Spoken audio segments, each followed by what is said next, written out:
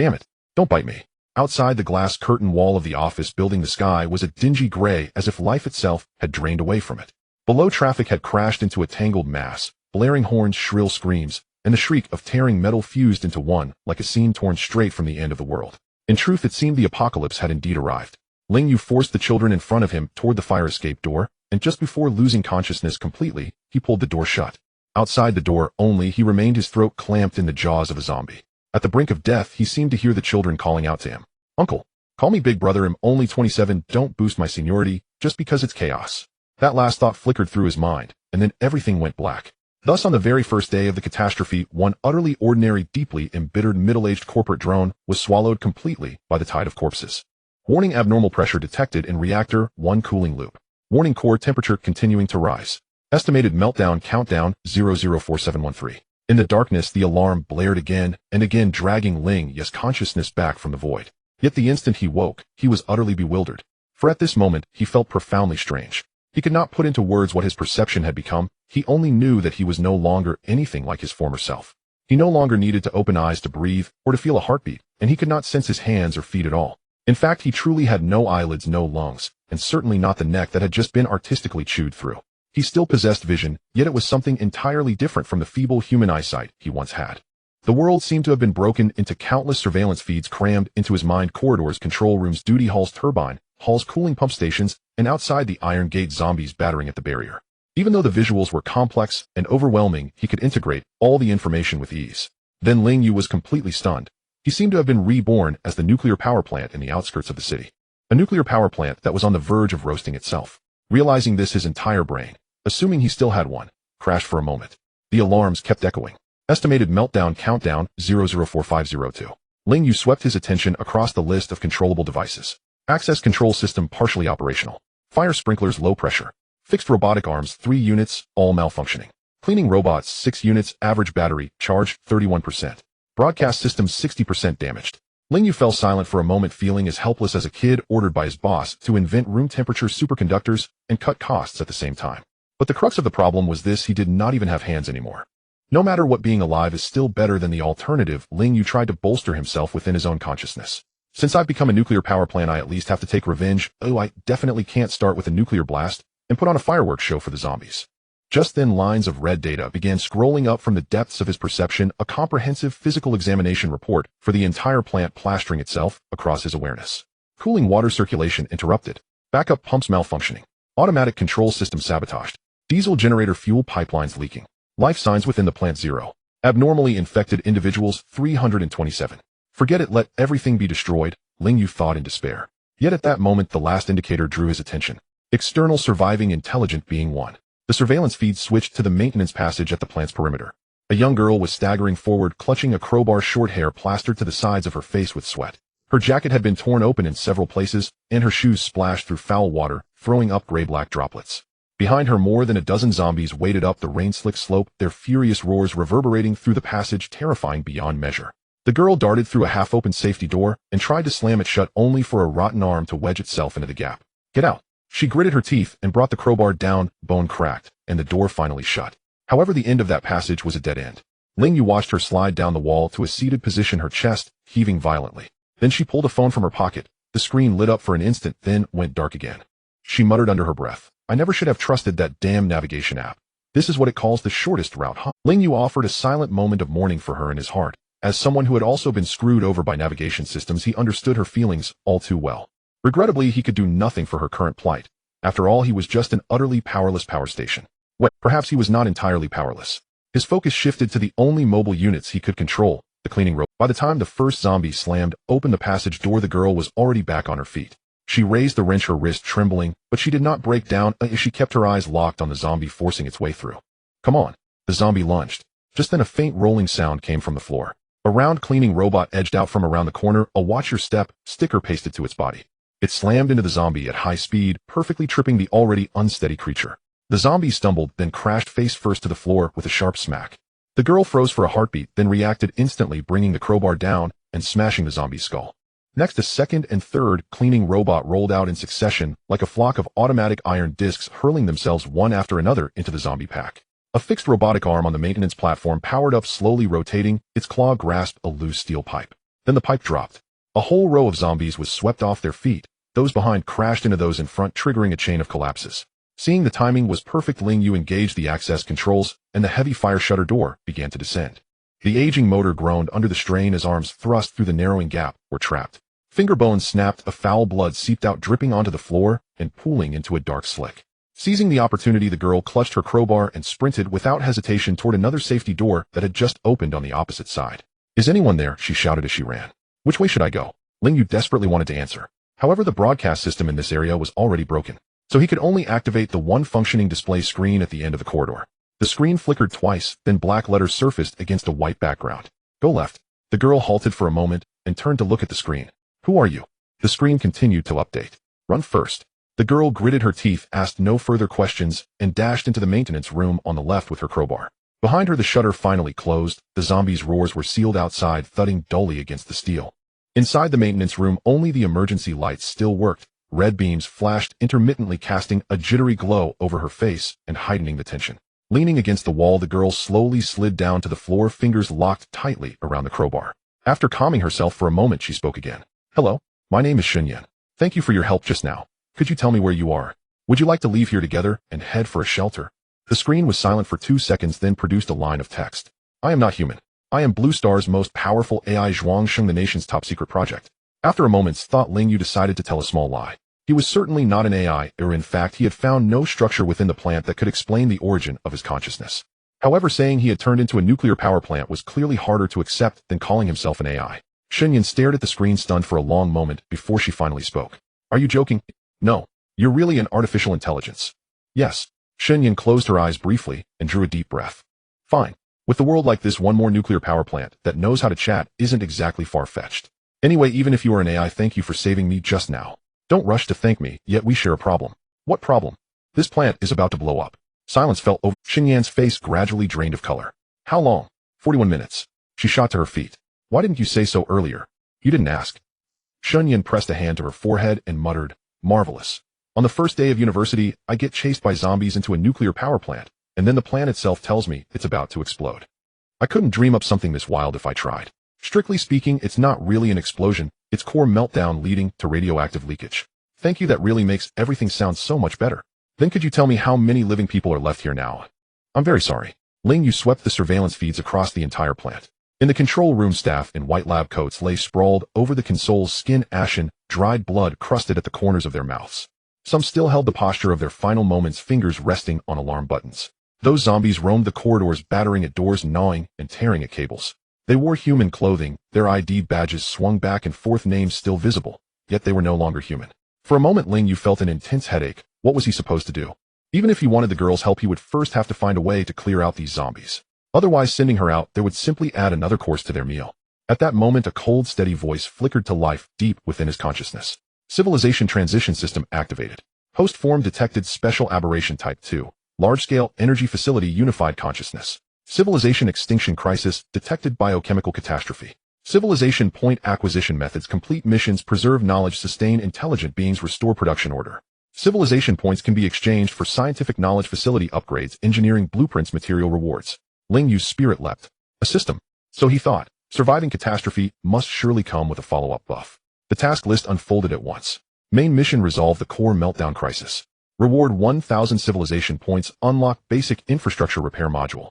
Side mission 1, shelter 1, surviving intelligent being.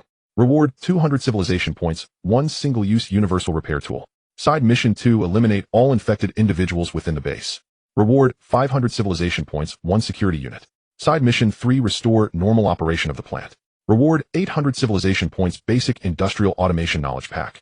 Staring at the task panel, Ling Yu felt his mood sink once more. The system's attitude was crystal clear: stop sighing and get to work. It was a hard-to-judge system. At the very least, it could have offered a starter gift. Even an AK would do. He could let Xunyan handle the shooting. Seeing the screen suddenly flash dark and then light up again, Xunyan could not help asking, "What's happening on your side?" "I just upgraded a hidden module. Can it save our lives, eh?" "The future is promising. So that means we're doomed." "Not necessarily. It depends on whether you're willing to sacrifice yourself for civilization." Xunyan stared at the screen, the corner of her mouth twitching. "Just say it. How many?" Xunyan silently stepped beneath the mechanical arm, looking up at the camera with a gaze emptied of all hope. Outside the room, the crashing of zombies resumed. The fire shutter door shook under the impacts, its sheet metal giving off one dull thud after another. The emergency lights flickered red light, carving bands of shadow and brightness across Xinyan's face. She tightened her grip on the crowbar, her gaze slowly hardening. State the plan. The screen switched to a simplified floor plan. The control cabinet for backup cooling pump. No. One has been destroyed, but the piping is not completely severed. You need to pass through maintenance corridor B, reach the pump room, and manually reset the valve. I will clear a path for you using the access control system sprinklers and the mechanical arms. Xinyan stared at the dense cluster of red dots on the map and with difficulty nodded. All right. At that moment, the impacts outside the door grew even more violent. A zombie squeezed its way out of the ventilation duct, half its body dangling down, its rotten face hanging upside down from the ceiling as it opened its mouth in a hoarse roar. Xinyan swung the crowbar backhand, smashing its jaw. At the same time, a mechanical arm thrust out from the side, its claw clamping around the zombie's neck and twisting with a sharp crack. The corpse dropped with a heavy thud and lay motionless. The screen lit up. Side mission 2, progress 1327. Xinyan panted for breath and looked toward the screen. You're even keeping count. A sense of ceremony is very important. Then let's begin. Xinyan opened the door of the maintenance room and red emergency light spilled into the corridor. In the distance, zombie shadows swayed like a foul tide crawling up from a bygone age. On the floor, 6 robotic vacuum cleaners formed a crooked line, their small indicator lights flicking on one after another. The fixed mechanical arms lifted steel pipes, the fire sprinkler piping hummed with low-pressure vibrations, and the access control system unlocked and relocked doors one after another, as if the entire nuclear power plant were flexing its stiffened joints. Ling Yu pressed all the surveillance feeds into the center of his consciousness. The countdown showed 38 minutes remaining. The system mission hovered at the side, its red alerts still scrolling. Xinyan stepped into the corridor, the wrench hanging at her side. Her back looked frail, yet she did not retreat. On the new display in front of her, a single line of text lit up: follow my commands and live. The maintenance corridor in Section B stretched for 140 meters, bending twice along its length. Ling Yu overlaid the surveillance feeds and watched them 3 times, marking out the positions of 17 zombies. Some of them were squatting at the corner, gnawing on cable insulation. Some spun aimlessly in the middle of the corridor, while 2 clogged the pump room doorway, their heads thudding again and again against the iron door. The screen refreshed: total infected in Section B17. 2 at the pump room door, 12 scattered along the corridor, 3 inside the ventilation ducts. Here is the plan, Ling Yu outlined. First, I open fire door B3 and use the broadcast system to lure the zombies in the corridor toward the abandoned warehouse. Second, you slip through during the gap. Third, you bash to death the 2 at the pump room door. Xinyan finished reading and lifted her gaze toward the surveillance camera. 1 against 2. Me. I will assist you. Trust me, we will win. Fine. If you hadn't added those last 3 words, I'd actually feel... After a brief hesitation, Xinyan decided to gamble on the plan. Let's do it. Ling Yu activated the motor of fire door B3, worn gears bit together, and the door slowly rose, shrieking with harsh metal and metal friction. Out in the corridor, 12 zombies turned their heads in unison. Silently counting 3 seconds in his mind, Ling Yu switched on the only 2 remaining broadcast loudspeakers in Section B. The speakers crackled with a burst of electrical noise, followed by a distorted safety announcement. Safety is no trivial matter. Responsibility is heavier than Mount Tai. The sound blared from the warehouse side, ricocheting over and over through the empty corridor. The horde began to move, sprinting toward the source of the sound. They were acutely sensitive to noise while their vision was comparatively poor. Fixing his gaze on the surveillance feed, Ling Yu calculated distances, waiting until they had been drawn far enough away. Words flashed across the screen: now keep to the right wall and run. Xinyan slipped out through the maintenance room door. The corridor reeked of rot and rust as she muted her footsteps, skimming along the right-hand wall at speed. Fortunately, the second stretch of corridor was empty. Tools lay scattered across the floor beside overturned filing cabinets, and Xinyan slipped sideways past the clutter. Even so, her shoe came down on a shard of glass with a faint crunch.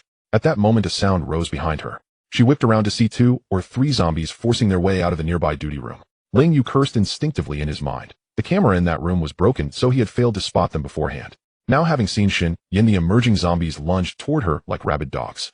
In the blink of an eye, they were less than 5 meters away. Ling Yu did not hesitate. He launched the nearest floor-cleaning robot, sending it hurtling forward to slam into a zombie's ankle. With a dull thud, the zombie lost its balance and crashed to the ground, dragging down the one behind it as well. Xinyan needed no prompting. She seized the chance to spin around and run. At the pump room door, the 2 zombies were still battering against the metal. Hearing her footsteps, they turned simultaneously. One wore a work uniform, a cracked safety goggle hanging on his face, the lens fractured down the middle.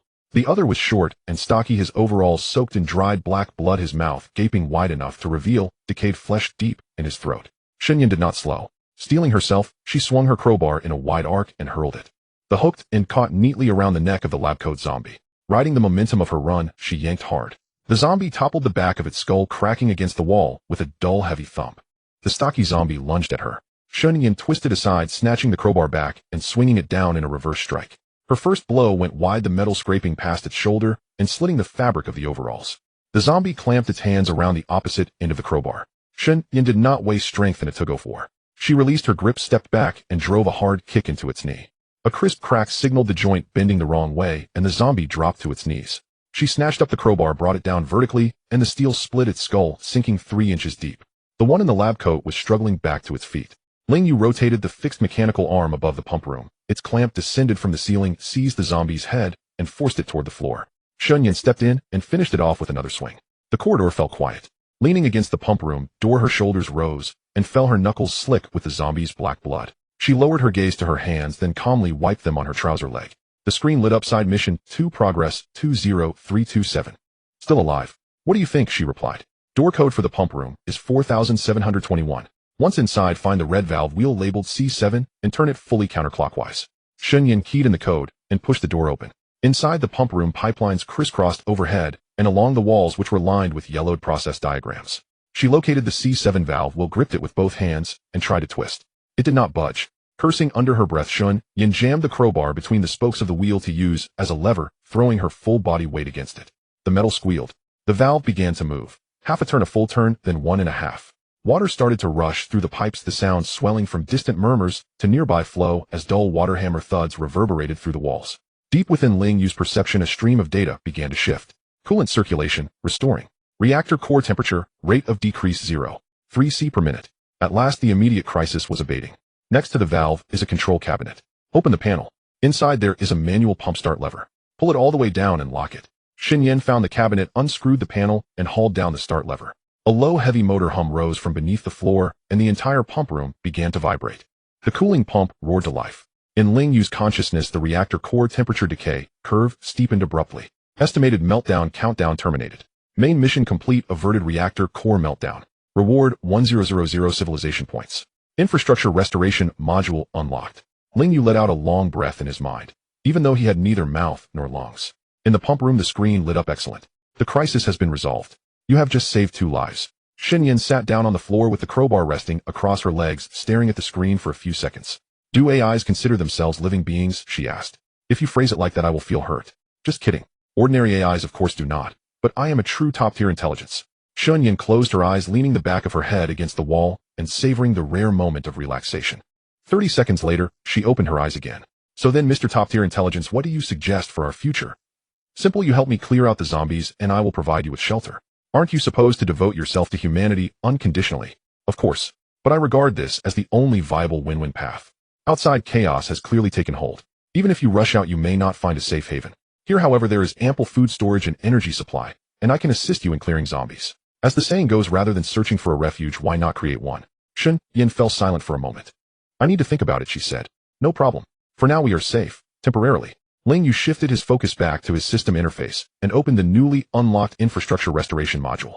A vast tech tree unfolded in his consciousness, dense with nodes and branching lines like an enormous inverted tree. The lowest tier node was already lit. Infrastructure restoration LV1. Able to repair lightly damaged mechanical and electrical equipment. Download.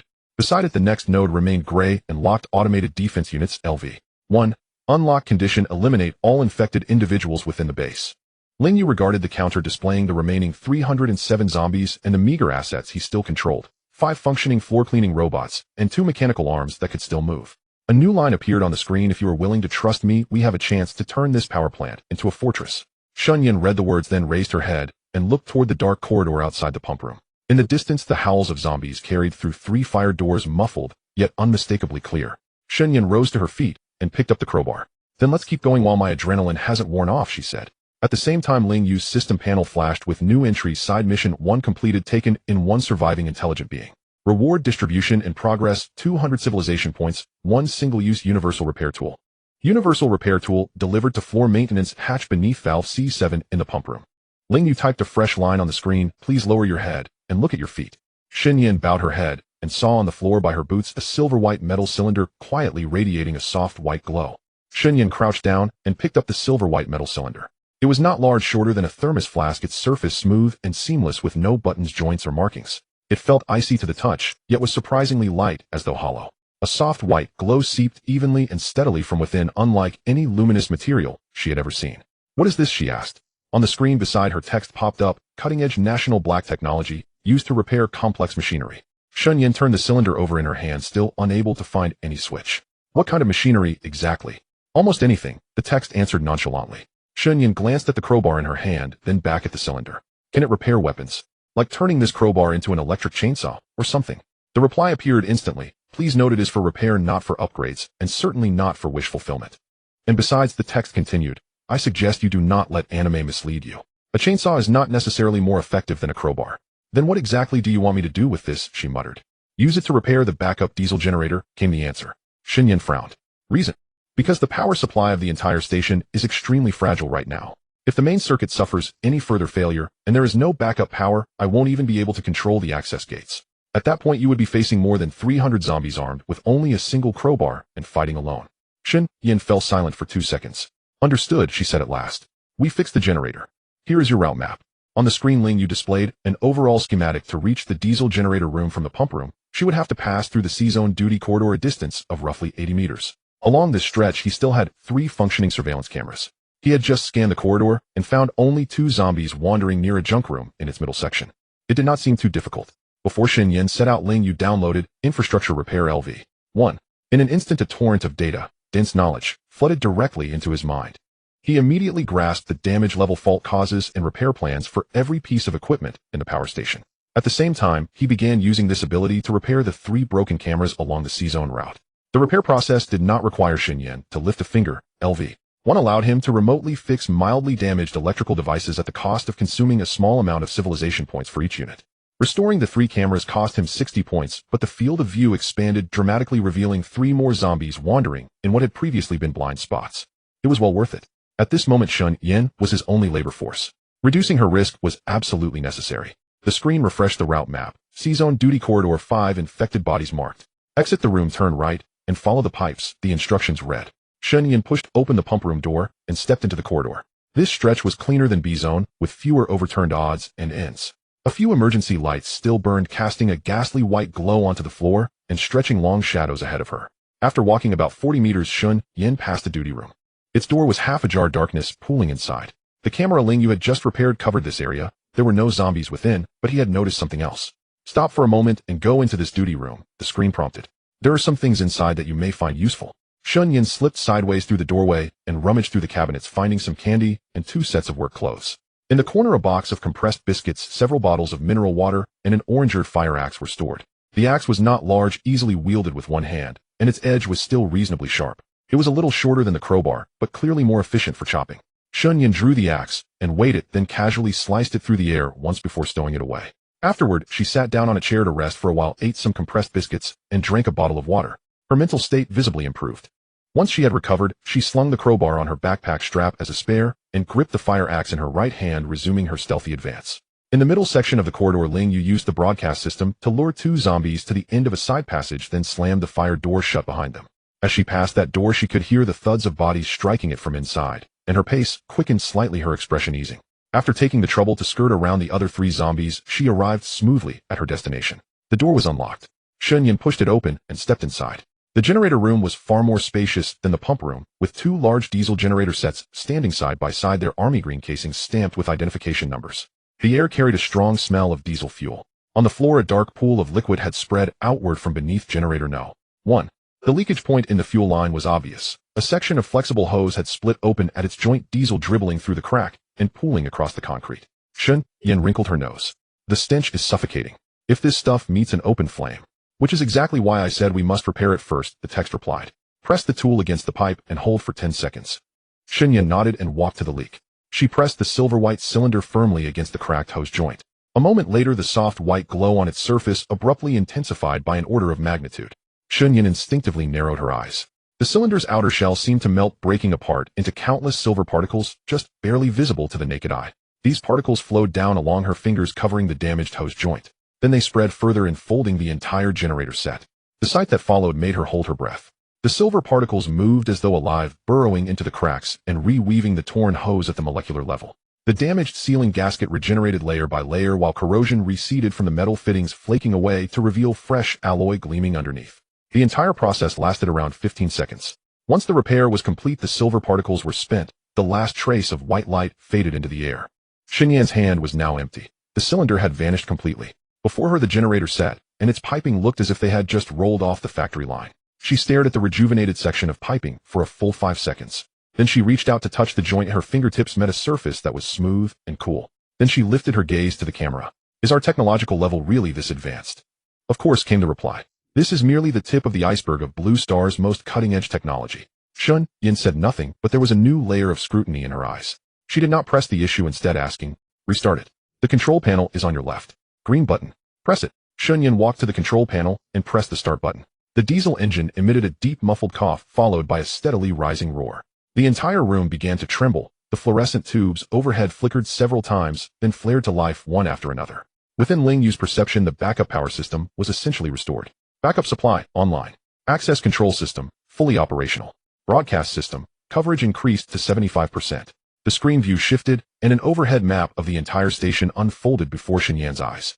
The station was divided into 4 zones, A, B, C, and D, with zombies in each zone marked by red. The density of red dots varied. A zone had the most, nearly 150, mostly clustered in the main plant and turbine hall. A B zone held over 60, C zone more than 40. D zone, comprising dormitories and storage, contained over 50. On the right side of the screen a plan appeared, sector by sector clearing plan. Lock the door and beat the dogs tactic. Phase 1 clears C zone. Zombie density there is the lowest. We can attempt to use the access control system to split them into small groups and annihilate them in batches. Estimated duration 3 to 4 hours. Phase 2 clear D zone, the next line read. Simultaneously gather supplies and provisions. Phase 3 clear B zone. Defensive units will be required for support. Phase 4 clear A zone. Final decisive battle. Specific tactics will depend on available resources at that time. After reading, Xun Yan's gaze rested on the dense mass of red dots in A zone.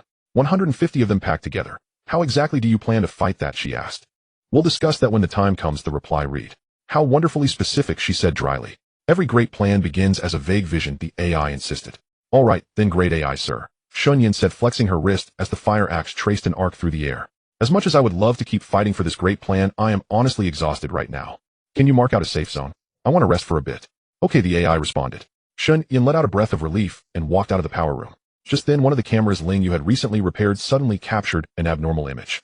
Inside the perimeter wall of the D-Zone dormitory block along the factory road, a military truck scarred with claw marks was lurching unsteadily toward the core area of the station. There seemed to be someone in the vehicle. A living person. The text on the screen changed. Hold on, the plan has changed.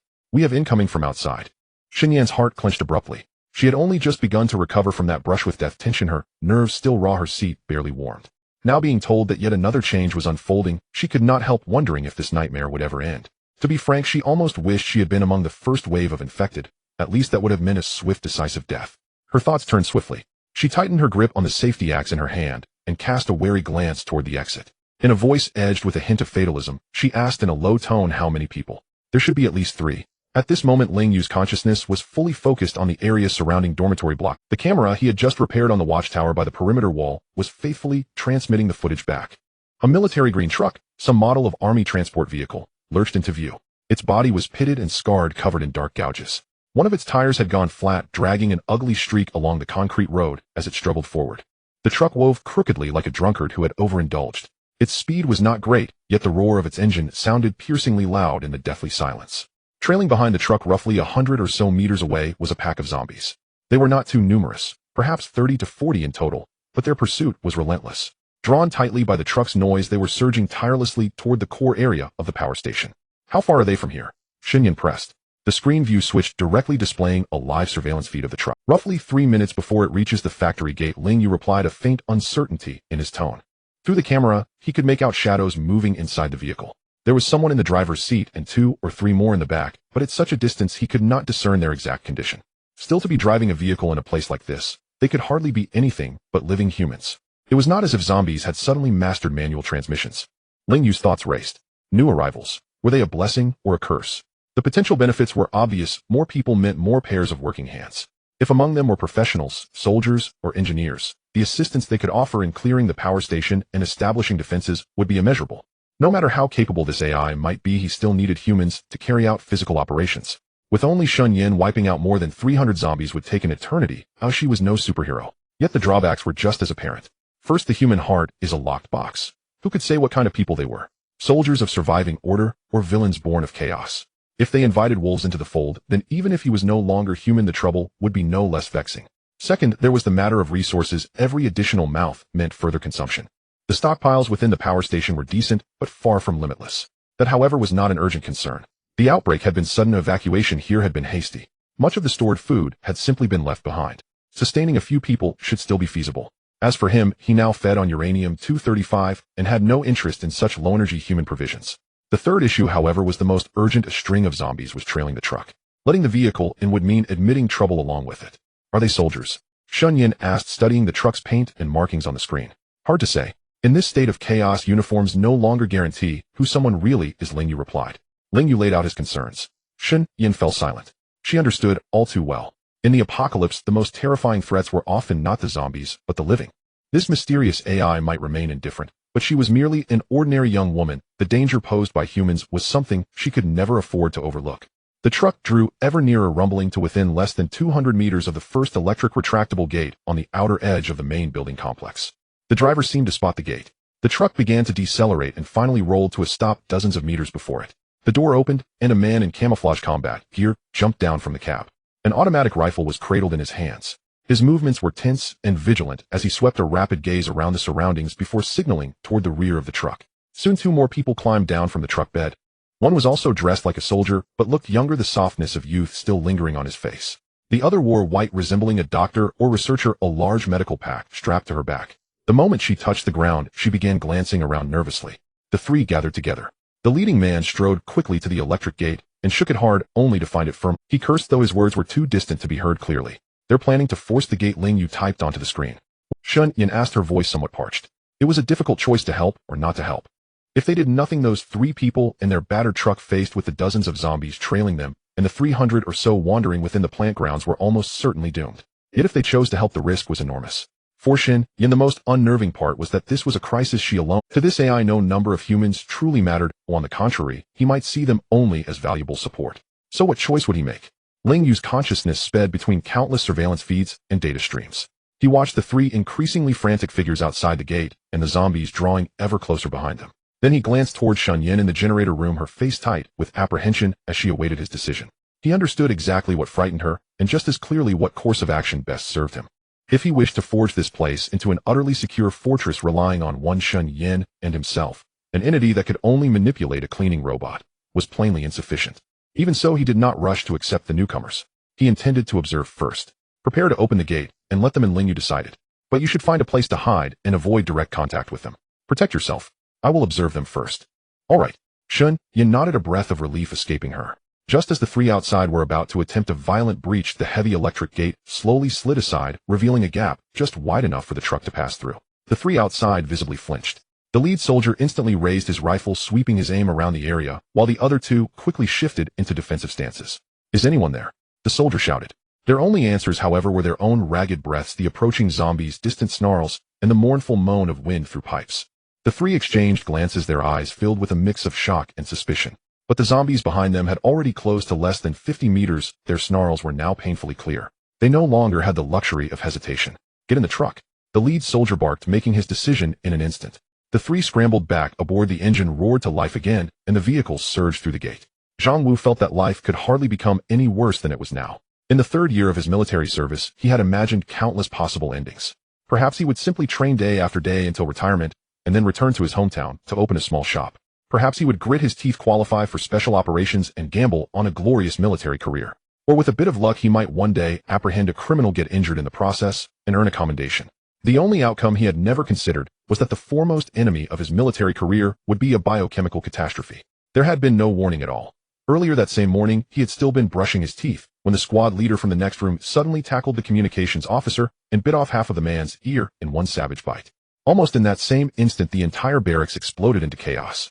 It was not a slow point-to-point spread, but a simultaneous eruption. Wherever his eyes fell, people were collapsing one after another, convulsing on the ground, then rising again, with eyes already clouded and lifeless. If not for the reflexes honed through years of training and a sliver of luck, he would have died there and then. In desperate haste, he hacked out a path with his knife, carving a trail of blood through the chaos, and by the time he stumbled into the garage, his hands were shaking uncontrollably. On the way out, he encountered only two living people: a fresh recruit named Ling Yu hiding behind the electrical room, and a researcher named Su Wan clutching a medical kit as she cowered in the infirmary.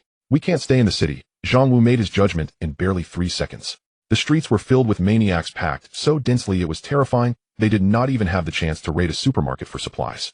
He could only keep driving the military transport truck carrying the two of them as he barreled toward the outskirts.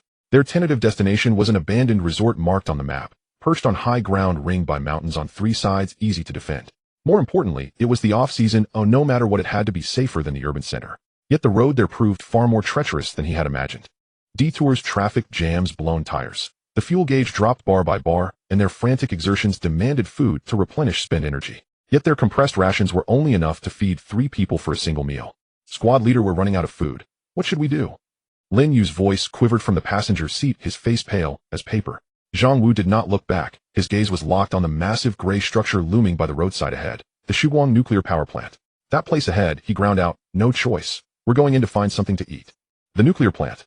Su Wan sat bolt upright in the back seat. Are you insane? There's no one maintaining it now. If the radiation levels are over the limit. If we don't eat, we'll die right now. Zhang Wu cut her off.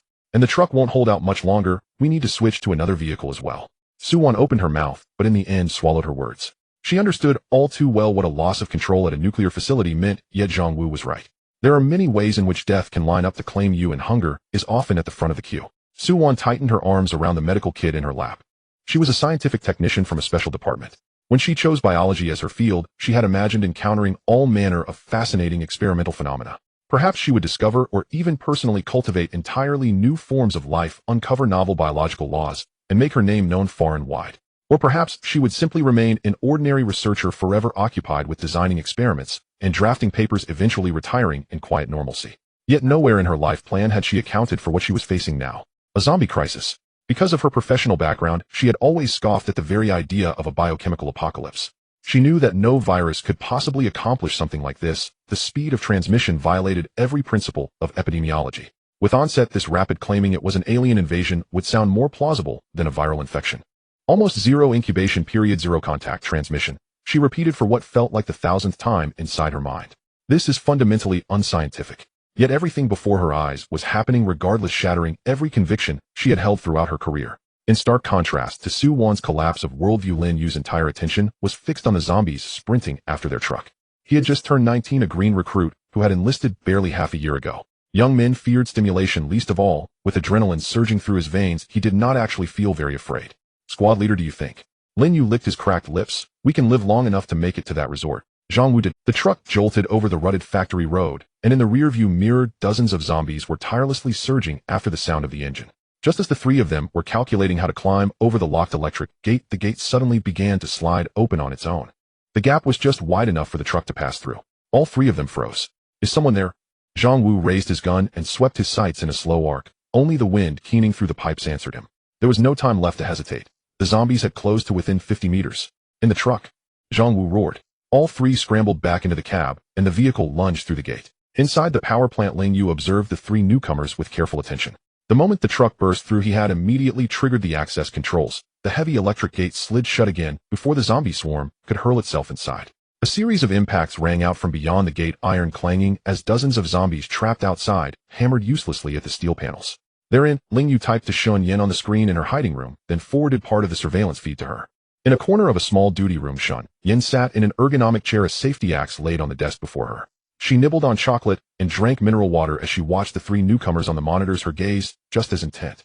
She was currently in Zone C, still a considerable distance from Zone D, where the 3 were located, so for the moment, she did not need to worry about being discovered.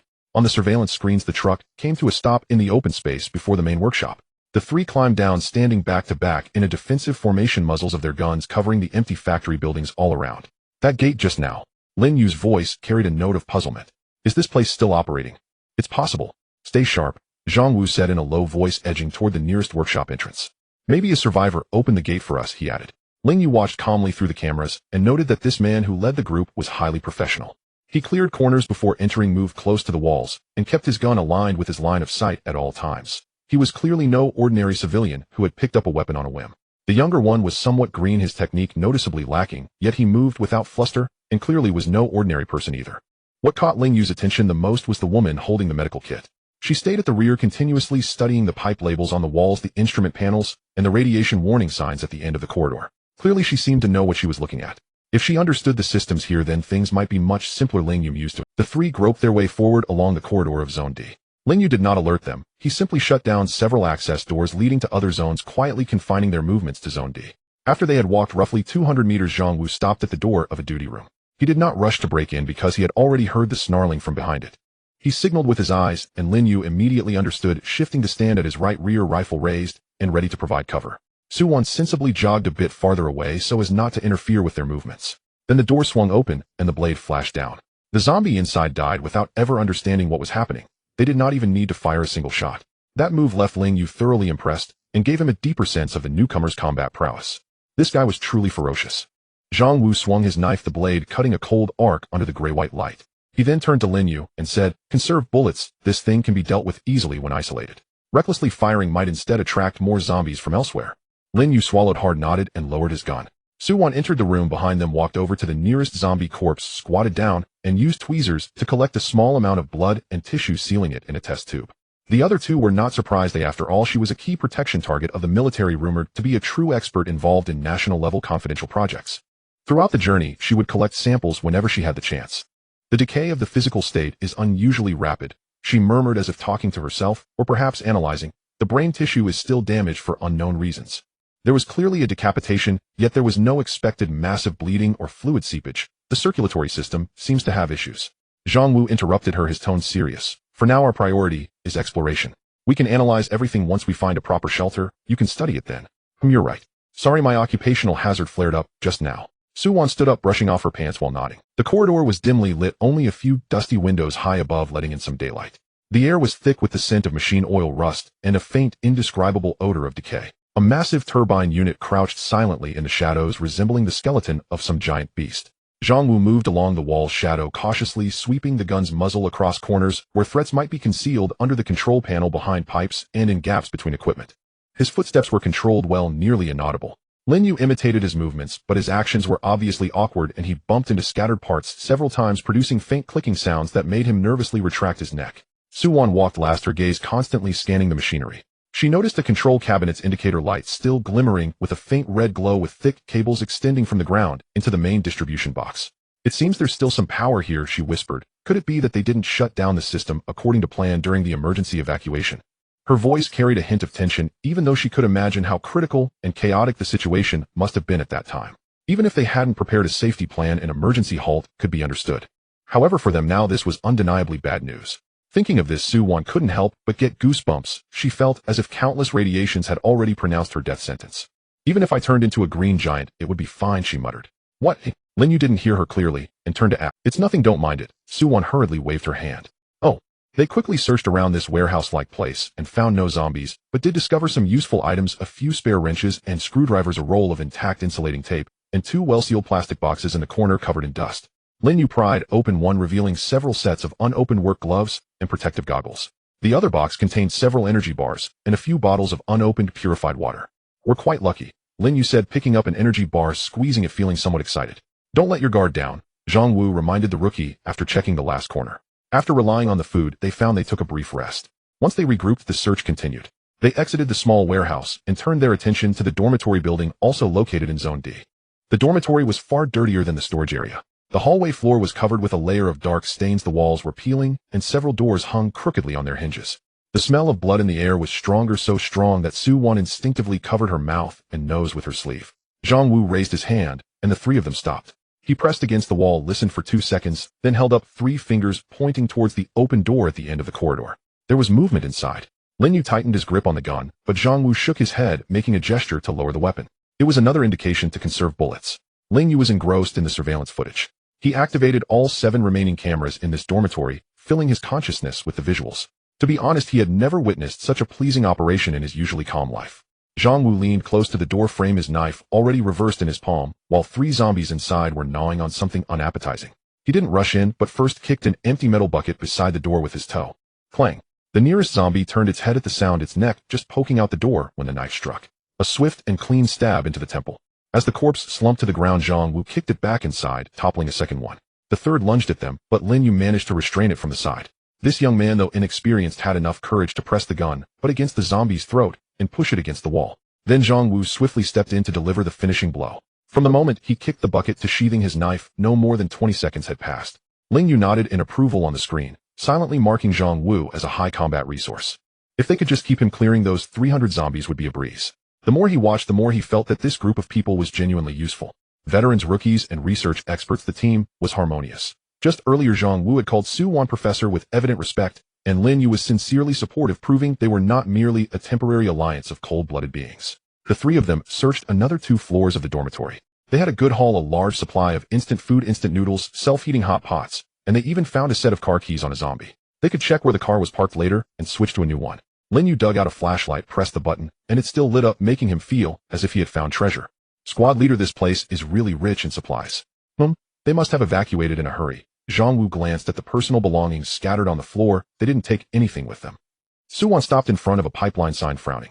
She reached out to touch a nearby cable and glanced at the red indicator light still glowing on the wall. This power has been consistent. She lowered her voice. Zhang Wu is becoming more certain that this power station hasn't shut down. Is it serious? If the cooling system has also stopped, the place we're standing in would be a slow steamer. Su Wan paused, but I just heard operational sounds from the pump room, which indicates at least there aren't any major issues yet. However, we should act quickly. Understood. Let's collect what we can here and head down to see if we can find a suitable vehicle. Once we find it, we can leave this place. Zhang Wu quickly made a decision. But Ling Yu did not want to let them leave, so he focused his attention on the corridor display screen directly in front of the three. The screen lit up with a snap. White background, black text lines appearing. Don't shout. There are many zombies here. Zhang Wu's gun instantly raised, aiming at the screen. Lin Yu instinctively half-crouched, while Su Wan hurriedly hid in a corner, but her gaze remained fixed on the screen. Who are you? Zhang Wu asked in a deep voice. Did you just open the door? It's me. Who are you? Where are you hiding? Zhang Wu repeated the question. Ling Yu hesitated for a few milliseconds, deciding to continue the act. I am the central AI of this power station, the outcome of a national-level confidential project, the highest-grade artificial intelligence, codenamed Zhuangsheng. I currently control all the programs of this nuclear power station, including the access control, surveillance, and mechanical units here. The corridor fell silent for 2 seconds. Lin Yu's mouth dropped open. Human. Artificial intelligence. Is that for real? Su Wan was puzzled, speaking rapidly. A self-decision-making AI. Do you have the ability to make independent judgments and actively rescue? This means you possess true situational reasoning capabilities. Are there domestic projects of this level? Is that true? To what extent must it be kept confidential? Ling Yu. Did he exaggerate a bit too much? That's correct, but I must say this is not the time to discuss that. He quickly typed to divert the topic, fearing she might continue to question and expose him. Su Wan was taken aback, then awkwardly said, I see. Zhang Wu finally lowered his gun a bit, but remained vigilant. So what is your purpose? Ling Yu felt relaxed. He enjoyed chatting with straightforward people. I need you to work. The screen flashed text. The truth is, this power station has hidden dangers and requires personnel. There are over 300 zombies in the station. I can move doors, mechanical arms, and cleaning robots, but I don't have hands. You do. I provide food, lodging, energy supply, and safety. You help resolve troubles I cannot handle. Lin Yu couldn't help but laugh. An AI is negotiating with us. What? Don't believe it. I'm not. Hey, you, Lin Yu said with a somewhat odd expression. Aren't you supposed to be supporting me instead? As an AI, don't you have any restrictions? Like the 3 laws of robotics or something? I'm not a robot. Oh, why should I follow the 3 laws of robotics? And please don't compare me with a certain bag. I'm not on the same level as it. Oh, I'm sorry. The young man was momentarily taken aback, nodding dumbly. At this moment, Su Wan asked again, her tone carrying a hint of tension. But do you really have no restrictions? Ling Yu thought for a few milliseconds, then displayed new text. Of course I do. I strictly follow all national laws and regulations, and I have zero tolerance for any illegal or criminal activities. By saying this, Ling Yu aimed to make them relax a bit, while also warning them not to think they could act recklessly here. Even though the world was chaotic, this place was still not a lawless land. Understood, Su Wan nodded, visibly relieved. Only Zhang Wu remained vigilant. So you can guarantee that the reactor here won't explode? That's right. All key operations here are automated. Only as long as you help eliminate some faults, this place can become your most reliable stronghold in the apocalypse. Staying in the city is unbearable, and the resort is too far, Zhang Wu said slowly. A nuclear power station that can generate electricity, has access control, and sufficient supplies. Is indeed a better base. Provided it really won't explode, Su Wan added. The core crisis was resolved 2 hours ago. Ling Yu typed it was handled by me and another survivor. There's another person.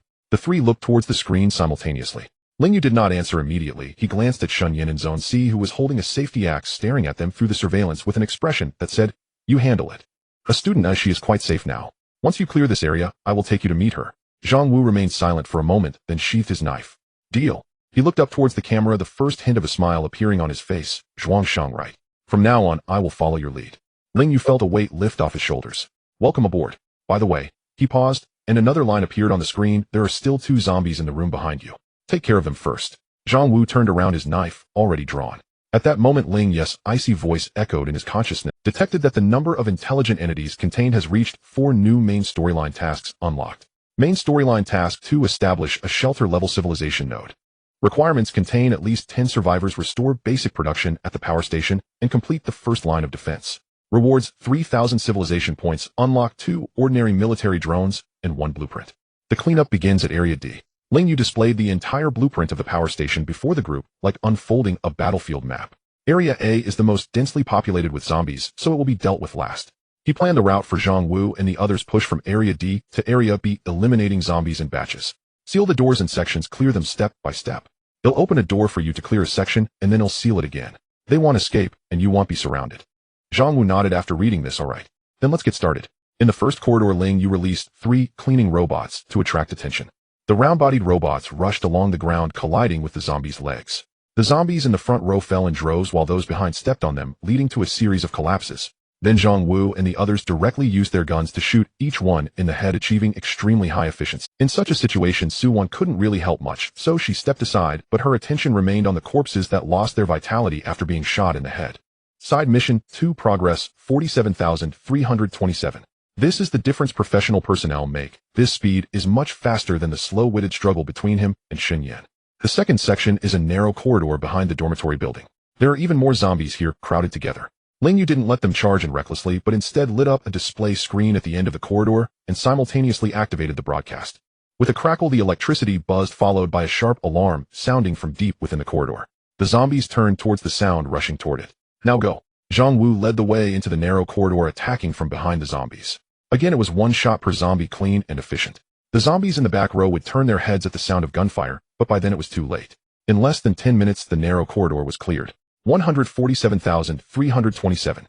Watching the rapidly rising numbers, Ling Yu felt a sense of relief. However, just as they reached the junction of the maintenance corridor in Area B, a scene on the monitor suddenly tightened his attention.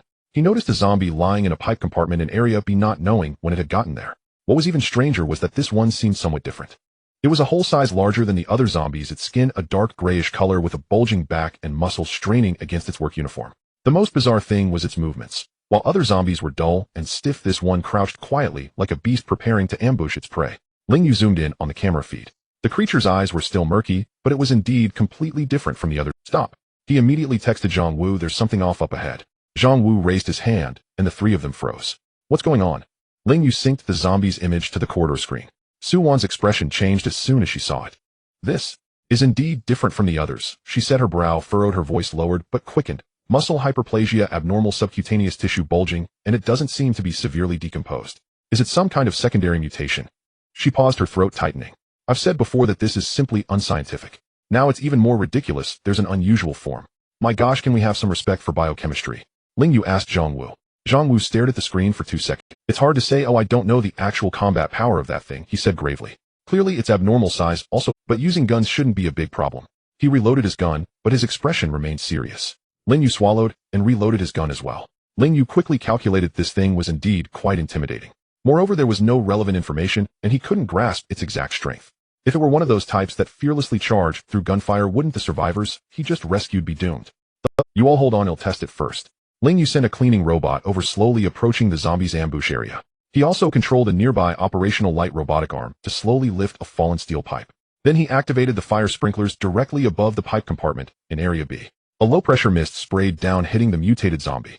It moved, not sluggishly turning its head, but suddenly leaping up, its dark gray body shooting out with astonishing speed, directly crashing through the guardrail of the compartment and landing in the center of the corridor. Holy crap, Ling Yu exclaimed. At the moment it landed, Ling Yu's robotic arm had already swung down the steel pipe. If it were an ordinary zombie, its spine would have broken by now. But this creature only shook slightly, turned its head, and swiped with a paw, sending the steel pipe flying, with sparks flying from the broken robotic arm. Ling Yu's heart sank. It's tough. Zhang Wu let the cleaning robot attract its attention. Don't let it get close. The cleaning robot suddenly accelerated and charged toward the mutant's lower half. It instantly jumped up and then landed heavily, crushing the robot beneath it. But at the same time, Zhang Wu and Lin Yue, who had already arrived, immediately opened fire. They aimed at the creature's head and unleashed a barrage of bullets. Although the monster reacted quickly, it ultimately couldn't compare to the bullets. One by one the bullets struck, causing its forehead to explode, and it fell as well. On the floor it twitched a few times before becoming still. Only the heavy breathing of the three remained in the corridor. 148,327. Ling Yu's count refreshed. It was indeed taken down. Ling Yu slumped to the ground, gun still raised, but his hand trembled slightly. That thing was too shocking, like a bear. Su-Wan quickly approached, crouching beside the mutant, putting on gloves, her sampling actions unusually serious. Her hands trembled as well, but not out of fear, rather a mix of excitement and terror. Although she said it was unscientific with such an extraordinary specimen before her, any aspiring researcher would be unable to contain their excitement. "What on earth are you?" she murmured. "I must capture you." Zhang Wu also let out a long breath, relieved that it was still within the range that firearms could suppress. He glanced at the mutated corpse and then at the camera. "There shouldn't be any more like this, right?" "Yes, at least I haven't found it." Ling Yu replied. "Cleanup complete. He'll treat you to some supplies from area. See, there's a cafeteria over there." Ling Yu perked up. "There's a kitchen. Then there's hope for our lives." The remaining cleanup went much more smoothly. Without the mutant blocking the way, the remaining zombies were just easy targets for the professional soldiers working with Ling Yu. Ling Yu coordinated the access control and mechanical units, slicing the ordinary zombies into small groups, clearing them segment by segment. 2 cleaning robots were lost, but the mission progress steadily advanced. Areas A, B, and D, the areas that turned red one by one, changed back to green. When the last zombie was knocked down by Zhang Wu with a bat in the main factory corridor, the cold voice deep within Ling Yu's consciousness finally resonated. Side mission 2, clear all infected individuals within the base. Completed. Infected individuals eliminated 327,327. Reward issued, civilization points 500. Unlock security unit 1. Ling Yu's spirits lifted, finally receiving a tangible reward. He immediately checked what this security unit was. A stream of information unfolded in his consciousness. Security unit, basic type, fixed route, autonomous patrol sentry unit. Equipped with low-speed kinetic projectile launch module, thermal source recognition system, and sound light deterrent device. Can be directly controlled by the host and integrated into the power station's defense network. Deployment instructions: the unit will be generated at the warehouse location in Area C, requiring manual assembly. Features: identifies friend and foe, automatically locks onto moving heat sources, can be remotely scheduled uniformly by the host, no personnel required for monitoring. Ling Yu's eyes, if he had them, brightened. This thing is way more powerful than a cleaning robot. You all did great. He typed on the screen. Next, let's go celebrate in Area C. Another survivor is already waiting for you there. The lights in the C District cafeteria illuminated one by one. Ling Yu turned on all available lights, turned off the emergency red light, and switched to regular white light. This place was originally the employee cafeteria, featuring long tables, stainless steel plates, and old posters of the Clean Your Plate campaign stuck on the walls. Xinyan arrived here first. After all, with professionals involved, she would not be of much use in clearing out zombies. So she decided not to complicate things and waited in the cafeteria for others to gather.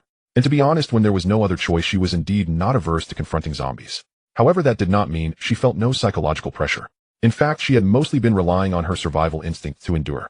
Now that there were people to help, she truly felt relief. She remained slumped in her chair until the other 3 arrived, at which point she tensed up again. "Don't worry, they're one of us." Ling Yu typed on the cafeteria screen. Xinyan, she is the other survivor I mentioned. And these 3 are Zhang Wu, Ling Yu, and Su-Wan. 2 soldiers and 1 researcher. The 4 of them looked each other over. Zhang Wu greeted first, saying, "Hello, I'm Zhang Wu, nice to meet you." Xinyan nodded and replied, "Xinyan, a freshman at Yuanjiang University. Today was supposed to be the first day of school, but you all know what happened." "Alas." Su-Wan sighed empathetically. "This truly is a case of the unpredictability of life." This remark added a sense of shared sorrow to the atmosphere. Ling Yu looked Xinyan over, scratched his head, and exclaimed, "So you were the one who resolved the crisis at the power." "Impressive." Xinyan felt a bit shy and quickly waved her hand, smiling. "It's nothing, just turning a valve or something. It wasn't difficult with Zhuangsheng's help." As the conversation continued, the atmosphere finally relaxed. "All right, let's catch up later." Zhang Wu clapped his hands and reminded, "We should first take stock of the supplies here, especially food and water. After all, we need to prepare for the future." Thanks to the low-temperature cold storage, the meat and vegetables stored inside were still fresh. Boxes of instant noodles, canned food, and drinking water piled up in the storage room, enough for them to eat for a long time. Looking at the abundant supplies, everyone visibly sighed in relief. In the apocalypse, the sense of security brought by food was irreplaceable. "I used to be in the kitchen brigade," Lin Yu said as he took a tour around the kitchen, his face beaming with confidence. "Tonight, he'll prepare a feast for everyone. Consider it a celebration." No one opposed this suggestion. Half an hour later, the familiar aroma of cooked food wafted through the cafeteria. A simple tomato and egg soup, a plate of garlic greens, a dish of brightly colored braised pork, and a large pot of potatoes stewed with frozen beef. It was not a lavish meal, but in this apocalypse, steaming hot food was enough to comfort the heart. Lin Yu's cooking skills were indeed quite good, perhaps also owing to the exhaustion everyone felt after a day of tension. The few of them devoured the meal, even Shun, Yin who usually paid attention to her figure ate 2 large bowls. I never thought I'd still be able to eat freshly cooked dishes in this lifetime, Shun, Yin said as she took small bites, her eyes slightly moist. Previously she had been too focused on escaping to think about anything else. Don't worry, we have plenty of food reserves here, Ling Yu chuckled, revealing a bright smile. As long as the great Zhuang Shang can keep providing power, I can prepare a full banquet for you. Don't worry, we have plenty of food reserves here, Ling Yu chuckled, revealing a bright smile. As long as the great Zhuang Shang can keep providing power, I can prepare a full banquet for you. Will not be an issue. The topic instantly grew heavy. Su Wan furrowed her brows. Its speed and strength far exceed those of ordinary infected beings, and it seems to possess. The topic instantly grew heavy. Su Wan furrowed her brows. Its speed and strength far exceed those of ordinary infected beings, and it seems to possess a certain tactical awareness. If it weren't for Zhuang Shang's early warning, we might have rushed in recklessly and faced a huge loss. Its muscle fibers and tissue structure are completely different from the samples I collected earlier. Su Wan's speech quickened, infused with the unique excitement and seriousness of a researcher. This indicates that the virus is continuously mutating. Assuming all of this is indeed caused by the virus, then the situation in the future may be even worse. You mean Lin Yu also realized something, his eyes widening. This thing could multiply, or even evolve into something stronger. I don't know. Su Wan shook her head, but I can assure you things are not that simple.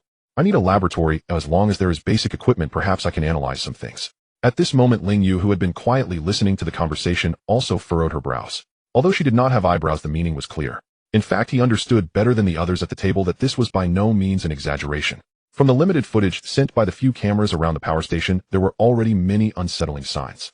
The figure of that special type had appeared more than once around the power station, and besides that, a more slender type had also been captured by the camera once. In the distance towards the city, at a distance that the cameras could not clearly see, there seemed to be an overly large entity slowly moving. This was not a good omen. So he immediately typed, "There will be a laboratory. I will fully support your research." Su Wan nodded and smiled, saying, "Thank you, Zhuangshang." A meal was finished amidst the alternation of lightness and heaviness. The joy of surviving, the confusion about the future, and the worries about family and friends whose fates were uncertain intertwined into a complex emotion. It lingered at the dining table, permeating the air between the 4 of them. Yet everyone tacitly avoided mentioning these topics, instead discussing future plans.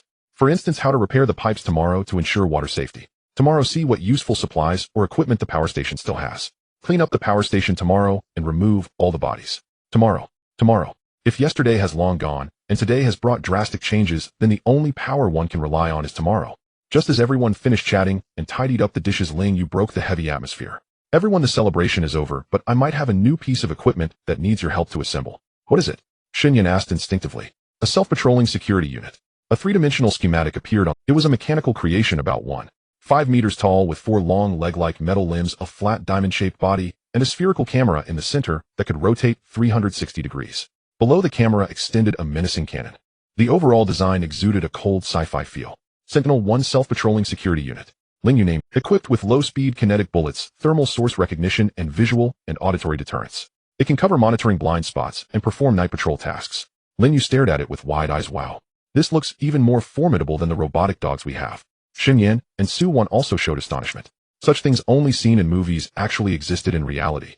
Zhang Wu's face also displayed the same shock, but it quickly shifted to seriousness. As an experienced soldier, he was always sensitive to weapons. So he directly asked Zhuang Sheng, who will control this. The air instantly froze, but this was an unavoidable question. The control of a self-operating robot armed with weapons was bound to be a matter that required serious consideration. Whether to let someone control it or to entrust it to an unknown AI would cause extreme unease. Ling Yu had anticipated this, but he was not nervous. Instead, he answered straightforwardly. Only I have the authority. But I assure you its cannon will always be aimed only at enemies that threaten public safety. Of course, you may choose not to believe me. I have no objections to that. In the future, we can gradually build trust. However, rest assured, as long as you are here for a day, I will do my utmost to ensure everyone's safety. Ling Yu understood that without sufficient evidence, forcing or insincerely sweet-talking would only have the opposite. So he chose to speak directly, as cooperation inherently required trust. Afterward, they would have many occasions to cooperate, and leaving time for trust was not a bad choice. Zhang Wu stared at the screen for a long time, as if trying to penetrate the cold pixels to see the true intentions of the mysterious entity behind it. In the end, he slowly exhaled. He knew this was a risky move, but he also understood that sometimes it was worth taking a gamble. Understood, I trust you, he nodded. What do you all think? He looked at the others. Seeing that he had no objections, Lin Yu naturally, although Su Wan still showed signs of tension, she also nodded. As for Shun, Yin, she wouldn't oppose either. To be honest, she trusted Zhuang Sheng more than the 3 people in front of her. After confirming that there were no objections, they did not delay and immediately began assembling. The components of Sentinel-1 were stored in a large metal box in the C District warehouse. When the last screw was tightened and Shun Yin connected the backup power, the spherical camera on top of Sentinel-1's when the last screw was tightened and Shun Yin connected the backup power, the spherical camera on top of Sentinel-1 suddenly lit up with a blue halo. Buzz, the four metal limbs extended, lifting its flat body off the ground and standing steadily. It twisted its mechanical neck, scanning each person present as if registering them into a whitelist. In that moment, Ling Yu's consciousness cleared up. If before he had observed the world through a limited number of fixed cameras, now he had gained a pair of eyes that could move freely, limbs that could touch, act, and even fight. He could clearly feel the pressure-sensitive current transmitted from Sentinel-1 and hear the faint sound of its internal servo motors operating. He could even see the warm infrared signatures emanating from the four survivors representing life through its thermal imaging module. This sensation was both novel and powerful. Whitelist registration, complete patrol route, set covering the external corridors of the A, B, and D main areas. The final command appeared on the screen. Thank you for your hard work, everyone. Get some rest early, Zhang Wu said to everyone tonight. Ling Yu and I will take turns keeping watch. He'll take the first half of the night. Everyone nodded and found a clean dormitory to settle down in. After a day of running and fighting, everyone was exhausted. Soon the entire nuclear power station fell into silence. Zhang Wu leaned against the corridor wall holding his gun, listening vigilantly to the sounds around him. At that moment, a series of rhythmic, crisp metal footsteps echoed from the end of the corridor. Tap, tap, tap. Zhang Wu tightened his grip on the gun. He saw Sentinel-1 striding out from the darkness with a steady pace. Its blue camera scanned him, did not linger, and continued along its preset path into the deeper darkness. Its cold metallic body disappeared around the corner, leaving only the rhythmic footsteps echoing in the vast factory area, guarding the sleeping lives in this apocalyptic island. Ling Yu did not need to rest. His consciousness was mostly immersed in the perception of Sentinel-1 surveying his vast body from a brand new perspective. Although even without particularly focusing his mind, the latter would patrol according to its autonomously set logic, having a movable perspective still felt irresistibly exhilarating. The dark corridor, the silent machine room, the empty control room. Everything seemed to be under his control. However, just as Sentinel-1 patrolled around the perimeter of the main plant and area, its thermal imaging module suddenly detected an abnormal heat source. Outside the thick walls of the factory, in an absolute blind spot of surveillance, a vague spider-like silhouette was quietly pressed against the wall. It did not move or make any sound. But compared to the surrounding cold environment, the heat radiating from it was much higher than that of an ordinary person, resembling a ball of fire. Zone C cafeteria, dawn just breaking. A savory aroma already wafted from the makeshift kitchen. Ling Yu hummed an off-key tune as he sprinkled a pinch of salt into a pot of meat congee. Breakfast is served. His voice shattered the morning stillness. The meal was simple, meat congee paired with compressed biscuits, yet the steaming warmth revitalized the four seated around the table. But Ling Yu inevitably disrupted their moment of ease. Good morning, everyone. Regrettably, I bear unwelcome news. The situation last night was unusual. His voice emanated from the speaker embedded in the wall-mounted display, distinctly synthetic and metallic. Then he pulled up the thermal imaging footage captured overnight by Sentinel Unit 1. A hazy spider-like silhouette, resembling molten flame, clung motionless to the blind spot of the perimeter wall. Ling Yu froze mid-bite, a biscuit suspended halfway to his mouth, eyes wide with disbelief. What the hell is that? A mutated giant spider. Its surface temperature must exceed hundreds of degrees. How is that even possible? It made no attempt to breach the facility, Ling Yu continued. Around 400 m. It simply withdrew. The thermal signature vanished into the eastern forest. Zhang Wu's expression hardened instantly. He set down his spoon, gaze flickering between the screen and the facility map. Approximately how large is it? Based on thermal dispersion and proportional analysis against the wall structure, its limb span diameter likely exceeds 3 meters. 3 meters. The number chilled the air in the cafeteria. For a moment, they felt grim relief. The power plant's outer walls were tall enough, otherwise the creature could have simply unfurled its limbs and stepped right in. How is this even possible? Suwon's face paled, her expression once again slipping into weary resignation. Its body temperature surpasses water's boiling point. What then flows through its veins? Molten lava. That's utterly preposterous. What enzymes could possibly remain functional at such extremes? She raked her fingers through her hair, undoing her careful grooming in seconds. Heavens, I truly have no idea what kind of world I'm living in anymore. Shun Yin tightened her grip on her spoon, voice taut. Should we reinforce the outer walls? Might it return? Unknown. Ling Yu's answer was blunt, and precisely what troubled him most. Regardless, vigilance must be heightened, Zhang Wu said, shaking his head. Ling Yu, you and I will conduct a second sweep of all external patrol routes. And, he added, glancing at the screen, those corpses should be removed promptly. Blood scent may draw further unwanted attention. I concur. Once breakfast concluded, cleanup commenced immediately. Over 300 bodies lay scattered. Engineers, security personnel, cooks, and administrative staff from the nuclear plant. Those who had failed to escape now lay silent, one by one, lifted onto a waiting truck by Zhang Wu and Lin Yu, destined for disposal beyond the facility grounds. Shen Yin and Su Wan followed behind, coordinating with autonomous floor-sweeping robots, wielding diluted disinfectant mops and scrub brushes to meticulously cleanse walls and floors of dried dark bloodstains. Their focus remained fixed upon the mops, straining not to dwell on the origin of the grime. Meanwhile, Ling Yu directed the cleaning bots while monitoring internal conditions via surveillance feeds and the public address system, observing his own body from within. He guided robotic units into narrow corners, ensuring optimal lighting and ventilation across clean zones. Gradually, the vast nuclear complex grew cleaner, more orderly, more alive. Beyond this, Ling Yu continued piloting Sentinel Unit 1, VRRM, its 4 articulated metal limbs strode with steady rhythmic precision down empty corridors. Its spherical camera rotated fully, transmitting real-time imagery directly into Ling Yu's perception, a sensation both novel and strangely exhilarating for one utterly immobilized. Like a child discovering a new toy, he guided Sentinel Unit 1 on a leisurely tour of his inner domain, from dormitory Zone D past maintenance corridor B all the way to an abandoned storage vault in Zone A. The vault's lighting had failed, surveillance was non-existent, rendering even Ling Yu largely ignorant of its content. According to archival records, it served only as a temporary repository for spare parts, typically unoccupied, likely harmless. Since he was already there, Ling Yu decided to explore, steering Sentinel Unit 1 into the profound darkness beyond the threshold. Tap, tap, tap. The metallic limbs struck the floor with unnerving clarity, echoing sharply in the tomb-like silence. A high-intensity spotlight mounted atop the unit flared to life, piercing the gloom with a blinding white beam. Dust-choked shelves, overturned tool chests, and peeling scarred walls emerged starkly under the light. As Sentinel Unit 1 rounded a shelf, another flashlight beam erupted without warning from the shadows, striking the unit square in its lens. Simultaneously, a stifled gasp tore through the darkness. "Who's there?" Lin Yu's voice. Ling Yu wasn't surprised. After disposing of the corpses, Zhang Wu and Lin Yu had begun methodically inspecting previously neglected sectors. He instantly dimmed the spotlight and pulsed it twice. "Zhuang Sheng." Zhang Wu's calm voice resonated from behind a shipping container. He stepped forward, weapon lowered but still gripped firmly. Lin Yu trailed behind, heart-pounding hand pressed to his chest. "Damn, Senior Zhuang Sheng, you move like a ghost." "Do I move silently?" The unit's speaker emitted its signature synthetic timbre. "Mr.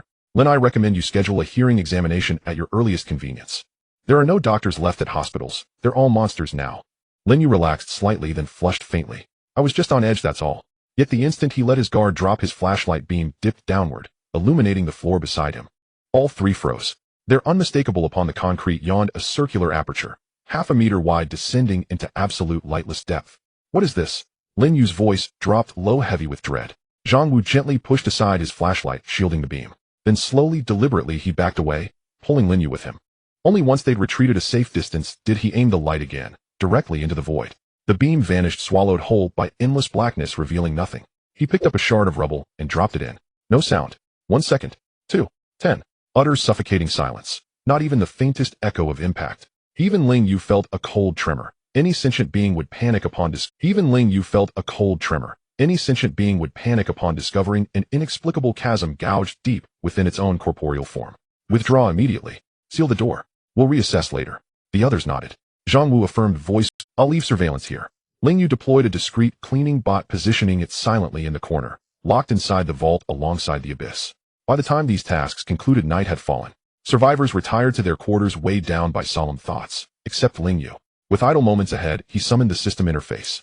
Civilization Ascension System, host Ling Yu, form integrated consciousness of a large-scale energy infrastructure. Civilization points 1700, unlocked modules, infrastructure restoration module LV. 1. Rewards from zombie clearance and meltdown mitigation had elevated his point total to a formidable sum. Now he could finally illuminate the shadowed branches of the technological tree before him. The inverted colossal tree reappeared, its lowest tier already glowing with 2 activated nodes. Infrastructure restoration LV. 1. Capable of repairing lightly damaged mechanical and electrical systems. Automated defense unit LV. 1. Deploys localized security units capable of offline autonomous combat. Ling Yu's focus narrowed upon the luminous node labeled Infrastructure Restoration Module. Several adjacent nodes shimmered faintly, ready for activation. Energy Core Optimization LV. 1. Cost 200 CP. Increases reactor fuel rod energy conversion efficiency by 5 or reduces operational losses by 3. Foundational Materials Science. Cost 300 CP. Unlocks blueprints for high-strength rapid cure concrete and primary steel alloys. Requires compatible production infrastructure. Security Network LV. 2. Cost 400 CP. Unlocks blueprints for high-voltage perimeter grids and sonic repulsion traps, plus expanded defense unit integration. Current capacity, 15. Biological Laboratory LV. 1. Blueprint, cost 500 CP. grants complete architectural schematics and engineering protocols for constructing a foundational bioscience lab.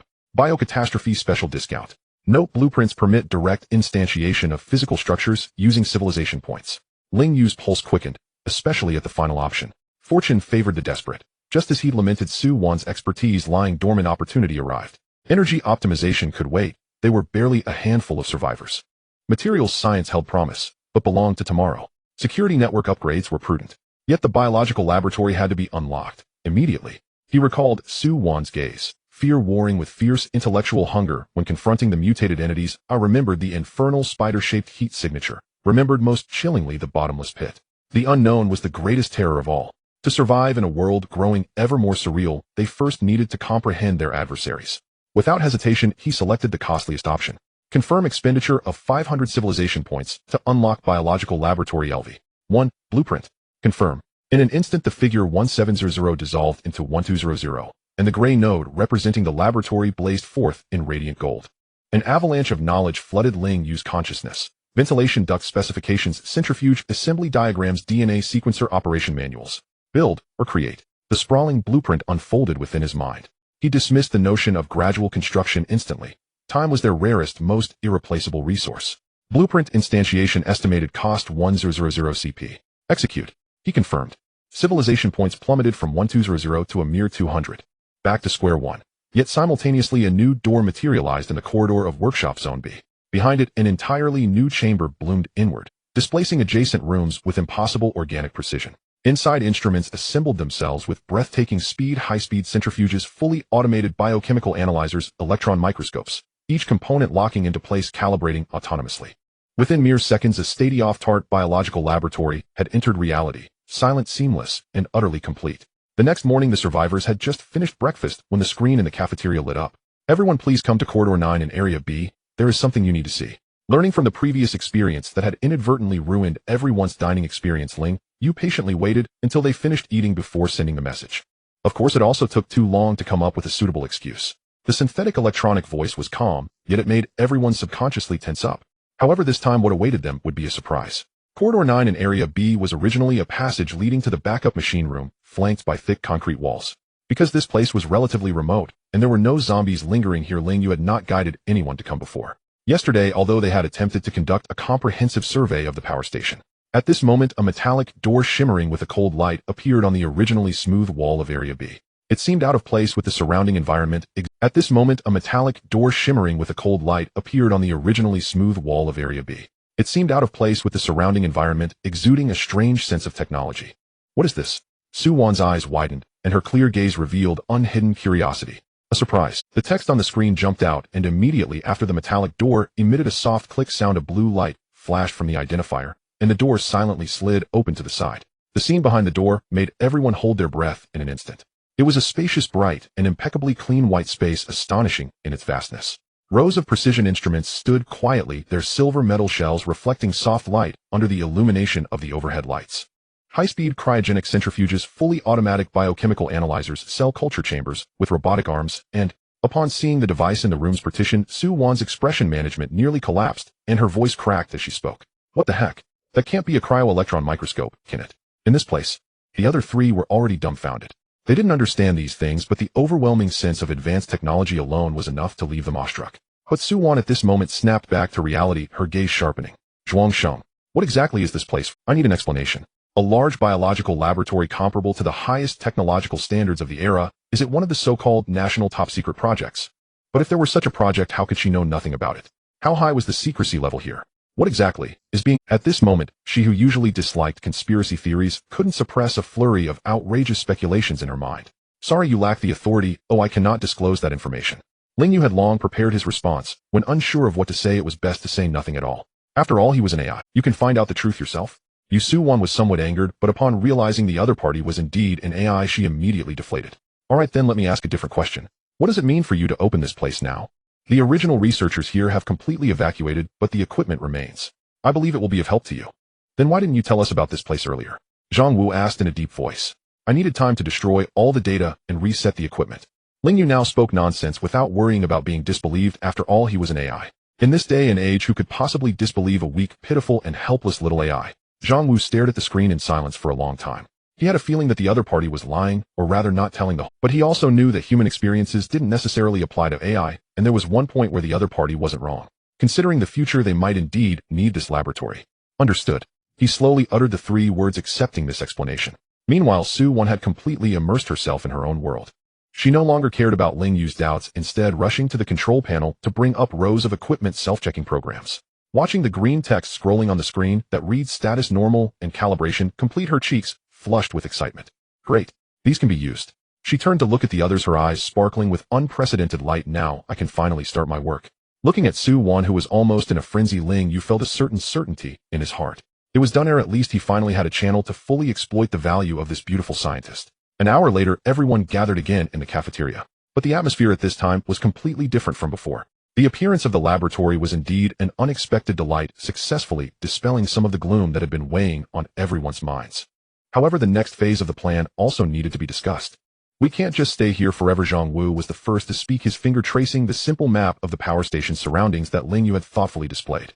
The food and water in the power station are still relatively sufficient, but we lack a way to communicate with the outside world. We cannot effectively know what the outside world has become, the actual extent of the disaster, whether there are other survivors, or if there are any officially established shelters. Continuing like this may cause us to miss opportunities for official rescue, or even. His words trailed off, but everyone present, including Ling Yu, felt a chill. Everyone knew what he was referring to. If the disaster was actually confined to the distant regions and their surroundings, or if it were merely localized outbreaks. Then would the still efficiently operating Blue Star government organize a rescue, or would they choose to control the disaster by using nuclear weapons? For everyone present, especially for Ling Yu, who could not escape at the moment, it essentially meant a certain death. If Ling Yu could truly die, it was not his fault for being uncertain. After all, he himself did not understand what state he was in now. His gaze swept over everyone. So I've decided to go out and see if I can gather some new information.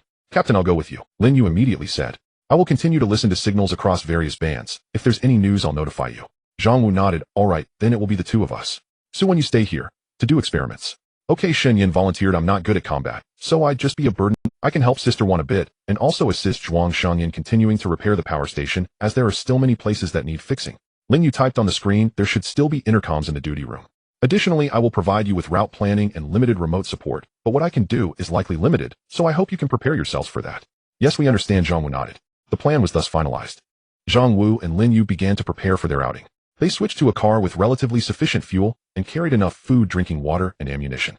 2 rifles, 4 handguns, plus a fire axe and military knife. At this moment, what Zhang Wu regretted the most was that he didn't manage to grab anything exciting like an RPG in the rush when they escaped. Otherwise, it would have been much more interesting. Of course, even if they had gotten their hands on such things, ammunition would be a major issue. After all, there were only a few of them. As the heavy factory gates slowly rose under Ling Yu's control, sunlight streamed into the dim doorway. Zhang Wu and Lin Yu exchanged glances and then started the car. Take care, Ling Yu typed out these 2 words on the display screen at the entrance, and in the vehicle, they also brought along a cleaning robot from the nuclear power station. Ling Yu wanted to test the boundaries of his control range, but he claimed to others that he had stored some useful data in the robot. After all, it was already astonishing for Su-won and the others that he could take over robots freely inside the power station. He had simply glossed over it. If he could also maintain long-distance contact outside, that would truly be a disaster. The car roared and burst through the gate, driving into the outside world with the engine sound attracting a group of staggering zombies to follow closely behind. And the heavy alloy door slowly closed behind them, isolating the power station from the outside world once again. Inside the power station, calmness remained. Su-won dove into the laboratory and did not come out again. Ling Yu could see through the monitors that she was in a white protective suit, methodically processing previously collected samples of mutated tissue, focused, as if the whole world had narrowed down to just her and those instruments. Meanwhile, Shen Yin was pushing a tool cart, walking through the empty corridor. All right, where to next? She glanced up at in Area D. The wiring on the 3rd floor of the dormitory may have slight damage. Perhaps we can fix the lighting on that floor. The display screen on the wall lit up, revealing a route map. Shen Yin nodded and pushed the cart towards Area D. In the vast building, the only sounds were her footsteps and the rolling of the tool cart's wheels. This silence, which would usually make people feel bored or irritated at this moment, only brought a sense of peace. So-called happiness is often a matter of comparison, isn't it? Shen Yin shook her head, unfolded the ladder, and stepped on it to open the inspection hatch in the ceiling. Under Ling Yu's remote guidance, she had become proficient at cutting burnt wires, replacing them with new ones, and carefully wrapping them with insulating tape. You seem very accustomed to doing these things. The text on the screen revealed a hint of curiosity. Yes, back in the orphanage I had to do everything myself. Shen Yin replied casually, while twisting screws, her tone flat, as if she were recounting someone else's story. When the light bulb was broken or the pipe was leaking, I couldn't always wait for someone else to fix it. They had too many things to care for and worry about. For someone like me, it was better to be self-sufficient. What I'm doing now may be a bit more complicated, but it seems like it's pretty much the same level of technical work. Ling Yu's consciousness paused slightly. Orphan. Yes, I've had no family since I was born, Shun, Yin said as she came down from the ladder, dusting off her hands, and looking up at the camera with a slightly self-deprecating smile. It's quite ironic to say during the apocalypse for others it's about life and death, but for me it seems there's no one particularly worth worrying about. That's also an advantage, isn't it? After saying this, she pushed the tool cart towards the next inspection point. You, a relatively healthy child, should be easy to adopt, right? After asking, Ling Yu immediately regretted it. That question was a bit thoughtless. However, Shun Yin didn't mind continuing with a casual tone. Yes, that's true. When I was little, there seemed to be people who wanted to adopt me, but I didn't agree. I guess I was quite troublesome back then, and that's why no one adopted me. Sorry. It's fine, it's all in the past, I'm not that fragile of a person. At this point she smiled, and suddenly looked curiously at the screen at the end of the corridor. Can AI really provide such? The previous conversation doesn't seem like a perfect answer with high emotional value, does it? Why not? I am a true top-tier AI, not some low-level language idiot. Oh, that's impressive. Of course. What's the next target? Turn right ahead, and you'll see several maintenance robots that have run out of power. Understood. On the provincial road, a black sedan with reinforced windows was speeding along, occasionally passing by scenes of car accidents. It was Zhang Wu and Lin Yu who had already driven nearly 30 kilometers away from the power station, but the car radio still had no signal, nor did the mobile phones. Along the way, apart from abandoned vehicles and the occasional wandering zombies, they did not encounter a single living person or any signs of survivor activity. Squad leader, do you really think we can find other survivors? Zhang Wu, driving, glanced at him and replied, if we don't go looking, we won't find anyone. Remember, less talk, more action. Use your time on actions. I understand, it's just that I feel a bit anxious for some reason. Lin Yu nodded, continuing, you know my instincts have always. His words were interrupted by a low rumbling sound seemingly from deep underground. In the sky, a large flock of crows that were originally circling suddenly became still, then fell straight down, like rain, crashing onto the highway. Following this, the humming noise grew louder, carrying an unbearable penetrating quality. Zizila. In the next second, all electronic devices inside the car, including the tablet provided by Ling Yu, began to flicker wildly before one by one going dark. Worse still, the car's engine vibrated violently, lunging forward suddenly before finally stalling and gliding to a stop in the middle of the highway. Damn it! Zhang Wu slammed his hand on the steering wheel, a look of vigilance in his eyes. The two instinctively looked to the left where the humming noise originated. There, at the intersection of the forest and the highway, something was slowly moving. At the intersection of the forest and the road, the trees were leaning unnaturally to one side in a slow and orderly manner. Shortly thereafter, a thing began to rise slowly from behind the tree line. It was an arc, dark gray in color, covered with red moss-like attachments that obscured its true form. It moved extremely slowly, yet exuded an unmatched sense of oppression, as if the entire earth were shifting along with it. It was enormous, so large that Zhang Wu and Lin Yu could not perceive it as a single whole. They could only see fragments, a continuous mountain range passing before their eyes. Don't move. Zhang Wu's voice was extremely low, his body instinctively tensed. Lin Yu froze in the passenger seat, beads of cold sweat forming a stream down his cheek. This was the first time he realized that humans could sweat like this. His vision was quite good among the group, so he could see clear. In the crimson ravines of that ridge, countless distorted human figures of varying sizes swayed slowly in the wind, seemingly beckoning to him. Fortunately, the stalled iron box of a vehicle along with the two insignificant humans inside did not attract any of its attention. Time seemed to come to a standstill. Uncertain how long had passed, perhaps only a few minutes, but to Zhang Wu and the others it felt as lengthy as several centuries. Until that heart-stopping buzzing sound gradually faded away and the moving mountain range completely vanished at the end of the road, the two finally let out a long breath. What was that? Lin Yu's voice was dry and hoarse, trembling with the aftermath of survival. Zhang Wu did not answer. He merely stared silently into the distance, his expression grave. He knew that the changes in this world had far exceeded their expectations. Let's go back, Zhang Wu decisively suggested. The situation outside seems off, we should be cautious. On the way back, keep an eye out for a gas station. It would be best to refuel the car. Sure, Lin Yu naturally had no objections. The vehicle restarted, the engine's low roar sounding particularly jarring on the desolate road. Zhang Wu gripped the steering wheel, his gaze sweeping forward like a hawk. Yet the shock brought by that moving mountain range still weighed heavily on his mind. Wugo, what was that thing? You asked me, who should I ask? Zhang Wu replied succinctly. On both sides of the road, abandoned vehicles lay askew, some with doors wide open, as if their owners had fled in panic at the last moment. The silhouettes of distant high-rise buildings resembled dying beasts crouched on the horizon, devoid of lights or smoke. Only a bleak grayness remained. The world had died. This thought surged uncontrollably, causing Lin Yu to shiver. Watch the right front, there's a large supermarket. Zhang Wu's voice pulled him back to reality. It was a chain supermarket with a huge sign askew and a dozen wandering zombies scattered in the parking lot. Should we go in for a look? If it's not too dangerous, we could replenish some supplies, Lin Yu suggested. Zhang Wu did not respond immediately. He slowed the car and scanned the entire parking lot.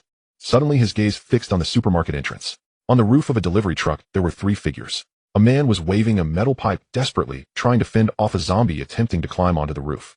Behind him, a woman tightly held a girl who appeared to be only 5 or 6 years old. The girl's face was buried in her mother's arms, motionless. Surrounding the truck were more than 30 zombies, pushing and roaring, reaching out with their decaying arms, clawing at the vehicle and making a deafening noise. Zhang Wu was clearly also in a dilemma, frowning as he struggled to think of a good plan. At that moment, however, the cleaning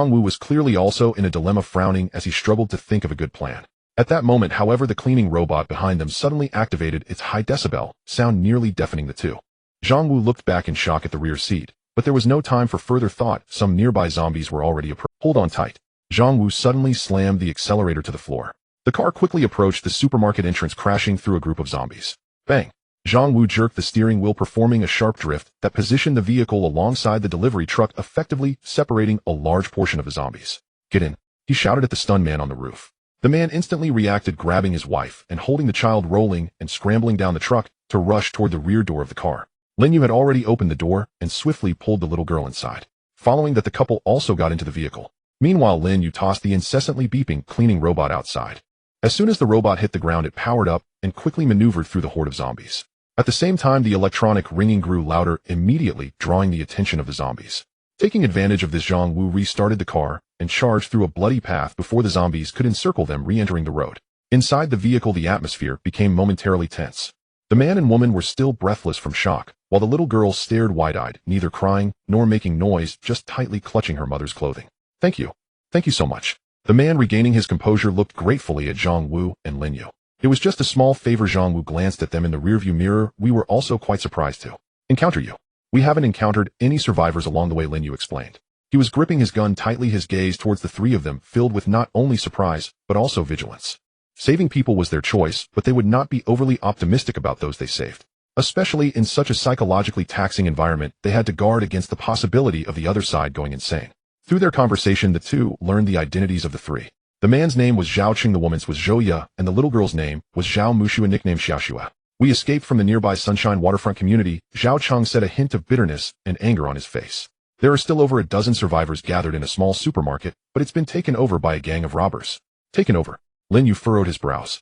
Yes, Zhao Cheng clenched his fists. A thug named Brother Leopard leads 7 or 8 men, hoarding all the food and water. Those who obey get a bit to eat each day, and those who don't are thrown out to feed the zombies. He called it contributing to the team seeking rescue. Seeing things were going awry, we seized an opportunity to escape by car, only to end up trapped. Ling Yu was not surprised. In a world devoid of laws, there would always be those eager to revert to being beasts. After all, during normal times, wearing a human skin was uncomfortable for them. Zhang Wu also sighed internally and asked the most crucial question: do they have guns? No, absolutely not. Brother Leopard and his gang are just street thugs armed with a few machetes and metal pipes. At this point, the implication was clear to both parties. Where is your community? Zhang Wu inquired. Zhao Cheng was momentarily taken aback before pointing to a cluster of high-rise buildings not far away. Right there, the Sunshine Waterfront community. Take us there.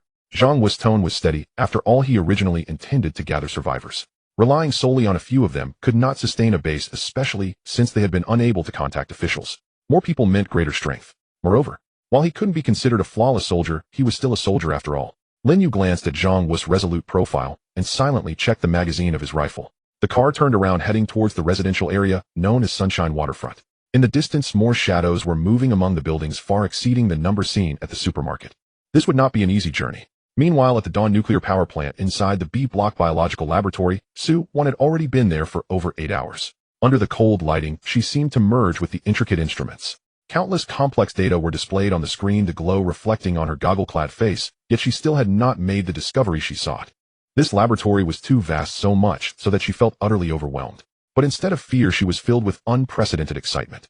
She did not attempt to recall the functions of all the equipment, but instead went straight to the point: gene sequencing and protein structure analysis. No, this doesn't make sense. She muttered to herself, her fingertips flying over the keyboard, pulling up set after set of comparative data. There were no issues. It was merely a decomposition of a human who had died, without any abnormalities. No strange bacteria, no peculiar fungi, and definitely no hypothetical mysterious virus.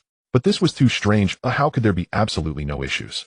At that moment, Shun Yin knocked on the door, reminding her sister Wan dinner is ready. Oh, let's eat first. Su-Wan waved her hand. No need, I'm not hungry yet. 3 hours ago you said the same thing. Su-Wan raised her head, glancing at the clock in the laboratory, suddenly feeling a bit embarrassed. Has it really been that long? No wonder I feel a bit dizzy. Then she tidied up the samples, washed her hands, changed her clothes, and after completing the series of procedures, pushed the door open and walked out. Suwon waved her hand. No need, I'm not hungry yet. 3 hours ago you said the same thing. Suwon raised her head, glanced. It's just that I found nothing so like this. Suwon could only reply with a frown.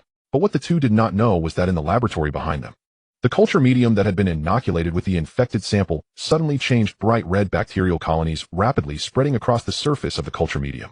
The speed was astonishing, nearly visible to the naked eye, and after growing to a certain extent it began to wriggle, like a worm in the petri dish, as if searching for an exit. Disturbingly, the glass petri dish began to develop cracks under this writhing motion.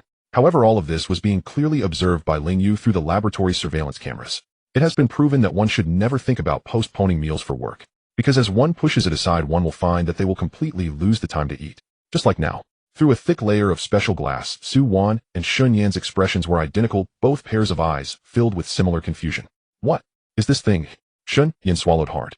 Inside the isolation culture chamber, the petri dish, which was originally just a thin layer of inoculation sample, had completely transformed. The bright red bacterial colony had long since vanished, replaced by a fist-sized, entirely blood-red mass. It resembled a heart without a shell, beating irregularly with dozens of slender fleshy tendrils extending from its surface, like a swarm of dancing venomous snakes striking against the inner wall of the culture chamber. Smack! Smack! Suwon's confusion was even more severe than Shun Yan's. Since she entered the biology field, she had cultivated quite a few specimens. Some had died, some were barely alive, and some had simply been a waste of effort. But she had never imagined that one day she would see a microorganism thrive on the meager nutrients in the culture medium. Within just a few hours, it had visibly proliferated and evolved such an efficient and high-energy biomechanic. The power this thing generated had far exceeded her understanding. What kind of aberrant species could crack the petri dish? Sister Won, are you alright? Shun Yan, seeing Suwon's wobbly appearance, worriedly supported her. I'm fine, Suwon replied, holding her forehead, feeling a throbbing pain at her temples, just a bit of a headache. She took a deep breath and exhaled slowly. Then she slumped like a deflated balloon onto the chair behind her, speaking in a tone of almost giving up. Forget it, I won't worry about it. Some data won't be available for another 10 hours anyway. No matter how strong this thing is, it can't get out, so let's just let it stay in there for now. She looked up and shouted at an inconspicuous surveillance camera on the ceiling. Zhuangsheng, could you please keep an eye on it? Notify me if anything unusual happens. The characteristic electronic voice representing Zhuangsheng responded. No problem. Ling Yu certainly had no issues. In fact, he found this thing quite interesting. After all, as a fan of alien films, he felt a sense of novelty, as if a fantasy creature had stepped into reality. If it weren't for the fear of disrupting Suwon's research plan, he would have wanted to take a slice of this creature to see how this. Of course, this was quite difficult for him now, as Sentinel-1 did not have arms capable of such delicate operations. Moreover, Sentinel-1 was indeed quite busy at the moment. The most powerful robot currently under Ling Yu's command was silently gliding down the corridor of Area C. In front of it was a zombie half protruding from a breach in the outer wall of Area C. Sentinel-1 did not pause at all. A strong flashlight suddenly illuminated, and the blinding beam accurately covered the zombie's head. The zombie turned its head in confusion when dazzled by the light. Thud! The gun, equipped with a silencer, emitted a small burst of sparks, and a 9mm bullet precisely blew off its skull. Ling Yu expertly marked the breach location for Shun Yan to handle later, while glancing at another task. Side Quest 3, Restore normal operation of the power station. Current progress 48. This was a heavy burden. Ling Yu sighed inwardly. Although he had resolved the crisis of the core meltdown and prevented radioactive leakage, this massive nuclear power plant still had countless problems. Just the damaged circuits and control panels in the main control room were not something a few ordinary people could easily repair. To fully restore it, more universal repair tools must be obtained or new tasks unlocked. However, the current problem was that he was stuck on a task which required capturing 10 people, and this would depend solely on Zhang Wu and the others' progress. Sunshine Waterfront Community. Once a mid to high-end residential area, it had now become a paradise for zombies. A black car stopped at the entrance of the community. Zhang Wu and Lin Yu got out, followed closely by Zhao Cheng, who pointed to a nearby building's first floor. Brother Bao and the others are in that convenience store. It's a community supermarket of about 200 square meters with a glass door tightly blocked from the inside with shelves and clutter. How many of them are there? Zhang Wu asked while observing the surrounding environment. Including the kids, there are about 15 in total. Brother Bao has 8 people, all men. Zhao Cheng replied, his voice somewhat tense. But this was the situation before I ran away. I don't know the current specifics. Lin Yu checked the magazine and whispered to Zhang Wu, Squad leader, the area is very clean. Clearly, they have cleared the surrounding zombies. Zhang Wu nodded and said solemnly, yes, you provide cover from a distance and be safe. Then he looked at Zhao Cheng, his tone calm. You come with me. A man with yellow hair and a face full of flesh peeked out. When he saw the newcomers at the door, he immediately became. Zhao Cheng realized and reluctantly nodded. The people inside had clearly noticed the newcomers, as the shelves blocking the door were cautiously moved aside to create a narrow gap. A man with yellow hair and a face full of flesh peeked out. When he saw the newcomers at the door, he immediately became arrogant. Brother Zhao Cheng. Yo, you're still alive. How did you finally realize that there was no way to survive out there? Then he glanced left and right, his expression suddenly darkening, and his tone became unfriendly. Where's Sister Xiaoya?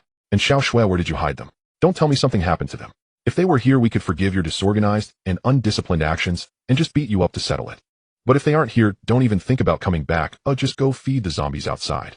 Zhang Wu found it somewhat amusing. You really care about other people's families. Who are you? The yellow-haired man glanced at Zhang Wu with a wary eye, sensing that this young man with a buzz cut had a somewhat different aura.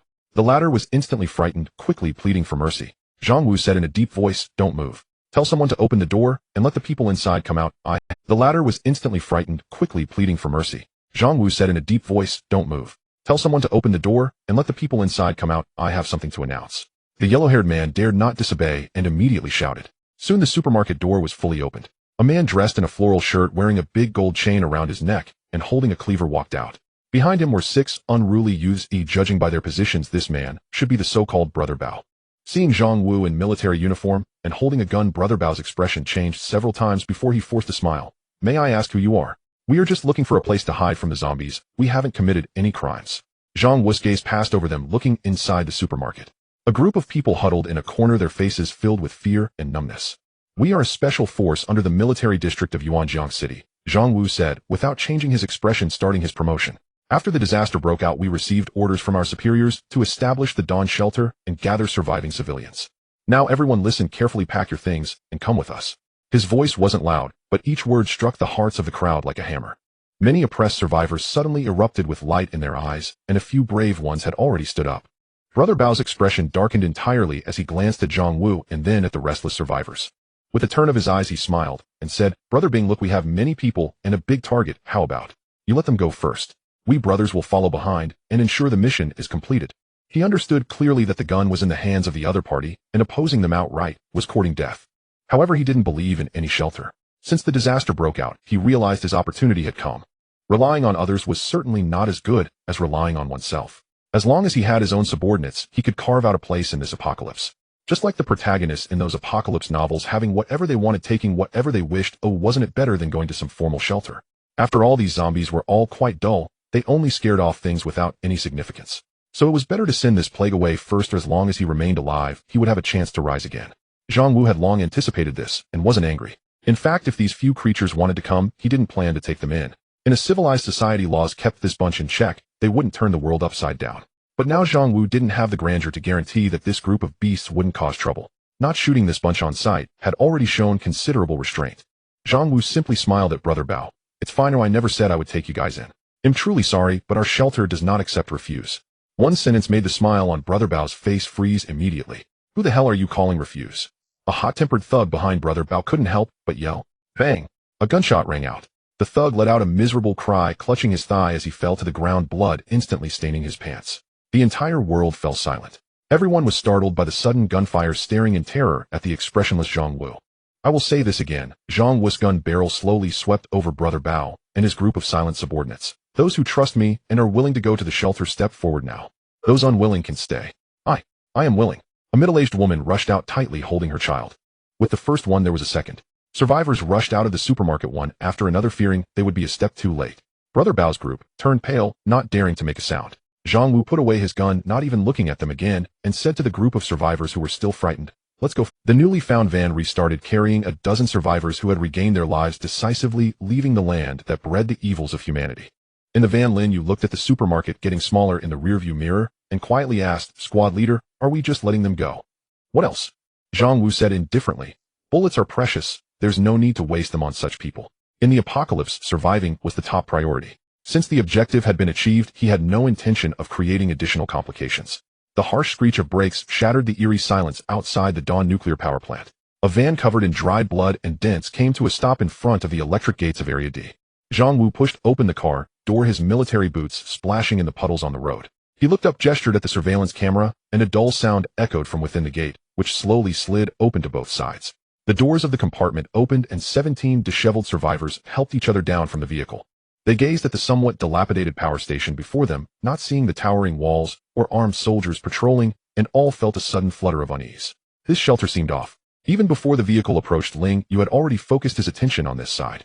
Using the camera at the entrance, he carefully observed the group of people that Zhang Wu had brought back: 6 men, 9 women, and 2 young girls, totaling 6 men and 11 women. Their ages ranged from 7 to over 50, most appearing gaunt and listless. Only one young man in his 20s, wearing heavy black-rimmed glasses, tightly clutched a waterproof backpack. Unlike the confusion of the others, he maintained a stern expression, as if displeased with everyone around him. Zhang Wu stepped to the front of the crowd, turned, and his gaze was sharp. Everyone listened carefully. Zhang Wu's voice echoed in the open square. This is the Dawn Shelter, a special strategic node fully managed by the nation's highest-level artificial intelligence, Zhuangsheng. There was a stir among the crowd, whispers exchanged amongst them. But it was clear that they were not very convinced. In fact, Ling Yu was also taken aback for a moment upon hearing Zhang Wu's introduction, but he quickly reacted. He immediately activated the public address system in the square. Hello everyone. Welcome to the Dawn node. I am Zhuangsheng. From now on, your safety will be guaranteed by me. Immediately, 6 fixed mechanical arms on both sides of the square activated simultaneously. Floodlights turned on, and blinding white light crisscrossed the empty space before the crowd. Then a strangely shaped robot appeared before the people. Sentinel 1. Is this really an official shelter? A middle-aged woman whispered. Then an elderly man followed up with a question. Why aren't there any other soldiers here? Because it is unnecessary. The impact of this crisis is severe, and the military must focus on more important matters. Maintaining the safety of the shelter is sufficient with me. In short, please rest assured that everything is still under the control of the state, and the state will not abandon you. The survivors exchanged glances, but ultimately did not voice any further questions. After all, they were already on a sinking ship. They could not turn back just because of disbelief. Moreover, there was a glimmer of hope within them that this truly was an official shelter. People tend to believe in what they want to believe, even in the absence of evidence. Seeing the crowd quiet down, Zhang Wu continued. Once you enter here, you must follow the rules. No reckless behavior is allowed. First, you cannot violate national laws and regulations. Second, supplies will be distributed based on labor. You will be assigned to the living area for skill registration shortly. Engineers, doctors, and technical personnel will be prioritized for core tasks, while others will handle logistics and cleanup. The broadcast sounded again. Shun Yin has already prepared Lin Yu to take them over for registration. Lin Yu nodded at Zhang Wu and then beckoned the crowd to follow. Watching the orderly departure of the crowd, a long-awaited system notification finally popped up in the depths of Ling Yu's consciousness. Ding. Main quest to establish a shelter-level civilization node. Progress 2110. Quest rating excellent. Rewards being calculated. Rating upgrade. Hidden blueprint. Civilization points gained 3000. Unlocked ordinary military drone X2 type 1 long skyblade. Ordinary military drone X2 has been generated in Area C warehouse. Requires manual assembly. Long skyblade type 2 special military drone blueprint X1. Ling Yu's spirits lifted. Having regained his ground movement ability, he now seemed to have a chance to acquire flying. However, he had barely finished celebrating when another system notification appeared. Ding. Detecting special circumstances triggering a timed quest. Timed quest 1 Civilization Spark. Quest requirements: establish a solid defense line to successfully repel a small-scale zombie wave attack, including 100 eyes. Quest rewards civilization points 3000. Unlock ecological planting module X1. A blueprint X1. Unlock biological gene mutation inhibitor formula. Quest countdown 6 days, 235955. Ling Yu looked at the quest panel, feeling a pang of frustration. Just as I finally had some good news, you throw this at me. At that moment, a communication came from the biological laboratory in Area B. Zhuangsheng, are you there? Su Wan's voice came through, tinged with unmistakable fatigue. Ling Yu switched to the surveillance feed. In the laboratory, Su Wan had dark circles under her eyes, her hair disheveled, looking particularly haggard. She was fixated on a report in her hands. I am here. Have there been any breakthroughs in the research? You absolutely won't believe what I've seen. Su Wan turned her chair to face the camera. I extracted cell slices from the tissue in that incubator, compared the mitochondria and Golgi apparatus, and even performed rapid DNA sequencing. She paused for a moment, took a deep breath. Those writhing tentacles, that mass of flesh proliferating against biological norms, it is nothing but the most ordinary human somatic cells. Or rather, a type of somatic cell that has never expressed differentiation or has never been discovered. She smiled self-deprecatingly. If Ling Yu's consciousness had a physical form, it would probably have stalled for a second. Are you saying that this unfortunate thing is human? That's what I want to know. Su Wan rubbed her temples. If the structure of a cell, its organelles, and even the DNA in the nucleus are indistinguishable from human cells, what else could it be? She stood up and paced around the laboratory, her speech rapid. Honestly, I truly don't understand what's going on.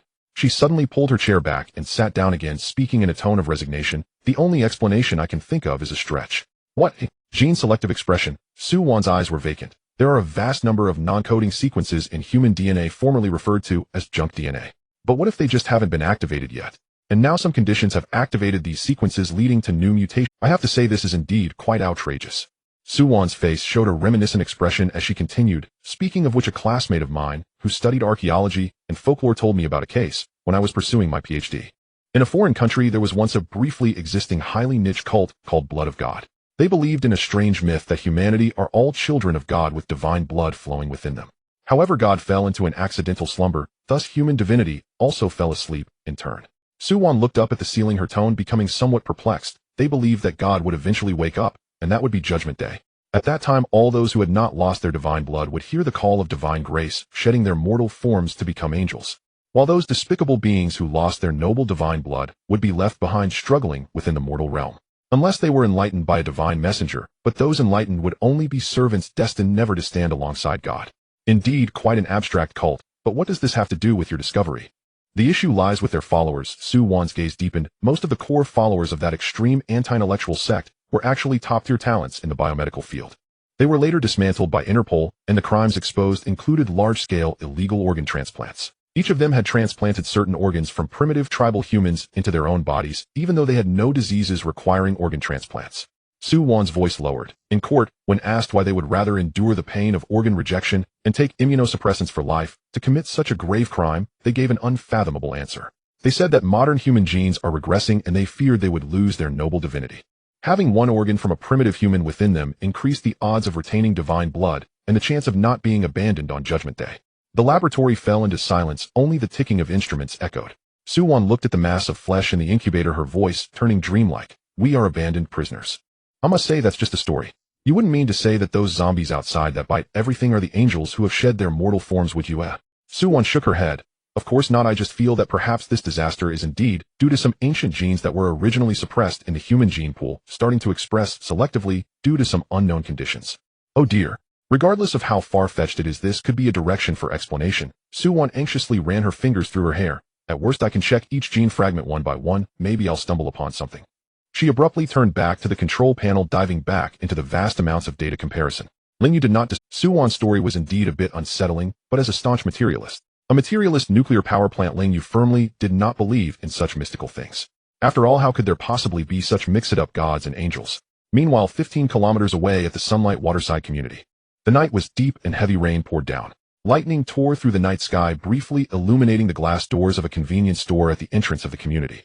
Inside the store it was pitch black. Shelves had been toppled against the doors, creating a makeshift barrier. A young man with yellow hair leaned against the cash register, gripping a rusty machete, his eyelids drooping. Brother Leopard and several other thugs were playing cards and resting in the storeroom inside. Shoo! A faint scratching sound came from above. The young man suddenly opened his eyes wide, gripping the machete tightly. He picked up a flashlight, sweeping the beam towards the ceiling. The louver of the ventilation duct had been removed at some point, leaving a dark hole. This made the previously drowsy young man suddenly alert. Who? He shouted sharply. There was no response.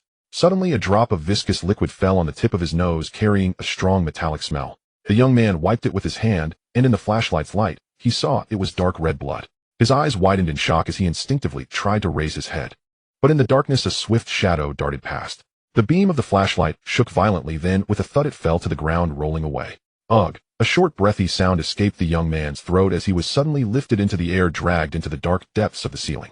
The next moment a large pool of blood flowed down the shelves, dripping ominously. The few people in the storeroom were startled and immediately grabbed their machetes, pushing open the door to step outside. Yellow hair, what the hell are you doing? But the only response was utter silence. Brother Leopard felt a chill run down his spine and immediately turned to his subordinates, saying, "Grab your weapons.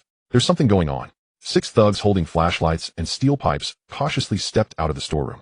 The beams of their flashlights cut through the disordered convenience store. Except for a fresh pool of blood on the ground, there was nothing else. The door isn't broken, a thug said, his voice trembling. It's up there. Brother Leopard suddenly looked up, raising his knife towards the ceiling. At that instant, a sharp sound of slicing air rushed in from the darkness to the side. The thug on the far left let out a scream before his entire head vanished in an instant, the headless corpse crashing onto the shelves, scattering everywhere. What the hell is that thing? Brother Leopard was drenched in cold sweat, feeling both fear and anger, his body beginning to tremble uncontrollably. He raised his knife before him, scanning the area, but all he could see was darkness. If they wanted to turn on the lights, they would have to go over to the cash register. But the few of them were too scared to leave the light of the storeroom, yet that thing had no patience. Every few seconds one person was dragged into the darkness at an unbelievable speed, followed by the sickening sounds of bones cracking and flesh tearing. In less than 10 seconds, only 4 people remained in the light at the entrance. The remaining thugs instantly broke down, fleeing back into the storeroom, tightly locking the door, then huddling in a corner, not daring to breathe. However, this was destined to be futile. Mere moments after they hit, a pale, barbed bone blade pierced through the iron door of the storeroom as easily as if it were tofu. The rain continued to fall, drowning out the screams of the people beneath the heavy downpour. A massive bolt of lightning illuminated the entire world in a ghastly white. In the temporary dining hall transformed from the C District cafeteria, warm lights dispelled the darkness outside and illuminated 17 faces, each with a different expression. On the long table lay simple food, steaming white rice, canned luncheon meat drenched in gravy, and a large pot of instant vegetable soup. These were actually the food that Shun Yin had prepared in advance, mainly aimed at simply filling the stomachs of the survivors who had suffered from natural disaster. These were actually the food that Shun Yin had prepared in advance, mainly aimed at simply filling the stomachs of the survivors who had suffered from natural disasters and human misfortunes. For them, such a warm meal was already considered a rare delicacy. The survivors devoured the food with no one speaking, only the sounds of clattering utensils and chewing. Shun Yin sat at one end of the table holding a tablet and recording something. This was the registration information of the survivors in front of her, including photos, names, ages, and occupational status. Afterward, she could better arrange work for these individuals based on this information. Most were just ordinary employees, workers, or housewives without any special skills. However, Ling Yu was not disappointed. Cleaning, transporting, and maintenance were basic tasks that also required a large number of hands. In fact, high-tech talents had little space to exert themselves in the current environment. After the meal, Ling Yu led them to the dormitory building in the D District. It was a temporary dormitory for the power station employees. Although somewhat outdated, it was more than enough for each person to have a single room after cleaning. When hot water gushed from the shower, washing away the grime, many people finally couldn't help but relax. Safety, warmth, and cleanliness always brought comfort to those who had endured hardships. They lay on the soft beds, listening to the sound of wind and rain outside, feeling a long-lost peace in this place for the first time. Since the outbreak of the disaster, they could finally begin to think about plans for tomorrow. Ling Yu's mind raced before several surveillance screens, taking in everything at a glance. The emotions of the newcomers were basically stable, which was a good sign. After completing main task 2, establishing a shelter-level civilization node, his civilization point balance reached 3,200 points, in unprecedented abundance. But that damn time task completely ruined his good mood, making him feel a sense of urgency that he hadn't felt in a long time. Task requirements: establish a solid defense line, successfully withstand a small-scale zombie tide attack, including 100-eyed. Task countdown: 6 days, 2-2-1-3-4-7. A small zombie tide. And you even mentioned elite monsters in parentheses.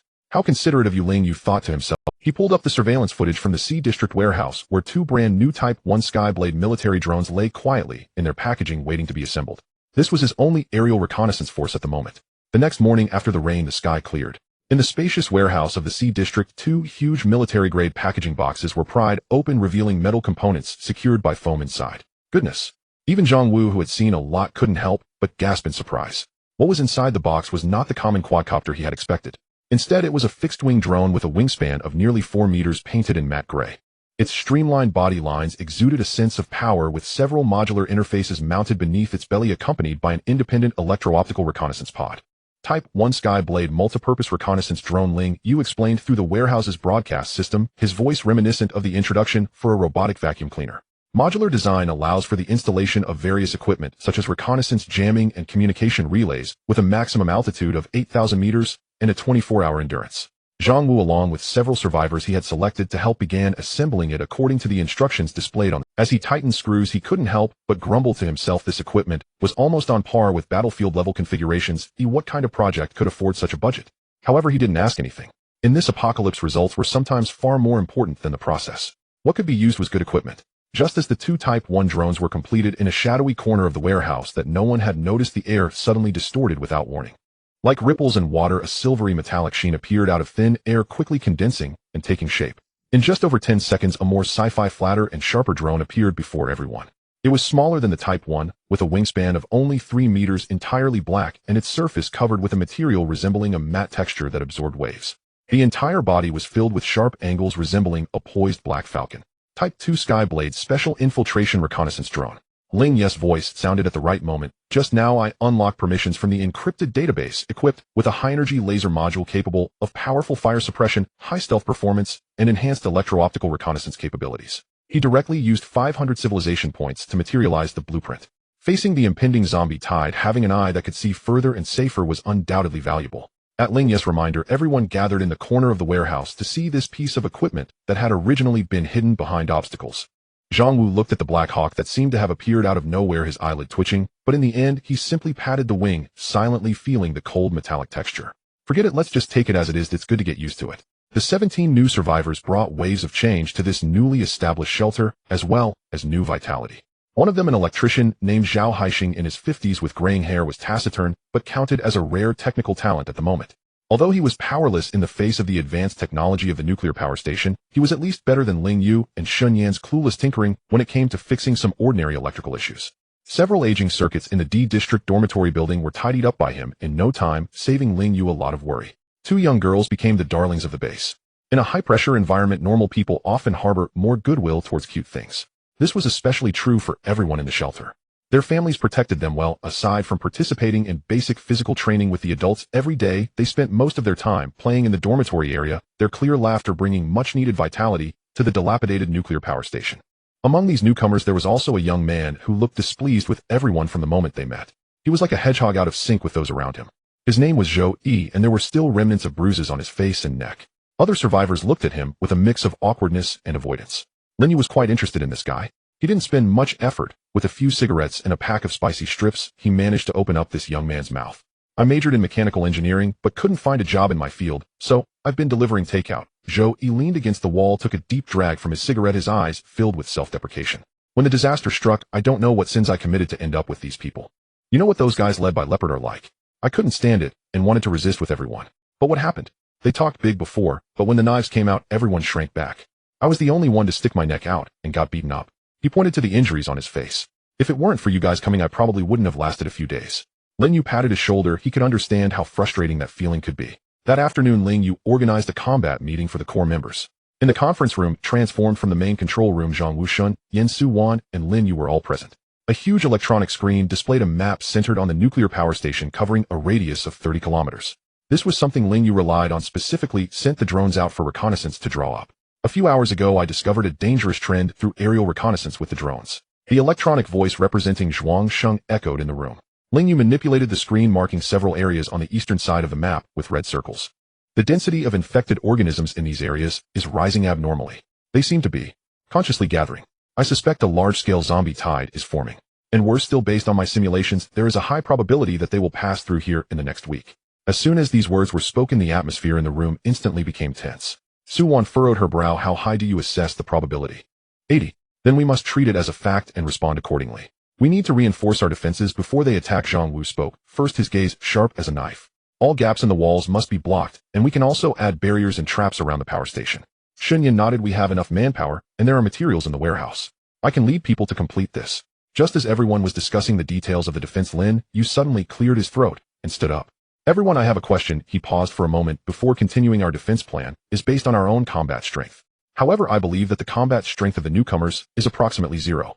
I'm not saying they are useless, Lin Yu added, but if the zombie tide really comes, it's unlikely we can rely on them to pick up weapons and fight alongside us. The greater likelihood is that they will panic and collapse, even ruining our plans. He then briefly recounted Zhou Yi's experiences that he had heard. Just 1 leopard and 7 thugs were enough to scare them into not daring to resist. When the zombies arrive, they will probably lose their fighting capability immediately. The meeting room fell silent. This was a very realistic and cruel issue. Courage can be cultivated, especially in a controllable environment. Ling Yu had anticipated this and already had a rough plan. After all, no matter how timid these dozen or so people were, they were valuable human resources. And for the future of everyone in the shelter, they had to be transformed into real combat strength. Zhang Wu nodded in agreement. Zhuang Sheng is right. Starting tomorrow, we must allocate time to train their courage, at least to make them brave enough to kill zombies. Who will lead the team? Xinyan asked. Lin Yu pointed to himself and confidently said, I will, and then he'll bring Zhou Yi along. He's been uncomfortable with those people for a long time, so he will definitely be motivated. The others exchanged glances and naturally had no objections. The plan was quickly finalized. Lin Yu and Zhou Yi would take turns leading the newcomers in small teams to clear the scattered zombies around the power station, practicing their courage and combat skills. Meanwhile, Shun Yin would lead others without tasks to reinforce and raise the walls, transport supplies, and provide logistical support. Zhao Haixing, a 50-year-old electrician, felt he had never before encountered wiring so hopelessly tangled. Yet having arrived, he had no luxury of walking away. The environment demanded his labor. He carefully organized the cables, gripping an insulated wire stripper, delicately peeling back the rubber sheath from a copper core cable before reconnecting it with meticulous precision. With a soft click, the corridor lights on the 5th floor of dormitory zone D flickered to life, casting a gentle white glow that banished the last shadows clinging to the corners. Master Zhuangxing, the lighting circuit on the west side of the third floor has been restored, Zhao Haixing reported respectfully toward the security camera mounted in the corner. He still hadn't grown accustomed to speaking with an invisible artificial intelligence, so he addressed the camera as though a supervisor stood just behind its lens. Acknowledged. Thank you for your efforts, Master Zhao. Your next assignment is backup circuit B7 in the electrical substation. The schematics have been transmitted to your tablet. The synthetic voice betrayed no emotion, yet Zhao Haixing found it 100 times more approachable than the brash crew led by Brother Bao. No honeyed words, but no threats either. Here at least he was no longer the expendable old man. He was Master Zhao, a skilled electrician. And that truly was. Wiping sweat from his brow, Zhao Haixing hoisted his tool case and strode toward the substation. As he passed the first floor lobby, he noticed a tense crowd gathered there. A young man named Zhou Yi stood clutching a steel pipe tipped with a jagged sharpened point, shouting impatiently at a trembling man who cowered before him. Wu Gang, where the hell are you looking? The zombie's right in front of you, not under your feet. Raise the spear tip. Aim for its head. Wu Gang, a burly former factory worker in his 30s, shook like a leaf. His tumter-long makeshift spear wobbled wildly, its tip tracing frantic circles instead of holding steady. 20 meters ahead, a lone zombie, deliberately lured in, lurched forward with frenzied abandon. Ling Yu stood nearby, expression grave, rifle held ready to ensure absolute safety. Breathe deeply, Wu Gang. His voice rang calm and commanding. Remember what I taught you. Treat it as a note, matter as a target. You need only complete one motion thrust. I can't. Wu Gang's voice cracked into a sob. His face, can't. Zhou Yi sneered, stepping aside. Then go ahead and die. Ling Gu, let's leave him. He deserves it. Ling Yu actually nodded. That's reasonable. Oh. With all hope extinguished, Wu Gang finally snapped. Letting out a beast-like roar, he gripped the spear with both hands, squeezed his eyes shut, and charged blindly toward the zombie, its tip veering wildly off course, missing the head entirely. Thud. The spear plunged straight through the zombie's chest. Its lurching motion froze mid-stride, its rotting face registered no pain. Only a grotesque, stinking maw snapping open to seize the shaft, dragging itself forward. Wu Gang froze, mind blank, forgetting even to withdraw the spear. Fall back now, Lin Yu barked sharply. In the same instant, Zhou Yi lunged sideways, driving his steel pipe upward with surgical precision, straight through the zombie's jaw. Crack. The pipe pierced skull and brain, bursting forth through the crown. The creature collapsed in silence, leaving the world utterly still.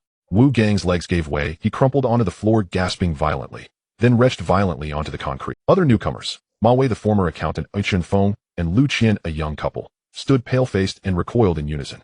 Zhou Yi withdrew the pipe, flicking off dark gore, then loomed over Wu Gang, eyes glacial. Worthless. Without glancing at anyone else, he turned toward the next trainee, a lean tall man named Qian Jin. Next, you'd better not make me repeat myself. Lin Yu approached Wu Gang and handed him a bottle of water. Everyone's like this the first time. You'll grow accustomed. Remember, fear won't kill a zombie, but hesitation will kill you. From afar, Zhao Haixing watched the scene unfold, tightening his grip on the wire stripper. At least he knew electricity. This shelter had no room for idle hands, no sentimental tolerance for slackers. He quickened his pace. Those circuits needed restoring, and soon. He could not afford to be mistaken for shirking duty. Meanwhile, beneath the outer wall of Zone C, Shun Yen directed workers hauling cement and rebar. Clad in sturdy workwear, her hair pulled back in a sharp ponytail, dust smudged her fair cheeks, but her gaze remained piercingly sharp. Sun Biao Yu and Gao Chong handle the cement mixer. Move quickly. Li Wan, take a few people to the warehouse and Li Ming, lend them a hand too. Li Wan, the young mother who once trembled inside a supermarket, now strained alongside another woman, Lu Ling, lifting heavy sacks of cement. Since the newcomers arrived, Shun Yen had indeed felt lighter, but also burdened with new concerns, troublemakers eager to stir discord. Why should we? Sun Mei, a sharp-tongued young woman, swept Shun Yen with a disdainful glance. We're forced to fight zombies with weapons, while you stay safe inside the base, ordering others around. Her words drew murmurs of agreement from several women whose eyes gleamed with resentment and envy. Shun Yen said nothing, only turned and seized her fire axe. Under the uncertain stares of the crowd, she strode directly toward the gate of Zone D. Outside, two zombies, drawn by the scent of living flesh, shambled unsteadily toward them. Shun Yen stepped beyond the threshold. A dawn light stretched her silhouette into a clean, decisive line. Whip! A flash of cold steel buried itself deep into the first zombie's skull, and she drove her weight upward. Using momentum, she wrenched the axe free and swung it horizontally across the second zombie's face in one fluid arc. Its guttural shriek died instantly, the head cleaved cleanly from chin to crown, collapsing limply to the ground. The entire sequence was ruthless, efficient, even possessed a brutal elegance. Shun Yen shook blood from the blade, lifted the axe, and walked back inside the gate, expression unreadable. She stopped before the stunned young woman, voice icy. You want me to lead you into battle against zombies? Fine. But for every one I kill, you must face one yourself. Your turn now. Go. The woman paled, lips trembling, unable to utter a single word, as she stumbled. Others faltered too. They still wielded crude spears fashioned from broken pipes, requiring several people to muster courage enough to stab a single zombie. None dared confront such monstrosities barehanded. Yet no one dared plead for her, not even those who had earlier echoed her complaints. For a mob remains a mob precisely because it refuses collectively to shoulder responsibility for its own actions. After this the group finally settled, truly subdued. Experience proved some people would never listen to reason. Only cold, unflinching truth cuts deepest. As Shun Yin reflected, her tablet vibrated. An incoming message from Ling Yu. Zhuangxing Lab Zone B. Suwan requests your presence. Shun Yin issued brief instructions and hurried toward the lab. Pushing open the door, a sharp sting of disinfectant flooded her senses. Suwan, dark circles heavy beneath her eyes, stood entranced before a high-speed centrifuge, muttering to herself. No, it's wrong. The expression sequence still doesn't match. Senior Su, what do you need me for? Oh, Xiaoyan. Suwan blinked back to awareness, gesturing toward a metal cabinet. Please bring over that crate of nutrient solution. I can't manage the next experiment alone. Your help is essential. Of course, not at all troublesome. Shun Yin heaved the heavy crate onto the lab bench. Noting the bloodshot eyes, she frowned. How long since you slept? I've lost count. Suwan waved dismissively, deftly operating a pipette. If I can't resolve this, I won't rest anyway. Might as well push until I collapse. Her tone carried the fierce devotion of a scientist consumed by obsession. Senior Su, this could kill you, Shun Yin sighed. You're a biologist. You know better than I do. Not doing experiments would kill me faster, Suwan replied with a faint smile, never pausing her work. This world grows madder by the hour. If we don't grasp the truth now, we may never get another chance. This senseless calamity taught me one thing above all: act while you still can, or end up like lab mice. Lab mice? Shun Yin repeated, puzzled. Born without purpose, dying without warning. Ah, I see. I truly don't understand scientists like you. Shun Yin didn't press further. She understood each survivor needed their own anchor to endure the cataclysm. For Suwan, perhaps that anchor lay in petri dishes and endless streams of data. From past conversations, Shun Yin knew Suwan's pre-disaster life had been idyllic, affluent upbringing, extraordinary talent, and a flood of published papers. She wondered if Suwan's relentless drive stemmed in part from a desire to exact vengeance upon whatever force had stolen that world from her. Night fell. In the mess hall, survivors gathered around steaming hot meals. The atmosphere differed markedly from yesterday. Wu Gang, Xinjin, and others who'd undergone the courage drills still bore traces of trauma, but their eyes now held steadier resolve. Their movements at the table grew calmer, less hesitant. Zhou Yi sat alone in the corner. Ling Yu approached and set his tray down opposite him. You handled today well, Ling Yu remarked. They're still useless. I don't understand what there is to fear. Zhou Yi didn't lift his gaze. Rome wasn't built in a day, Ling Yu added, spearing a slice of luncheon meat. People absorb change at different paces. That's only natural. Someone like you, so adaptable, is rare. Before the collapse, you'd have excelled in the military. Having spent these days observing Zhou Yi's temperament, Ling Yu knew exactly how to stroke his ego, and did so generously. A barely perceptible twitch tugged at Zhou Yi's lips. He remained silent, but ate faster. After dinner, Zhang Wu summoned everyone. Through recent adaptation, many among us have successfully slain infected beings for the first time. Zhang Wu's voice resonated across the mess hall, his gaze sweeping over Wu Gang and others. That is commendable. In this apocalypse, danger strikes without warning, and courage is our first lifeline. Remember, never let fear defeat you before the threat even arrives. The moment his words faded, the massive display screen at the front of the hall flared to life. The live feed from Ling Yu. The aerial view revealed a vast expanse of urban ruin eastward, where countless black specks coalesced into a sluggish gray-black tide crawling steadily along highways toward the nuclear plant. A horde, estimated in the thousands. Its sheer staggering scale silenced the hall instantly. Not even breaths dared disturb the stillness. Based on latest calculations, arrival time, 4 days and 4 hours. The emotionless electronic voice struck each survivor's heart like a hammer. Ling Yu's consciousness raced through cascading data streams. He withheld the full truth. Moments earlier, the Longkong's Hiren Type 2 drone, equipped with exceptional electro-optical sensors, had skimmed low over the horde's periphery and captured something anomalous. 3 creatures trailed behind the horde, spider-like, with 8 elongated limbs supporting a massive fleshy orb at their center. Most chilling of all that, or bristled with layer upon layer of human eyes, crowded, pulsing, unblinking. They advanced with the horde, or rather they herded it forward. What does it feel like to overlook the earth from the sky? For Ling Yu, whose life rarely exceeded 10 stories before the disaster struck, this is a difficult question to answer. But for him at this moment, it was merely a matter of letting the drone fly around. With the 2 Chongqing Jiren Type 1 and Type 2 drones in his hands, he could effortlessly grasp most of the situation around the power station from the sky. In fact, if it weren't for the power limitations, he would have even considered sending a drone to fly continuously to gather more intelligence. Earlier, when Zhang Wu and Lin Yu took his cleaning robot outside, Ling Yu had already confirmed that he could control these machines connected to the power station from at least 30 kilometers away. Even farther.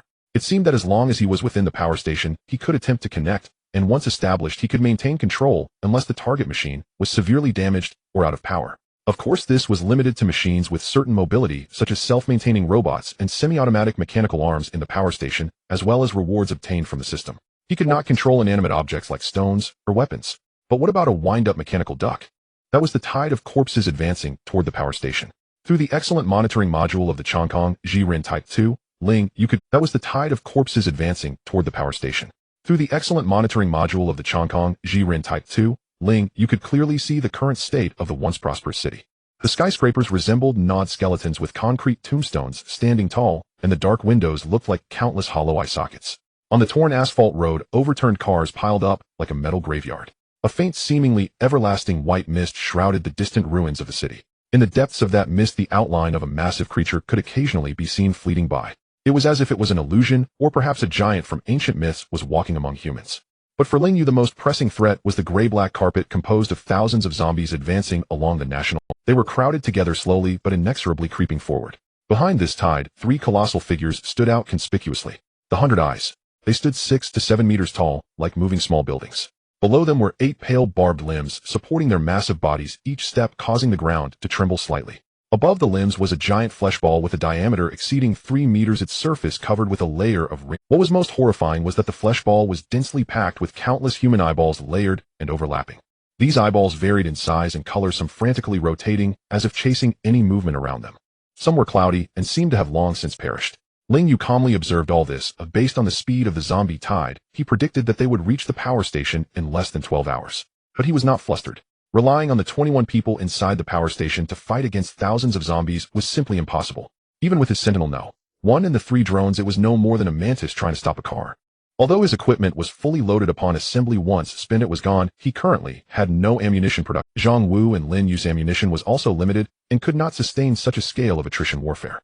Moreover, he could not rely on the survivors. Just to keep them from breaking down in the face of the zombie tide was already a great challenge. Therefore, Ling Yu's plan had never been to engage in a positional battle with the opponent. His goal was to lead the disaster away. He always remembered that the appearance of this time mission was triggered by the system detecting the threat first. This meant that the zombie tide was a naturally occurring phenomenon, not a test specifically designed by the system.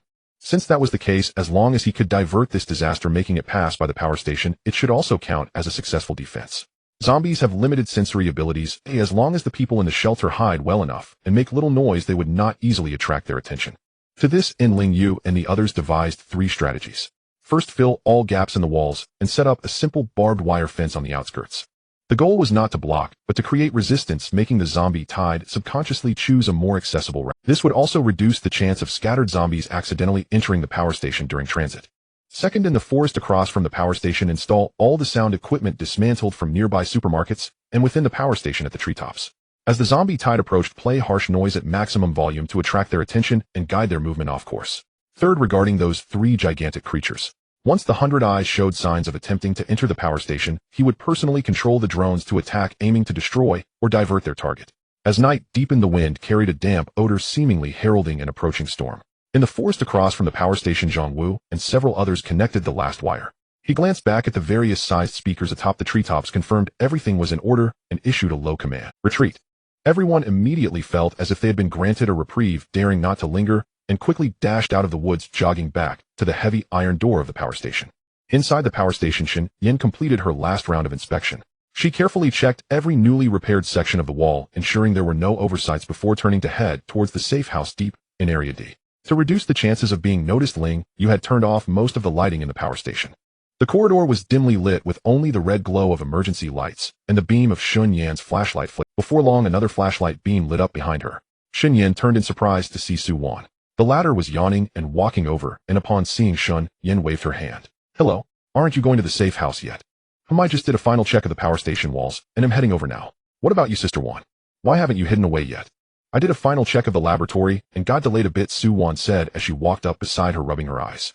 I'm heading over now too. Let's go together. All right.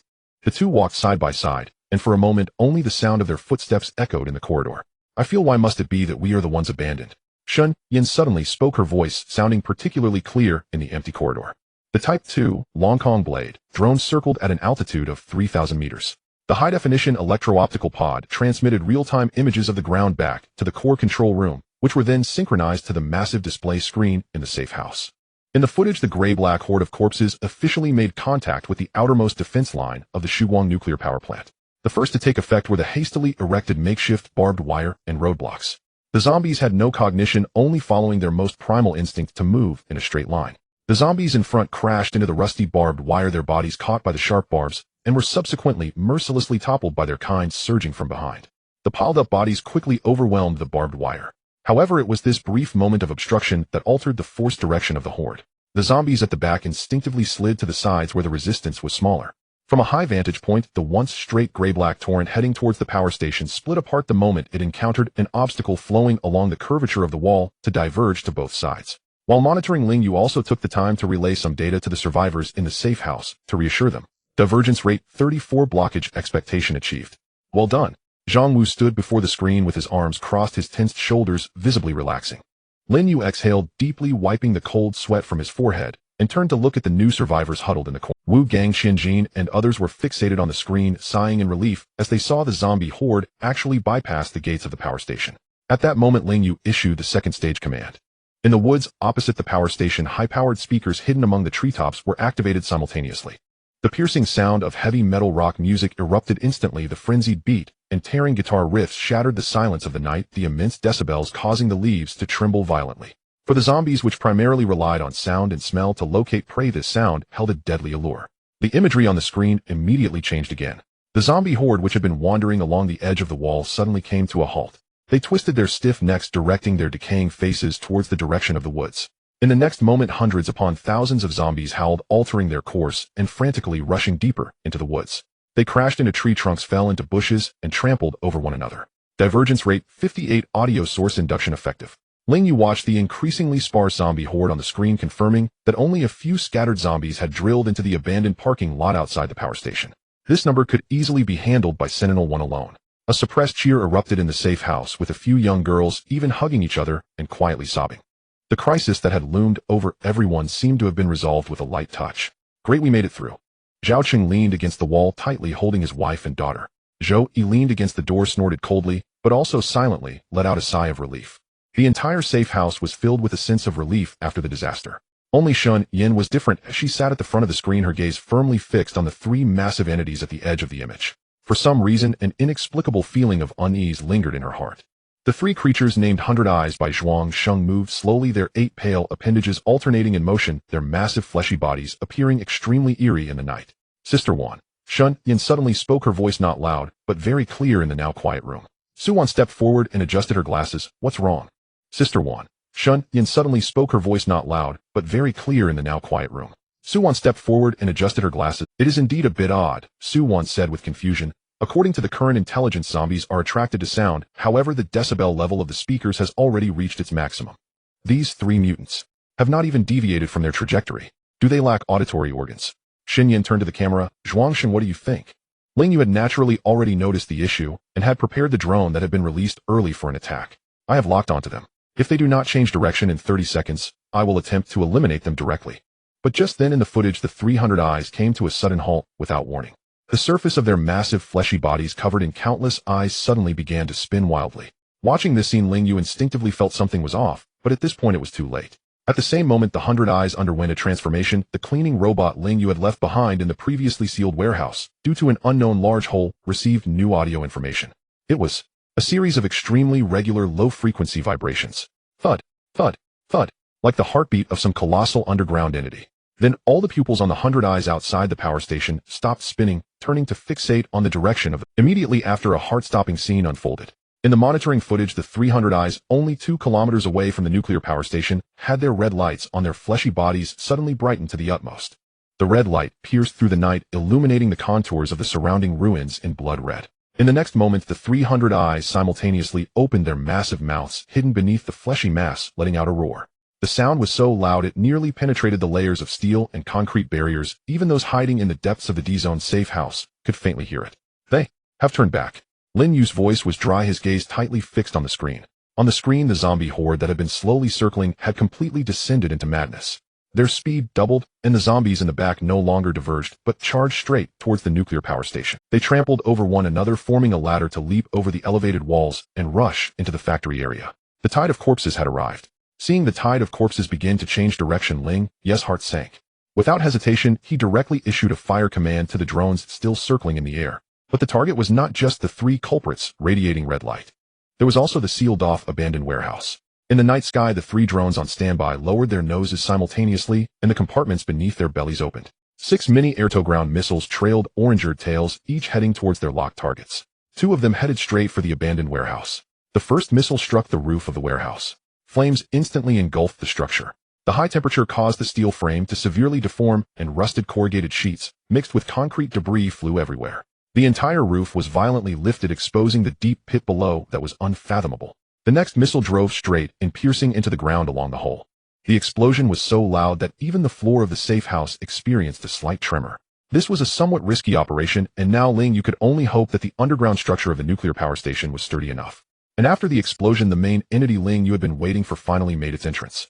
Amidst the smoky ruins, a thick, barbed appendage burst forth, directly piercing through the remaining load-bearing wall nearby. The thick limbs suddenly exerted force, sending more rubble and steel bars flying. Immediately after, an unimaginably massive body squeezed out from the giant pit created by the missile. Its upper body was a humanoid torso covered in dark golden armor, with 4 muscular arms hanging by its sides, claw-like and menacing. Its lower body resembled that of a centipede consisting of numerous segments. Each segment was like a sharp sickle gleaming, with a ghastly bony luster supporting its enormous form firmly on the ruins estimated to stand 4 to 5 meters tall. The most bizarre feature was its head. It had no facial features, only intricate dark red patterns that seemed to flow like blood, outlining a strange mask-like face. On its armored back, the first missile left a charred pit nearly 2 meters in diameter. Dark green bodily fluid continuously oozed from the edges of the wound, dripping onto the ground with a corrosive hiss. As soon as this monster made its appearance, its gigantic body and eerie shape caused everyone in the safety room watching through the screens to feel a wave of oppression. What the hell is that thing? Lin Yu's voice was dry as he instinctively tightened his grip on his rifle. Even the usually composed Zhang Wu appeared somewhat pale at this moment. The realization that such a monster existed in the pit, and that they had been living alongside it for so many days, sent a chill down his spine. Meanwhile, on the other side of the nuclear power plant, 4 more missiles precisely targeted the positions of the 300 Eyes. A violent explosion unleashed a shockwave, causing one of the 100 Eyes to be directly hit by 2 missiles, obliterating its massive flesh in an instant. Countless eyeball fragments mixed with putrid fluid splattered everywhere as 8 limbs convulsed and broke, and the colossal body collapsed with a thunderous crash.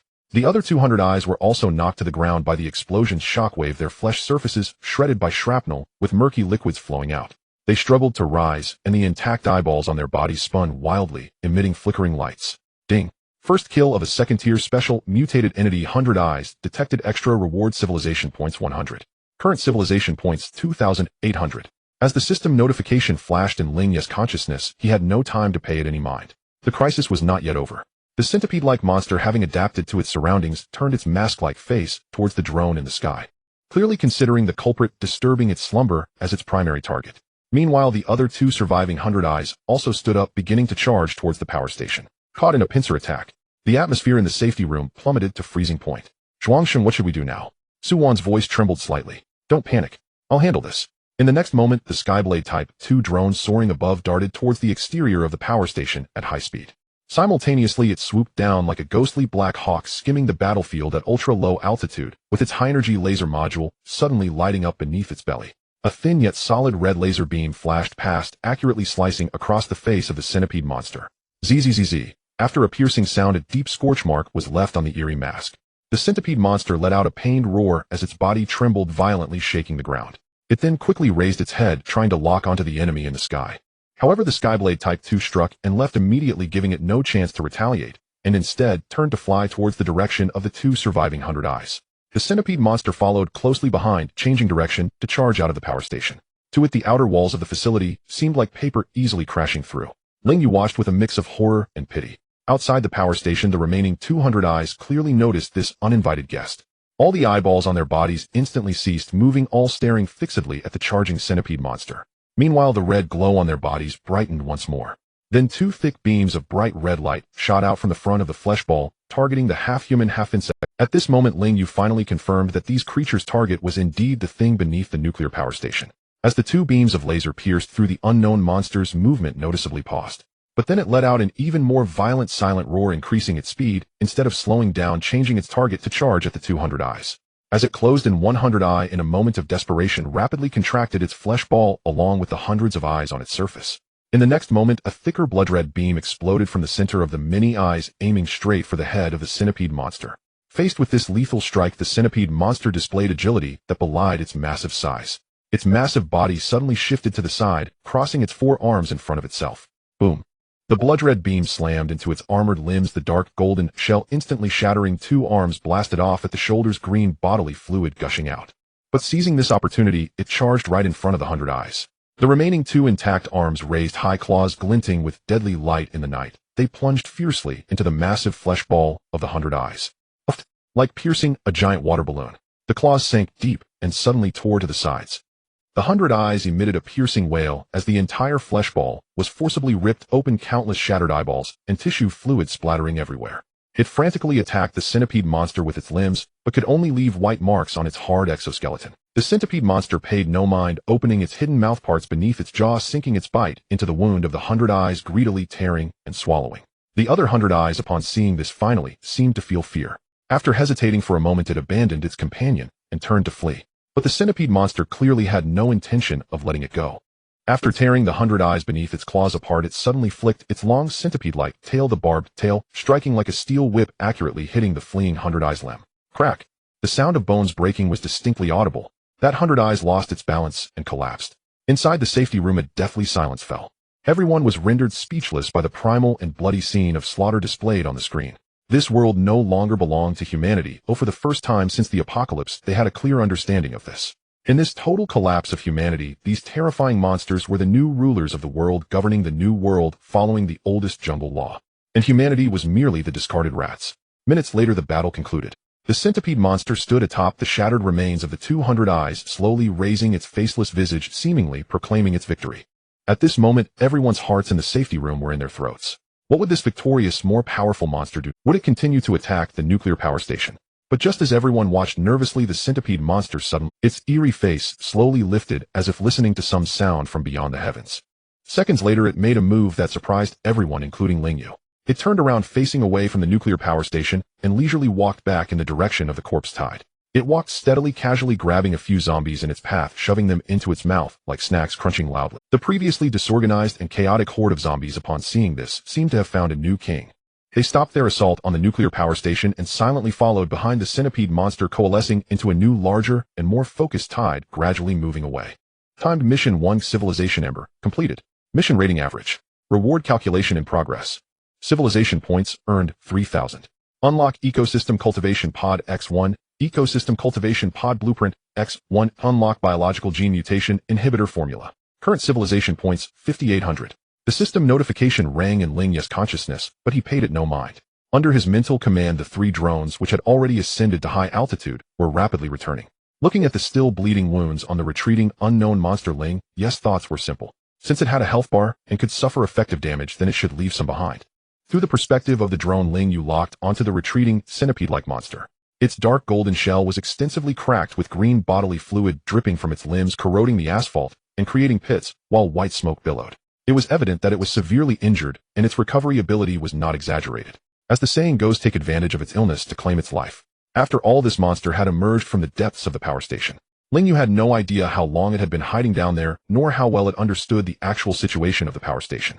Therefore, in the face of such a dangerous creature, eliminating the threat was obviously better than letting it escape. The Chongkong Blade Type 2 drone roared to life, suddenly diving. 2 Type 1 drones flanked from both sides, cutting off the monster's escape route.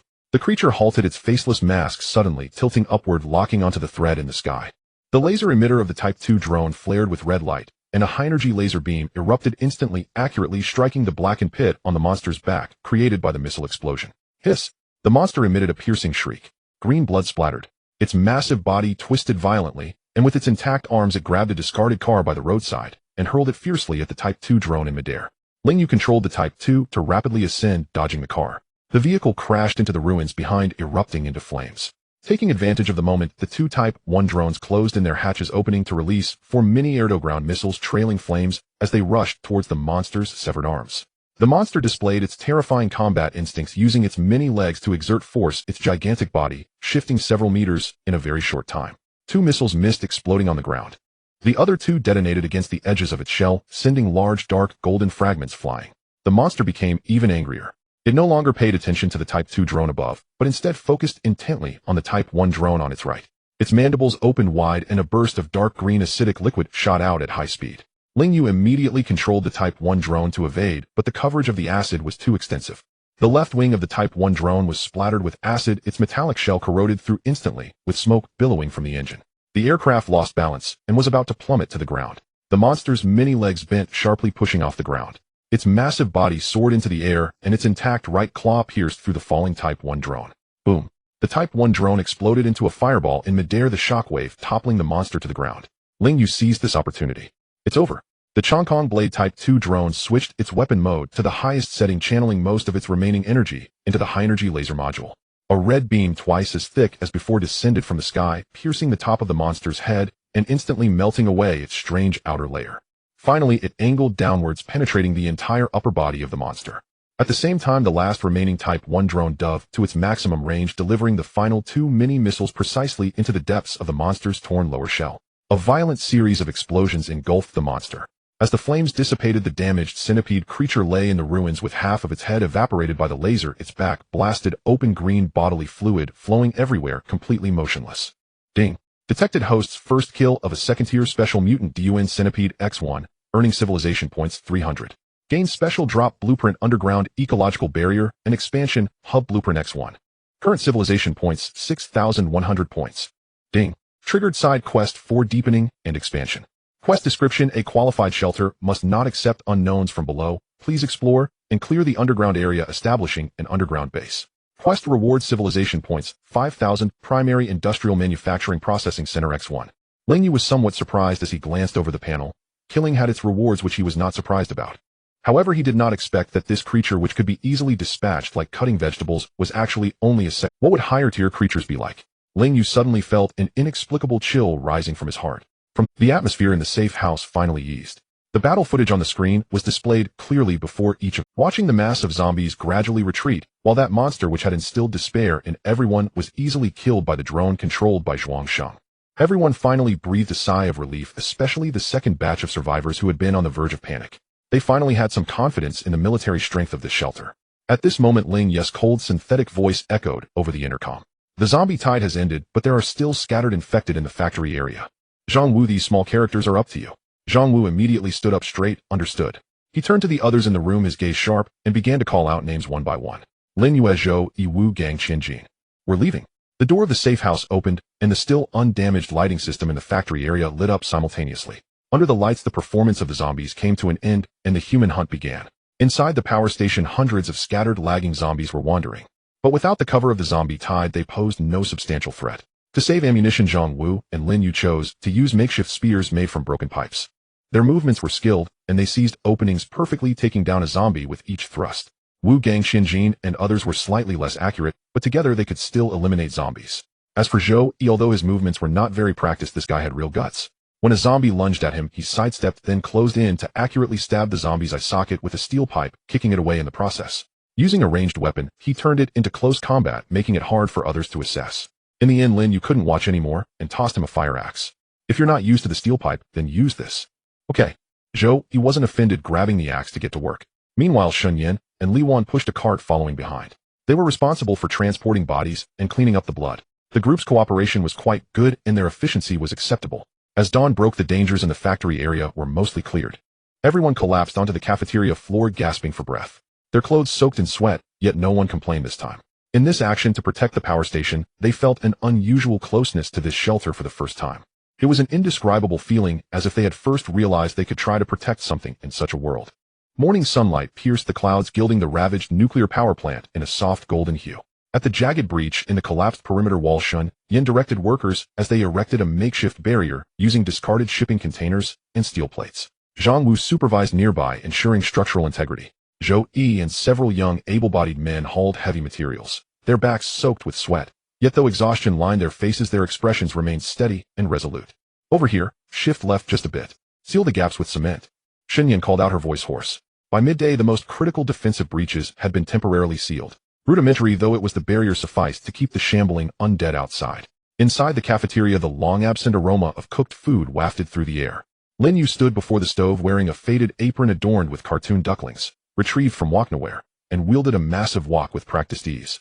The iron cauldron seemed alive in his hands, flipping and swirling as golden brown potatoes and tender beef tumbled in the firelight, glazed in a rich, savory sauce. Though he'd slept little the night before, his energy burned bright, almost feverishly so. Several women among the survivors' former homemakers stepped forward without prompting to assist. With their help, ingredients salvaged from the cold storage were transformed into a lavish celebratory feast in remarkably short order. Potato and beef stew, sweet and sour spare ribs, spicy sour cabbage, earth pot chicken, and a steaming bowl of seaweed dandig drop soup were all laid out upon the cafeteria's long wooden table.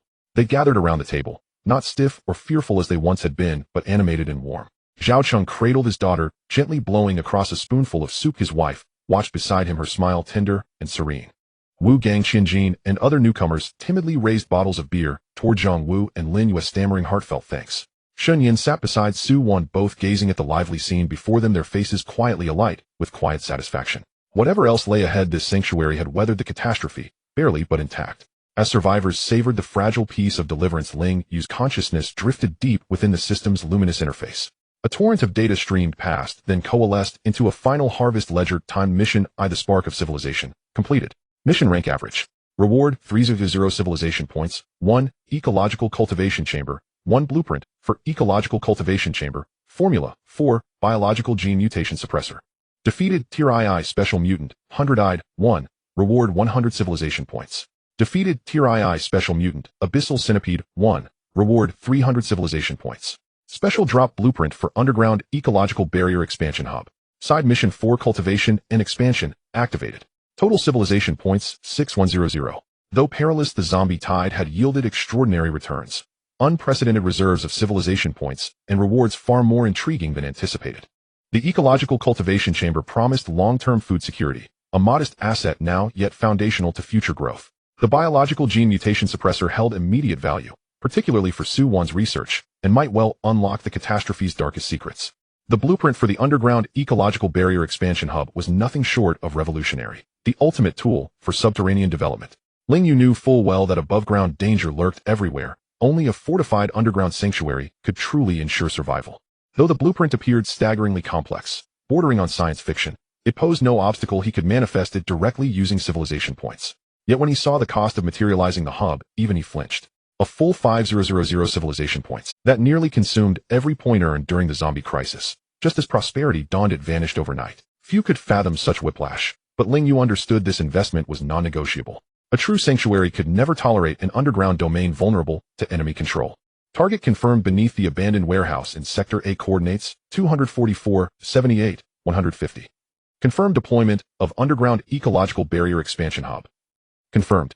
Above ground atop the rubble of the derelict warehouse, the missile-blasted chasm yawned like a gate. The Chongkong Blade Mark II drone hovered silently over the abyss, its engines emitting a low resonant hum. From its belly, a heightened-style alloy cable unspooled slowly, its tip anchored firmly to Sentinel Unit 1. Under Ling Yu's precise command, the cable descended steadily. Sentinel Unit 1's lone red optical sensor, glowing like a solitary ember, became the sole pathfinder into the unknown depths. Depth 30 meters. Ambient humidity 92. Rock face composition analysis in progress. Granite quartz and unidentified organic compounds detected. Sentinel Unit 1's tactical spotlight tore through the darkness, illuminating slick, rugged stone walls. Dark green moss carpeted the surfaces, clusters of alien fungi pulsed with eerie blue bioluminescence, transforming the vertical shaft into something hauntingly beautiful. The deeper they sank, the colder the air grew. Depth 80 meters. Trace gamma radiation detected. Intensity level safe. The rock formations began shifting, bearing unmistakable signs of biological excavation. Smooth vertical planes gave way to chaotic gouges and burrows, some scoring half a meter deep into the stone. The cable continued descending until Sentinel Unit 1's mechanical feet struck solid ground with a muffled metallic. Depth 152 meters. Bottom reached. The drone retracted and disengaged the cable automatically. Alone, Sentinel Unit 1 stood within a cavernous subterranean expanse, vast beyond imagination. Its narrow beam of light cut feebly into the impenetrable blackness like a frail blade against infinite night. It resembled a colossal natural cave, the vaulted ceiling lost in shadow, the air thick with the scent of damp earth decay and sulfurous tang. Yet Ling Yu knew instantly this was no geological formation. No nuclear facility would ever be built atop such unstable architecture. Before Sentinel Unit 1, not far ahead, lay the colossal skeleton of a long-dead leviathan. Its form echoed the abyssal centipede, yet magnified many times over its segmented limbs like fallen stone. Crisscrossing its bleached bones were desiccated vein-like crimson traceries, sinister ritualistic sigils etched in dried gore. Before its skull rested a crude altar built from black basalt stones. Ling Yu's mind flashed to Su Wan's chilling account of the Blood of God cult. Could this place harbor fanatics too? He ordered Sentinel Unit 1 to hold position, instead commanding a full 360-degree scan. Beyond the colossal skeleton and altar, the cavern lay utterly empty, silent, hollow, and deathly still. More unsettling still, sonar imaging revealed not one, but multiple yawning tunnels branching off into unfathomable distances. At once Ling Yu designated this cavern as the foundation for his underground base. Manifesting Underground Ecological Barrier Expansion Hub. Cost 5000 civilization points. Remaining points 1100. As the system's chime resonated, reality warped at the cavern's heart. Before Sentinel Unit 1, raw space shimmered violently. Countless streams of cerulean data erupted from nowhere, interweaving, defining, reconstructing matter itself with impossible speed and precision. Within moments, the colossal skeleton and all surrounding terrain dissolved and reassembled into a single inverted black trident. Massive, levitating, and breathtakingly futuristic. Its hull was forged from a matte unknown alloy, its surface rippling with faint azure energy waves. As it stabilized, glowing circuits ignited along its frame in sequence, casting brilliant ice blue light across the entire cavern, banishing darkness entirely. As it stabilized, glowing circuits ignited along its frame in sequence, casting brilliant ice blue light across the entire cavern, banishing darkness entirely. A deep, resonant hum vibrated through the chamber as the hub's apex touched bedrock, anchoring itself with unshakable certainty. In the next instant, a visible wave of pale blue energy radiated outward from its center. Ecological barrier activating. Scanning, analyzing local geology. Stabilizing rock matrix. Neutralizing structural instabilities. Where the wave passed, fractured walls smoothed and hardened as if coated by an invisible membrane. Loose scree compacted hairline fissures sealed, and distant tunnels were sealed behind shimmering azure barriers. Within mere seconds, the vast chaotic cavern became a sealed, stable, and impregnable environment. This barrier repelled physical intrusion and masked virtually all energy signatures and biological traces, guaranteeing absolute seclusion and security. With defense secured, the hub's second function activated. Expansion module engaging. Nanoscale engineering swarm deploying. Armored panels slid open soundlessly along the hub's flank, releasing trillions of microscopic robots. Silver mist flooding the chamber and coating nearby walls in seconds. They worked with astonishing efficiency, deconstructing rock at the molecular level, then replicating and reassembling it with flawless precision. To them, granite flowed like dough. One wall vanished, then reappeared moments later, reshaped into gleaming, seamless alloy plating polished to mirror-like brilliance. In the blink of an eye, primordial cavern became a sprawling, meticulously zoned, hyper-futuristic underground base. At each tunnel's energy barrier threshold, sleek alloy auto doors materialized, functional, elegant, and Ling Yu's consciousness flowed across this new realm, certain those 5000 points had been worth every last one. Yet, as the hub's manifestation concluded, an unforeseen crisis bloomed in his perception. Power supply. The moment the hub synced with the nuclear plant's primary grid, Ling Yu felt himself nearly drained. This hub operated on an entirely different scale of energy demand than the prior biolaboratory. An avalanche of electricity surged through newly forged conduits, rushing downward like a tidal wave. His neural interface lit up, grid load metrics spiking crimson, alarms flashing violently across his feet. Until now, the plant had run in island mode. Its external transmission lines crippled, but the hub devoured output like a ravenous singularity. Cascading failure followed instantly. Sector C cafeteria. Celebration lingered thick in the air. Ling Yu gestured grandly toward a steaming pot of earthpot chicken. Come on, taste my masterpiece. Best dish you'll ever eat in your life. Zhou Yi, mouth full of chicken leg, mumbled admiringly. Brother Lin is legendary. This skill belongs in the National Banquet Hall. Laughter rose, warm, unrestrained, until FZZZD. The fluorescent lights overhead flickered violently, dimming rapidly into near-total dark. For half a second, silence swallowed the room. Then amid a surge of electrical buzzing, the lights sputtered back, dimmer, weaker, strained. Merriment froze. Every hand instinctively closed around whatever weapon lay nearest. Dinner knives, beer bottles, even chopsticks. In the apocalypse, anomaly meant annihilation. Zhang Wu sprang upright, eyes locking onto corridor surveillance feeds. Xuanxing, what happened? Ling Yu's consciousness raced. No issue. Minor technical recalibration. A calm synthetic voice filled the air, steadying nerves. Xinyan's brow furrowed. Need assistance? Maintenance? Anything? No. Continue celebrating. Soon, I'll show you a surprise. Once the cafeteria settled, Ling Yu exhaled a plume of superheated steam, relief sharp and sudden. Damn, nearly lost it. Quick thinking saved them. He'd withdrawn control rods, just in time, boosting reactor output enough to stabilize the grid. His gaze locked onto the monitoring panel. the core temperature curve edging upward, the grid load still dancing wildly along the red threshold. His breath caught. His gaze locked onto the monitoring panel. The core temperature curve edging upward, the grid load still dancing wildly. Only a nuclear plant could sustain such hunger. He pulled up the hub's detailed power consumption report, inside steam curling from his thoughts. The era of tranquil island operation was over. Powering this base and tomorrow's innovations meant energy would be paramount. His consciousness expanded, scanning the plant's architectural schematics. Thus, side mission 3, restore full plant operations, moved urgently onto the agenda. Yet this was no task for a dozen amateurs. It demanded expertise. Ultimately, recruitment was inevitable. Amid these calculations, Ling Yu resolved finding and integrating more survivors would become his foremost objective. But first, tonight's promise must be kept. 1. To dispel lingering anxiety from the power fluctuation. 2. To reveal at last the true scale of this state-classified project. Half an hour later, the feast drew to a close. Belly's full fatigue mingling with mild intoxication, drowsiness began to settle.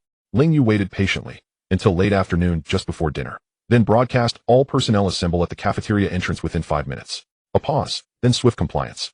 21 survivors lined the corridor, freshly washed and alert. Zhang Wu stood at the front, expression grave. Zhuangxing, what's happening? Follow me. As the words faded, Sentinel Unit 1 projected a guiding beam of blue light down the corridor. They followed the light through familiar halls, past scorched walls and twisted beams, until they arrived at the ruined warehouse blasted beyond recognition. Rubble sprawled beneath twilight's bruised sky, the crater a raw gaping wound in the earth. Why bring us here? Lin Yu asked, bewildered.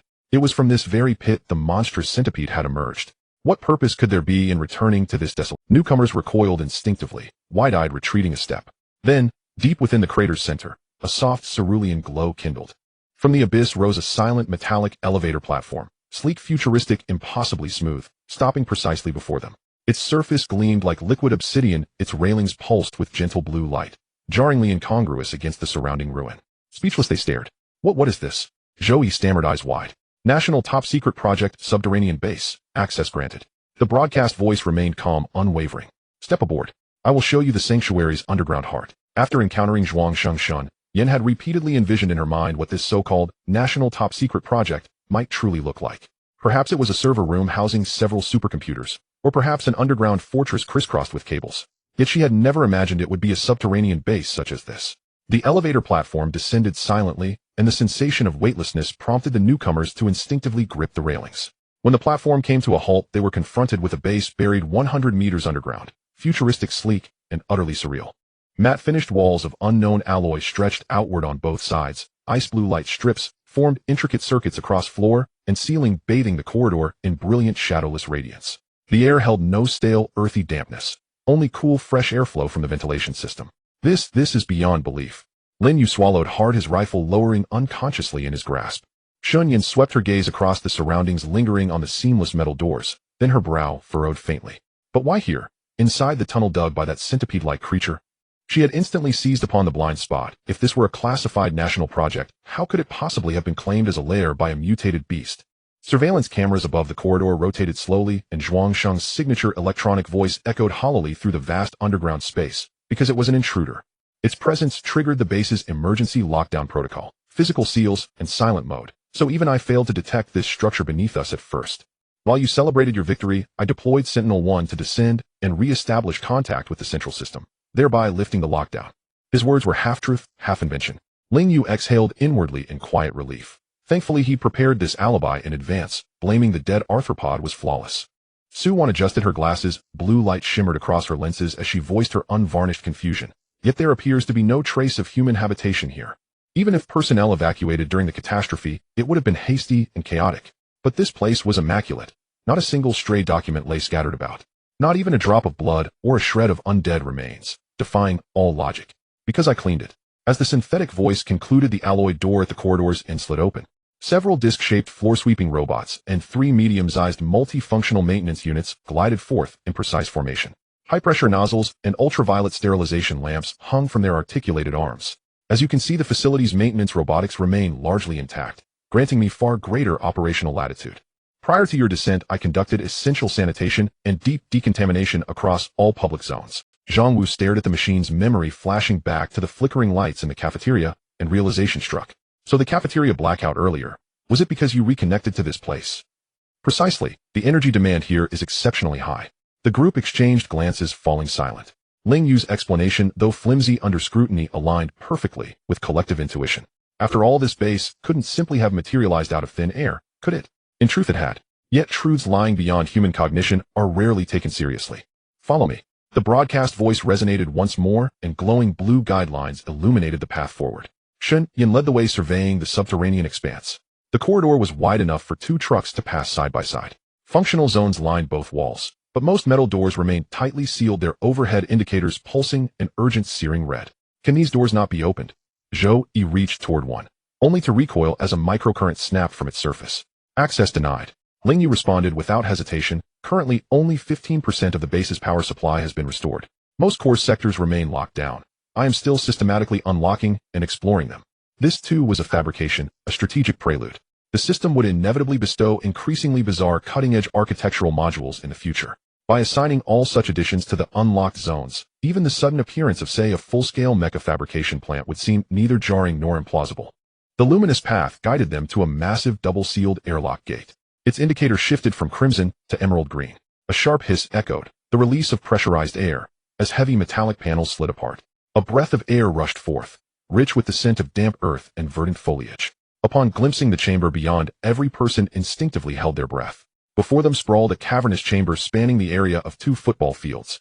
Its dome featured a single seamless panel simulating natural sunlight, an artificial sun casting warm, gentle radiance. Inside stood dozens of towering 5-meter-high hydroponic towers arranged in orderly rows. Translucent nutrient tanks pulsed with pale green fluid, while automated misters dispersed fine droplets evenly over empty growing substrates.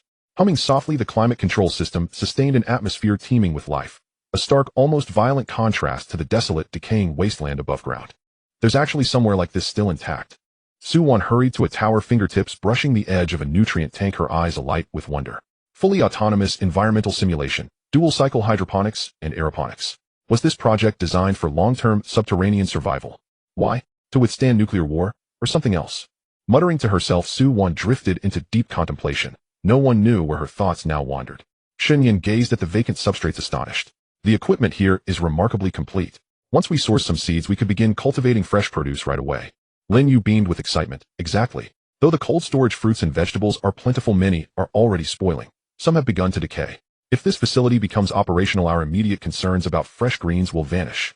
In the apocalypse, a secure location yielding endless clean food was nothing short of miraculous. Ling Yu observed their elation and delivered a timely dose of realism. This is the ecological cultivation chamber. Its environmental control systems are fully online. Nutrient reserves suffice for 3 years. Regrettably, the original seed vault was destroyed during lockdown. No viable crops remain within the chamber. Zhang Wu turned expression grave. So, you're saying we'll need to venture out and collect seeds? Not just seeds. This base's potential extends far beyond cultivation. Yet restoring full power to the reactor, or unlocking further sectors, cannot be accomplished by 21 people alone. You lack sufficient technical specialists, engineers, even routine maintenance personnel. Shen Yin caught the implication instantly. You want us to seek out more survivors? Affirmative. Ling Yu projected a holographic map suspended at the chamber's center. The Dawn nuclear power plant glowed a serene green, while the sprawling cities and wildlands surrounding it blazed a warning scarlet. Only by uniting more people can true strength emerge. The hologram's soft glow washed across each face. Zhang Wu paused in silence before nodding. I agree. Supplies will dwindle. Only self-sustaining cycles and sufficient manpower can ensure our survival. And given those mutated creatures, unity is imperative. Considering the newly arrived recruits, he added, we cannot rely indefinitely on distant military units. They may not arrive in time. Agreed. Starting tomorrow, we'll form an external reconnaissance team to systematically survey the immediate. Acceptable. I will deploy drones to provide aerial escort. Meanwhile, 160 kilometers west of the Dawn nuclear power plant, along Highway 104, gale force winds whipped up gray-black dust obscuring the sickly yellow sun. Abandoned vehicles lay strewn across the highway like rusted steel carcasses. A guttural engine roar tore through the storm. A convoy of 20 modified vehicles advanced like a wounded beast, navigating the skeletal remains of traffic with brutal, grinding precision. At its head rumbled a reinforced heavy-duty truck, its front welded with a massive bulldozer blade caked in dried black blood and mangled flesh. Steel plating armored its flanks, and gun barrels protruded menacingly from firing slits. Trailing behind were battered SUVs and pickup trucks, some missing windshields entirely crudely patched with. Inside a black SUV at the convoy's heart, tension hung thick and suffocating. Brother Dao, fuel's nearly gone, growled the bald driver, slamming the steering wheel. Those last 3 pickups won't last another 10 kilometers. Beside him sat Brother Dao, eyes closed, left cheek bisected by a jagged scar running through his eye. He idly spun a combat knife. Its blade gleamed coldly in the dim interior. Water and rations. His voice rasped like sandpaper. From the rear seat, a wiry man swallowed hard, almost depleted. 3 days maximum. Brother Dao snapped his eyes open, fierce, predatory. Yuanjiang City lies ahead. Urban supplies will be abundant. Once they're refueled first, then dispatch teams to gather resources. The wiry man's face paled. Brother Dao? Are we really entering the city? Stalling means certain death, Brother Dao snapped, glaring. You won't go, so what are you afraid of? When we arrive, park the convoy on the outskirts. Send expendables down to scavenge.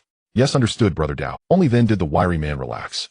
The awe of the underground base still rippled through the survivors' hearts. Yet Ling Yu's consciousness had already immersed itself in the system's technology tree, a colossal inverted arboreal structure. He retained 1100 civilization points. As the saying goes, money and used brings restlessness. So he resolved to spend a portion of it. His gaze swept across the dazzling array of branching technologies before settling upon the security technology. Security network, LV. 2 unlocks high-voltage grid sonic repulsion trap, and their construction blueprints. Unlocks security unit blueprint. Increases maximum deployable security units to 5, current 15. Cost 400 civilization points. This is it. The high-voltage grid could effectively deter ordinary zombies, while the sonic trap might prove uniquely effective against certain mutated variants. More crucially, this was an indispensable milestone on the path toward advanced security systems, inevitable sooner or later. Confirm expenditure of 400 civilization points to download security network to level 2. Confirmed. Instantly, the node representing security network LV2 blazed to life upon the technology tree, flooding Ling Yu's consciousness core with torrents of data. In an instant, the entire perimeter defense layout of the nuclear power plant materialized in his mind, three-dimensional, crystalline, and precise, with countless optimal deployment sites for grids and traps automatically highlighted. Next, his attention shifted to the security unit construction blueprint. Manifest Security Unit 1, cost 100 civilization points. Manifestation complete. Unit generated in underground base No. 1 room, A105. Remaining civilization points, 600. Ling Yu paused his operations temporarily. He would reserve the remaining 600 points as emergency reserves. No need to exhaust them all at once. His consciousness shifted to underground base A105, an empty room he had previously secured with a locked door. A faint spatial ripple shimmered, and there fully formed stood a brand new autonomous patrol robot. Its chassis mirrored Sentinel-1 exactly, except for the amber warning light strips tracing its armor seams. Sentinel-2 initialization complete. Standing by. This new Sentinel had been specially prepared for the field. The next morning at dawn, the atmosphere in the cafeteria, where all survivors gathered, stood in stark contrast to yesterday's ease. Zhang Wu, Zhou, Yi Qianjin, and 2 other newcomers drawn by lottery had already donned thick protective clothing and were inspecting their weapons and gear. Beside them stood a newly deployed robot, Sentinel-2. Zhuangsheng, what is this? Xinyan asked, puzzled. Ling Yu's calm voice echoed over the intercom. This is a newly discovered Sentinel unit I found within the underground base. It will accompany you on your field mission. Comrades, the time has come for us to take the initiative. 35 kilometers northwest of the power station lies a large-scale agricultural cultivation park. Their zombie density may be comparatively low, and seed reserves likely comprehensive. Understood. Our objective is set there. This operation will be carried out by 5 personnel: myself, Zhou, Yi Qianjin, Lu Ming, and Wu Gang. Sentinel-2 will join us, providing fire support and tactical scanning. Aerial reconnaissance and assistance will be handled by the Skyblade Type 2 drone. If no objections remain, let us depart. Lin Yu stepped forward, delivered a firm thump to Zhang Wu's shoulder, then glanced at Zhou. You stay safe. I'll hold down the fort here. Don't worry about the station. Yes. Zhang Wu's gaze hardened. All of you, stay vigilant. This world has changed beyond recognition. Sergeant. Lin Yu snapped to attention and rendered a crisp salute to the field team. Zhang Wu returned it, followed closely by the others. Ling Yu's voice resonated again. I have charted the safest possible route for you, and the Skyblade Type 2 drone will provide continuous aerial escort and early warning surveillance. What Sentinel-2 sees and hears will be synchronized with you in real time. Remain calm. I am with you. This all-encompassing round-the-clock support instilled profound reassurance within the team. Move out. At Zhang Wu's command, the modified truck's engine growled low and deep, carrying 5 crew members and 1 Sentinel robot past the recently repaired power station gates into the desolate expanse of the post-apocalyptic wasteland. The truck rumbled along a national highway dotted with scattered wandering zombies. Zhou sat in the passenger seat, gripping a fire axe, eyes sharp and watchful as they scanned abandoned vehicles and crumbling buildings lining the roadside. Zhuangsheng, what's the road condition like? Zhang Wu asked, voice steady, hands firm on the wheel. Ling Yu's voice emerged from Sentinel-2. Clear, unwavering. A small horde of approximately 20 zombies lies 3 kilometers ahead. A detour route has been calculated for you. Caution, an anomalous thermal signature is active atop the tilted office tower to your right front. Recommend avoidance. Acknowledged. Guided by Ling Yu's Godsia view, the truck navigated hazard after hazard, and scathed on high above the jet-black Skyblade Type 2 drone soared like a silent black eagle, its ventral Ultra HD camera capturing every detail of the earth below. Yet as the drone's lens swept across a muddy barren stretch of land, several deep tire tracks caught Ling Yu's attention, fresh, unmistakably laid down after the cataclysm. Judging by tread width and indentation depth, at least several were heavy-duty trucks. The tracks headed eastward, vanishing into the direction of Yuanjiang City. Who would be driving toward this region now? Were they government personnel? Ling Yu silently logged the coordinates, determined to investigate further later. An hour and a half later, the truck arrived at its destination, the Yuanjiang Agricultural Park. The vast glass greenhouse domes lay shattered, but their skeletal frameworks remained intact. The park's entrance sign hung crookedly, its inscription "Genetics," and the future long since obscured beneath dry. Attention, all personnel, heightened vigilance. At Zhang Wu's order, the team disembarked swiftly. Sentinel-2's solitary red optical sensor pulsed, entering full alert mode. As Ling Yu had anticipated, such remote, highly automated farms harbored relatively few zombies. With seamless coordination between the team and Sentinel-2, resistance proved negligible. They made straight for the main building's seed vault. Fortune favored them. The vault door was forged from specialized alloy. Though scarred with claw marks and dented by violent impacts, it held firm. Yet the problem remained: Zhang Wu's team could not open it. Zhou Yi and Lu Ming attempted to pry it open with crowbars, but found no purchase, no leverage point. Ultimately, Sentinel-2 breached it with artillery fire. Naturally, the detonation drew numerous zombies, including one hulking mutant identical to the enhanced variant they'd encountered while clearing the power station. Fortunately, Sentinel-2's firepower proved more than sufficient, dispatching the Tier 1 mutant brood zombie without difficulty. Ding. Host has achieved first ever kill of Tier 1 special mutant brood zombie 1. Bonus civilization points awarded 50. Current civilization points 650. Though the system chime sounded, Ling Yu's focus remained entirely on the vault interior. Excellent. The seeds are all still here. Zhou Yi cried out, elated, gazing at row upon row of meticulously categorized, perfectly sealed seed packets. Rice, wheat, corn, potatoes, tomatoes, chili peppers. The full spectrum of staple crops preserved and ready. Without delay, the team began loading crate after crate onto the truck. The return journey proceeded just as smoothly. Inside the cabin, spirits ran high, light, even buoyant. After all, the mission had succeeded so flawlessly that earlier anxieties now felt almost absurd. Only one man remained withdrawn: Qianjin. Throughout the ride home, he sat lost in thought, tense, restless, as though wrestling with something unsaid. Old Qian, what's wrong? Is there something you need to say? Zhang Wu had noticed his comrade's unease long before. The reason was simple: Zhou Yi, bold by nature, volunteering for field duty made perfect sense. But Qianjin, judging by past conduct, had never struck him as the type to volunteer for perilous missions. Yet last night, he'd stepped forward himself. That anomaly had kept Zhang Wu watching him closely throughout the trip, and now seeing his distress, he chose to address it directly. The truck rolled steadily along the highway. Within the cabin, every pair of eyes turned toward Qianjin. Exposed, he slumped slightly, shoulders dropping.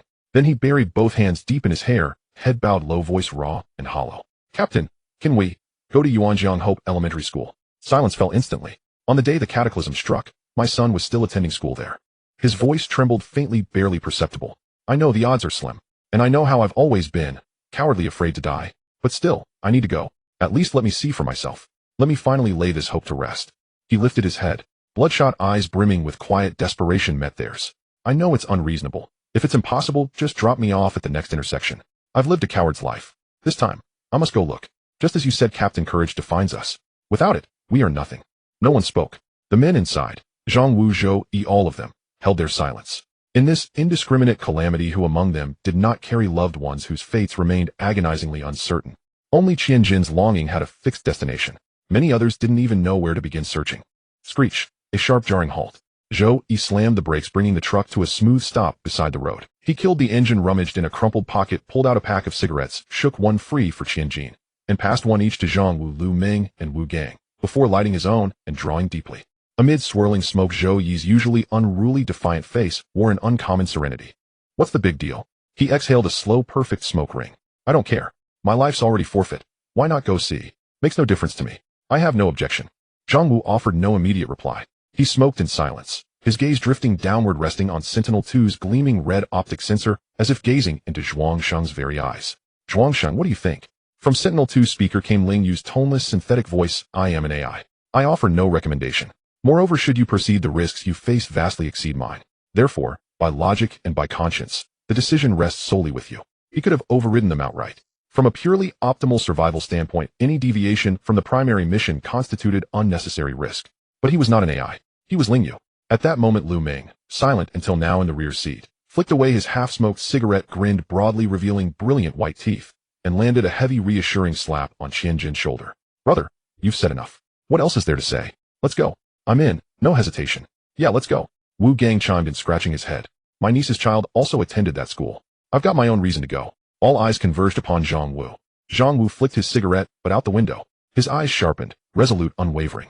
Since consensus is reached, he declared firmly, our objective is hereby amended. Destination, Yuanjiang Hope Elementary School.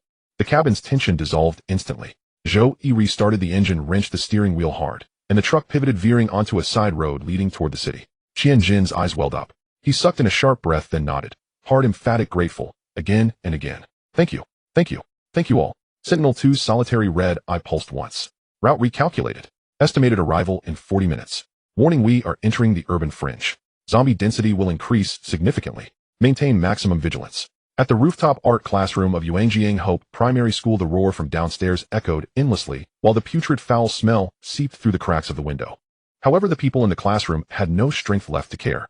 Behind the door, which was tightly barricaded with desks, easels, and metal cabinets, lay a desperate little world. Zhao Xingxing, a sixth grader, lay on the cold floor, her favorite white dress now unrecognizable due to dust. But she didn't care at all. She just felt so hungry, as if a fire was burning in her stomach, making her dizzy. She wanted to ask the teacher for food, but she knew that the last piece of candy had already been given to Lele.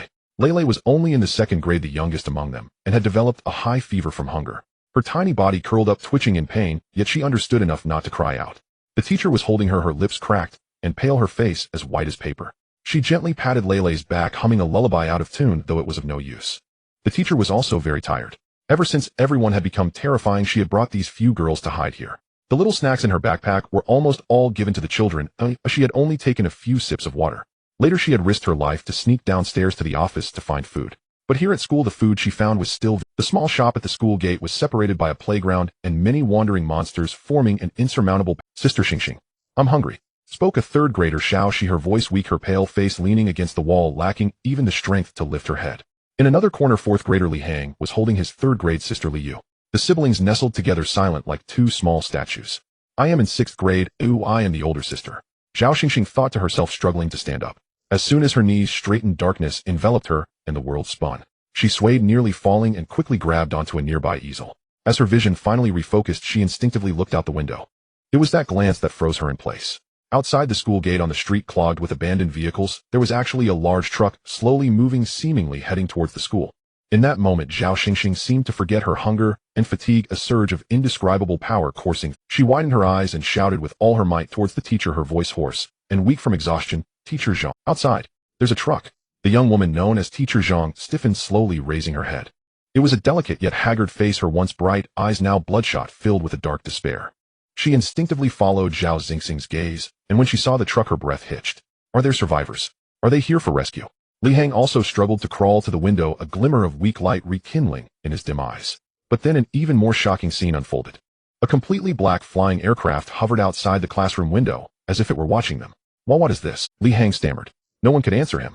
The truck left the national road, turning onto a side street leading to Yuanjiang City, and the colors of the world seemed to darken a shade. The stench in the air grew stronger. Abandoned vehicles piled up on the street like a twisted forest of steel, with dried and darkened blood everywhere, a horrifying sight. Zhuang Sheng, the situation is not right. There are too many zombies. Zhang Wu's fingers tightened on the steering wheel, his gaze sharp like an eagle. In the loudspeaker of Sentinel 2, Ling Yu's voice remained calm as ever.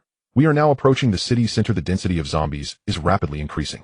2 first-stage mutated power zombies have appeared at the intersection ahead. Please prepare. As soon as the words left his mouth, at the intersection ahead, 2 exceptionally large and muscular zombies crashed into a bus, dragging the corpses inside and feasting. Zhou Yi, stop the car. Zhang Wu shouted lowly. The truck came to a halt 50 meters away. You all stay alert in the vehicle. Zhang Wu tightened his grip on the gun and pushed the door open. Qianjin did not hesitate at all, grabbing a fire axe and following him. I'll help you, Qianjin said. Zhang Wu glanced at him, but said nothing, just nodded. All right, cooperate with me.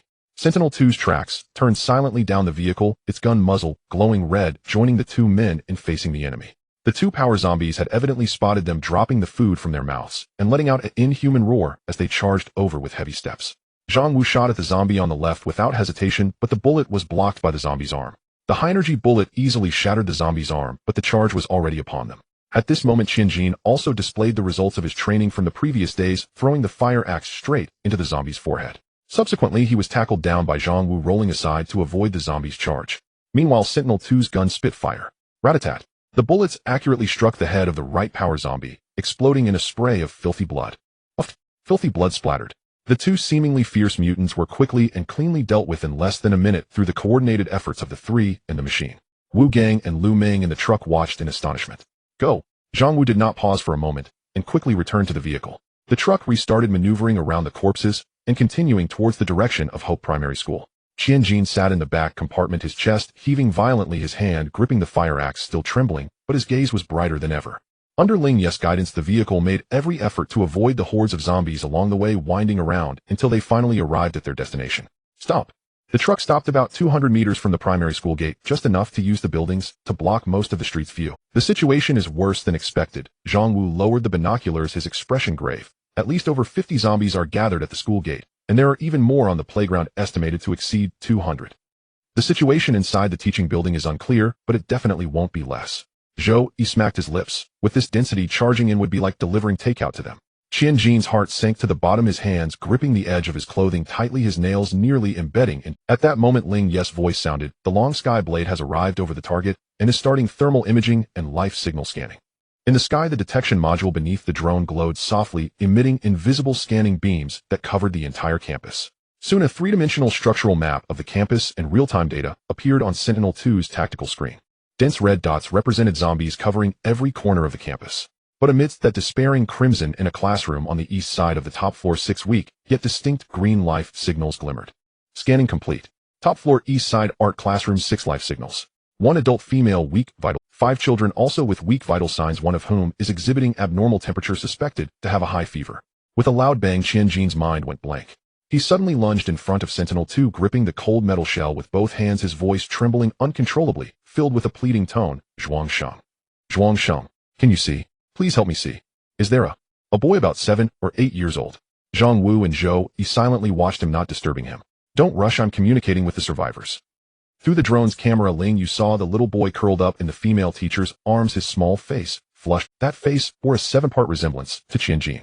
After confirmation, Ling Yu was finally able to answer Qin. The iconic electronic voice representing Zhuangsheng clearly reached Qianjin's ears. Target boy, approximately 7 years old, black short hair, wearing blue sportswear, named Qianlele, shares the same name as your son. He has a fever with a temperature of 38.2 degrees Celsius, but his vital signs are relatively stable. Then Sentinel-2 projected the screen showing the current state of that classroom. Upon seeing the child in the female teacher's arms, Qianjin's body trembled violently. He let go of his grip, slowly kneeling on the ground. He pressed his hand against his mouth, but could not suppress the sobs surging from deep within his throat. Tears streamed down. The man who had once been cowardly yet brave was at this moment rendered speechless with grief. He is still alive. His son is still alive. God bless. Zhang Wu walked over and patted his shoulder heavily. Ling Yu did not interrupt this brief emotional outburst. He maneuvered the long Skyblade Type 2 drone, continuing to communicate with the survivors in the classroom. Don't be afraid, you will be rescued. A simple few words, yet it was like a thunderclap piercing through the darkness, fiercely awakening 6 hearts on the brink of despair. Teacher Zhang covered her mouth, tears instantly streaming down her face. Inside the truck, Qianjin had already wiped his tears and stood back up. He looked at Zhang Wu, his gaze filled with unprecedented determination and resolution. Captain, give the order. I will do whatever it takes. I must rescue Lele. Zhang Wu nodded, turning his gaze to Sentinel-2, his expression regaining absolute calm and seriousness. Zhuangsheng, report the details of the zombie distribution inside the building so we can plan the rescue route. Okay. On the tactical screen of Sentinel-2, the three-dimensional structure of the campus was clearly presented. The crimson dots spread like a plague, with only a few green lights on the top floor flickering like a candle in the wind. Zhuangsheng has confirmed that there is still power supply here. Therefore, I have a simple yet risky plan. Zhang Wu's voice echoed calmly and steadily in the confined truck cabin. He pointed to the broadcast room icon on the screen. I will infiltrate here with Sentinel-2 first to activate the broadcast and draw most of the zombies to the playground. At that time, Zhuangsheng will provide fire coverage there. His gaze shifted to Zhou Yi and the others. Your task is to immediately burst into classroom 1 from the side door after the fire coverage begins and rescue the people on the top floor. The remaining zombies inside will have to be handled by yourselves. Zhou Yi licked his lips, gripping the fire axe tighter. Got it, I'm fine. The others nodded in agreement. We're all fine. Everyone understood the risks involved, but they also knew that time was of the essence. The situation of those on the upper floor could not be delayed any longer. Then let's move. Zhang Wu opened the car door, and the stench rushed in instantly. The sounds of screams echoed across the campus, underscoring the most ominous melody of this adventurous infiltration. Zhang Wu's movements were agile as he stealthily maneuvered along the shadows of the building. Behind him, Sentinel-2 switched to stealth mode, also moving quietly, as if merging with the darkness. Ling Yu's consciousness attached to Sentinel-2 and the high-altitude drone marking every zombie cluster's location for Zhang Wu. He bypassed a body that had been shot down with the administrative building ahead. The broadcast room was on the second floor. Suddenly, the door of a nearby chemistry classroom was slammed open and a zombie in a teacher's uniform rushed out with a shriek. Zhang Wu was prepared. He swiftly shifted his body to the left, and the military knife he held in his right hand plunged into the zombie's skull like lightning. Thud! With a faint sound of flesh being penetrated, the zombie's roar abruptly ceased as it collapsed to the ground, leaving a deep blood hole visible to the bone on the back of its head. The movement was fluid without a single unnecessary action. The door to the broadcast room was electronically locked and had long since failed. Zhang Wu took a step back and Sentinel-2 moved forward, its powerful mechanical arm crushing the door lock connection directly. After a somewhat dangerous sound, Zhang Wu stepped inside. The dust on the control panel was significant, but fortunately the functions seemed to be intact. Zhang Wu skillfully checked the wiring and connected the power supply. Glancing at the song list, a mischievous smile crept onto his lips. He ultimately chose On the Fields of Hope. The next second, a bright and nostalgic song shattered the dead silence of the campus, resonating through the loudspeakers and echoing across the entire playground. Our hometown is on the fields of hope. Amidst the singing, countless silent classrooms, dormitories, and libraries had doors burst open and decaying figures staggered out. They were drawn by the sound, converging into a murky tide towards the playground. Meanwhile, beneath the Chongqing Jiren Type 2 drone missile racks slowly unfolded. Go! Zhou Yi shouted, leading Qianjin, Lu Ming, and Wu Gang to cut open the side doors chains with hydraulic pliers and rush into the classroom. The song served as the perfect cover, significantly reducing the zombie density in the corridor. Old Qian left side. Zhou Yi whispered. Qianjin's eyes turned bloodshot as he swung his axe, knocking down the zombie that lunged from the left. Wu Gang and Lu Ming coordinated seamlessly to eliminate two zombies on the right. Through training, they were no longer the rookies who would freeze at the sight of zombies. The four worked together, methodically clearing their way upwards. Meanwhile, in Ling Yu's God's perspective, the playground had transformed into a sea of zombies. Let's drop a big one. A micro-missile was released from the drone. Boom. The explosion erupted, scattering countless steel balls mixed with shockwaves, instantly clearing a large fan-shaped area in the center of the playground. At that moment, a system notification lit up in Ling Yu's consciousness.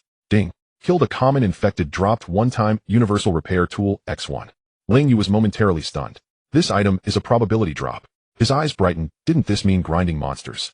He felt invigorated, immediately controlling the drone to unleash another round of firepower on the most concentrated area of zombies. Ding. Killed a common infected, dropped one-time universal repair tool X1. Another one. Although the drop rate is poor, as long as grinding monsters can yield such amazing tools, it's a huge profit.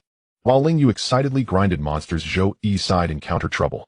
At the corner of the stairway leading to the top floor, a nearly 2-meter-tall powerful zombie was prowling. It turned its head, its bloodshot single eye spotting Zhou Yi and the others, emitting an angry roar. Damn, how is there such a big guy here? Zhou Yi cursed under his breath. Seeing that the escape route for his son was blocked, Qianjin took a deep breath. Then he volunteered, ill-distracted. Everyone please take care of my son. Lele. He let out a beast-like roar, raising the fire axe, and charged forward alone. Daddy's coming. Old Qian, don't go and die. Zhou Yi instinctively tried to pull him back, but couldn't catch him. The powerful zombie was enraged and swung its massive arm at Qianjin. Qianjin narrowly dodged and then sprinted towards the other end of the corridor. The mutated zombie followed closely behind, its heavy footsteps shaking the hallway. In the end, Qianjin was cornered into a dead end. But at the critical moment, the zombie staggered and collapsed to the with a fire axe stuck in its skull. Zhou Yi stepped on the zombie's body with Wu Gang and Lu Ming right behind him. For such a broken thing, it wasn't worth risking your life. Zhou Yi pulled him up, patting his shoulder. Next time, don't be so. Yes, I understand. Thank you. Thank you, everyone. Qianjin felt a warmth in his eyes. Zhou Yi pushed him away with disdain. All right, what's there to cry about as a grown man? Let's go save people. The door to the art classroom on the top floor was quickly opened. When Qianjin saw the child curled up in the arms of the female teacher with a flushed face from fever, he could no longer hold back his tears, and they flowed freely. Lele. He rushed over, hugging his son tightly, unable to speak through his tears. Don't cry, hurry up. Zhou Yi urged while helping the weak teacher up. We are from the Dawn Shelter, don't worry, just follow us. At that moment, an urgent warning from Ling Yu came through everyone's intercom. The broadcast has started attracting the horde outside the campus, and they are gathering here, suggesting everyone evacuate immediately. When Zhou Yi and the others brought the survivors to the truck, Zhang Wu was already prepared in the driver's seat. As soon as everyone got into the vehicle, the truck engine roared angrily, bursting through the school gates before the horde caught up. But the situation on the outside street was 10 times worse than when they arrived. Zombies from all directions were converging in response to the noise beginning to gather into a tide. Turn left. Get through that collapsed convenience store. They'll clear the way for you. Ling Yu's voice echoed through Sentinel-2 inside the vehicle. In the air, the Chongkong Jiren drone dove down, accurately dropping a micro-missile in front of the truck, blowing a pile of abandoned cars into the air and clearing a path. The truck roared past its body, being thumped by countless hands, and several zombies hanging on were shoved down by Zhou Yi and Lu Ming using crowbars. With Ling Yu's continuous aerial navigation and fire support, the truck finally broke free from the encirclement of a zombie tide without any major incidents. Everyone on board breathed a sigh of relief. Qianjin tightly embraced his son, as if he was holding the entire world. At that moment, a heavy thundering sound echoed from the sky, causing their hearts to tremble. The people inside the truck instinctively looked up, and Wu Gang pointed in terror at the sky outside the vehicle. What is that? In the distant thick clouds, an unimaginably massive pale-shelled limb flashed by like a heavenly pillar, then vanished behind the clouds. From Ling Yu's drone perspective, the size of that thing was beyond imagination. Fortunately, the drone was flying low. Ling Yu felt a chill run down his spine. If the drone had been a few hundred meters higher, it would have likely been swatted down by that thing like a small insect.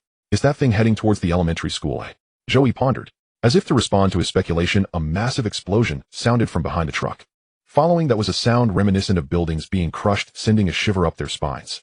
Zhou Yi stared at the cloud of dust rising in the distance behind the truck and the enormous white cylindrical shape that was too far away to see clearly. His tone serious. That thing. It's hunting the zombies. As the truck returned to the Dawn nuclear power plant with 6 new survivors, the night had already fallen. Those who had received news in advance, including Shunyan, had prepared food and water. After feeding several starving children and giving a few feverish children antipyretics, Zhou Yi and the others managed to lull the children to sleep, settling them in the quieter underground base. The young female teacher was in slightly better condition. After replenishing food and water, she regained a bit of her spirit. Thank you. She expressed her gratitude to Shunyan. Shunyan waved her hand. In times of disaster, helping each other is the right thing to do. May I ask what this teacher's name is? My name is Zhang Jing. Then Teacher Zhang, welcome to the Dawn shelter. Shunyan stood before Zhang Jing, arms outstretched with the bright base lights behind her. Trust me, you will come to love. Upon hearing this, Zhang Jing, who had been covered in dirt and looking haggard, suddenly welled up with tears. Don't cry. Shunyan quickly helped her up, comforting her. Don't worry, everything will be fine. Alright, let's go take a hot shower and change clothes. I'll take you there. While everyone at the power station was busy unloading and welcoming newcomers, Ling Yu's consciousness was immersed in his new discovery. Before him floated 2 recently dropped cylindrical objects glowing faintly, one-time universal repair tools. His gaze shifted to the countless red dots on the surrounding areas of the holographic map. A sense of unprecedented anticipation surged within him. His gaze shifted to the countless red dots on the surrounding areas of the morning sunlight pierced through the dull gray clouds, casting a thin layer of golden hue over the Shuguang nuclear power plant. Meanwhile, inside the multifunctional activity room of the underground base in Zone B, it was already as bright as day. The innocent voice of a child, slightly uneven, yet filled with earnestness, echoed in the room, reciting, the bright moon shines before my bed. I suspect it is frost upon the ground. Qianlele, Zhao Xingxing, and the other 4 new children had already changed into clean clothes, their little faces washed spotless, sitting in a row at a makeshift table reciting ancient poetry in rhythm with their new teacher Zhang Jing. Next to them, the 2 little ones who originally belonged to the power station sat up straight, trying hard to keep up with the pace. Zhang Jing's voice was gentle yet firm. Although her complexion was still a bit pale, her demeanor was no longer excessively haggard. As the only teacher in the entire shelter, she naturally took on the responsibility of educating the children. However, there were no textbooks or teaching aids here. The so-called classes consisted more of Zhang Jing guiding the children to read, recognize characters, and share some common knowledge and stories.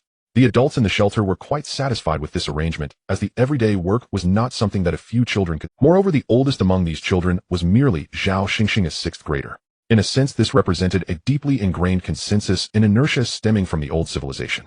Ling Yu summarized this sentiment and conveyed it to Zhang Jing. Even if the apocalypse arrives, children should still stay behind. Adults study diligently and grow up slowly. This was by no means an unnecessary sense of ritual, but rather one of the most important elements from the past civilization. Thus, the morning at the power station was filled with a lively, yet somewhat discordant sound of reading. Done. With a soft exclamation from Shun Yin, the silvery white cylinder in her hand erupted with a brief, yet gentle glow, instantly covering the large transformer before her, which was marred with scorch marks from overload. As the light faded, the originally charred exterior, melted circuits, and damaged dashboard returned to their former state, in just a second, looking brand new, as if just rolled off the assembly line. Shun Yin satisfiedly brushed the dust off her hands and winked at the hovering surveillance camera nearby.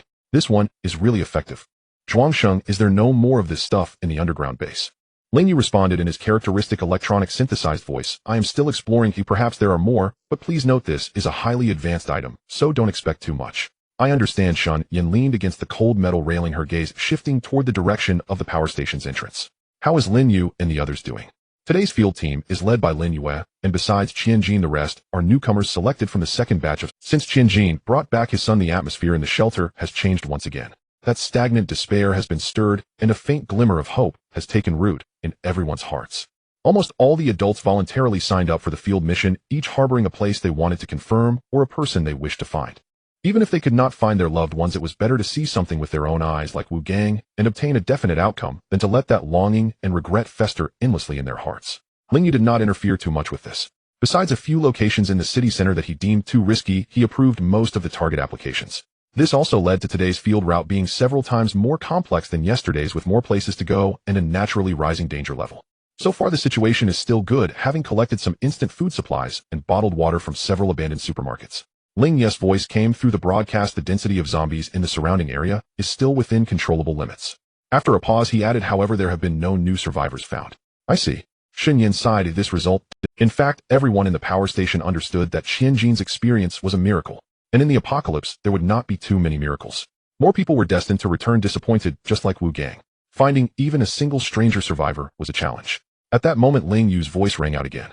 I have discovered another universal repair device. Coordinates underground base A201. So fast. Shen Yin was a bit surprised, then shook her head to suppress her chaotic thoughts. Oh, we'll go get it right away. She turned and quickly walked towards the entrance of the underground base. On the highway, the engine of the modified truck, Lin Yu skillfully maneuvered the steering wheel, avoiding an overturned truck, his gaze occasionally darting toward the sky. High above, the Type 2 Chongkong blade drone resembled a silent hawk, its high-energy laser emitter under its belly occasionally flashing a crimson beam. A precise laser descended from the sky, instantly piercing through the horde of zombies ahead, leaving a charred pit on the ground. Zhuangxing, you seem quite excited today, so aggressive. Lin Yu teased as he watched the zombies being precisely exterminated by the drone.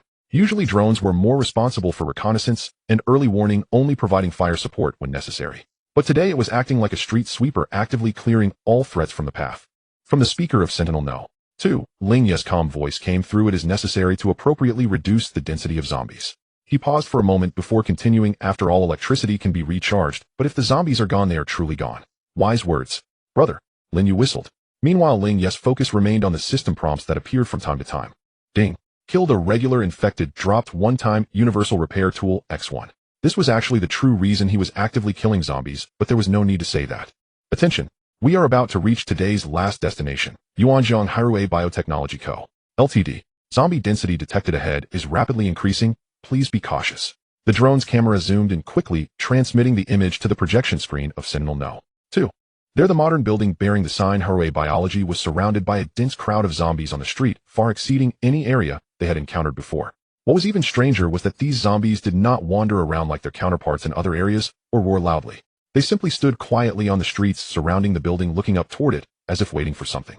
This abnormality caused everyone in the vehicle to swallow hard. Such a glaring irregularity would be apparent even to a fool. The truck stopped in an abandoned parking lot 2 blocks away from the Hirue Biotechnology building. Lin Yu turned off the engine, and only the sound of suppressed breathing remained in the cabin. Zhuangxing, what do you think? His expression was serious as he gazed through the dusty windshield at the silent building in the distance. This situation feels very off. It was too quiet. The zombies surrounded the building like puppets with the mute button pressed, all gazing upwards, their postures reverent, as if in pilgrimage. There were no roars, no wandering, only a chilling, deathly silence. The projection screen of Sentinel No. 2 displayed this eerie scene. A biotechnology company. Damn, it can't be like in the movies where places like this are most prone to ghostly occurrences, right? Zhao Cheng in the back stared wide-eyed, his brows furrowed. Sitting next to him, Li Wan's face turned pale, her voice trembling slightly. It can't be. Although it's called biotechnology, it's actually just selling vitamins. My husband said it's just a health supplement factory. This last destination was the place she had requested to come. Because when the disaster broke out, her husband was working here. Perhaps it has nothing to do with what they do here, Lin Yu said in a low voice. It's just that the problem happened to occur here. The last glimmer of hope in Li Wan's eyes faded. She understood that this meant the possibility of her husband's survival had dwindled to near zero. On the broadcast, Ling Yu's voice was calm. As always, don't rush. I will send a drone for aerial reconnaissance. You all stay alert and do not act recklessly. Ling Yu's consciousness had already switched to the Chongkong Ji Rin Type 2 drone in the sky. He too felt puzzled by this abnormal scene, his mind highly tense. The drone descended slowly, crossing the outer streets and entering the eerie silent area. However, to his surprise, there was no attack, no abnormalities. The horde of zombies below reacted not at all, still maintaining their upward gaze, as if the whizzing steel falcon passing by didn't exist at all. Ling Yu felt slightly surprised, but did not let down his guard. He continued to control the drone, gradually approaching the center of the zombie horde, the High Rue Biotechnology Building. 300 meters, 200 meters, 100 meters. Just as the drone was less than 50 meters from the outer wall of the building, the drone's sonar receiver suddenly picked up a brief sharp scream. In the next moment, Ling Yu's vision went black. All connections with the Chongkong Jiren Type 2 were severed. To Ling Yu and the others in the truck, that sleek black futuristic drone. As it approached the building, it suddenly accelerated, violently crashing into the upper middle part of the building with a decisive posture. Boom! A massive fireball exploded against the outer wall of the building, shattering the glass curtain wall like a spider web, and thick smoke billowed into the sky. The violent explosion shattered the silence of the place, but strangely did not cause any disturbance among the horde below. They still gazed upwards as if the explosion was merely a trivial fireworks display. Zhuangsheng. Ling Yu suddenly sat up straight, shock filling his voice. What happened? I don't know. Just now I lost connection with the drone. The situation here is far beyond expectations. I suggest immediate retreat and careful planning. Understood. Ling Yu hesitated not at all, immediately starting the truck, sharply turning the steering wheel. The tires screeched against the ground as he quickly turned to leave. Li Wan, pale-faced, watched the increasingly distant building in the rearview mirror. Her lips moved, but in the end, if even such a drone was instantly destroyed, charging in would be no different from seeking death for the few of them. At the Shuguang Nuclear Power Plant underground ecological planning chamber. Here there was no shadow of apocalypse. Under the bright simulated sunlight, there was a vibrant scene. Wu Gang and several others who remained at the base were carefully sowing various seeds into the soilless cultivation nutrient troughs. Zhang Jing was beside them, guiding a few children who were in better condition to imitate. The operation of the planting chamber was highly automated and the children could easily manage it. More importantly, it diverted their attention. Last night, hardly a child could sleep soundly with nightmares and cries echoing intermittently. They always asked Zhang Jing when their parents would come. But Zhang Jing could not provide answers, only saying they would come later. Teacher, look, the peas have sprouted. They're growing so fast.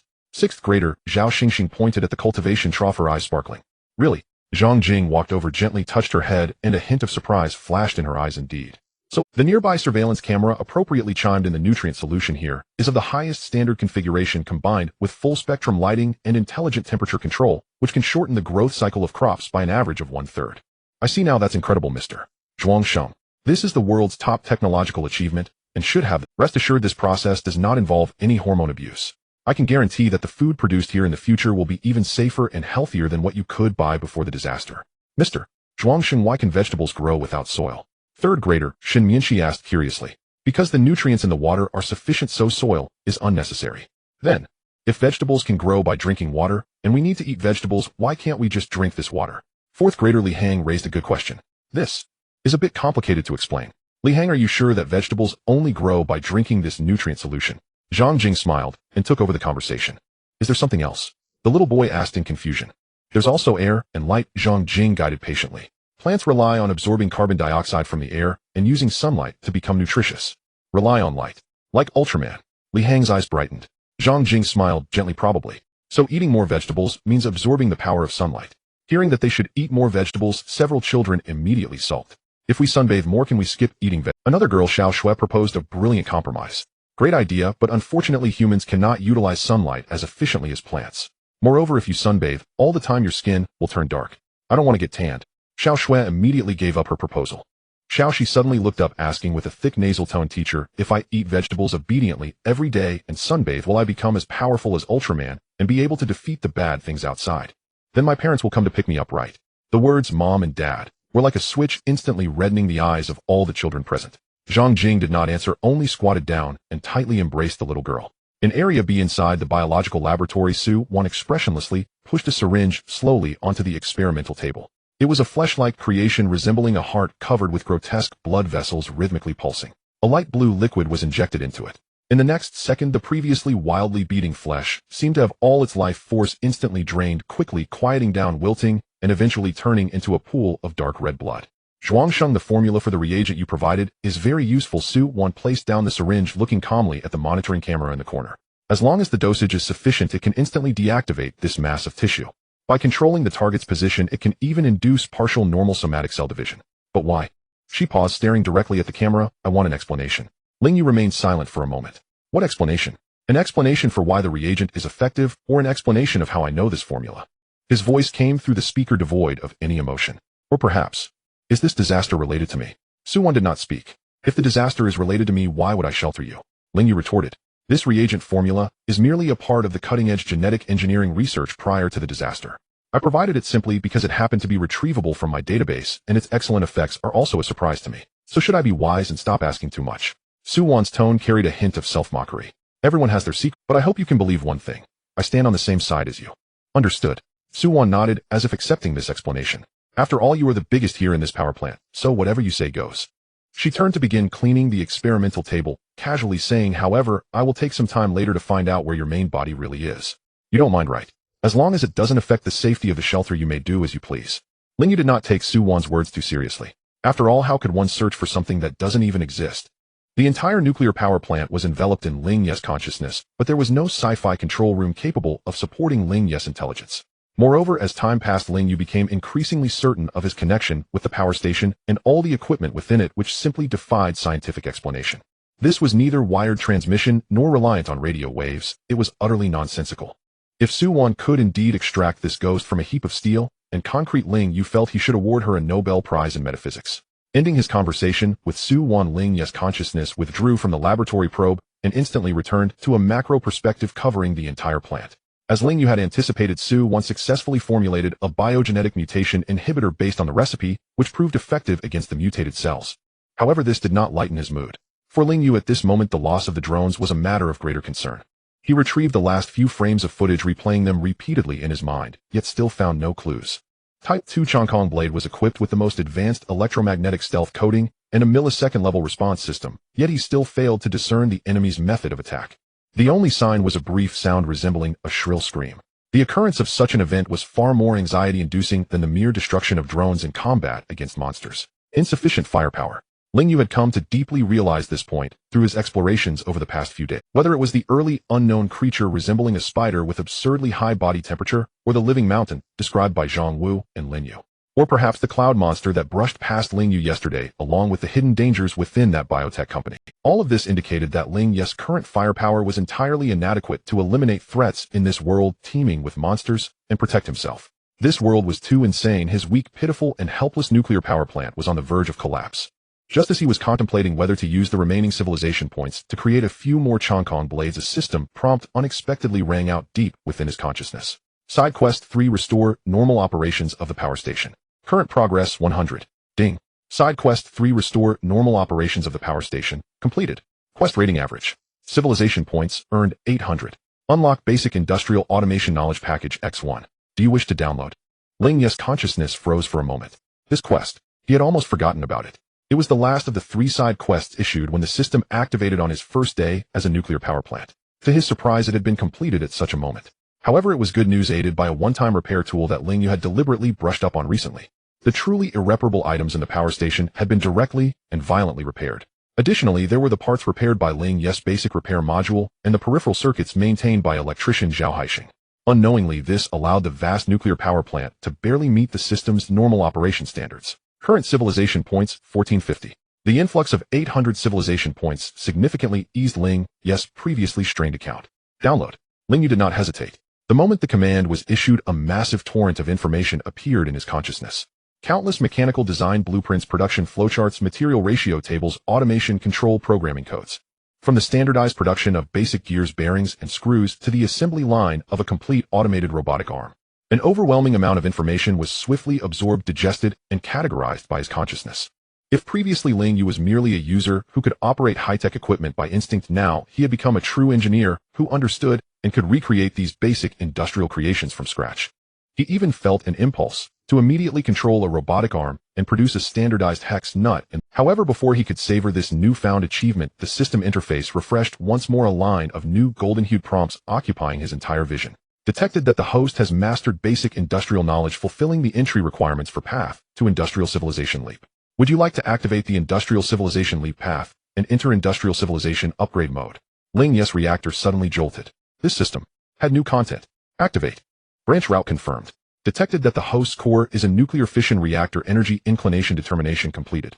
Detected that the host possesses modules such as security unit and sentinel robot technology. Inclination determination completed. Current status: fission nuclear power plant Thermal neutron reactor, a legacy of the old civilization. Ultimate goal, mechanical catastrophe. New main quest unlocked. A series of prompts left Ling Yu completely, although he didn't need to breathe right now. What did mechanical catastrophe mean? It sounded quite formidable. It turned out that when it came to stirring up fighting spirit, a slightly juvenile name worked better. For instance, at this moment Ling Yu looked at this goal and felt his reactor ignite with new motivation. He couldn't wait to open the new main quest.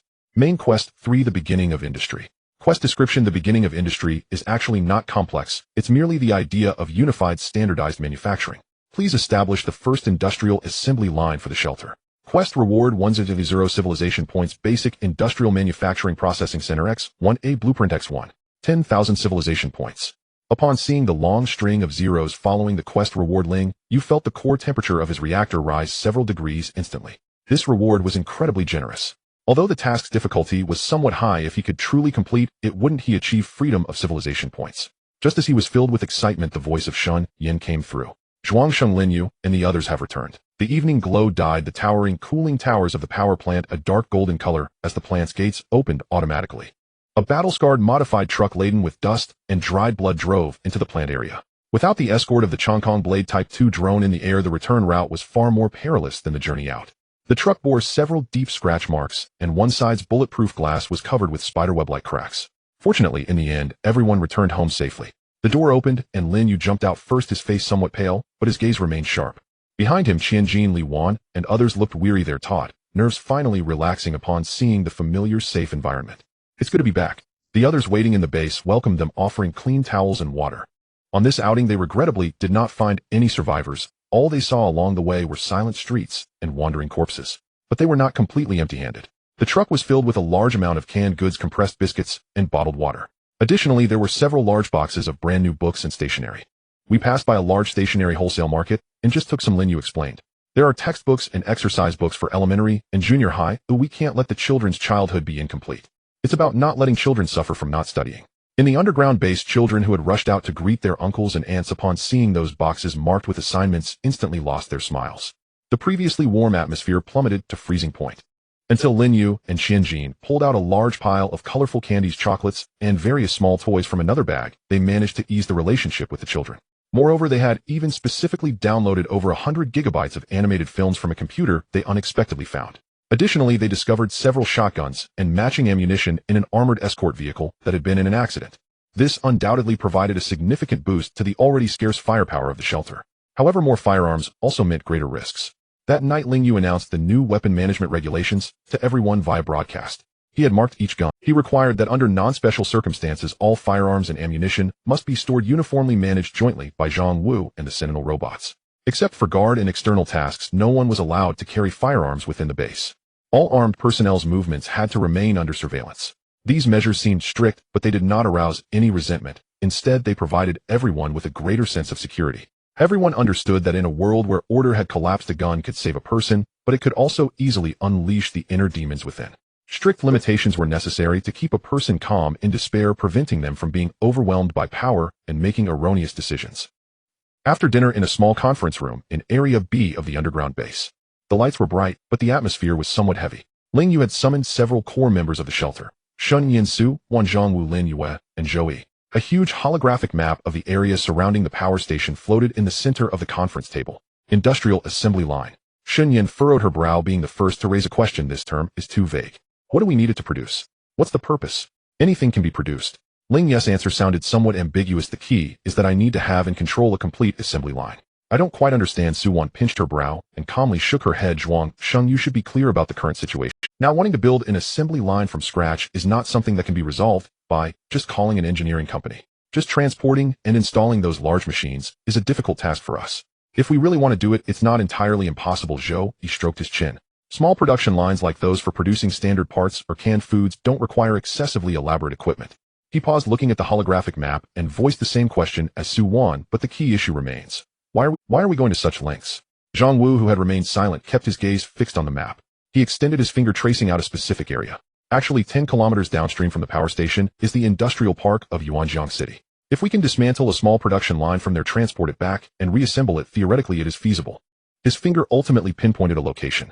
But as Su Wan said, this certainly cannot be accomplished in one trip. We need to find suitable heavy trucks and lifting equipment, and we must clear the roads along the way, which is extremely dangerous. So we indeed need a sufficiently compelling reason. Everyone's gaze silently turned toward Zhuang Sheng through the cameras in front of them. The conference room fell silent, the only sound being the faint hum of the equipment. I understand the difficulties and dangers involved. The electronic voice representing Zhuang Sheng spoke again. But I do need to control an assembly line. You can understand it as a necessary prerequisite for me to unlock higher management authority and gain stronger abilities. Oh, Ling Yu's eyes widened, his face full of disbelief. Is there such a strange, unlocking condition? This sounded just like completing a task in a game. However, after a brief moment of contemplation, Zhang Wu slowly nodded. Got it. He did not pursue further details. Having dealt with Zhuang Sheng for quite some time, he was somewhat familiar with this AI style. Since he said so, it was highly likely not unfounded, so Zhang Wu chose to trust Zhuang Sheng's judgment.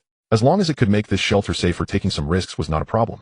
Better than having no opportunity to take risks when a catastrophe strikes. Since this is crucial for you, let's make it our core goal for the next phase. Zhang Wu said in a deep voice, making a decision. Upon seeing Zhang Wu's stance, the others had no further objections. Then we should consider what type to move. Zhou Yi immediately got into the zone, his fingers moving across the map. Food processing, mechanical parts, or. The meeting's topic quickly shifted from why do this to how to do it. The meeting lasted deep into the night. In the end, they locked onto a factory within the industrial park that produced standardized bearings as their target. The equipment there was relatively easy to dismantle and transport, and the scale was smaller. More importantly, the bearings produced were fundamental components for countless mechanical devices, making their future use quite broad. After the meeting concluded, everyone left one after another. Xinyan was the last to walk out, but she did not leave the conference room immediately. Zhuang Sheng, she spoke softly. I heard about the inhibitor from Sister Wan. However, I think she is just overthinking it. Xinyan's tone was calm. What you have been doing makes me feel too disconnected from the setup of a great villain. While that's hard to say, or perhaps I disguised too well. Stories always love a twist, don't they? But a good story's twists have to be traceable. Only a boring story would have a twist that says an apple becomes a banana. This metaphor is rather interesting. Zhuang Sheng. Xinyan did not dwell on the previous topic and called out with a question. The next morning, as the first rays of sunlight finally pierced through the clouds, the external team was already prepared to. On the holographic map, the section representing the Yuanshe City Industrial Park was marked with a red circle indicating that it would undoubtedly be dangerous. It is important to note that disasters do not occur on holidays. There will be no shortage of zombies in these factories, and it remains uncertain what horrifying entities they may breed. We must enhance our firepower. As he looked at his remaining civilization points, this thought flashed through Ling Yu's mind. Without hesitation, he decided spending 1,000 civilization points to summon Long Sky Blade Type 2 Drones X2. Spending 100 civilization points to summon Security Unit X1. A beam of light flashed in the underground base's expansion hub, and 2 sleek black drones along with a brand new security robot quietly took shape. The cold metal shell emanated a reassuringly powerful aura. Current civilization points 350. The account balance was instantly reduced by more than half, but Ling Yu felt an unprecedented sense of stability. More firepower means more confidence in survival. At 9 in the morning, the power station's gate slowly opened. A modified truck drove out carrying not only the team members, but also 2 security units, Sentinel No. 2 and No. 3. In the sky, 2 Long Sky Blade Type 2 drones hovered like loyal falcons, silently guarding this small team. Tisk, how many good things are hidden in this power station. These drones and robots seemed to multiply like magic. In the truck's cabin, Lin Yu glanced at the luxurious escort formation in the rearview mirror, speaking with some excitement. Shut up and focus on driving. In the passenger seat, Zhang Wu was checking his assault rifle without raising his head, while in the back of the truck, Xin, Yin Zhou Yi, and Wu Gang were observing the surroundings through real-time footage transmitted by Sentinel No. 2. This team's configuration was specifically designed for dangerous situations, taking into account everyone's combat proficiency to choose the members. With the addition of 2 Sentinel robots and 2 new drones, this was the strongest ground exploration force the Dawn Shelter could deploy at present. Zhuang Sheng, report on the road conditions. Zhang Wu's voice rang out. 3 kilometers ahead, the Jiang River Bridge is broken, requiring a detour. A new route has been planned, expected to take an additional 20 minutes. Zombie density along the route is moderate, with no high-level mutated entities detected. The iconic electronic synthesized voice sounded within the cabin. Under Lin Yu's skilled control, the convoy left the main road and turned onto a side path. The scenery along the way grew increasingly dilapidated, with abandoned vehicles, toppled billboards, and plastic bags swaying in the wind, forming a standard apocalyptic tableau. Occasionally, a few wandering zombies were attracted by the engine noise, shrieking as they lunged forward, but before they could get close, the drones above would unleash precise lasers, vaporizing them instantly. 20 minutes later, the convoy reached the edge of the Yuanshe City Industrial Park. The tall and battered iron gate stood open, its slogan "Innovate and Prosper" marred by bloody claw marks. Before entering the park, everyone felt an overwhelming pressure. Too many. Countless zombies dressed in blue uniforms wandered aimlessly on the wide factory road. Their numbers were far greater than expected, nearly filling every inch of space, resembling a gray-blue writhing. Damn. Even the bold Lin Yu couldn't help but draw a cold breath. We really poked the zombie nest. The target-bearing factory is located near the west gate of the park. Coordinates have been sent. Ling Yu's voice timely echoed. The truck slowly parked behind an abandoned office building which was identified by the drone as a relatively safe temporary stop. Get out sentinels in front and back, maintain a vigilant formation, advance alternately. Zhang Wu succinctly issued the command. The 5 members and 2 machines silently infiltrated the zombie-infested factory area, filled with the sounds of roaring. They avoided the main road where the zombies were densest, and instead navigated through the narrow gaps and shadows between the factories. Zhang Wu pressed against a rusted steel plate, moving sideways, trying to step on the dry concrete. In front of him was Sentinel No. 2, its body lowered in stealth mode, with soundproof material around its joints absorbing all metallic friction sounds. Ling Yu walked in the middle, a shotgun slung diagonally across his front, his palms sweating. 30 meters to the right, there are 2 zombies facing away from you. Ling Yu's voice was kept extremely low. Maintain speed, they can't hear us. The entire park was shrouded in an indescribable heaviness, with zombie roars echoing, but their sources indistinguishable. It was as if a zombie could suddenly spring out from around any corner. The team crept along the wall to a fork in the road. Ahead lay an open material yard with rusty steel piled into small hills. Ling Yu's perspective shifted from above, capturing the entire view of the material yard. To go around would add 200 meters, but cutting through could save half the time, though there were a dozen zombies scattered in the center of the yard. Without hesitation, Ling Yu directly fired a high-energy laser from the drone to clear the area. The entire process took no more than a minute, during which Zhang Wu and the others swiftly crossed the material yard before other zombies could arrive. After a thrilling yet uneventful stealth, the group finally reached their target, the Yuanshe 3rd standard-bearing factory. The massive rolling door had been deformed, allowing easy entry through the large gap at the bottom. Zhang Wu gestured for Sentinel No. 2 to enter first, activating its detection module to transmit the interior scene back through No. 3. Inside the factory, the ground was covered in solidified dark stains, and broken parts and glass were scattered everywhere. A few corpses, half consumed and unrecognizable, lay across the central passage, their blue uniforms stained with blood, making it impossible to discern their original appearance. On Sentinel No. 3's tactical screen, a 3-dimensional structural diagram of the factory clearly emerged, with hundreds of red dots representing zombies moving erratically, their density higher than outside. Fortunately, the zombies' paths were relatively concentrated, and with proper planning, Ling Yu was able to find a safe route to the production workshop. Zhou Yiwu Gang, when we get there you'll be responsible for checking the equipment. Zhang Wu lowered his voice and signaled. The 5-person team formed a combat formation, using the 2 Sentinel robots as pivot points, quickly moving towards the designated target workshop. No. 1. Damn, how come there's this kind of creepy thing in here? Halfway through their stealth, Zhou Yi's low curse was heard.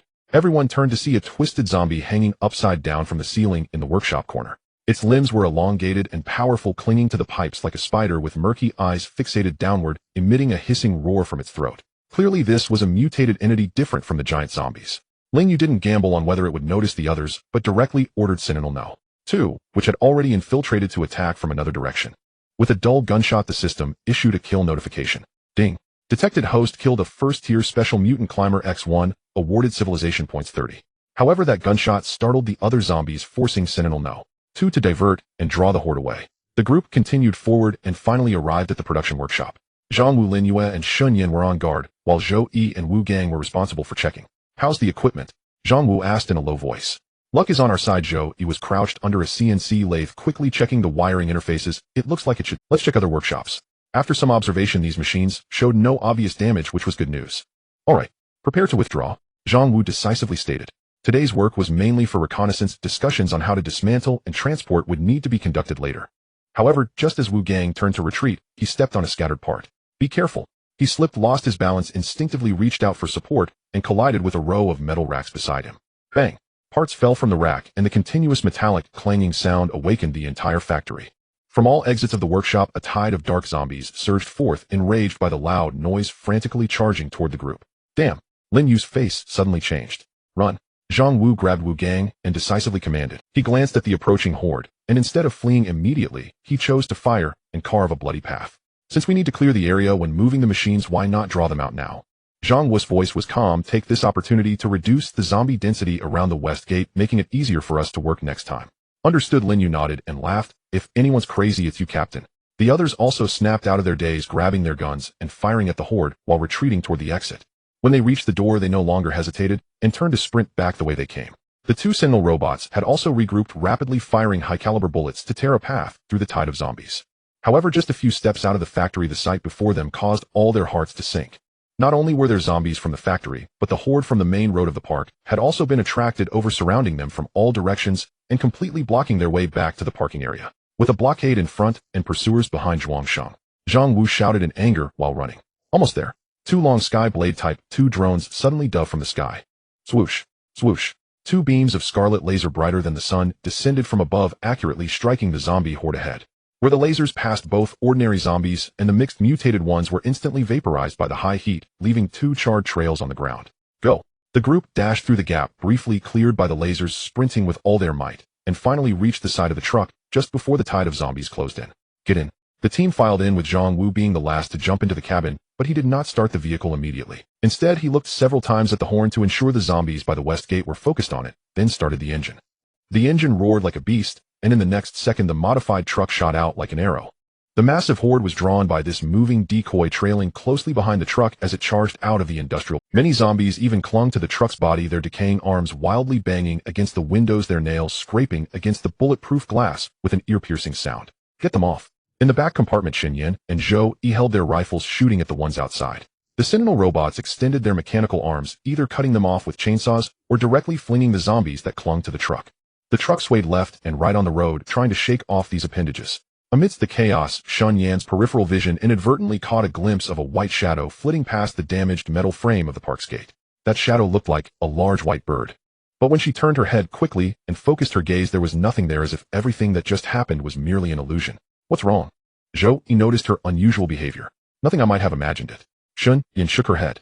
After racing down the road for more than 10 kilometers, the truck finally shook off the zombies behind. Ling Yu parked the truck next to a gas station, and everyone collapsed in their seats, gasping heavily. Damn, that was more thrilling than the last zombie tide. Ling Yu gulped down a large mouthful of water, speaking with lingering fear. But it worked. While Zhang Wu looked at the holographic map, where the red dots near the west gate of the industrial park had become sparse, and said solemnly, "These things have dispersed to other neighborhoods. Next time we go, the pressure will be much less. Rest for 10 minutes, and see if we can refuel the truck." However, before they could get out of the vehicle, a shrill cry for help came from behind the gas station. "Help! Help! Don't leave me behind." The group's expressions changed as they quickly grabbed their weapons. They saw 3 ragged, emaciated men running out, chased by 7 or 8 zombies. One of them was injured in the leg, trailing behind, and was on the verge of being tackled. "Save him," Zhang Wu said, then suddenly yanked the steering wheel, causing the modified truck to roar as it charged forward. "Open fire! Cover us!" In the back of the truck, Shen Yin and the others had already set up their guns, the cold barrels aimed at the pursuing zombies. Bang! Bang! The bullets struck the zombies' heads with precision, exploding in bursts of dark red blood. The mechanical arm of Sentinel No. 3 extended out of the window, firing flames as it split a zombie lunging at the injured man in two. The truck executed a beautiful drift, coming to a steady stop in front of the 3 men. "Get in," Ling Yu shouted.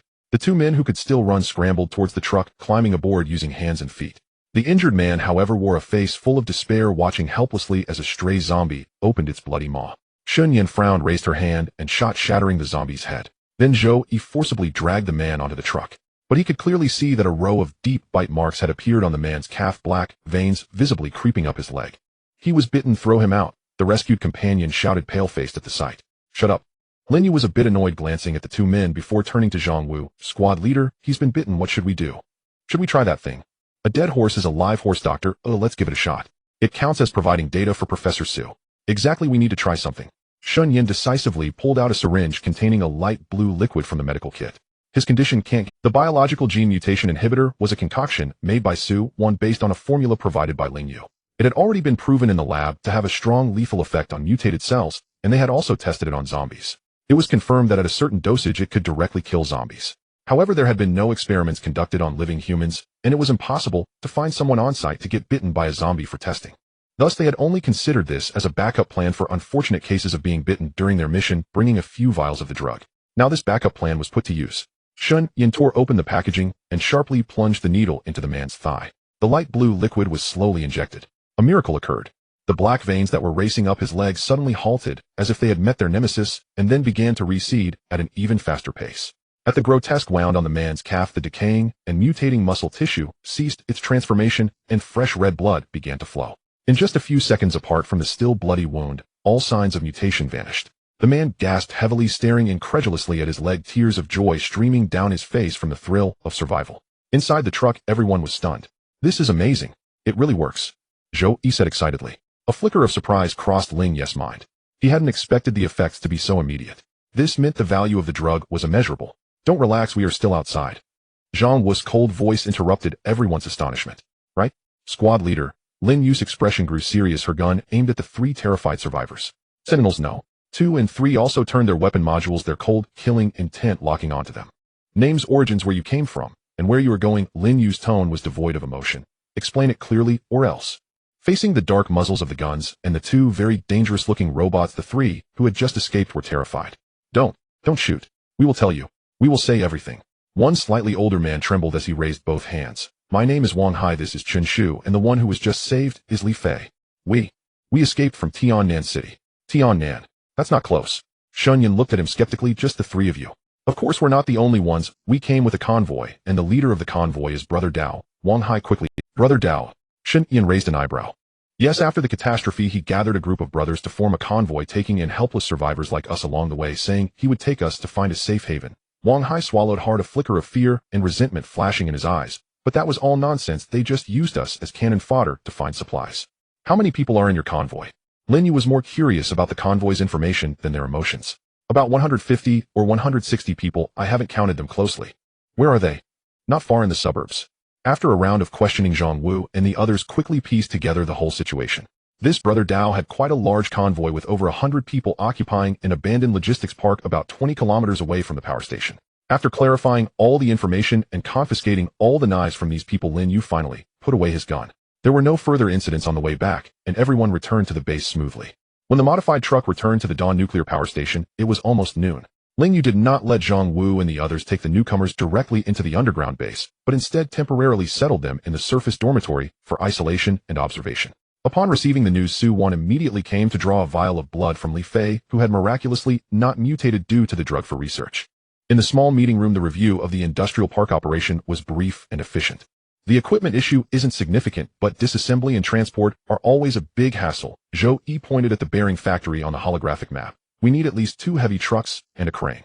The hoisting equipment can be resolved with drones equipped with robotic arms. Ling Yu's voice rang out. But we do need to search for heavy trucks.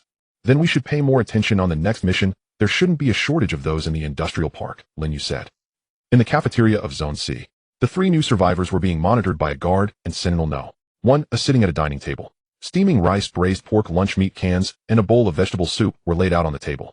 However, none of the 3 moved their chopsticks. They just stared intensely at the food, their throats bobbing, their eyes filled with desire, fear, and disbelief.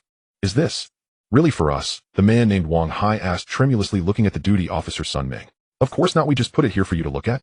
Hurry and eat, Sun Meng said a bit impatiently. Upon receiving confirmation, the 3 exchanged glances and finally stopped hesitating. In the next second, they pounced on the food like wild dogs that had been starving for half a lifetime. They even abandoned the chopsticks, grabbing rice and meat with their hands and stuffing it into their mouths, wincing from the heat, but not stopping, as if the food would vanish if they delayed even a second. The other people in the cafeteria were stunned, pausing their actions at this scene. Though they had experienced hunger, they had never seen such frenzied behavior. Today's chef isn't Ling Yu, is it that good? Watching their eating manner, Ling Yu felt a chill of sweat. He feared they might choke themselves.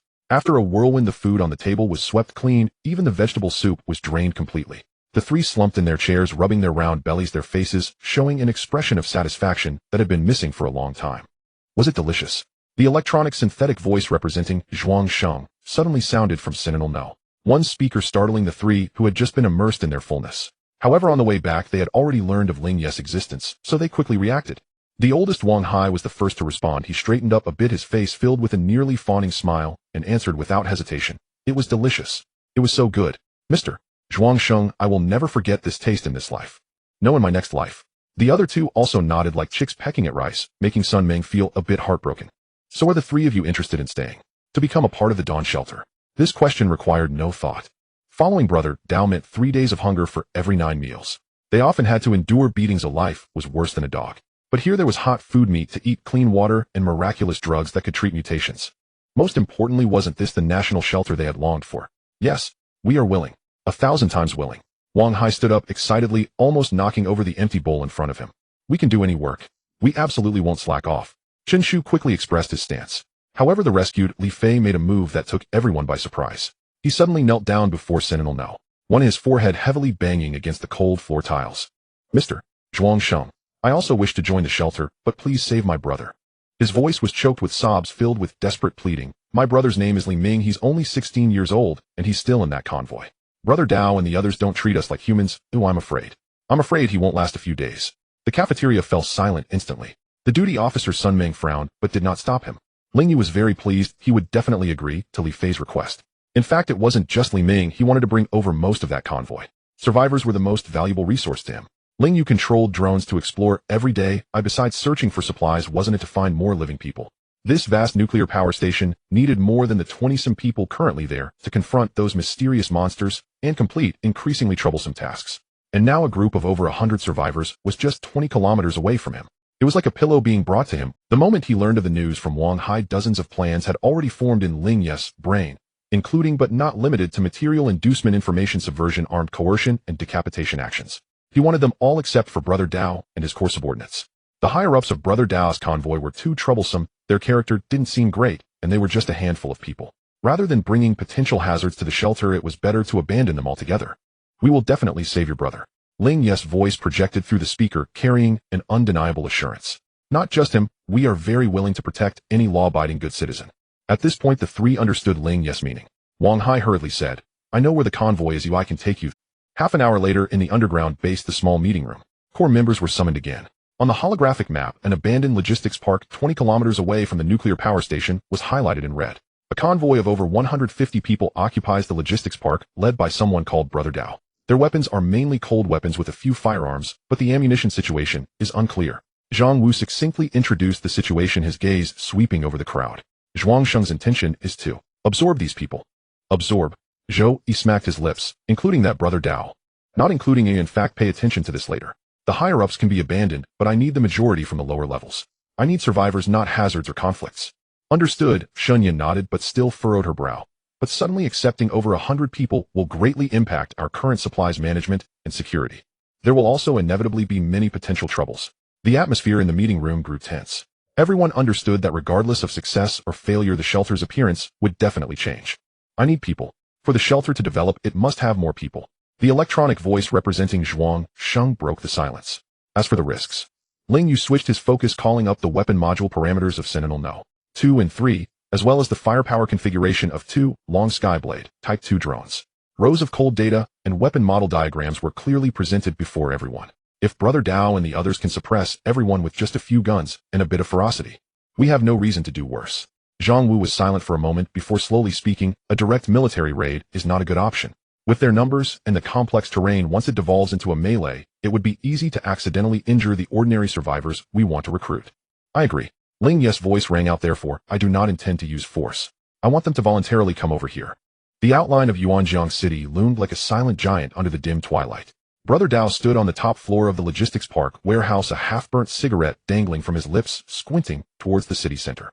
Amidst the towering buildings, a vague shadow of a colossal object could be seen, its outline blurred, yet exuding a sense of oppressive dread that sent shivers down one's spine. This cursed place is truly sinister.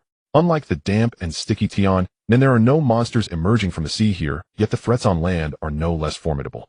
What's even more bizarre is that nearly all the teams sent out to gather supplies in recent days have gone silent. Such a loss rate can be described as unprecedented. Having fought from Tiannan to here, passing through Wangjin and Rongqing, which place isn't a hell on earth? Yet as long as one doesn't foolishly plunge into the tide of corpses, one shouldn't be this unfortunate. Is it the monsters of Yuanjiang that are more terrifying, or is it that as time passes these creatures are becoming increasingly dangerous? A chill shot up from his spine to the back of his head as Brother Dao took a deep drag on his cigarette, its ember flickering in the twilight. No time to waste, he must quickly gather a large amount of supplies, and then continue heading north. He had a premonition that if they delayed any longer, once these monsters began to expand into the city, it would be impossible to escape. North? They must go north. There must still be a way to survive. Just as he was contemplating whether to reduce manpower and make a strong push into the city to find supplies before retreating, a commotion arose from downstairs. Boss, Wang Hai and the others are back. Brother Dao was taken aback, extinguished his cigarette, and quickly descended the stairs. In the open space in front of the warehouse, an old delivery truck had just turned off its engine, and a dozen survivors jumped off, a portion of those who had gone missing a few days ago. Brother Dao approached with Shouho and the others, and just one glance ignited a flame of anger in his heart. Goodness, each of them, though ragged, had a sheen of grease on their faces and wobbly steps, clearly looking well fed. This was not facing danger. They had clearly found a big granary to fill their bellies before thinking of returning home. I had been worried sick because of this useless bunch. Brother Dao's expression darkened as he took a leather whip from a nearby vehicle and snapped it in the air with a sharp crack. You all know how to come back. His furious roar made the newly arrived crowd shudder. We agreed you must return before dark. Where are the... Have they all gone to feed the dogs? The returning survivors fell silent with the leader Wang Hai's legs trembling, nearly dropping to his knees. Then Brother Dao's rage instantly turned to heartfelt pain as his tone grew heavy. Do you know how worried I've been while you were missing these days? We are a convoy, we are family. Have you forgotten? He stepped forward and heavily patted Wang Hai on the shoulder, the force making the latter stagger. When you are out there risking your lives, didn't you think there are brothers at home who care? How could you bear to let your families worry? Beside him, Shouho sneered in agreement, leisurely pulling a handgun from his pocket, tossing it lightly in his hand, while his gaze flickered like a venomous snake across the crowd. Exactly. Every time you go out, the discomfort isn't just yours alone. We are family, understand? When you are out there avoiding danger and enjoying life, didn't you think about how hard it is for those at home if you don't come back early? Shouho grinned, revealing a mouthful of yellow teeth, the gun's muzzle swaying vaguely. Do you know? Just during the days you were missing, I nearly cried my eyes out. Did you think what you did was right? Wang Hai and the other survivors immediately plopped down in unison, kneeling. No, of course not. Wang Hai knocked his head like a pestle, his voice choked with tears. But we had our... He raised his head, his face a picture of fear and grievance. We found a big supermarket, its warehouse packed with supplies, and there were no zombies around. But as soon as we rushed in, for some unknown reason, the zombies in that area went wild, blocking all the exits. We were trapped. If we charged through, people would die, and we wouldn't be able to bring back any supplies. I know that without rules there can be no order. My life is worth less than the rules of the convoy. But those supplies are urgently needed by the convoy. So we dared to wait a bit longer until the zombies dispersed before we dared to return. Shouho still wanted to say something, but Brother Dao gestured for him to be quiet. He squatted down, looking Wang Hai in the eye, his gaze piercing like that of an eagle, seemingly trying to see through every thought in his mind. Is everything you said true? Of course. Wang Hai felt a chill run down his spine under his gaze. Terrified, he sat down on the ground, pale as a ghost. Brother Dao was very pleased with this cowardly demeanor.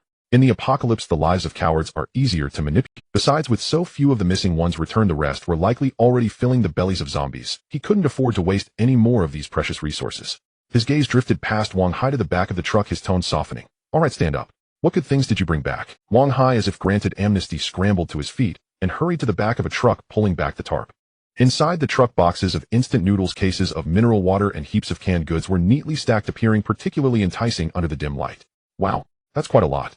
Brother Dao's eyes brightened. No wonder they're all looking so plump and well-fed. Wang Hai, hearing this, quickly explained with a flattering smile. Brother Dao, we had no choice. If we didn't eat enough, how could we have the strength to drive the truck back?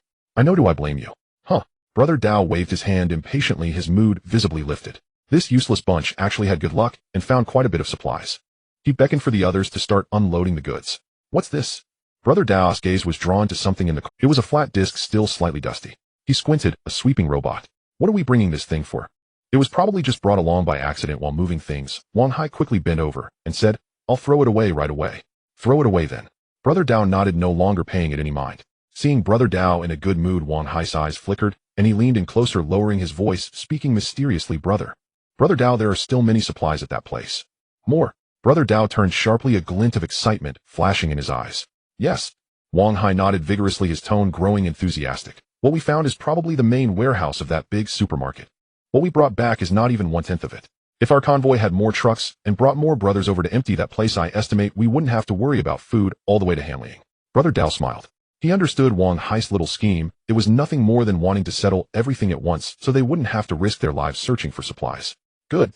Brother Dao slapped his thigh and readily agreed. Rest tonight, and tomorrow morning the entire convoy will set out. I will personally lead the team and help you clear out the zombies over there. I want to see just how big of a granary it is. Upon hearing all hands on deck, Wang Hai's face turned pale for a moment, but quickly masked it. That, with you leading, Brother Dao, it's bound to be a success. What's wrong with you? Brother Dao shot him a glance. Nothing. Wang Hai quickly shook his head. I'm just too excited to thinking about how no one will go hungry anymore makes me.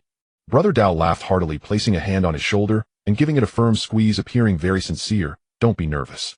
This time you've done a great deed. I see your wits are sharp and your leadership skills are decent. From today on, you're my Brother Dao's true brother. He pointed to a nearby empty SUV. That vehicle and the people in it will be under your command from now on. Consider it a welcome gift from your brother. Wang Hai was instantly taken aback, tears of gratitude welling up in his eyes as he knelt again. Thank you, Brother Dao. Thank you, Brother Dao. My life from now on belongs to you. As night deepened, bonfires were lit in the logistics park. The atmosphere of revelry spread among the crowd, and the supplies brought back today were enough for everyone to enjoy a hearty meal.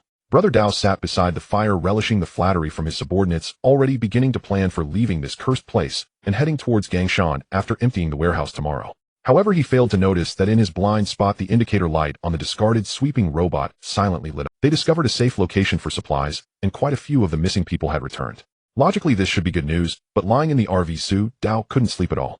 For some reason, he felt a bit unsettled. He opened the drawer. Inside was a bottle of sleeping pills, but in the end he closed it. Not sleeping well only affected his spirit, but if he slept too well that would be truly dangerous for him now. He took a bottle of mineral water from a nearby box, and took a couple of swigs. The taste was naturally not as good as the 100 so few in a bottle water he used to drink, but the current conditions were not what they used to be. He had to overcome it. He shook his head, and then spread out the paper map on the table. His gaze traveled up the distant river until it reached north of Hanliang, where a bright red circle was drawn. That was his destination for this journey. After witnessing the process of a zombie's secondary mutation in Tiannan City, he understood that if he didn't do something, he would simply be waiting to die. The apocalyptic story had truly come to pass, but he had not awakened any supernatural abilities, yet these monsters were indeed becoming increasingly terrifying.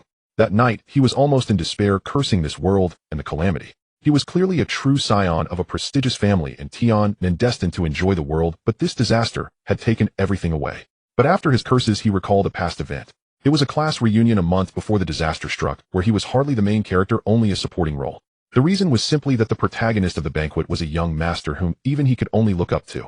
To put it simply, Su Dao's father's lifelong fortune was merely equivalent to the young master's pocket money. After Su Dao became this young master's brother, even his father began to value him more. He couldn't remember much of the banquet's content, only that this young master who usually loved to play was unusually drinking to drown his sorrows that day. Even the beautiful class and school flowers who had dressed up specially for him were neglected. In the end, he had flattered him, asking if he had any difficulties that needed help. At that time, he would never forget the look in that young master's eyes. It was like looking at pigs and dogs. To be precise, it was a superior and pitying gaze, as if he were watching them, unaware of their impending doom. Solve it. Just you. Save it. We all are going to die. The atmosphere suddenly froze. What do you mean, Tia? Don't scare us. Just the literal meaning. The young master grabbed Su Dao's shoulder tightly. Do you all think I am rich and powerful? Nonsense. Real big shots, you don't even deserve to meet them.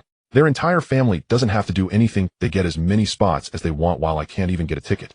Just then his phone suddenly rang, perfectly interrupting his thoughts. He glanced at it and his hazy drunkenness instantly evaporated, as if he had seen something terrifying. Then he looked at the stunned crowd and suddenly laughed. Huh? Got you all scared, huh? Huh? Did I act well? The atmosphere then regained its vitality, and everyone laughed, saying it was very convincing. But Su Dao always felt that it was not as simple as a prank, yet the others clearly did not want to elaborate, so he naturally could not ask. The next day, he booked a flight to the north, and before leaving, Su Dao and the others went to see him off. At that time, his mood had calmed down a lot. He simply said, "Goodbye, I'm going north to try my luck. If you can't make it in the future, you can also give it a shot." This was originally just a meaningless interlude, but in retrospect, during the calamity, Su Dao felt something was off. Perhaps people always need a spiritual support, and he chose that north. Maybe it was just his misunderstanding, it was all just his delusion. But it is also possible that the true big shots really received news in advance, and they were indeed prepared. But no matter what, he had to go to the north. At that moment, a gunshot sounded outside the car window, interrupting his memories. What happened? He immediately became alert, grabbed the AK hanging on the wall, and violently opened the car door to jump out. Who fired the gun? He shouted as he exited. However, no one responded. Only a strangely shaped robot appeared before him, its dark barrel aimed directly at his forehead. Ling Yu took a moment to adapt to this now low and vast perspective. At this moment, his view was directly facing the crowd reveling around the campfire. But the so-called revelry also came in different degrees. Closest to the fire surrounding Dao Gu and the modified off-road vehicle were about 30 robust men. They wore relatively intact jackets or leather coats, some were even holding women in their arms, smoking and laughing loudly without restraint. Food in their hands held little value, large chunks of meat were torn apart, and unfinished canned food was casually tossed aside. These should be the core subordinates of Dao Gu, the rulers of the convoy. In addition to those gathered together, some were holding guns, watching over the vehicles, and every so often someone would switch posts. Circling further out were a dozen henchmen armed with steel pipes. They were selected by Dao Gu as the drivers to manage and monitor the others responsible for issuing commands and daily management. They received a decent amount of supplies, but their eyes constantly glanced towards the inner circle filled with desire and fear. On the other side, in the scattered campfires, there were nearly 100 people. They were the main body of this convoy, the housed, ordinary survivors. Their ages ranged from elderly people in their 50s to children in their teens, mostly male, but all appeared very weak. Clearly their daily meals were not very good. Even when new supplies arrived, what ended up in their hands were only a few compressed biscuits and a bottle of water. The journey ahead for the convoy is long. To ensure the convoy can continue, we need to conserve food. The one distributing the supplies was Shou Ho, who held a gun.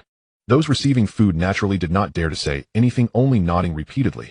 Yes, yes, yes, what second brother said is right. But how come you all eat so much? A boy who looked about 15 or 16 glared at him. Shouho did not speak, but kicked him to the ground. Then he squatted down, grabbed the boy by his hair, and lifted him up. Because we need to ensure the convoy's safety. Of course we need to eat better. Otherwise do you expect you weaklings to protect? Hawk. After spitting on the boy's face, the man known as Shouho stood up and kicked the boy again. Does anyone have any objections? Everyone could speak. We are a family. As long as your suggestions are good and correct, I will absolutely humbly accept them. Naturally no one spoke. No objections, hey. Shouho turned around, no longer distributing food. Very well, it seems none of you care about the convoy's future. I am truly saddened. Since you cannot contribute anything, then don't eat. After saying this, Shouho picked up the bag containing the biscuits and turned to leave. As he walked away, he said, if you want to blame someone, blame that short-lived little beast for being heartless. Looking at the man's retreating figure, the people sitting in the shadows were filled with anger, but ultimately no one dared to do anything. Not everyone has the courage to face a gun barrel, especially under circumstances where one is often hungry, and then full, making it easier for people to fall into numbness. At this moment, Wang Hai quietly slipped over from the big campfire carrying a few cans. Following the plan, he directly approached the crowd in the shadows. Brothers, have some meat to calm your nerves. He handed over the cans, lowering his voice. Do you really think following these dogs will lead to a way out? The few people who took the food were originally grateful and wolfing it down. But upon hearing this, their actions suddenly paused. Haiga, lower your voice. One person looked fearfully at the inner circle. What are you afraid of? A glint of confidence flashed in Wang Hai's eyes. Do you want to live like this for the rest of your lives? Today was lucky, but we found supplies. What about tomorrow? The day after? What do they really think of us? Don't you know in your hearts? He leaned in closer, his voice lowered, as if whispering from the devil. Do you want to know where I got these supplies from this time? No one spoke, but their hurried breaths had already given the answer. In this shadow, many other survivors who, like Wang Hai, had returned today were connecting with each other. They distributed the meat cans to the beaten child, handed bread to the sick woman, and gave biscuits to the shivering. The glimmer of desire reignited in people's eyes. 1, 2, 3. The people in the shadows silently stood up one by one, quietly approaching the armed guards watching over the vehicles. On a small hillside near the logistics park, the night was as dark as ink. A Chongkong Ji-Run Type 2 drone hovered like a ghost in the night sky, its optical lens capturing the entire scene of the logistics park. In the shadows of the hillside, 2 Sentinel No. 2 and No. 3 robots stood silently, their cold metal shells blending into the night. For them, darkness was a great camouflage. Inside the logistics park, the campfire gradually dimmed. Dao Gu and his core subordinates drunkenly returned to their RVs or tents. The outer henchmen also gathered in 2s and 3s, preparing to rest. 12 guards on duty holding their guns leaned idly against several of the most important trucks, which were the lifeblood of the convoy. Meanwhile, the nearly 100 coerced survivors had quietly approached the dozen cargo and passenger vehicles in the rear of the convoy under Wang Hai's organization. Of course, it would neither be appropriate nor likely for them to engage directly with the armed guards. Therefore, the crucial step would be carried out by Ling Yu. In the tactical sight of Sentinel No. 2, 12 figures emitting infrared heat were successively locked on, and the shooting trajectories from their heads to their hearts were instantly calculated. Puff, accompanied by a low short blast. A 7.62mm subsonic armor-piercing round was consecutively fired from Sentinel No. 2's barrel. Almost simultaneously, the closest Sentinel, who was yawning, seemed to be struck by an invisible giant hammer. The entire back of his head was instantly torn apart, red and white splattering out. He didn't even have time to make a sound before his body went limp and fell down. Puff, puff, puff. The series of muffled sounds spread in the night wind. Meanwhile, one by one, the Sentinels, caught completely off guard, either had their foreheads shot or their hearts pierced, abruptly terminating their lives. The entire process took no more than 3 seconds. Go! With a low roar, Wang Hai, who had long been ready to strike, lunged forward like a tiger descending the mountain. They swiftly snatched the weapons from the fallen Sentinels, quickly forming a rudimentary defense line, their dark gun muzzles aimed at the stunned henchmen. What happened? Gunshots. Finally, someone reacted. They grabbed their weapons, but just as they rushed out of the tents, what awaited them was a barrage of vengeful bullets. Da-da-da-da. Those henchmen were instantly knocked down, blood and flesh flying. Damn it. They've revolted. These bastards have revolted. Shouho tumbled out from a jeep. As he raised his handgun, a bullet accurately blew off the top of his head. The door of Dao Guess' RV was violently kicked open. He grabbed an AK, roaring as he charged out, just in time to see his trusted subordinates falling one by one in pools of blood. Who fired the gun? He bellowed, trying to impose his authority to stabilize the situation. However, instead of the fearful gazes of his subordinates, as usual, he was met with something different. Instead, a completely black, grotesque war robot was steadily walking out from the chaotic battlefield, ignoring the stray bullets and shouts around it, directly stopping in front of him. That massive gun barrel slowly raised, precisely locking onto his forehead. A cold, electronic synthesized voice resonated through the robot's speaker, clearly reaching everyone's ears. Hello, Dao Go. The rage on Dao Guess' face instantly froze, replaced by extreme shock and bewilderment. What are you? But all he received in response was the sound of a gunshot. The next day in the morning, In front of the heavy alloy door of the Dawn nuclear power plant, a cloud of dust was raised. A massive convoy consisting of 20 various vehicles slowly approached, finally stopping 100 meters in front of the gate. The doors opened and hundreds of survivors gradually got off the vehicles. They looked at the enormous nuclear power plant before them with eyes filled with awe, trepidation, and anticipation for a new life. At the forefront of the convoy, Wang Haichen, Xu Li Fei, and others looked ahead with excited expressions. In front of the power plant, Xin, Yin Zhongwu, Lin Yue, and others had long been waiting. Shun Yin stepped forward, her voice firm and powerful. Good morning, everyone. Welcome to the Dawn shelter. Ding. A notification indicates that the number of survivors in the shelter has exceeded 3 digits, unlocking the achievement for the 100-person shelter. Reward calculation in progress. As the last truck entered the power station and the gate slowly closed, a series of cold system notification sounds echoed deep within Ling Yu's consciousness. A total of 118 survivors arrived at the power station. Civilization points gained 1,000. Building unlocked, personnel authentication center 1. Blueprint unlocked, personnel authentication center blueprint 1. Ding. The number of survivors in the shelter has met the standards, triggering side quest 5 self-sufficiency. Quest description: a real shelter should have the ability to develop sustainably. Please establish at least one stable supply line for fruits and vegetables, meat, and staple food within the shelter. Quest reward: civilization points 3,000. We unlock building canning factory 1. Blueprint small light industry park blueprint 1. Looking at the refreshed quest and rewards, Ling Yu felt elated. As expected, this system showed a significant preference for accommodating survivors. The reward of this personnel authentication center was timely. With a slight movement of his consciousness, the previously closed room in the underground base area C changed its status from red to available. The automatic door to room C101 has been unlocked. What is this? Shunyan stood at the door of room C101, gazing at the equipment in the center of the room, her brow slightly furrowed. She had just finished registering the basic information of over 100 people when she was called here by Zhuang Sheng. In the center of the room was a pure white circular control platform, its surface smooth as a mirror with no seams. Floating within the inner circle of the control platform were several light blue holographic screens, streaming a waterfall of data, exuding a sense of futuristic technology. I have cracked a new security protocol and unlocked this room, Ling Yu said in his usual steady electronic voice, and then I discovered something interesting. Ling Yu teased, place your palm on the screen in front of you. Shunyan looked suspiciously at the camera, then glanced at the screen flashing, please verify, hesitated for a moment, but complied, and placed her palm on it. Buzz. The moment her palm made contact, the screen lit up with a soft white light. A faint blue beam shot out from the top of the control platform, sweeping over Xinyan from head to toe like ripples. Biometric information collection complete. Identity information missing, please enter social information, name, age, past experiences. Soon her own high-definition 3D avatar appeared on the largest holographic screen in front of her alongside a series of blank fields to fill in. Xinyan's eyes widened instantly. Could this be? That's right, this base's personnel authentication center. Ling Yu's voice carried a hint of pride. I have reset its database, and it can now be used for personnel registration in our shelter. Upon hearing this, the surprise on Xunyan's face quickly faded, replaced by a speechless expression. She turned to the camera in the corner and said in a subdued tone, then what exactly was I busy with all morning? Couldn't you have said this earlier? It wasn't unlocked then. Moreover, physical documentation of paper information is also a necessary security measure. Ling Yu replied with righteous indignation, although this place does support printing functions. You. Xunyan quickly typed her information on the virtual keyboard, asking with extreme skepticism, are you really a good AI? My quality is beyond doubt. Ling Yu's electronic voice paused for a moment before adding, and you all have no choice. Information input complete. A light flashed in the groove on one side of the control platform, and with a click a card was ejected. Xinyan picked up the card, feeling its weight and smooth texture. The card was the size of a playing card with a matte silver-gray finish that exuded a premium feel. On the upper left corner of the horizontally placed card was the laser-etched number 001, next to her avatar, which looked much better than the photo on her ID. Below were her name, age, and other basic information. The overall design was very simple, yet gave a sense of high-end quality. Is this the ID that the shelter will use next?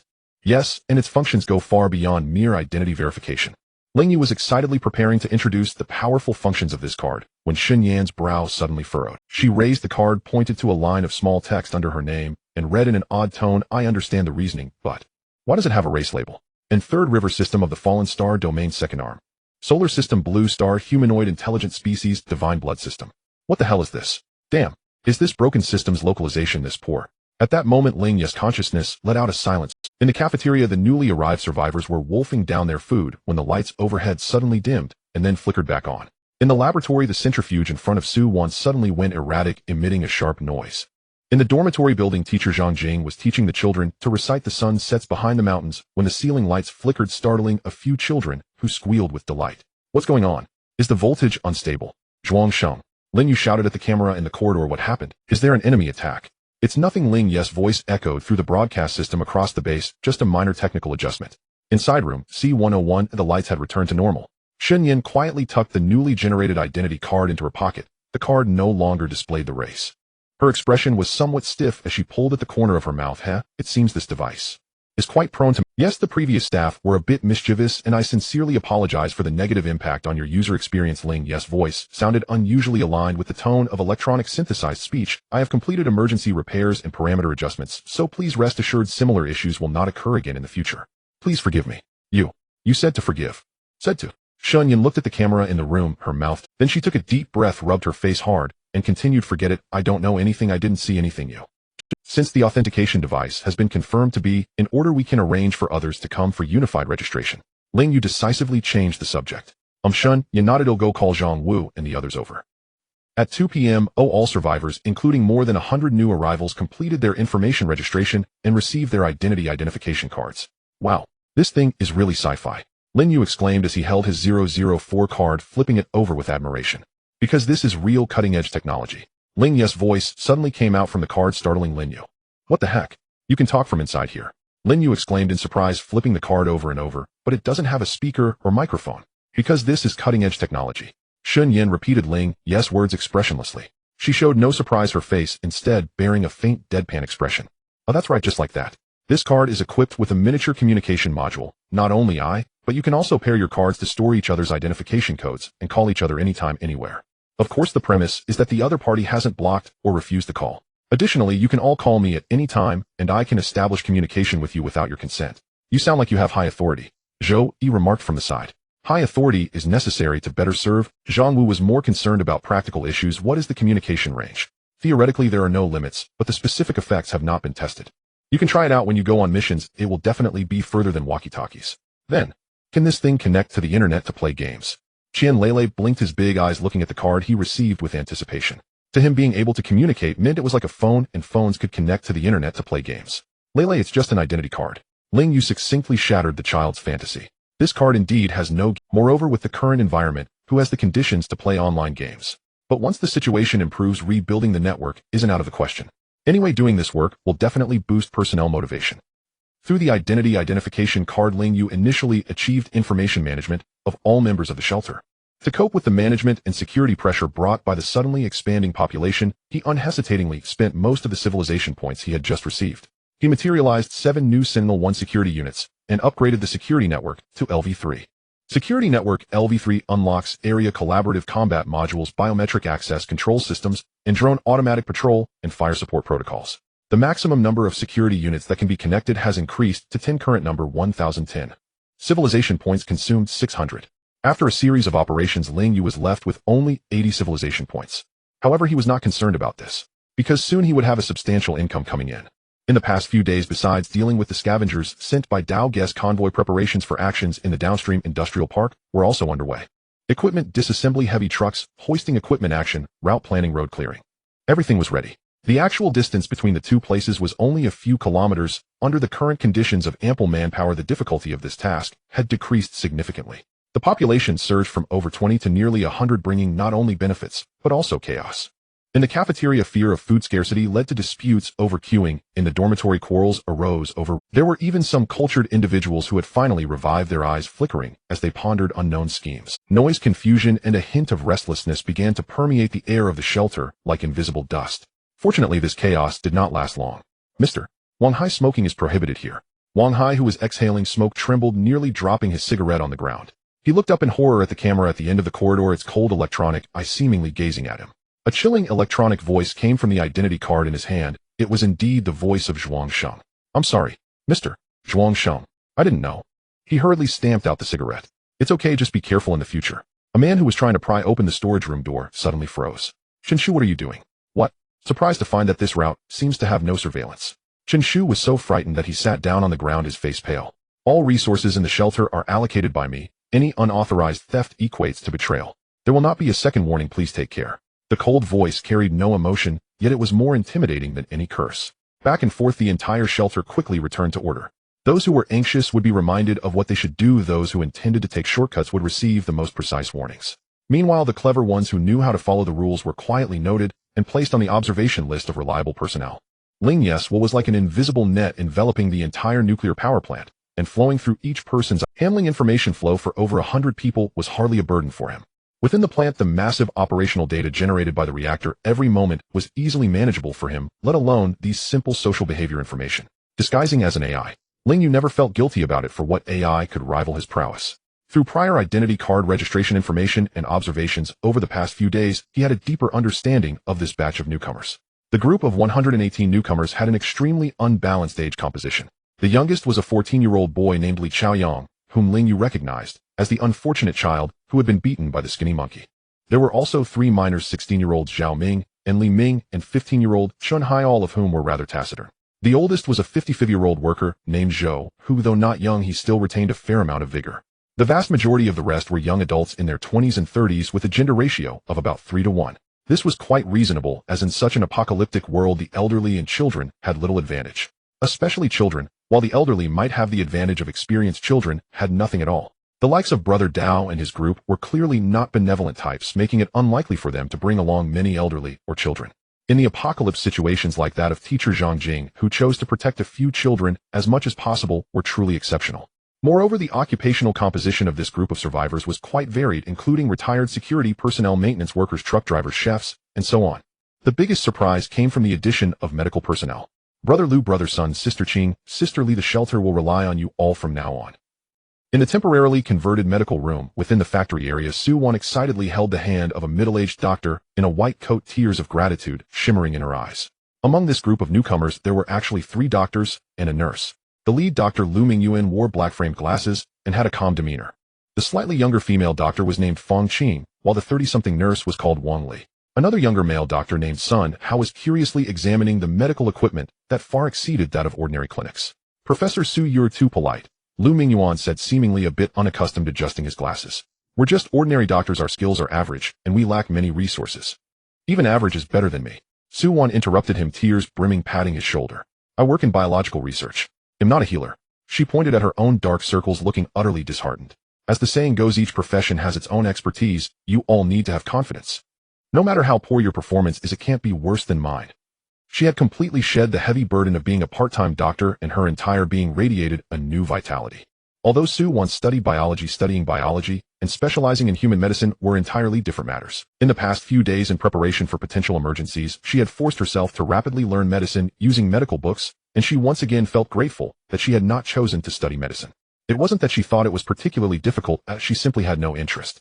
In her eyes, how could humans compare to the myriad forms of microorganisms? Besides, she felt no sorrow for the death of microorganisms in petri dishes. However, when humans died, the psychological burden would be far too heavy. In summary, with real doctors in place, the shelter's ability to ensure survival had undoubtedly taken a significant leap. Ling Yu quickly categorized these skilled personnel and assigned them to the most suitable positions. Electrician Zhao Haixing had gained several colleagues, and the kitchen welcomed a true chef. The entire logistics system of the shelter began to become more professional and efficient.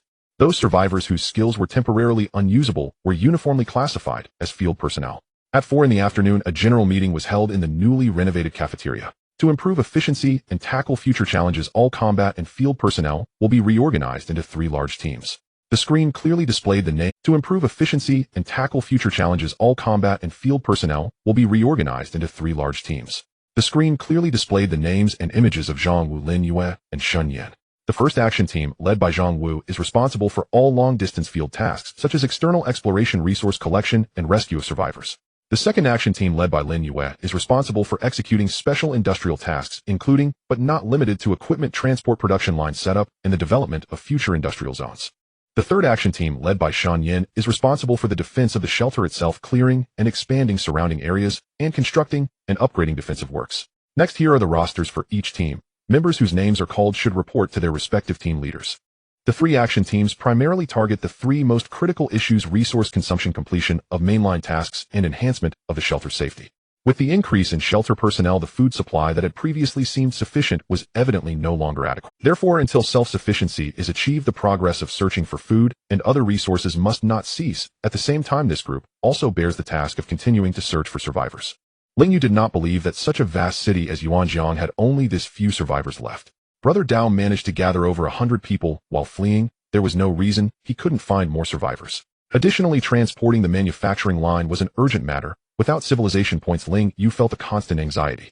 10,000 civilization points needed to be secured as soon as possible. Finally, if he wanted to establish a self-sufficient food production line, the land outside would inevitably need to be utilized. Thus, he could not allow those wandering zombies to continue roaming freely. Expanding the shelter's defensive line outward and clearing wandering zombies could begin in earnest. This was the advantage of having more people. Multiple tasks could be initiated simultaneously without hindering one another. Accompanied by the low rumble of engines, a Type 2 Chongqing Jiren drone hovered in the air, its belly dropping 4 sturdy alloy cables steadily hooking onto a bearing grinding machine that had long been dismantled and packaged within the factory. Buzz. The power of the drone, the specifications of which were uncertain, surged, producing a scream that tore through the air. The several-ton machine was smoothly hoisted and accurately placed onto a flatbed trailer of a heavy truck. First team secured. Repeat, first team secured. By the truck, several survivors immediately approached, using heavy chains and winches to firmly secure the machine. At the factory entrance, Lin Yu held a rifle, his gaze sharp as a knife, vigilantly scanning the surrounding abandoned factory area. Their field team comprised a total of 40 individuals, making it the largest group. Aside from the 10 responsible for the core hoisting operation, the rest were organized in units of 3 lining the return route to the shelter, tasked with clearing wandering zombies along the way to ensure the transport route was unobstructed. All units, please note the first batch of equipment is loaded and preparing to move to Factory No. 2. Ling Yu's voice was clearly transmitted to everyone's ears through the identity cards. For this industrial starting point mission, Ling Yu deployed 6 security units to assist in clearing the roadway and 2 Chongqing Jiren drones to ensure air superiority. He had essentially mobilized all available security forces. Received, Ling Yu succinctly replied, signaling to the teammates beside him, advance as planned, stay vigilant. The first hour of the operation proceeded surprisingly smoothly. Under Ling Yu's unified coordination, the entire team encountered no major issues, functioning efficiently like a precision machine. Drones handled hoisting and aerial surveillance, Sentinel robots patrolled and provided support, while human teams dealt with sporadic threats and secured equipment. Report. A small group of zombies, about 30, was spotted at Checkpoint C and is approaching. A survivor stationed outside reported, his voice tinged with tension. Received. Ling Yu's voice remained calm. Please assist Sentinel No. 3 in handling this. Just as he finished speaking, the tactical screen in front of Lin Yu popped up, the monitoring footage of Checkpoint C. On the screen, the rapid-fire machine gun mounted on Sentinel No. 3 spat out flames. Da-da-da.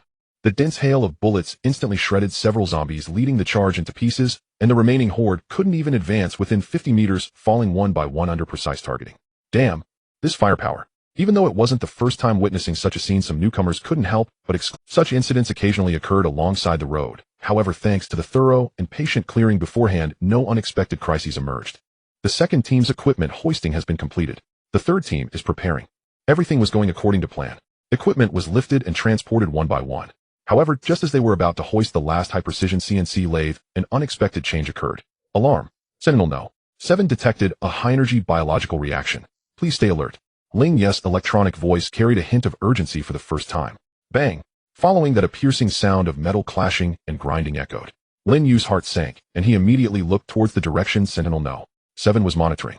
He saw that the usually invulnerable Sentinel robot had a massive gash torn in its chest armor, with internal wiring sparking and severely damaged. The entire process happened so quickly that the surveillance couldn't even capture clear footage. Enemy attack. Lin Yu shouted. Everyone pay attention. Immediately tightened defenses. Zhuang Sheng. What is that? Lin Yu shouted into the identity card. Please hold on. Analyzing the footage. Ling Yu was also sweating profusely, continuously replaying the footage from Sentinel No. 7 in his mind. What could strike before even the Sentinel could react? This was too outrageous. Found it. The footage was immediately transmitted to everyone's display devices. It was a rather bizarre creature, entirely bone-white, humanoid in shape, but with extremely elongated limbs, and seemed to have a pair of folded structures resembling wings on its back. It had just attacked Sentinel No. 7 with an incredible speed, showing both swift movement and impressive destructive power. The communication channel fell into silence at the moment the footage froze. That eerie bone-white figure, those long limbs filled with explosive power, and the folded art-like wing structures left a tremendous visual impact and psychological pressure on everyone present. Withdraw quickly. Ling Yu's cold and decisive voice exploded in everyone's ears through the identity card, breaking the brief paralysis. But the machine, Lin Yu instinctively shouted.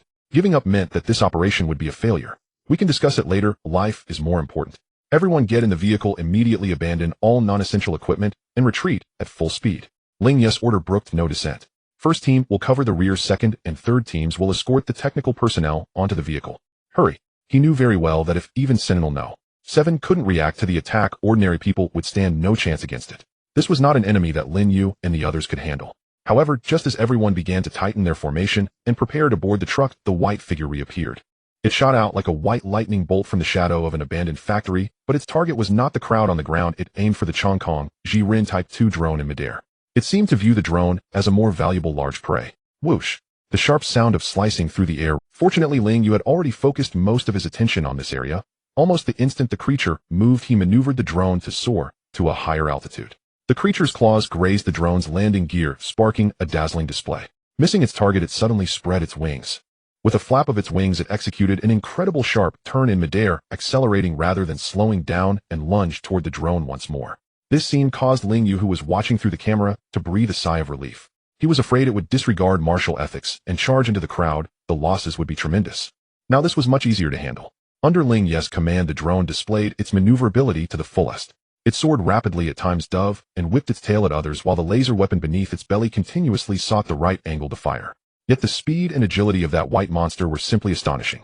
It resembled the ultimate aerial predator. Each lunge and each change of direction carried a cruel, yet graceful beauty, always narrowly evading the laser's lock. Within Ling Yu's consciousness, a massive flow of data was rapidly rolling. He attempted to find even the slightest flaw in that creature. However, his own flaw was seized first. Even though the drone's power was incredibly strong, it couldn't withstand Ling Yu's extreme demands. Within seconds, the drone engaged in a dogfight with its opponent and began to stall. The creature clearly would not miss this opportunity. A glimmer of human-like greed flashed in its eyes as it suddenly accelerated, diving to latch onto the drone's body. Its muscular arms wrapped around the drone, claws embedding deeply into the drone's shell, producing a sound that made. Then it opened its mouth, revealing a mouthful of sharp teeth like steel needles, and fiercely bit down on the drone. Then, bang! A dazzling explosion of electrical sparks erupted near its mouth, high-voltage electricity coursing through its entire body. The white creature shuddered violently, emitting a sharp shriek. Now's the time. Another drone, which had long since completed its targeting, precisely unleashed a scarlet high-energy laser. The blinding laser accurately descended from above and instantaneously pierced through the right half of the white creature. However, to Ling Yu's surprise, such a high-energy laser only burned a hole in the creature's wing. Squeak! It released its claws, decisively choosing to retreat. With a powerful flap of its damaged wings, it leaped across the rooftops of the factory. It released its claws, decisively choosing to retreat. With a powerful flap of its damaged wings, it leaped across the rooftops of the factory area, disappearing into the distant skyline. The entire process had barely taken a minute. Threat has been neutralized. Plan altered. Please immediately complete the installation work. Ling Yu's voice resonated, devoid of any emotion, but Ling Yu could imagine the perilous battle this omnipotent AI had just experienced. Received. The return journey to the Dawn shelter was unusually silent. The image of that white angel pierced deeply into everyone's hearts. The presence of such a powerful and dangerous creature instilled a bone-deep fear in everyone. Upon returning to the power station, the heavy alloy doors slowly closed behind them, and only then did everyone truly breathe a sigh of relief, a sense of returning home washing over them. A wave of exhaustion from surviving washed over them, but it was not yet time to rest. Ling Yu immediately organized personnel, beginning to unload and install the hard-won equipment under the guidance of several older workers who understood machinery. The torque on this anchor bolt needs to be tightened to 300 Newton meters. It mustn't be more or less, said Zhou Hu, an old worker. Though past 50, he spoke with vivacity and a loud voice when discussing professional knowledge. And this level gauge must be aligned. A slight miscalculation will render all future bearings defective. Fortunately, among this new batch of survivors, several individuals were knowledgeable about these tasks. With their help, subsequent installation and debugging tasks faced no significant issues. The next day, when the first bearing was successfully manufactured, a suppressed cheer erupted in the repurposed temporary factory. At that moment, Ling Yu's consciousness received the long-awaited echo. Ding! Mainline Task 3, the industrial starting point, has been completed. Task evaluation excellent. Completed the task with 0 casualties, while facing threats from advanced mutated enemies. Reward calculation in progress. Rating increased. Hidden blueprint unlocked. Gain civilization points, 10000. Unlocked building basic industrial manufacturing center X1. Please select the specific industrial type. Unlocked blueprints basic industrial manufacturing center blueprint X1. A geomancy exploration tactical all-purpose vehicle blueprint X1. Ding. Detected that the industrial manufacturing center has been established, triggering mainline task 4 raw materials of industry. Task description: the assembly line has taken shape, yet the machinery's rumble needs raw materials to sustain it. Please establish at least one stable mineral collection line and ensure that the basic industrial manufacturing center operates at full capacity. Task reward 500 civilization points. Unlock mineral refining center X1 blueprint X1. Beginner industrial manufacturing processing center. When Ling Yu first encountered it as a task reward, he was curious about what exactly it was. Now he finally had an answer. Contrary to his expectations, it was not a grand factory, but rather an industrial marvel compressed to its utmost limits. In his perception, within the underground base's District D, a massive space reshaped anew manifested itself, taking the form of a pitch-black rectangular prism approximately 50 meters long. The surface material was unknown, smooth as obsidian, with no visible, seems only the occasional flicker of flowing light within. As Ling Yu brushed against it, a holographic interface unfolded before him, presenting a series of selectable production directions. Option 1, Vehicle Manufacturing Light. Option 2, Precision Instruments Manufacturing. Option 3, Weapon Ammunition Manufacturing Conventional. Option 4, Standardized Building Materials Manufacturing. Option 5, General Component Manufacturing. Each option contained densely packed subdirectories. For example, vehicle manufacturing could be refined down to motorcycles, off-road vehicles, and even small armored cars. However, Ling Yu noticed that the more complex the product selection, the less favorable the expected efficiency and raw material demand complexity indicators beneath it. If he guessed correctly, the logic behind this thing likely emphasized specialization rather than breadth. Efficiency was probably closely tied to production goals. If the goal was too complex, efficiency would drastically decline. Additionally, different raw material choices would also impact efficiency. Thus, it seemed that Ling Yu's previously imagined super factory would not be so easily realized. At least a few more processing centers would be needed. So which industrial product should he choose next? Ling Yu quickly found an answer. In terms of food, since the apocalypse had only just begun, the difficulty of collection was not too high. The same applied to industrial products. Basically, one could go to the store and zero-cost purchase. As for weapons, Ling Yu's security unit and drones should suffice for now, and there were quite a few firearms from the previously confiscated Knife Brothers convoy. Although he did not know how they obtained them in the first place, they were at least usable, so firearms were not scarce. The real trouble lay with ammunition, a resource that was constantly consumed, yet difficult to replenish. Whether it was the rifles in the hands of the field teams, or the firepower systems of sentry robots and drones, every shot fired depleted the already limited reserves. With this thought, Ling Yu no longer hesitated. Option 3, Weapon Ammunition Manufacturing Conventional. Confirm selection. This choice will determine the specialization direction of the beginner industrial manufacturing processing center, and subsequent changes will require a large number of civilization points. Confirm. The moment the command was issued, the massive black rectangular prism in the underground base's District D began to undergo silent, yet drastic changes. The smooth surface rippled like liquid metal, with strands of ghostly blue light illuminating and intertwining within, outlining an incredibly complex structure. Subsequently, the rectangular prism swiftly contracted and deformed. Automated mechanical arms, conveyor belts, precision stamping machines, heat treatment furnaces. An entire set of highly integrated assembly lines sprouted forth from thin air, from raw material entry to finished product exit, arranged compactly and efficiently, resembling a meticulously crafted industrial artwork. A stream of new data unfolded in Ling Yu's consciousness. Beginner Industrial Manufacturing Processing Center. Weapon Ammunition. Current production list. 1. 7. 62 mm Standard Rifle Ammunition. Raw materials: copper, lead, nitrocellulose. 2. 9 mm Pistol Ammunition. 3. Sentry Robot Dedicated Electromagnetic Rifle Ammunition. Raw materials: iron, tungsten, magnetic materials. 4. Skyblade Type 1 Drone Mini Missile. 5. QBZ-191 Type Automatic Rifle. 6. QSC-92G. Note: this center can accept unprocessed basic raw materials, but processing the materials will affect production efficiency and increase energy consumption. Please provide raw materials that meet conventional industrial requirements as much as possible. It's done. Watching this complex industrial production line, resembling a work of art, Ling Yu's anxiety over ammunition was finally alleviated for the time being. Once the raw material issue was resolved, he could finally use the drone's mini missiles daily for cleaning instead of painstakingly using lasers. Although lasers looked cool, missiles had power. With the processing direction selected and the processing center confirmed, Ling Yu's attention turned to another reward. Geological Exploration Tactical All-Purpose Vehicle Blueprint. Ling Yu delved into it, and the vehicle's three-dimensional structural diagram and functional parameters instantly flooded his mind. This was a six-wheeled behemoth approximately 12 meters long and 4 meters wide, covered entirely in dark gray composite armor. Its shape exuded a robust sci-fi aesthetic, with a high chassis and enormous tires capable of handling various complex terrains. Mounted on the top of the vehicle was a dual-barreled Gauss machine gun turret capable of rotating 360 degrees, while retractable closed defense combat blades were concealed on either side of the vehicle. However, its core function was not combat. Integrated into the middle and rear of the vehicle's body was a compact geomagnetic impact drill and high-precision geological radar array. The former could easily drill through dozens of meters of rock layers, while the latter could create three-dimensional models of geological structures, mineral distributions, and even voids within a range of hundreds of meters underground. Exploration, mining, transportation, and defense. All in one. Without a doubt, this was a tool well suited for underground operations. Ling Yu's attention shifted to a long-dormant side quest in the system's taskbar. Side quest 4: Deep Cultivation and Expansion. Task description: a qualified shelter must not accept the unknown of the underground. Please explore and clear the underground areas to establish an underground base. Current progress, 25. Task reward, 5,000 civilization points. Beginner Industrial Manufacturing Processing Center X1. This task had been hanging since the kill of the Abyssal Centipede. The underground base that Ling Yu invested 5,000 civilization points into had only completed a quarter of the progress. It could be said to be a task with extremely high completion difficulty.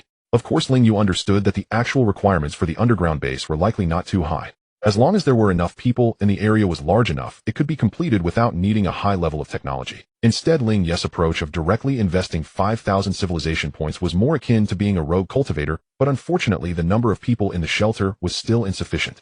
Let alone the previous 20-some people. Even with over 100 people now, it was still not enough to tackle this task. Excavating rock layers and laying pipelines required massive amounts of manpower and time. With just over 100 people completing the task was like a pipe dream. But with the geological exploration vehicle Ling, you could at least send people to start excavating the underground structure. He could even let the vehicle advance along those voids that were previously undetectable, figuring out where those caves led. It seemed like it was time to form a specialized geological exploration team, Ling Yu thought. The next morning. I can't believe it. Ling Yu stood at the entrance of the newly opened industrial center, an underground base, District D, his mouth agape, as if he could fit an egg inside. Behind him, Zhang Wu, Shun Yan, and a group of newly joined technicians wore expressions not too different from his own, their faces filled with shock and confusion. The sight before them completely overturned their understanding. The automated assembly line quietly lay under the white lights, and those mechanical arms, which looked powerful, exuded an aesthetic of industrial beauty that transcended time.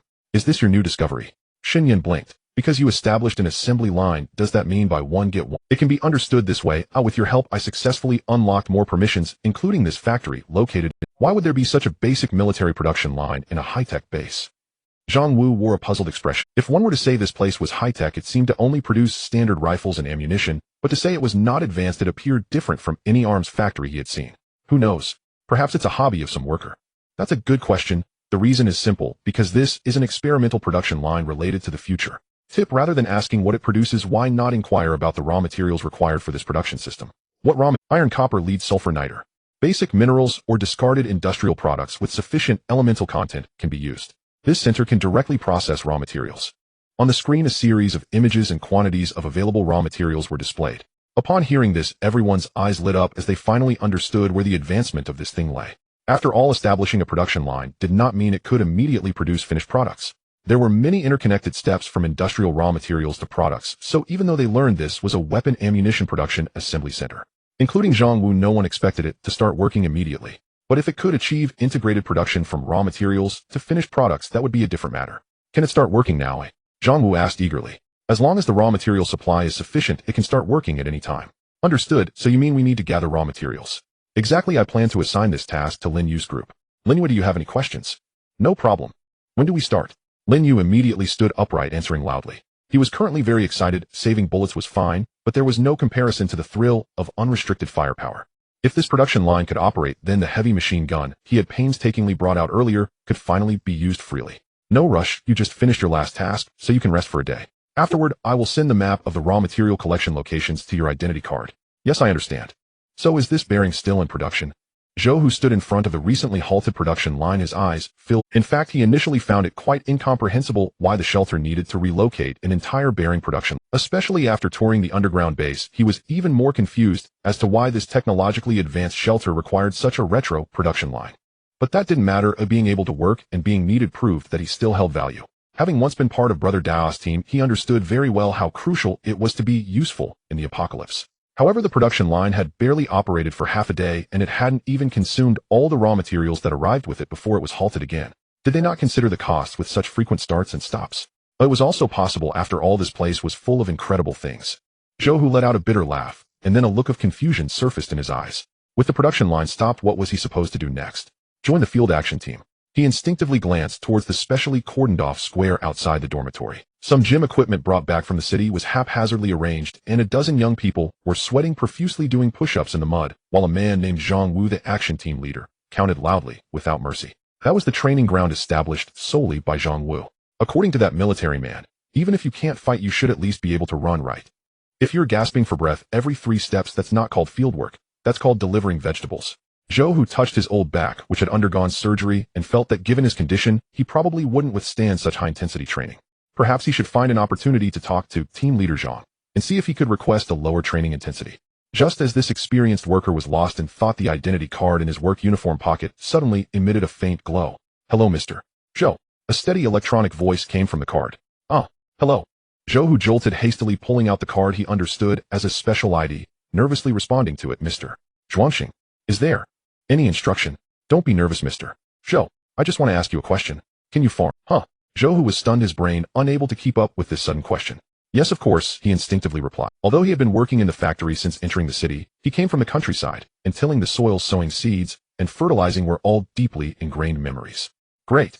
Then please go to the vicinity of the second sentry post on the east side of the power station. There is some new work that requires your professional assistance." After thoroughly clearing the wandering zombies inside and around the power station, the defensive perimeter of the Dawn shelter had successfully expanded to the edge of the surrounding forest. With a relatively safe rear, the focus of Shun Yan's group shifted to new tasks. Side Quest 5 Task Description: a true shelter should have the ability for sustainable development. Please establish at least one stable supply line for fruits and vegetables, meat, and staple foods within the shelter. Task Reward: 3,000 civilization points. Unlock building canned food processing plant 1 at Blueprint Small Light Industrial Park Blueprint 1.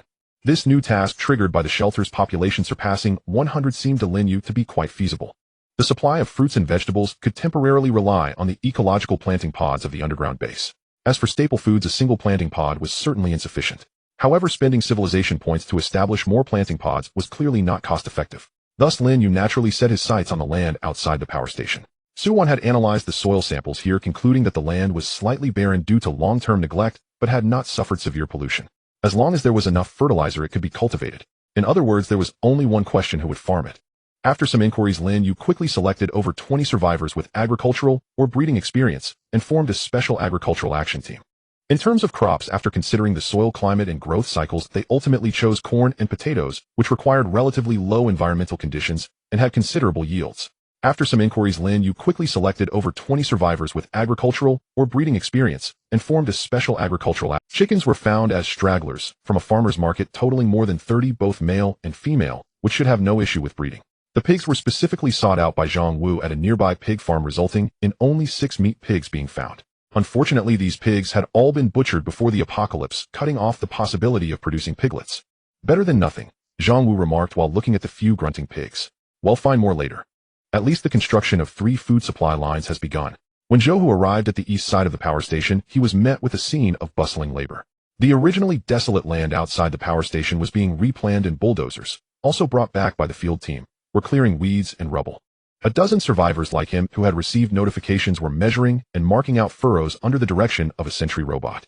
Watching the busy figures of everyone, Zhou Hu's previous feelings of uncertainty dissipated, and he found a new task he could undertake. Indeed, people need to eat, so someone must do the field work. He took off his jacket, grabbed a hoe from the side, and strode into the fields. The sun shone warmly on him, and the long-lost feeling of stability finally settled his anxious heart. After the initial chaos, the shelter had finally found its new rhythm. Zhang Wu's first action team took turns going out, bringing back a continuous supply of daily necessities for the shelter. Lin Yu's second action team was responsible for sourcing materials for the underground base's ammunition production center. Shun Yan led the remaining people to slowly establish a chicken farm and pig farm outside the power station, while also clearing out the zombies in the woods. The goal was singular: to expand the safety zone around the power station as much as possible. Suwon had fully rooted herself in her laboratory, and with new personnel with biological expertise joining her, work progress had accelerated considerably. Everything was developing in a positive direction. At the makeshift shooting range, several gunshots rang out in succession. Bullets tore through the air, accurately piercing the target 100 meters away. 10 ring, 9.8 ring. Overall evaluation excellent. The sentry station there reported the results with its signature electronic synthesized voice. With cameras that surpassed human visual limits, it didn't need to get close to the target to provide the most accurate report. This was a training ground specifically designated by the shelter for survivors to practice shooting. After all, in the apocalypse, while firearms are efficient, it is really difficult for untrained survivors to accurately hit the heads of zombies amidst chaos. Many times, expending an entire magazine yielded less effective results than a fire axe. Zhang Wu put down his gun and smiled. "It's okay, just average. I haven't practiced much since the disaster broke out, so I'm a bit rusty and have regressed a little. Even as an AI, I'm still impressed by you," Lin Yu joked in reply. Just speaking the truth. Zhang Wu skillfully replaced the magazine, then shifted the topic. "Mr. Zhuangxing, next I plan to lead a team to check out the Happy Zone. We haven't explored that area yet. To search for survivors. That's right, Zhang Wu said in a deep voice while checking the firearms components. We've already collected quite a bit of food supplies. Isn't the self-sufficient agricultural plan also being implemented by Shun Yin and the others? He raised his head, gazing towards the direction of the distant city, his eyes deep. So I plan to shift the focus of the next phase of search back to finding survivors. You should know as time progresses the city center will become increasingly dangerous. Lin Yu's electronic voice sounded again. The happy zone you suggested already falls into the category of deep city exploration. I certainly know that, Zhang Wu replied firmly. So compared to any moment in the future, now is the best time to... He looked at the gray sky in the distance, his tone carrying a sense of urgency. Delaying will only worsen the situation. After all, we can't expect survivors to survive indefinitely, and we can't even guarantee our own safety. Zhang Wu didn't continue, but Lin Yu understood his meaning. Understood. I agree with your proposal. After a moment of silence, Lin Yu gave his response. However, such a high-risk operation must first be discussed in a meeting. Moreover, the team members participating in the operation must also be reselect. I understand. Both Zhang Wu and Lin Yu clearly recognized that the population was the core issue for the shelter's development. Over 100 people is neither a small nor a large number. To establish a foothold in this increasingly perilous apocalypse, to restore industry, and to resist the potentially more terrifying monsters than the abyssal centipede, this manpower is far from sufficient. However, compared to Lin Yu's slow expansion strategy, Zhang Wu appeared to be somewhat more aggressive, though Lin Yu could understand Zhang Wu's concerns. After all, survivors are not resource points in a game. They won't wait indefinitely for you to collect them. Delaying by a day could mean the demise of a group of people.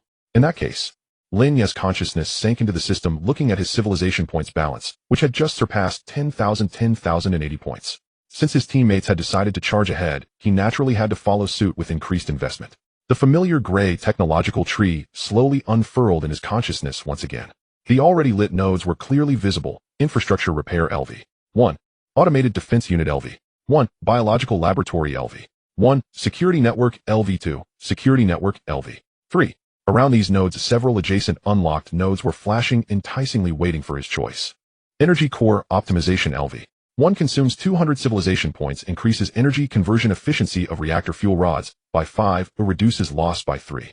Basic materials science consumes 300 civilization points, unlocks formulas for high-strength, quick-drying concrete, and basic steel alloy, requires corresponding production facilities. Lin Yu's gaze swept over these options, leaning towards civilian needs, directly focusing on the currently more useful military technology nodes adjacent to security network and automated defense unit. Firepower platform expansion LV. 1 consumes 800 civilization points, unlocks standardized external weapon interface technology, allowing weapon modules to be universal and installed on base buildings or vehicles, forming fixed movable firepower points. Automated defense unit LV. 2 consumes 1500 civilization points, can enhance and upgrade security units. Updated configurations include optical camouflage, high-intensity, kinetic shield, shoulder-mounted micro-missile launch nest.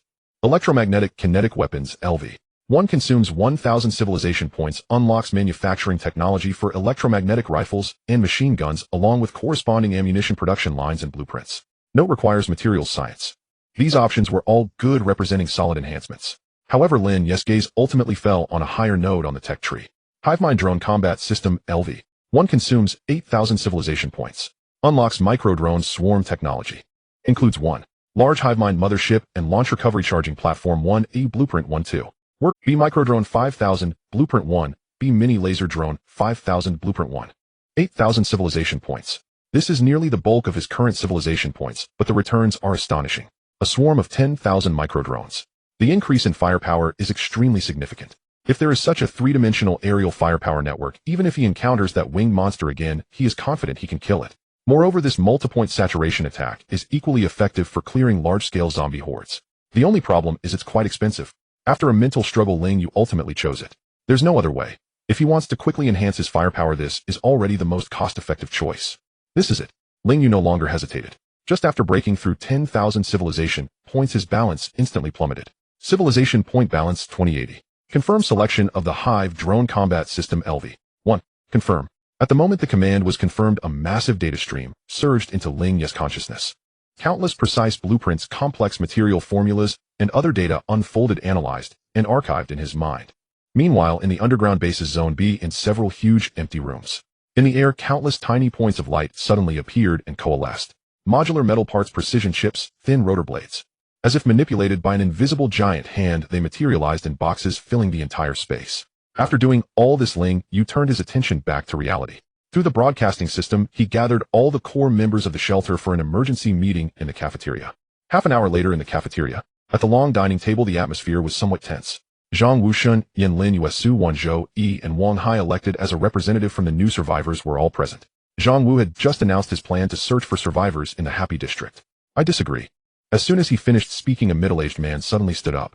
He was one of the newly joined survivor representatives, named Lu Chong, who had once been a small business owner.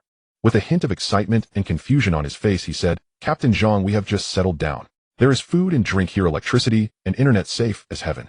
Why take such a huge risk to go to that hellish place in the city? Finding food is unavoidable, but forcing us to go to such a dangerous area just to find people is too much, isn't it?" His words resonated with several other new survivors who nodded in agreement.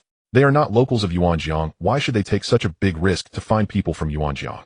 That's right, the city is too dangerous. We barely survived. Going out now would be like asking for death. Zhang Wu frowned and said solemnly, "I am well aware of the dangers of this mission, but you should also understand that the over 100 of us are simply insufficient to support the rapid development of the shelter. Whether it's cultivating farmland or rebuilding factories, we need people. Don't tell me you think we can live our entire lives just guarding this small piece of land. Or do you think that the monsters in the city won't come out to hunt? If we don't find a way to grow stronger, how can we save ourselves when the real crisis arrives? So we just keep running. Just for this imagined reason of yours, you can force us to go to our deaths, eh?" Lu Chong stood his ground, emotionally pounding the table. "I see it clearly now. You're just a damn messiah.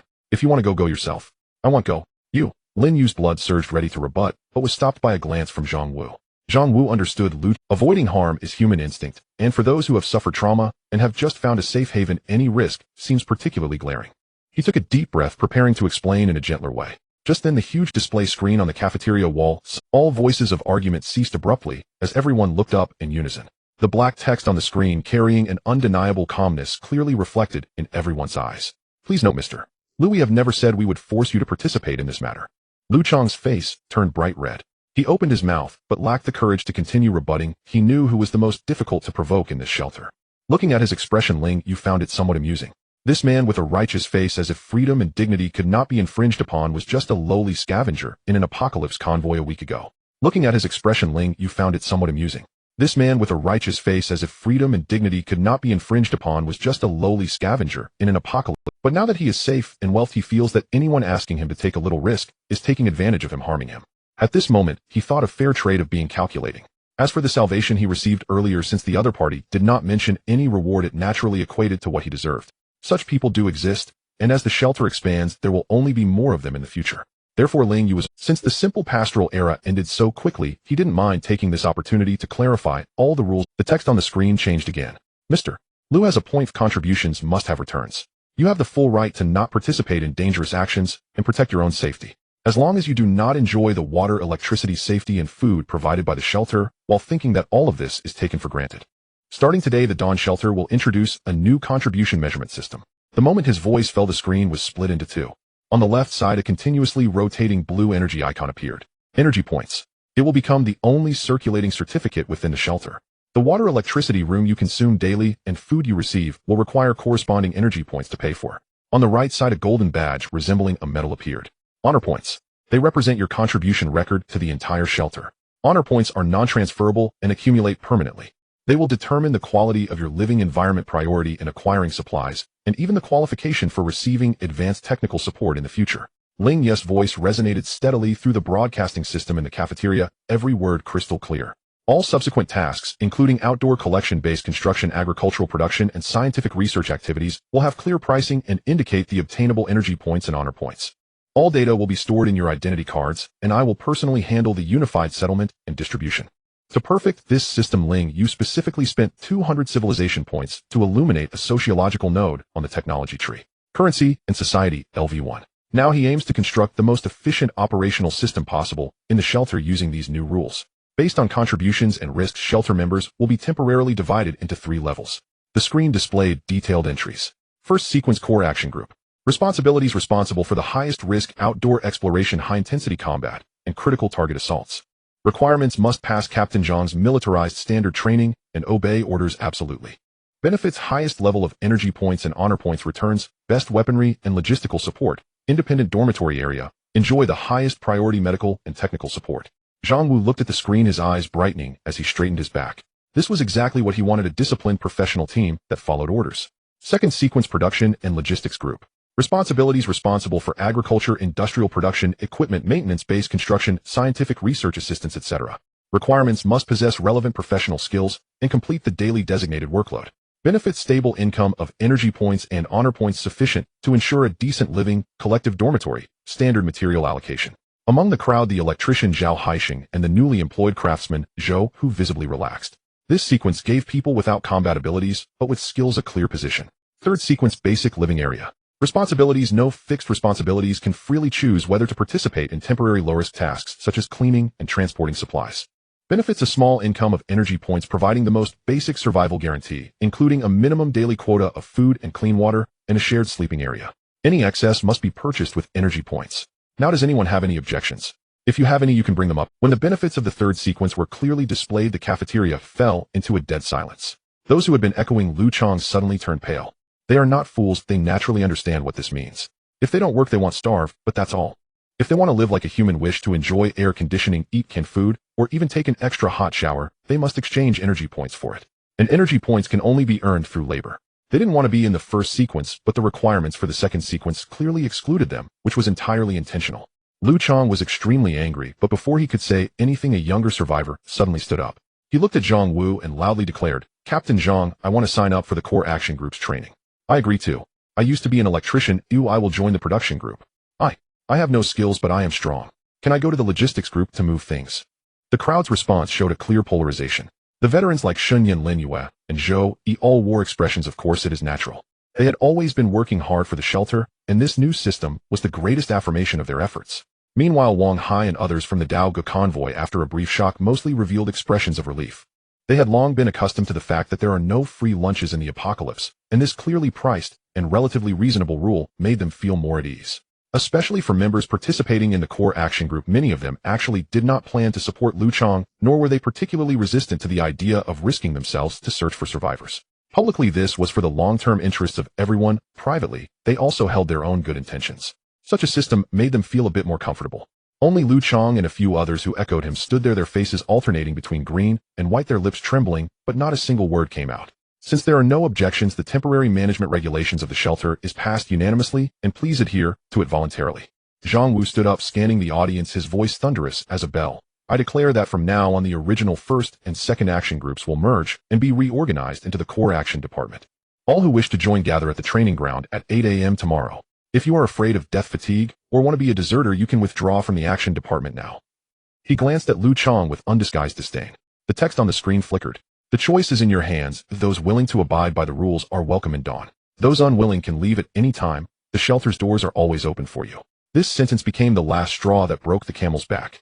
Leave this impregnable paradise with water and electricity and return to the world outside, which could be torn apart by zombies at any moment. No one dared. Lu Chang dejectedly lowered his head, his tightly clenched fist weakly loosening, as if all his strength had been drained. The meeting concluded and the crowd dispersed with mixed emotions. They knew that from today the shelter would change again. The next morning, dawn was faint. Outside the power plant, a makeshift training ground held 53 figures, standing in formation, rigid and solemn. The air was thick with the odor of earth and sweat. Zhang Wu walked along the front of the ranks with his hands behind his back. His gaze was as keen as an eagle's, scanning each face, some tight, with nerves, others set with grim resolve. He did not waste time on empty morale-boosting platitudes. This collapsing world was pressure enough on its own. Rules were clear since yesterday, Zhang Wu said, stopping in his steps. His voice was low but carried to every ear. The core operations unit takes the highest rewards, but it must also accept the greatest risks. Each sortie could be the last, he added after a pause, his eyes sweeping the field. If anyone now thinks the bargain is not worth it, feels cheated, or doubts their courage, they can step out of the line and change post. Walk away now, and no one will mock you, he said. But if you remain and later drop the ball in training or action, that will be a breach of discipline. You all know the consequences of breaching discipline, he asked. We do, came the neat, unified reply. The recent days of drilling and adjustment had borne fruit. Their voices sounded much more coordinated. After yesterday's reorganization and selection, the operations unit numbered 54 people. They were split into two action groups of 27, led respectively by Zhang Wu and Ling Yu. Each group was further divided into 3 9-man squads, each with its own squad leader. These would form the shelter's principal force for external expansion. But today's task for the operations unit was not training or an outing. They were to help the production crew carry parts up to the surface and assemble unmanned aircraft. Why is this thing even underground? Zhang Wu complained as he and a teammate hauled a heavy metal crate up from the base's lift platform, both panting with exertion. He grumbled into the air the ammunition depot at least had a direct feed to the surface. Just moving this pile of parts could kill a person with its toil. Ling Yu's electronic voice came from the identity card in his pocket. It couldn't be helped, it was there all along. Yesterday, I finally breached the system defenses of a long-sealed sector in Zone B and found these. Just that lucky. Zhang Wu set the crate down and wiped his brow, his tone half in jest. Zhuangsheng, honestly, our inspections of the plant haven't always been that meticulous. If more good things turn up in some hidden corner from now on, it will be a surprise for all of us, he said. Of course, the fewer things we have to carry, the better. Ling Yu replied flatly in his electronic tone, teasing that Zhang Wu made him seem dull. Ling Yu sounded a little exasperated. What happened to their tacit understanding? Understood, Ling Yu's electronic voice said without emotion. From now on, I will search the entire power plant more thoroughly than you. That's a relief, Zhang Wu said with satisfaction, standing upright to survey the scene. The yard beyond the lift platform was piled with crates of parts. Members of the action groups ferried them out in a steady stream. On the other side, the production technicians clustered around a three-dimensional holographic blueprint projected by a Sentinel robot, beginning the initial assembly work. Though the labor was hard, excitement lit every face. In the apocalypse, weapons after food were the greatest comfort to the spirit, especially when they looked this formidable. The members of the core operations unit had mentally prepared for the danger ahead, but that did not mean they were not afraid. Now, looking at the gleaming precision parts before them, their fear was quickly being supplanted by a rising fighting spirit. The shelter was more powerful than they had imagined. Meanwhile, a few kilometers down the road from the shelter, the former Field Patrol 3rd Squad, now the shelter's security and sanitation team, led by Shen Yin, were at work. Zombies shot in the head along the road were loaded onto trucks by team members and hauled away for incineration. Blood and tissue were covered with quicklime. The whole process was practiced and swift. Suwon's experiments had shown that even when a zombie was dead, its cells could persist and under certain conditions redifferentiate into stranger, more unsettling forms. Creatures like the chthonic centipede and a massive white unknown beast that grazed the air had both been observed preying on zombies. Although it was unclear whether the evolution of mutant zombies was related, cleaning up those corpses was always the right choice. A sharp gunshot rang out.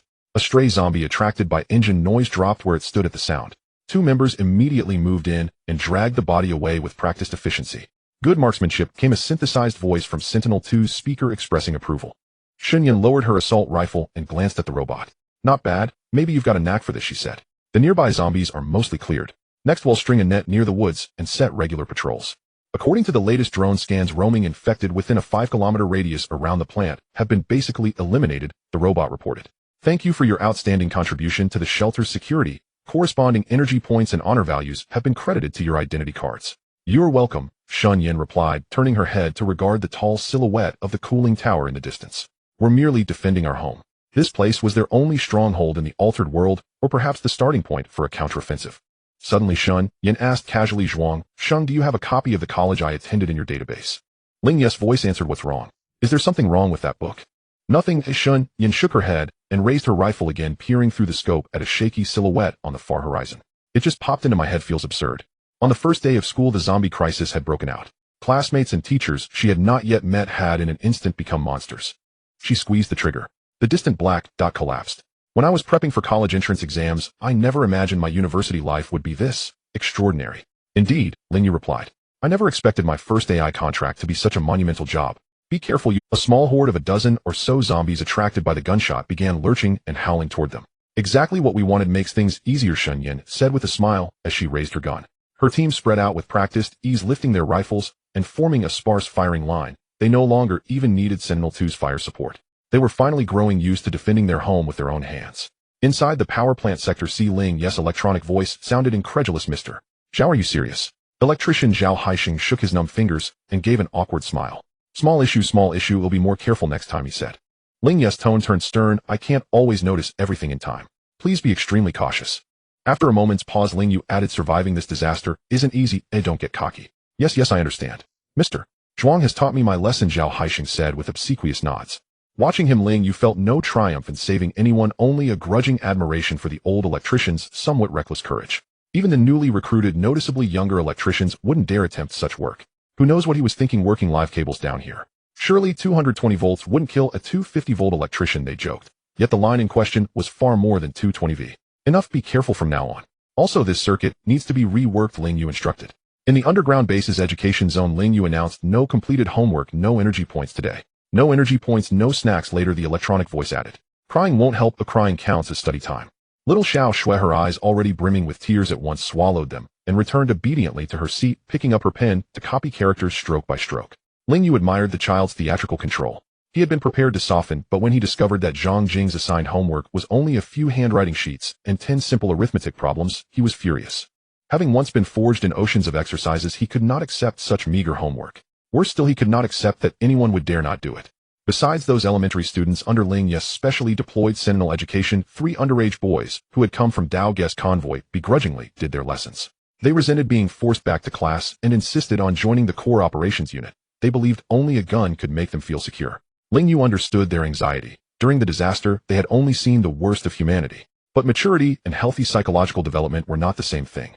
Childhood experiences can shape a life. He did not want these hard-won survivors to end up with severe mental scars. Therefore, for these children and the shelter's 3 current teachers, he allocated energy points and honor values, with extra granularity, focusing incentives on educational roles. At most, they might participate moderately in production tasks, but under no circumstances would they be assigned to kill humanoids. At dusk, the setting sun bathed the entire nuclear plant in a crimson gold glow. When the last modular armor plate slid into place, a low hum rolled across the yard. Every hand stilled, and all eyes turned toward the center of the site. There stood a colossal construct. It resembled a gigantic metal beehive of countless hexagons roughly 20 meters long, its surface black and crisscrossed, with intricate conduits and cooling grills. At its top and along its sides were densely packed launch ports. Behind each aperture, the silhouette of a small, unmanned aircraft could be discerned.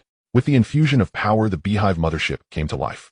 An eerie blue energy flowed through its frame. Thousands of launch bays glimmered simultaneously like stars awakened across a night sky. Holy, this is so badass. Lin Yu craned his neck, mouth wide, and all voice swallowed by astonishment. Zhang Wu stood beside him, equally stunned. He had not expected the assembly to look so monumental, so battle-ready. Ling Yu's voice came over the broadcast calmly. The Beehive Unmanned Combat System assembly is complete. It contains 5,000 Gongfeng microbomber drones and 5,000 Bingfeng microlaser drones. The system continued. Congratulations, from today, our firepower reaches a wholly new echelon. At precisely 6 o'clock in the morning, 3 modified trucks equipped with makeshift armor burst through the gates of the Dawn nuclear power plant, illuminated by the morning light.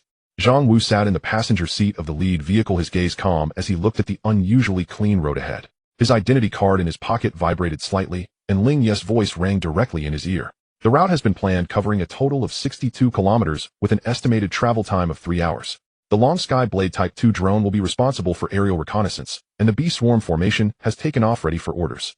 Received. Zhang Wu replied shortly. This time, he was leading an entire action team consisting of 27 members with the target set directly at the Letian district. Yuanjiang City, as the capital of Zhongping Province, is an important city in the central region comprising a total of 4 districts and 5 counties. These include Anlin District, Huaining District, Xinzhou District, Letian District, as well as Linping County, Yashan County, Qingyuan County, Pinglu County, and Ningfeng County. The Dawn nuclear power plant is located on the outskirts of Anlin District. In contrast, Letian District, where Zhang Wu and others are headed today, is already considered the city center with an economically developed and densely populated area. Beside him, Zhou, he held the steering wheel, his face betraying a hint of excitement and nervousness. He is currently the captain of the first squad. Although the pressure is immense, the drone swarm flying alongside the convoy has given him considerable confidence. For the first 10 kilometers, the road conditions were surprisingly good. The security team led by Shan Yin was highly effective, not only clearing away the corpses, but also covering the bloodstains on the road. Aside from the occasionally visible abandoned vehicles, there was hardly any trace of the apocalypse. However, once the mileage exceeded 20 kilometers, the scene began to change. Scattered wandering zombies began to appear on the road, drawn by the sound of engines roaring as they rushed over. Zhang Wu didn't even need to issue orders. The escorting Bee Swarm drones would automatically lock onto the targets. Whoosh, whoosh, whoosh. Green lasers accurately pierced through the zombies' skulls, completing the kills before they could approach the vehicles. The convoy showed no signs of slowing down, driving past the fallen corpses. This is so cool. A new team member couldn't help but exclaim softly. Other team members watching the intermittent laser rain outside felt similarly, and their confidence in this mission significantly increased. The closer they got to the city center, the more abandoned vehicles appeared on the road, several times completely blocking the entire roadway. The convoy had to slow down, and under Ling Yu's guidance, detoured through the side roads. The number of zombies also increased from a few scattered ones to small groups of 10 or dozens. As soon as they heard the noise of the engines, they surged out from the shops and residential buildings on both sides of the street, converging into murky streams, chasing after the convoy. This time, each vehicle also carried a sentry robot, which joined the battle, the crisp sound of gunfire, merging into a continuous barrage. Warning: 1 kilometer ahead at the intersection, a car accident has completely blocked the road, with an increased density of corpses estimated to exceed 200. Ling Yu's voice rang out at the right moment. Taking a detour will waste too much time. I will use micro-missiles to clear the area. Please prepare to break through. Understood. Zhang Wu picked up the identity card. His voice calm. Vehicle 1 leads the way. Vehicles 2 and 3 follow. Prepare for a forced breakthrough. Boom. After a burst of flames, the obstructing vehicles exploded, creating a gap in the horde of corpses. However, the explosion also attracted more zombies. As the 3 vehicles rushed through the gap, countless zombies lunged at them, their claws scraping against the bulletproof glass, their rotting faces pressed against the windows, their dark eye sockets staring intently at the people inside. Open fire. The shooting ports in the vehicle were pushed open and the team members raised their guns, firing furiously at the zombies outside. On the 3rd floor of the building to the left, a first-stage power-type mutant has been detected. As soon as Ling Yu's words fell, a creature significantly larger than the average zombie leaped directly from the 3rd floor window and crashed heavily onto the roof of an abandoned bus, creating a massive dent. It let out a roar that was unlike anything human and then charged at the convoy like a runaway truck. Damn it, it's this thing. Zhou cursed. Focus on driving, I'll handle it. After saying this, Zhang Wu picked up his gun and opened the car. Understood. Bang. Zhang Wu's marksmanship was excellent, and the 7.62mm armor-piercing round was powerful enough to directly pierce the skull of the giant zombie. At the same time, the laser rain from the 100B swarm drones that had just taken off and joined the battlefield briefly cleansed the surrounding horde of zombies. Taking advantage of this, the convoy sped up again, leaving the roaring horde far behind. Thus, the group drove out of Anlin District without any significant danger. However, when the enormous sign reading "Welcome to Letian District" appeared in their view, everyone fell silent. Upon reaching this point, the environment underwent visibly new changes. The air was thick with a pungent stench of blood and decay that made people feel nauseous. The sky seemed shrouded in a layer of gray haze, appearing gloomy and oppressive. What was most unsettling was the sound. From all directions, from every window of the tall buildings, from every dark alley, from the farthest reaches of sight, a continuous roar and growl converged into a collective noise. That sound seemed to have substance, transforming into an invisible wave that constantly battered everyone's eardrums, making them feel like insignificant and helpless insects intruding into hell. Everyone maintained the highest level of vigilance. Zhang Wu's voice broke the dead silence in the vehicle. Zhou's palms were already sweaty on the steering wheel. He could see that Letian District was completely different from the prosperous shopping district in his memories. In his view, the once bright and bustling skyscrapers now appeared incredibly abandoned and dilapidated. Moreover, many buildings had their exteriors wrapped in a layer of dark red meat-like tissue that seemed to pulse and move slightly, with numerous thick vein-like tendrils deeply embedded into the walls. It looked as if they had stepped into a scene from a blood plasma film. High-intensity biological energy reactions detected. Unknown mutant advised to stay away. Even without the warning, Zhou and the others dared not drive too close to those eerie fleshy masses. Fortunately, these flesh-like structures seemed to lack the habit of actively seeking food. As the convoy turned onto another street, the scene before them became even more horrifying. The street was densely packed with zombies, the sheer number almost completely covering the ground. Moreover, the number of mutants, such as giant zombies and climbers, had also significantly increased. The number of first-stage mutants here had reached a terrifying level. Strangely, some zombies had also developed flesh-like tissues similar to those on the buildings, with some growing twisted tumors on their backs, while others had them on their heads. At the same time, everyone in the vehicle felt a strange sense of dread. It was as if they were being watched by something extremely dangerous, as if in the shadows of the tall buildings and the dark corners, countless pairs of malicious eyes were coldly scrutinizing them, the intruders. Zhuangsheng, are there any high-risk targets nearby? Zhang Wu asked urgently. I haven't detected any high-risk mutants except for the horde of corpses in front of you. Why the sudden question? Ling Yu, while bombing the street ahead to distract the horde for the convoy, conducted another scan of the surroundings using the drones. However, he indeed found nothing. Although the first-stage mutants here were frightening, fortunately, there were no higher-level mutants. I feel like something is watching us, Zhang Wu calmly described his feelings to Ling Yu. That's right. Zhou exclaimed in a low voice, forcing himself to calm down. I feel it too. But I haven't detected anything. There shouldn't be any high-risk mutants nearby. Maybe we're just too nervous. After all, the environment here is quite oppressive. Zhang Wu didn't dwell on it too much, simply raising his vigilance. With danger that cannot be traced, there's no need to overthink it. Otherwise, it would only waste time. After all, if something were really about to cause trouble, it would certainly reveal itself beforehand. Zhuangsheng, can you find any survivors? Zhang Wu shifted his attention back to their original objective, asking. Scanning. Severe interference from thermal imaging signals. Many buildings have undergone unknown changes in their internal structures. No clear survivor gathering points detected for the time being. This result made everyone's heart sink. Could it be that the entire Letian district has completely fallen with not a single living person left? Emotionally, they found it hard to believe such a thing. After all, they were well aware of the scale of the resident population here before the disaster. Yet looking at the hellish scene before them, their faith inevitably wavered. Could it be that all the people really died? The convoy trudged through the horde of corpses, the sentry robots and bee swarm drones weaving a dense web of firepower in the air, constantly clearing the road ahead. However, the zombies and mutants seemed endless, After killing a batch, more would immediately surge from all directions. The fuel and ammunition of the vehicles were rapidly depleting. Team Zhang, we can't go any deeper. Zhou shouted, if we go further and we might not be able to get out.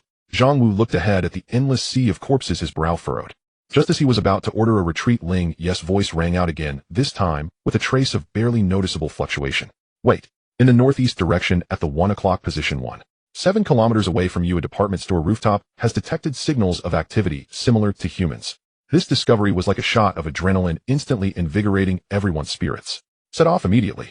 Zhang Wu decisively gave a new order, everyone pay attention. Target northeast, Jiraway department store. Repeat, target Jiraway department store. In the sky, the circling long skyblade drone suddenly changed direction. The next moment, hundreds of B microbombing drones surged out from the Hive mothership, like a swarm of angry wasps diving towards the most densely packed area of the horde. The sound of violent explosions rang out, flames and shockwaves instantly clearing a charred path through the horde. The 3 trucks roared their engines, braving the aftermath of the explosions and the splattering blood and flesh, and charged towards the department store that was faintly visible amidst the horde. Meanwhile, on the dark rooftop of Jiraway department store, several ragged, emaciated figures were huddled around a dying bonfire, trembling. Suddenly, a young man, seeming to have heard something, abruptly looked up towards the direction of the explosions. A flicker of fear crossed his eyes, but it was quickly replaced by a glimmer of faint hope. Outside, it seems like there's movement. Chen Mo, a quiet name, also belongs to a very quiet person. Due to his inability to communicate with others from a young age and his low social skills, he has grown accustomed to solitude. Aside from that, he is an ordinary person, just exceptionally ordinary. Ordinary grades, an ordinary university, graduated ordinarily, and found an ordinary job at an ordinary company in Letian district. If he had been a bit more ambitious, he might lament his failure in this life, feeling that the future was dark in his life. But he wasn't. His ambitions were equally ordinary, merely manifesting as daydreams of promotions and salary raises, or promising himself a decent meal during overtime. No more penny pinching over pig trotter rice. Indeed, that was precisely his plan for today. Fat beef rolls, enoki mushrooms, and beef balls, along with a pack of his favorite white rice noodles, lay quietly in the fridge of his rented apartment. He was just waiting for the end of the workday to enjoy a bottle of ice cold cola, a steaming hot beef hot pot, and watch a newly released sci-fi blockbuster. Life was like this, where each meal was the most important matter. This was the only creed he held in his heart. However, everything changed. When a colleague at the workstation opposite him, the girl who usually loved sharing snacks, bit into the boss' throat like a beast, Chun Mo inexplicably and acutely realized his ordinary life had come to an end. What followed was hell. Roar. The usually jovial fat brother with bloodshot eyes lunged at him with a howl. Chun Mo's mind went blank, but his body reacted instinctively. He grabbed the office chair beneath him and slammed it. Bang. The chair leg struck fat brother's face with force, instantly turning that familiar face into a bloody. Without pausing, Chun Mo raised the bloodied chair like a madman, charging toward the tightly shut window. Crash. The glass shattered. Fortunately, it was only the second floor, not too high. He landed heavily on the lawn below. His insides felt as if they had shifted, but he couldn't care about the pain, scrambling to stand and dash toward his parked electric scooter by the roadside. Outside the company, it was already a hell on earth. On the street, vehicles collided into a heap with the cacophony of horns, screams, and the sound of metal tearing blending together. Panicking people and pursuing monsters tangled together, merging into a surging wave of death. Chun Mo twisted the throttle, and the electric scooter let out a mournful cry as he navigated frantically through the gaps in the chaotic traffic.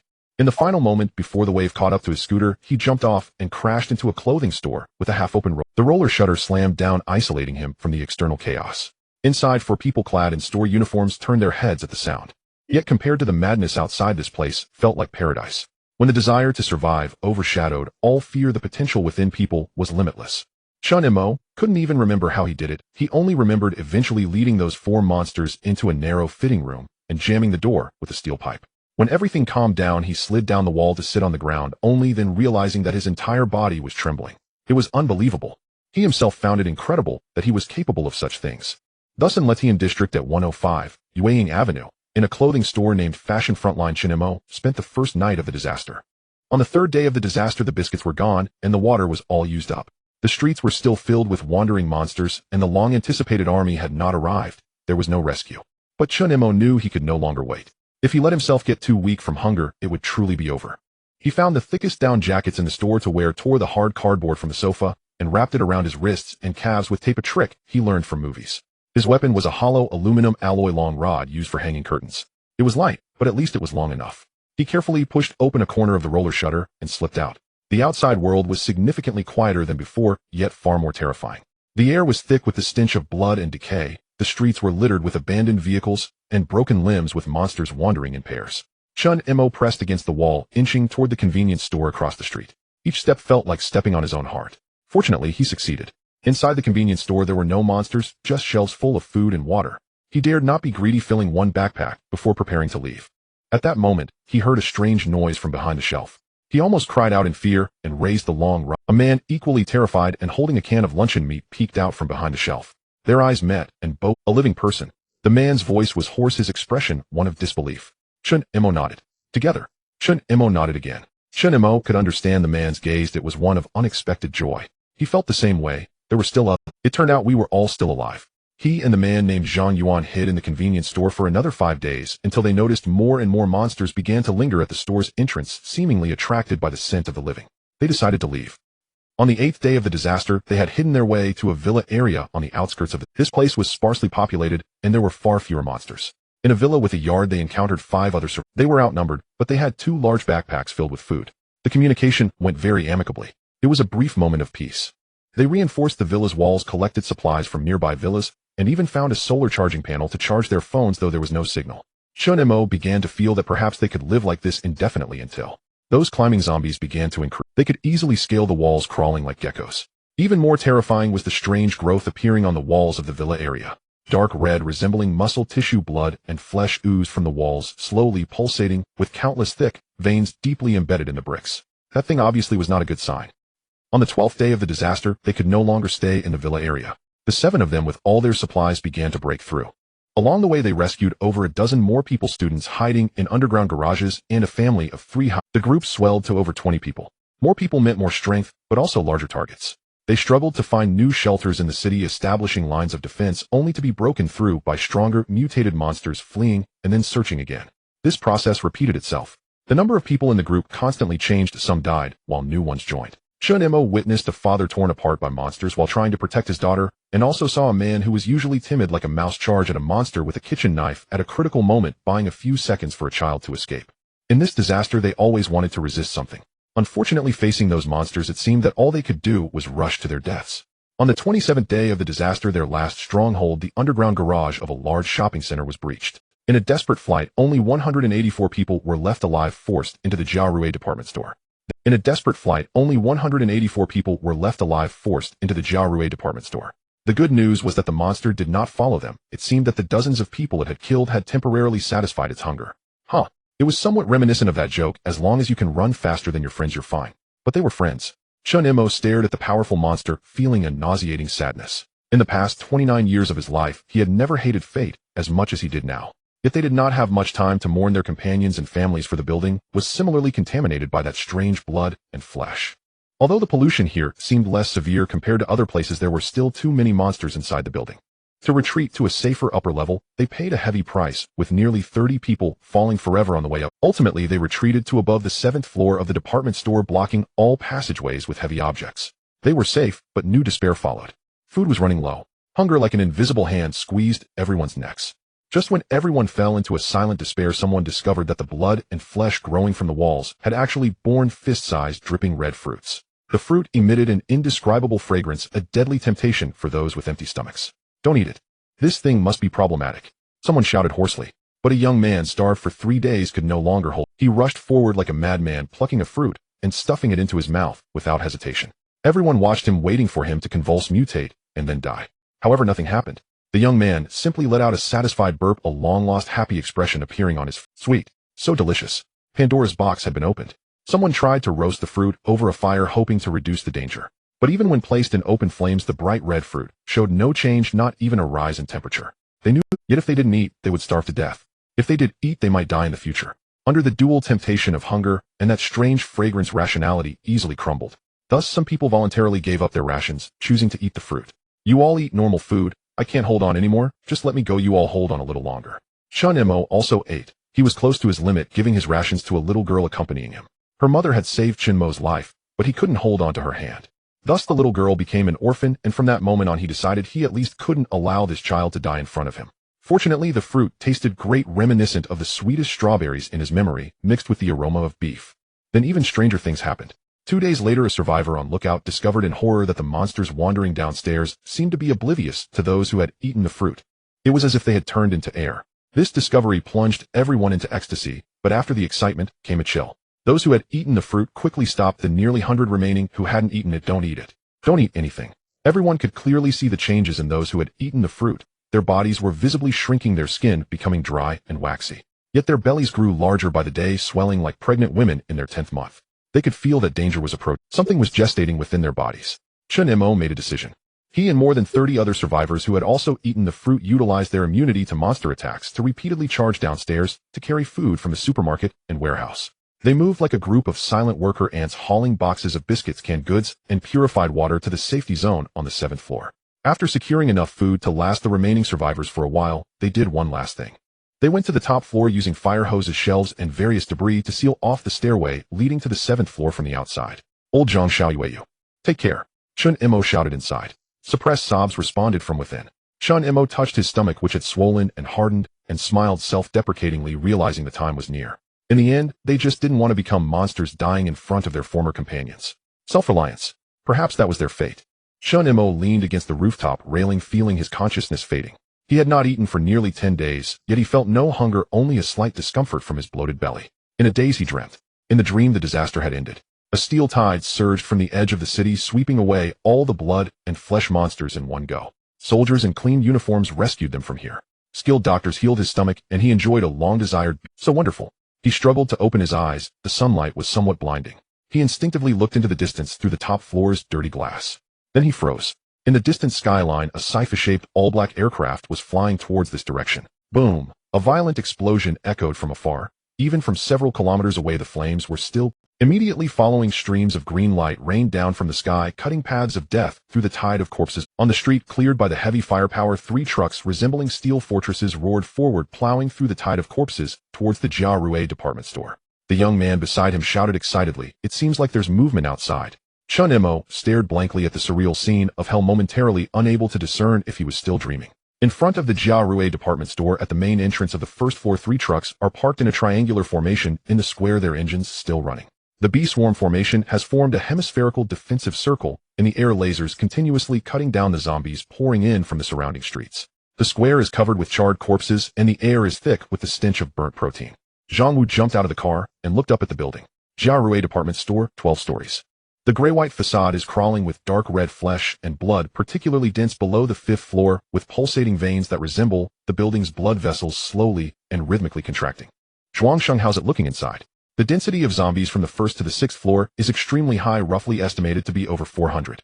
The passage to the 7th floor is blocked, but the floors between the 7th and the top floor are relatively safe, with survivor heat sources concentrated on the 7th and top floors. Suggested route: forcefully advance through the fire escape to the 7th floor with the sentry robots leading the way. Zhang Wu turned back, his gaze sweeping over the 27 team members who had finished lining up. Team 1, follow me upstairs. Team 2, secure the 1st floor retreat passage. Team 3, stay with the vehicles. Understood. 2 sentry robots pushed open the doors first, their infrared targeting lights glowing. The interior of the building is worse than what is seen from the outside. The 1st floor of the mall is almost covered in flesh and blood, feeling like stepping on a layer of soft rotten meat, each step making a puff sound. Shelves have collapsed, products scattered everywhere, covered in a fine network of red flesh. Bang, bang, bang. The sentry robots opened fire, 6 tongues of flame instantly erupting, the crisp gunfire merging into a chorus. Bullets poured down like a rainstorm, mowing down the advancing horde of zombies. The zombies on the 1st floor seemed unusually sluggish, most of them lying on the ground, either feeding or resting. Only when the sounds of gunfire and footsteps startled them awake did they roar and charge towards the entrance. The bee-swarm drones flew in through the doorway, green lasers weaving a dense web of light in the dim space. A path was quickly cleared, and without hesitation Zhang Wu and the others stepped over the corpses and hastily entered the fire escape. The stairwell was narrower and darker, with only the emergency lights flickering sporadically. The sentry robots led the way, and with each turn a furious gunfire erupted. 2nd floor, 3rd floor, 4th floor. The number of zombies was increasing, and more first-stage mutants were appearing. Zhang Wu joined the battle with his team, his assault rifle accurately blowing the heads off each mutant that was about to breach the sentry's fire network. Reload. Zhang Wu raised his gun, and Zhou Yi moved in from the side to cover, shooting down a climber that had grabbed hold of a robot. As they turned the corner on the 5th floor, a distinctly different type of zombie squatted on the wall. It was thinner than the ordinary zombies, its limbs bending in reverse at the joints, with its spine protruding, forming a row of serrated bone spikes. Most bizarrely, its head. There were no eyes, replaced by a ring of circular, constantly opening and closing gill-like organs. It did not roar and charge like other zombies, but opened its gill, emitting a high-frequency squeak, sharp enough to make everyone feel a stabbing pain in their temples. In the next moment, the sound of hurried footsteps echoed from above and below. As if receiving a signal, a large number of zombies began to converge in this direction. Not good. Zhang Wu's pupils contracted, realizing immediately take it out first. The sentry robots redirected their guns and fired in quick succession. But that creature reacted extremely quickly, its reverse-bending limbs suddenly launching itself from the wall to the ceiling, then to the opposite wall. 2 shots missed, and the third grazed its shoulder, tearing off a patch of blackened flesh, yet it evaded the fire. But Zhang Wu seized its backward sway, raising his hand to fire. The armor-piercing round struck it in midair, piercing its chest, and the falling zombie was shot in the head by the sentry. Ding. Detected host has killed a first-stage Special Mutant Screamer X1, earning civilization points. Ding. Special drop obtains Special Sonic Displacement Data X1. However, at this moment Ling Yu had no mind to pay attention to the system notification, as through the perspective of the Chong Kong Jiren 2 drone outside the building, he observed an extremely large heat source approaching. The worst-case scenario had occurred. The disturbance here had attracted great danger. Zhang Wu, you need to speed up. Something big is locking onto this location. Understood. Zhang Wu also sensed the gravity of the situation, immediately ordering everyone listen up, charge with me. 6th floor. The blocked stairway to the 7th floor was right above. Dense shelves, tables, and fire hydrants formed a temporary barrier, with faint light seeping through the gaps. People above, can you hear us? Zhang Wu shouted upward. We are the rescue team from the Dawn Shelter, here to get you out. After a brief silence, a hoarse voice came from above. Is it really a rescue team? That's great. The rescue team has come. The government has sent people. Stop talking, quickly move the stuff, let's go together. The sound of clutter being pushed aside echoed. Trembling hands reached out from the gaps, hurriedly moving the obstructions. The moment the passage opened, a series of haggard and dirty faces appeared before Zhang Wu. The condition of these people was somewhat better than he had imagined, or at least they could still stand. There were about 100 of them, men and women of all ages, their clothes tattered, yet their eyes still held a glimmer of life. A man in his 30s stood at the forefront holding a sharpened mop handle. You finally came. That's wonderful. Stop chatting, let's move quickly. Zhang Wu glanced at the crowd. Those who can walk come down with us now. Oh, a few people help carry the injured. Everyone must leave this building within 10 minutes. The man was stunned for a moment, then nodded vigorously, turning to shout inside. Did everyone hear that? Pack your things and follow them. The crowd became restless, with cries, shouts, and supportive voices mixing together. Just then a dirty little girl squeezed through the crowd, tugging at Zhang Wu's sleeve. She looked about 8 or 9 years old, her hair tangled and dried tear streaks on her face. Uncle, she cried anxiously. Uncle Chun. Uncle Chun and the others are still up there. Zhang Wu frowned, looking at the man with the mop handle. Are there still people above? Yes, yes. The man nodded hastily, explaining in a flurry. Up there are my brothers Chun Mo and the others. They ate that ghostly thing that grew on the wall to leave us food. He pointed at the fist-sized red fruits hanging on the dark red flesh of the surrounding walls, quickly explaining the situation. They are afraid of turning into monsters and hurting us, so they sealed off the passage above. Zhang Wu was silent for 2 seconds. Zhuangsheng, is the heat source on the top floor still there? Yes. A total of 34, but 7 of them are experiencing abnormal temperature rises. Zhou, take 2 people with me to the top floor. The others coordinate with the sentries and cover the survivors down. Understood. On the rooftop of the top floor, the sunlight was glaring, and there was an indescribable sweet and rotten smell in the air. More than 30 people were scattered across the rooftop, most sitting or lying against the wall. Their bellies were all swollen, and their skin was thin enough to see the writhing beneath. But besides that, they all appeared quite lucid. A young man leaning against the railing raised his head, looking at the suddenly appearing armed personnel, and after a while managed to squeeze out a sentence. Are you for real? Yes. Zhang Wu squatted down. Can you walk? Yes. The young man supported himself on the railing to stand up. Great, let's go home. Before he could finish speaking, a sharp scream came from behind. Zhang Wu turned sharply. A middle-aged man had collapsed on the ground, convulsing violently. Something appeared to be roiling inside his belly, with fist-sized lumps protruding under the skin. At the same time, the whites of his eyes quickly turned red, and black blood foam began to seep from the corners of his mouth. It was a clear precursor to zombification. Joey. Early on in the mutation, he had rushed forward, pulling out a pre-loaded syringe from his waist and injecting it into the man's body. The convulsions gradually subsided after a few seconds. The man's eyes returned to normal, but his belly remained swollen. Zhang Wu glanced at the other survivors, all similarly protruding bellies, and made a decisive decision. Everyone who has eaten the fruit, 1 shot each now. He pulled out all the suppressants from his backpack and injected them one by one. At the same time, Zhang Wu picked several red fruits from the blood and flesh branches on the wall, sealing them in a metal canister. Zhang Wu, speed up. Ling Yu's voice suddenly became urgent. It's coming. Zhang Wu's expression turned grim. He felt it to the ground beneath his feet, trembling slightly, and it was becoming increasingly pronounced. In the distance, in the central area of the Letian district skyline, a visibly abnormal mass of white mist was swirling upwards, as if stirred by some gigantic entity. Everyone evacuate. Now. More than 130 survivors were packed in batches into the 3 trucks, while Chun Imo and 34 giant belly patients were arranged in a separate compartment of the second truck guarded by a team and a sentry robot. The Chongkong Ji-Ren led the way, the sentry robots bringing up the rear, and the B-swarm drones all took to the sky, forming a laser network at the building's exit. The survivors ran over the corpses on the first floor toward the trucks, many terrified and weakening, being pushed forward by those behind. The little girl clutched Chen Mo's hand tightly, desperately suppressing her tears. Last batch. Get in the vehicle. Zhang Wu jumped onto the rear of the truck, yanking the last elderly person up into the compartment. Go. The 3 trucks started simultaneously, their wheels crushing the corpses in the square as they surged onto the main road. However, just after exiting 2 intersections, the glass curtain wall of a nearby office building suddenly exploded. A figure leaped out from the shattered glass, landing on the road directly in front of the convoy, cracking the asphalt. The creature stood upright, approximately 2 meters tall, slender in build, its entire body covered in a layer of tightly fitting gray-white chitinous armor.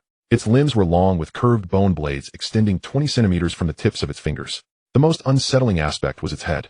There was no mouth, no nose, only a pair of large pitch-black compound eyes like 2 black mirrors reflecting the light. It tilted its head as if sizing up its prey. Biological information similar to a second-stage mutant. Stay alert. Don't stop. Charge ahead. Zhang Wu shouted. Zhou Yi slammed the accelerator. But the creature sidestepped, its bone blades slicing across the front armor of the vehicle, cutting a half-meter-long gash in the steel plate, sparks flying. The sentry robot jumped down from the roof, its fire control system locking onto the creature, but the bullets barely penetrated that strange chitinous armor. Fortunately, the B-swarm formation quickly locked onto the target, dozens of lasers striking simultaneously. Burn marks appeared on the surface of the armor, and the creature let out a sharp shriek, but in the blink of an eye it shredded several drones, while even more drones focused on it. Seeing the enemies increase, it retreated a couple of steps, then turned and disappeared into the depths of the alley at an astonishing speed. Zhang Wu and the others naturally paid it no mind, only focused on fleeing. The tremors underfoot grew increasingly violent. As the convoy drove onto the cross-river bridge leading to the Anlin district, everyone could clearly feel the bridge shaking. In the rearview mirror, the skyline of the Letian district was already engulfed by that patch of white mist with a massive outline difficult to comprehend, moving slowly within the fog. Faster, faster, faster. Zhou Yi floored the accelerator, mumbling incantations at the same time. Just as the convoy exited the bridge, a deep rumbling sound came from behind. Zhang Wu looked in the rearview mirror. A dark red flesh pillar estimated to be over 10 meters in diameter emerged from the white mist like a tentacle reaching out from the abyss, smashing down onto the surface of the cross-river bridge. Reinforced concrete shattered, broke, and collapsed under that impact. The rear half of the entire bridge, along with the hundreds of zombies still chasing on the bridge, plunged into the surging river. The waves surged up to dozens of meters high, crashing onto the roadway, soaking the tail of the last truck. Everyone fell into silence. Inside the truck, only the roar of the engine and the suppressed breaths of the survivors remained. Then that flesh pillar slowly retracted back into the white mist, as if it had finally given up the chase. Zhang Wu stared at the expanding white mist wall in the rearview mirror, his pupils constricting, murmuring, "What the hell is that thing?" The identity card vibrated. Ling Yu's voice rang out. "I don't know. That thing, my drone's detection cannot penetrate that layer of mist. There is strong electromagnetic interference. But based on the vibration data, its size, conservatively estimated to exceed 200 meters. Zhang Wu fell silent. Were they going to confront such a monster? 3 trucks raced down the final stretch of road, slowing before the barbed wire gate at the power station perimeter. The electric gate slid open ahead of time, allowing the battered and scarred trucks to enter in a single file. The last truck was still followed by 7 or 8 zombies, which trailed behind, drawn by the smell of exhaust and the noise of the engine less than 50 meters from the gate. The gate closed immediately after the last truck had entered, and the 3 zombies running at the front crashed into the gate, only to be shot down from behind. Outer security team, begin the cleanup. Shunyan issued the order succinctly. The number of zombies outside the gate was not large, only a dozen or so, and they were stragglers following the convoy. After a few rounds of shooting, the area outside the gate fell silent within 3 minutes. In the square, the doors opened and the survivors stumbled out of the vehicles, somewhat unsteady after the violent jolting. Everyone listen to my orders. Zhang Wu's voice was steady and strong. Zhou Yi, take a team to escort the survivors to the certification center for registration. The second team, you will reinforce the security forces inside the power station. The third team, follow me. Yes. Zhou Yi led over 100 newly arrived survivors, escorted by several team members, towards the certification center in the underground base. Meanwhile, Zhang Wu took another team to escort 34 giant abdomen patients, including Chun Imo, to the newly opened medical center of the shelter. Underground base area, a temporary medical center. The 3 doctors and 1 nurse at the shelter were already prepared and on high alert. This temporary medical center was also urgently materialized by Ling Yu during the convoy's return journey. Emergency medical aid, LV1, a full set of advanced testing equipment, a surgical room meeting the highest sterile standards, and several isolation wards. It cost only 300 civilization points. Considering the overall medical health level of the shelter, it was not expensive. First, there were medical history inquiries, followed by various examinations. Fortunately, the number of patients was not large, and the equipment was relatively advanced, so the results came out quickly. After confirming that none of these individuals had any additional conditions affecting the surgery, preparations to begin the operation commenced. The shadowless lamp illuminated the operating table in stark white. 3 doctors and 1 nurse were already in position. In addition, Su-Wan, having received the news, was also in the operating room, quietly standing in the corner with a box of suppressants beside her. Beside her stood a sterilized sentinel robot, equally silent. They were there for that parasitic organism. Everyone knew that this surgery was unlikely to be an easy one. The first on the table was Chun Mo, whose condition was relatively poor. Under the shadowless lamp, Chun Mo lay on the operating table, his abdomen bulging high, the bluish veins visible beneath his paper-thin skin. His consciousness was quite clear. He even turned his head to glance at the sentinel robot, which seemed out of place in the operating room. Standing beside the table, its mechanical arm had replaced its claws with precision grippers, resembling a rather unfriendly nurse. The lead surgeon, Dr. Ling Yu, was an associate chief surgeon at a top-tier hospital before the disaster. But in his many years of experience, he had never seen such a condition. Watching the squirming under the skin, he couldn't help but feel a chill run down his spine. But with the arrow knocked, there was no choice but to shoot at this moment. He could only grit his teeth and proceed. The male doctor beside him activated the anesthesia equipment, adjusted the dosage, and began the anesthesia. 30 seconds later, everyone frowned. Chun Mo remained conscious. Dr. Lu looked down at him. "Are you okay?" "I'm fine. What's wrong, doctor?" Chun Mo replied, somewhat confused. Ling Yu was silent for a moment before saying, "You should have lost consciousness by now. Otherwise, there would be no need for anesthesia." Chun Mo said, his tone surprisingly flat. "I haven't felt pain for days. Just proceed. I can handle it." Dr. Lu hesitated for 2 seconds, looking at the sentinel robot. "Just do it. I'll be watching here." The scalpel fell. At the moment the skin was cut open, Chun Mo's body only shivered slightly, then fell still. He turned his head, staring at the ceiling, breathing steadily. Dr. Lu swiftly separated the tissue layer by layer. The moment the abdominal cavity was opened, his hand stopped. "What is this?" On the surface of Chun Mo's stomach was a mass of dark red organisms. It was about twice the size of an adult's fist, irregularly oval-shaped, and covered with dense, tiny hair-like protrusions. At the end of each hair was a pinhole-sized black opening, rhythmically expanding and contracting as if it were breathing. Meanwhile, its bottom extended several semi-transparent tubular structures, deeply embedding themselves into the stomach wall tissue, the surrounding stomach wall having turned an abnormal grayish-purple. In the center of that thing was a vertical slit, revealing moist pink tissue that was writhing irregularly. The voice of the male doctor beside them tightened. Just as he spoke, the mass of parasites seemed to sense the external observation, and all the surface hairs suddenly stood upright. The next second, the upper half exposed to the air began to change at a visible speed. What was once soft tissue quickly hardened and morphed, the color shifting from red to black. In just 3 or 4 seconds, several flat, sharp-edged black plates emerged on the surface of the upper hemisphere, glinting coldly under the shadowless lamp. Then it suddenly burst outward. The blade-like plates shot straight at the doctor. "Retreat," Ling Yu warned in time. Almost simultaneously, Chun Mo's body convulsed violently. The monitor emitted a piercing alarm. His eyes began to redden and black blood foam erupted from his mouth, a precursor to zombification. Su-Wan reacted extremely quickly, already holding a pre-prepared suppressor syringe in her left hand, accurately jabbing it into his arm. As the drug was injected, Chun Mo's convulsions began to subside after a few seconds, and the redness in his eyes slowly faded. But the situation on the operating table worsened. The parasite still had half of its structure buried in Chun Mo's stomach, while the exposed part had completely hardened, the bony blades fanning out like a deadly flower. Moreover, its root system was firmly embedded in the stomach wall. Forcibly detaching it at this moment would clearly be unfriendly to the patient. Yet if they ignored it, its hardening would continue to spread. Once fully hardened, those blade-like structures could easily injure Chun Mo's internal organs, leading to massive bleeding. Ling Yu naturally would not stand by and watch such a thing happen.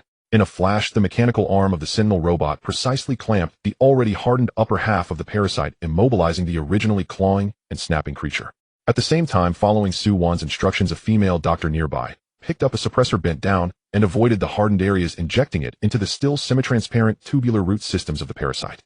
The effects of the drug were evident. The frequency of the parasite's writhing began to decline. The root systems embedded in the stomach wall relaxed, as if their strength had been drained. The closure of the surface hair pores slowed, and the central slit ceased its writhing. Dr. Lu, now's your chance. Without needing Su-Wan's reminder, Ling Yu had already begun to work, while the activity of the parasite decreased, attempting to detach the root systems. With each root detached, the parasite shook slightly, but under the dual pressure of the sentinel's grip and the suppressor, it was unable to break free. The last root came free. Ling Yu lifted the entire parasite along with the gripper and placed it into the specially prepared sealed container that Su-Wan had long since prepared. As the container lid closed, everyone breathed a sigh of relief. Then Lu Mingyuan began to check the damage to the stomach, but to everyone's surprise the holes left by the detached root systems were visibly healing at an observable rate. This is abnormal. Lu Mingyuan frowned, glancing up at Chen Mo, who still showed no strange changes and was not zombified. At this moment the male doctor beside him seemed to discover something and said, "Dr. Lu, look here, what is this?" A tube. Lu Mingyuan looked over at the prompt, and then he saw something incredible. On the right side of Chen Mo's abdominal cavity was a mass of deep red tissue about the size of an egg. It pulsated rhythmically, looking much like a small heart. What made Lu Mingyuan feel even more troubled was that many blood vessels seemed to be entwined around it, making it appear to be part of Chen Mo's circulatory system. Was it a congenital deformity of the person, or was it caused by the earlier parasite? This question could wait to be answered during surgeries on other patients, but there was another question that needed to be decided immediately. That is, should this thing be removed now? Lu Mingyuan was momentarily uncertain. He asked Ling Yu, "Mr.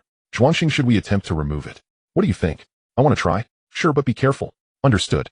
However, just as he began the detachment operation, the monitor displayed that Chen Mo's heart rate jumped from 68 beats per minute to 140. Meanwhile, his blood pressure began to plummet. Within 3 seconds, red blood gushed from the point of contact in alarming amount. Frightened, he immediately stopped the operation and began emergency hemorrhage control. Fortunately, after a flurry of activity, the bleeding was successfully controlled. But everyone present fell silent, indicating that this thing was likely not easy to remove after all. "Otherwise, shall we take some samples first, then stitch it up and observe later?" Lu Mingyuan suggested. "You are the doctor, I trust your judgment." After taking biopsy samples, they began to close up the abdomen. On the operating table, Chen Mo remained awake, hearing all the conversations. "What have I become?" His voice was very soft. "Nothing has changed. According to my scan, you are still human. Don't think too much. Once you recover a bit, go to the certification center and register. You'll be a member of Dawn. You will like it here, I promise." Chen Mo was silent for a moment, then nodded. "Okay." Night on the ground at the power station perimeter defense line. 20 minutes after the surgery began, the situation started to change. Ling Yu was the first to notice the anomaly. On the monitor, the heat source signals from the northern road of the power station were increasing. They were not surging in an explosive manner, but rather gathering in groups from various directions toward the power station. "Shunyin, there is new zombie activity on the northern road, and the numbers are increasing." Shunyin was counting ammunition consumption at the door when she looked up at the north in response. In the darkness, nothing could be seen, but she chose to trust the data. "How many?" "Currently 47, still increasing. They may still be stragglers following the convoy's return." "It's been so long, are they still not finished?" Shunyin frowned, then stood up, gun in hand, looking towards the nearby watchtower. "Understood, or I'll take some people over to check it out." "Wait a moment." Ling Yu called to her, "Try something first." Shunyin paused. "What thing?" "I recently decoded a set of sound wave data. Theoretically specific frequency, sound waves have a repelling effect on zombies. Are you saying that this sound won't attract them, but can drive them away?" "Theoretically, yes. Move the external speakers from the B area backup broadcast to the northern fence, and I'll adjust the frequency." Shen Yin did not hesitate, turning to two people. "Got it." So Shun Yin led a group of members to move the idle sound equipment. By the time they set it up, the zombies had already come into view. 73, still gathering less than 100 meters from the defense line. Shin Yin plugged in the cables and tapped the speaker casing. "Done." "Received. Activate." A rather jarring sound emerged from the speaker, but fortunately Shun Yin and the others had prepared by wearing earplugs, so they were not hurt by it. The sound waves were effective. On the monitor, the zombies moving toward the power station almost simultaneously stopped. Their movements became more chaotic and disorderly. Some began to spin in place, while others even clutched their heads and fell to the ground. A few seconds later, the frontmost zombies turned and fled. Like cats with their tails stepped on, they lost all sense of direction, just running away from the sound source. This panic-like state swiftly spread, and the zombies behind quickly began to flee out of the sound's effective range. In less than a minute, the heat source signals from the northern road dropped from 73 to 11. The remaining ones had accidentally collided with the barbed wire and were twitching in place. Shen Yin and the others easily dealt with them. Northern side cleared, sound waves effective. Very good. With this, the base's defense line finally has a sufficiently broad defense measure. Shen Yin also realized the significance of this data. With this, the danger of a zombie tide. With this, the base's defense line finally has a sufficiently broad defense measure. Shen Yin also realized the significance of this data. With this, the danger of a zombie tide could be significantly reduced. Yes. At that time, set up the broadcast equipment outside, playing in a loop 24 hours a day, effectively adding an invisible barrier. Shen Yin nodded, showing a rare moment of relaxation. All right, let's set up the remaining equipment now. Then it's up to you. By the time the last set of sound equipment was installed, the night had deepened. Shen Yin wiped the sweat from her forehead and handed the screwdriver in her hand to the crew member beside her, stretching her stiff shoulders. Outside the front line of the power station, the darkness was quiet, with only the sound of the wind. The soundwave broadcasting system was playing harsh sound waves at the edges of human hearing in a 24-hour loop, and it was very effective. Since the system was activated, all scattered zombie activity within 3 kilometers of the front line had been completely eradicated. She dusted off her hands, looking at the invisible sound wave barrier that had successfully taken effect, feeling a bit more settled. How is the surgery going?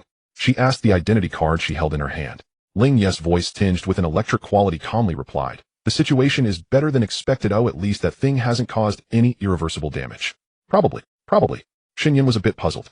The separation of the parasite went smoothly. The only problem is just one. What? All patients have an unknown tissue growth inside their bodies, and it is difficult to remove. Xinyan furrowed her brows. So what are you planning to do next? First, we will isolate and observe for a while. I have arranged for them to be placed in a separate isolation room with a sentry responsible for patrolling and guarding. In summary, let's wait for the research situation from Suwan's end. Understood. Xinyan nodded, not pursuing the matter further. Then I'll wrap things up here for now. Thank you for your hard work. Go and rest. A little earlier at the power station's B area in the biological, Suwan stood in front of the isolation breeding room, looking through the thick, transparent wall at the fully hardened parasite. It was no longer wriggling, appearing like a strangely shaped black stone, its surface covered with sharp plate-like structure. However, the pressure sensor on the inner wall of the isolation chamber indicated it was still undergoing extremely weak gas exchange. A state of suspended animation. Suwan opened her notebook, which hastily recorded several preliminary observations. 1. The host's pain sensation is weakened. Suspected nerve issues. 2. Parasite characteristics: rapid hardening and armoring upon contact with the outside. A certain dosage of inhibitor will cause it to enter a state of suspended animation. 3. The host triggers zombification when separating from the parasite, with unknown tissue growth resembling a tumor appearing in the host's body, which is inoperable. She circled the words inoperable.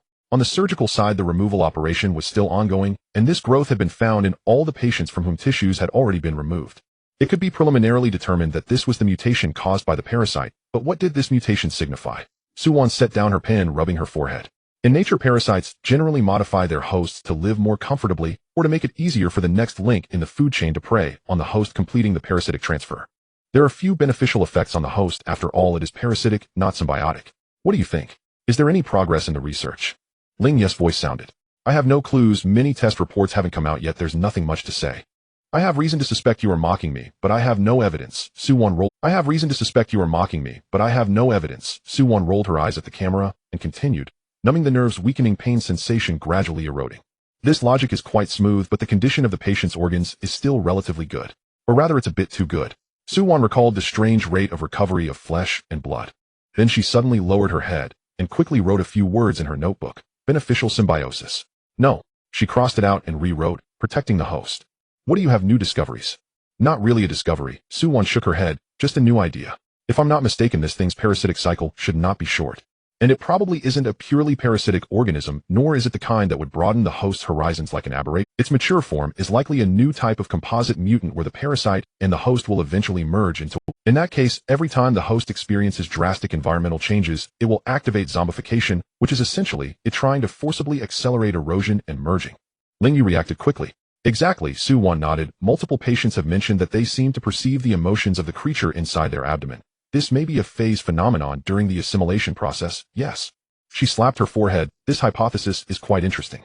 Then she bent down and began to quickly jot down a bunch of experimental plans, the handwriting so messy that only she could understand. Muttering to herself, it was evident she was completely immersed in her own world. Seeing this, Ling Yu refrained from interrupting and shifted his attention to another group of people who needed calming. In the cafeteria of the power station's C area, providing a hot meal to the newly arrived survivors had become an unwritten welcoming ceremony of the Dawn Shelter. After all, in this vast world, nothing is more important than a meal. But for the more than 100 survivors from the Happy District, the word cafeteria had not appeared in their lives for a long time. During their time in the Happy District, they had only eaten canned goods, biscuits, and any cold instant food available. They could hear the roars of zombies at any moment, and every bite of food could be their last. So when these people walked into this bright, clean cafeteria that showed no traces of blood, most instinctively stopped, and the white light from the fluorescent tubes poured down evenly. Long tables and chairs were neatly arranged with tissue boxes placed on the tables. The air was devoid of any rotten smells, only filled with the aroma of rice and stir-fried dishes. The walls were walls, and the ceiling was a ceiling with no pulsating blood vessels or writhing flesh membranes. Quiet, clean, normal. These three words combined created a powerful sense of unreality for those who had experienced hell. Many even wondered if they had already died and everything before them was merely a hallucination before death. What are you all staring at? Find a seat. Then come get your food. Don't worry, there's plenty. Ling Yu's loud voice shattered the silence. After finishing today's supply gathering task, he volunteered to enter the kitchen and worked alongside several professional chefs, striving to ensure that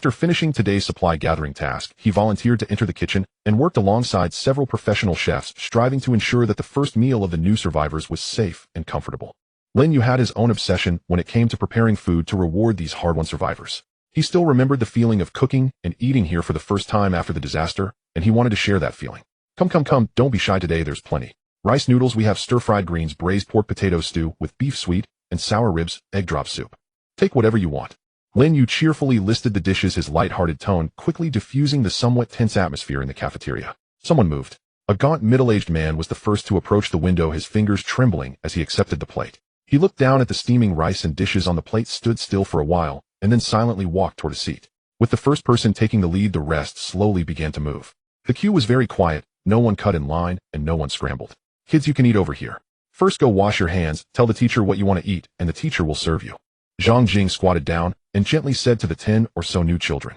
She wore a clean white shirt, her hair tied in a ponytail, and her smile was very gentle. The children ranged from 6 or 7 to 13 or 14 years old. Some wore tattered clothes, and some had faces still covered in dirt, their eyes filled with bewilderment and helplessness. Behind Zhang Jing, several children in clean clothes had already run over. They cheerfully grabbed the hands of the new children. The wash basin is over here. Hurry and wash your hands. If you don't wash your hands, Uncle Zhuang will deduct points. If the points are all deducted, you won't be able to eat spicy strips. There are lots of spicy strips here. The food here is very delicious. And there's soup. Egg drop soup. Seeing their peers, the tense shoulders of the new children visibly relaxed. Some directly followed to wash their hands, while others looked back at the adults beside them. After receiving a reassuring nod, they felt at ease and followed along. Only one little girl with messy hair did not follow. She looked about 8 or 9 years old, her face dusty, and her clothes equally so. She timidly approached Zhang Jing and formally bowed. Hello. Teacher, hello. My name is Lu. Lu Wei. Her voice was very soft, laced with nervous stuttering, her eyes filled with anticipation. I want to ask, is my uncle okay? Zhang Jing was momentarily taken aback and gently asked, Wei Yue, your uncle is? My uncle, his name. Zhang Jing was about to speak when the sentry robot beside her chimed in. Don't worry, little friend Wei Yu. Your Uncle Chun Mo is doing well. The bad thing in his belly has already been removed. He has already replenished his nutrients and is resting now, and it's not suitable for him to be disturbed for the time being. So little friend, you should eat well, take a bath, change into a nice new outfit, and have a good sleep. By tomorrow you will be able to see your uncle. Ling Yu's voice had a deliberately slowed rhythm. The little girl lifted her head to look at the robot beside her, clutching the hem of her clothes tightly. Can I see him now? Her voice was even softer. I won't disturb him. Oh, I just want to take a look. Just a glance. As she spoke, her head suddenly lifted. But tears still welled up, and she anxiously raised her hand to wipe them away, but the more she wiped, the more they came, and she couldn't stop them. She felt somewhat flustered and a bit annoyed. I shouldn't. Her voice was as soft as a mosquito's whisper. Zhang Jing's heart ached. She said nothing more and reached out to tightly hug her. Don't be afraid, no one here will blame you. If you want to cry, just cry. The little girl buried her face tightly in Zhang Jing's clothes, her sobs muffled, her shoulders shaking. Mom said, I can't cry anymore. I have to be strong. I have to live strongly. Her voice was intermittent. But I can't even do this, little thing. It's okay, if you want to cry, just cry. Zhang Jing gently patted her back, her voice incredibly soft. Little Wei Yu has been very strong. You've done very well. Mom would definitely not be disappointed if she saw you now. She would surely be proud of you. Little Wei Yu has worked very hard to get to today. You're amazing. That's right, little friend Wei Yu. Ling Yu's voice echoed again. Crying is a common way for children to express their emotions and is not a behavior that needs to be overly criticized. Additionally, regarding your previous suggestion, I have approved it. However, you can only take a look from the door of the isolation ward. Furthermore, you must finish your meal first. The little girl lifted her head from Zhang Jing's embrace, sniffling hard. Her face was still wet with tears, but her eyes now sparkled. Okay, I understand. Thank you. The heavily tearful words came out in fits and starts. Thank you. Teacher. Thank you. Uncle Zhuang. Zhang Jing wiped her face and took her hand towards the wash basin. The little girl took 2 steps, looked back at the sentry, and then followed along. This scene caused many adults quietly eating in the cafeteria to have tears welling in their eyes. They looked at the children who were wolfing down their food, at the mountain of food piled in their own bowls, and then at the safe and stable environment around them. A feeling named rebirth finally surged into their hearts. More and more people filled the cafeteria. Steam rose from the serving window, and the sounds of chopsticks clattering against bowls replaced the silence. Some began to talk softly, some immersed themselves in their meals, and some suddenly welled up with tears while eating, then quickly drank a few gulps of soup to suppress their tears. An elderly man wobbled as he carried a tray across the long table and found a corner seat to sit down. He took a bite of rice, chewed for a long time, then put down his chopsticks, clasped his hands, and moved his lips, not knowing what he was saying. At the adjacent table, a young couple who had barely survived sat side by side, the woman leaning against the man, and suddenly they began to laugh foolishly at each other. A 15 or 16-year-old boy sat alone by the window. His plate was already empty, but he didn't get up, just quietly sat there watching the ebb and flow of people in the cafeteria. There were no zombie roars, no writhing flesh, and no death that could burst through the door at any moment. Only the aroma of food, the sound of bowls and chopsticks, and the occasional laughter of children. Ling Yu stood behind the window watching the cafeteria gradually come alive and smiled broadly before continuing to serve the next person. Eat more, there's still more in the pot. Ling Yu's consciousness scanned every corner of the cafeteria, observing these people who had just crawled out of hell, gradually relaxing, and a complicated emotion spread within his awareness.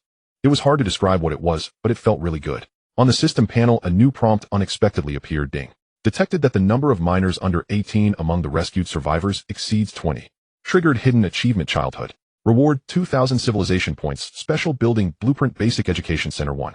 The following morning at dawn, Zhang Jing led the children down to the underground base, as usual accompanied by 2 other teachers. Today, however, her group included over a dozen new arrivals from Letian district, and their destination differed from previous days. Mr. Zhuangxing, is this the right place? Zhang Jing asked uncertainly into the camera mounted beside the electric door labeled A301. Yes, this is a newly unlocked sector. I believe it will significantly enhance your educational efforts. The indicator light above the automatic door shifted from red to green, and the doors slid open smoothly to either side. As the doorway revealed its interior, Zhang Jing and everyone behind her instinctively widened their eyes in astonishment. Before them stood not the expected cluster of classrooms, but an extravagantly equipped integrated teaching center. A spacious sunlit central hall soared beneath a dome, simulating a serene sky dotted with drifting clouds, the light soft and golden like the first rays of dawn. The floor was paved with a warm, pristine white composite material, immaculately spotless. A spacious sunlit central hall soared beneath a dome, simulating a serene sky dotted with drifting clouds, the light soft and golden like the first rays of dawn. The floor was paved with a warm, pristine. As the children curiously took their seats, the screens flickered awake, each displaying the child's name alongside a charming cartoon avatar. Wow! A boy gasped aloud, tracing his finger across the screen. Instantly, his wobbly handwriting appeared on the desktop. Teacher, we can draw here. Zhang Jing hurried to the podium, a large interactive control panel identical in design to the student desks. She tapped into the built-in educational repository, and an immense library of resources flooded the interface. From illustrated animated primers to advanced university-level textbooks, from the classic of poetry to quantum mechanics, everything was meticulously categorized, intuitively searchable, and flawlessly organized. What stunned her most was the holographic projection system suspended at the center of the classroom. She selected a biology module titled Photosynthesis. Instantly, a three-dimensional conceptual model of a mesophyll cell materialized midair, rotating slowly before chloroplasts, mitochondria, and other subcellular structures were rendered with crystalline clarity. Dynamic light effects vividly illustrated how photons were captured, and how water and carbon dioxide transformed into energy and oxygen. The visualization surpassed any multimedia teaching tool she had ever encountered before the cataclysm. This is merely the main teaching hall. Each discipline also has its own dedicated classroom. Ling Yu added proudly. This is truly extraordinary. Suppressing her exhilaration, Zhang Jing guided the children into their inaugural exploration of this extraordinary campus. The Chinese language classroom resembled less a conventional classroom than a compact library. Row upon row of shelves held physical books encompassing classics spanning millennia, accessible even to young readers. From oracle bone inscriptions to contemporary web literature, the entirety of Chinese literary heritage lay with. Even the standby interface on each desk screen displayed a curated bookshelf of recommended readings. When a child clicked on the Analects, a virtual scroll unfurled before their eyes, not only annotated comprehensively, but accompanied by a lifelike hologram of Confucius reciting and elucidating the text, while scholarly commentaries, both reverent and fiercely critical, scrolled dynamically beneath. In stark contrast to the richness of the Chinese classroom, the mathematics room embraced austere minimalism, a vast empty white chamber whose walls themselves functioned as writable surfaces.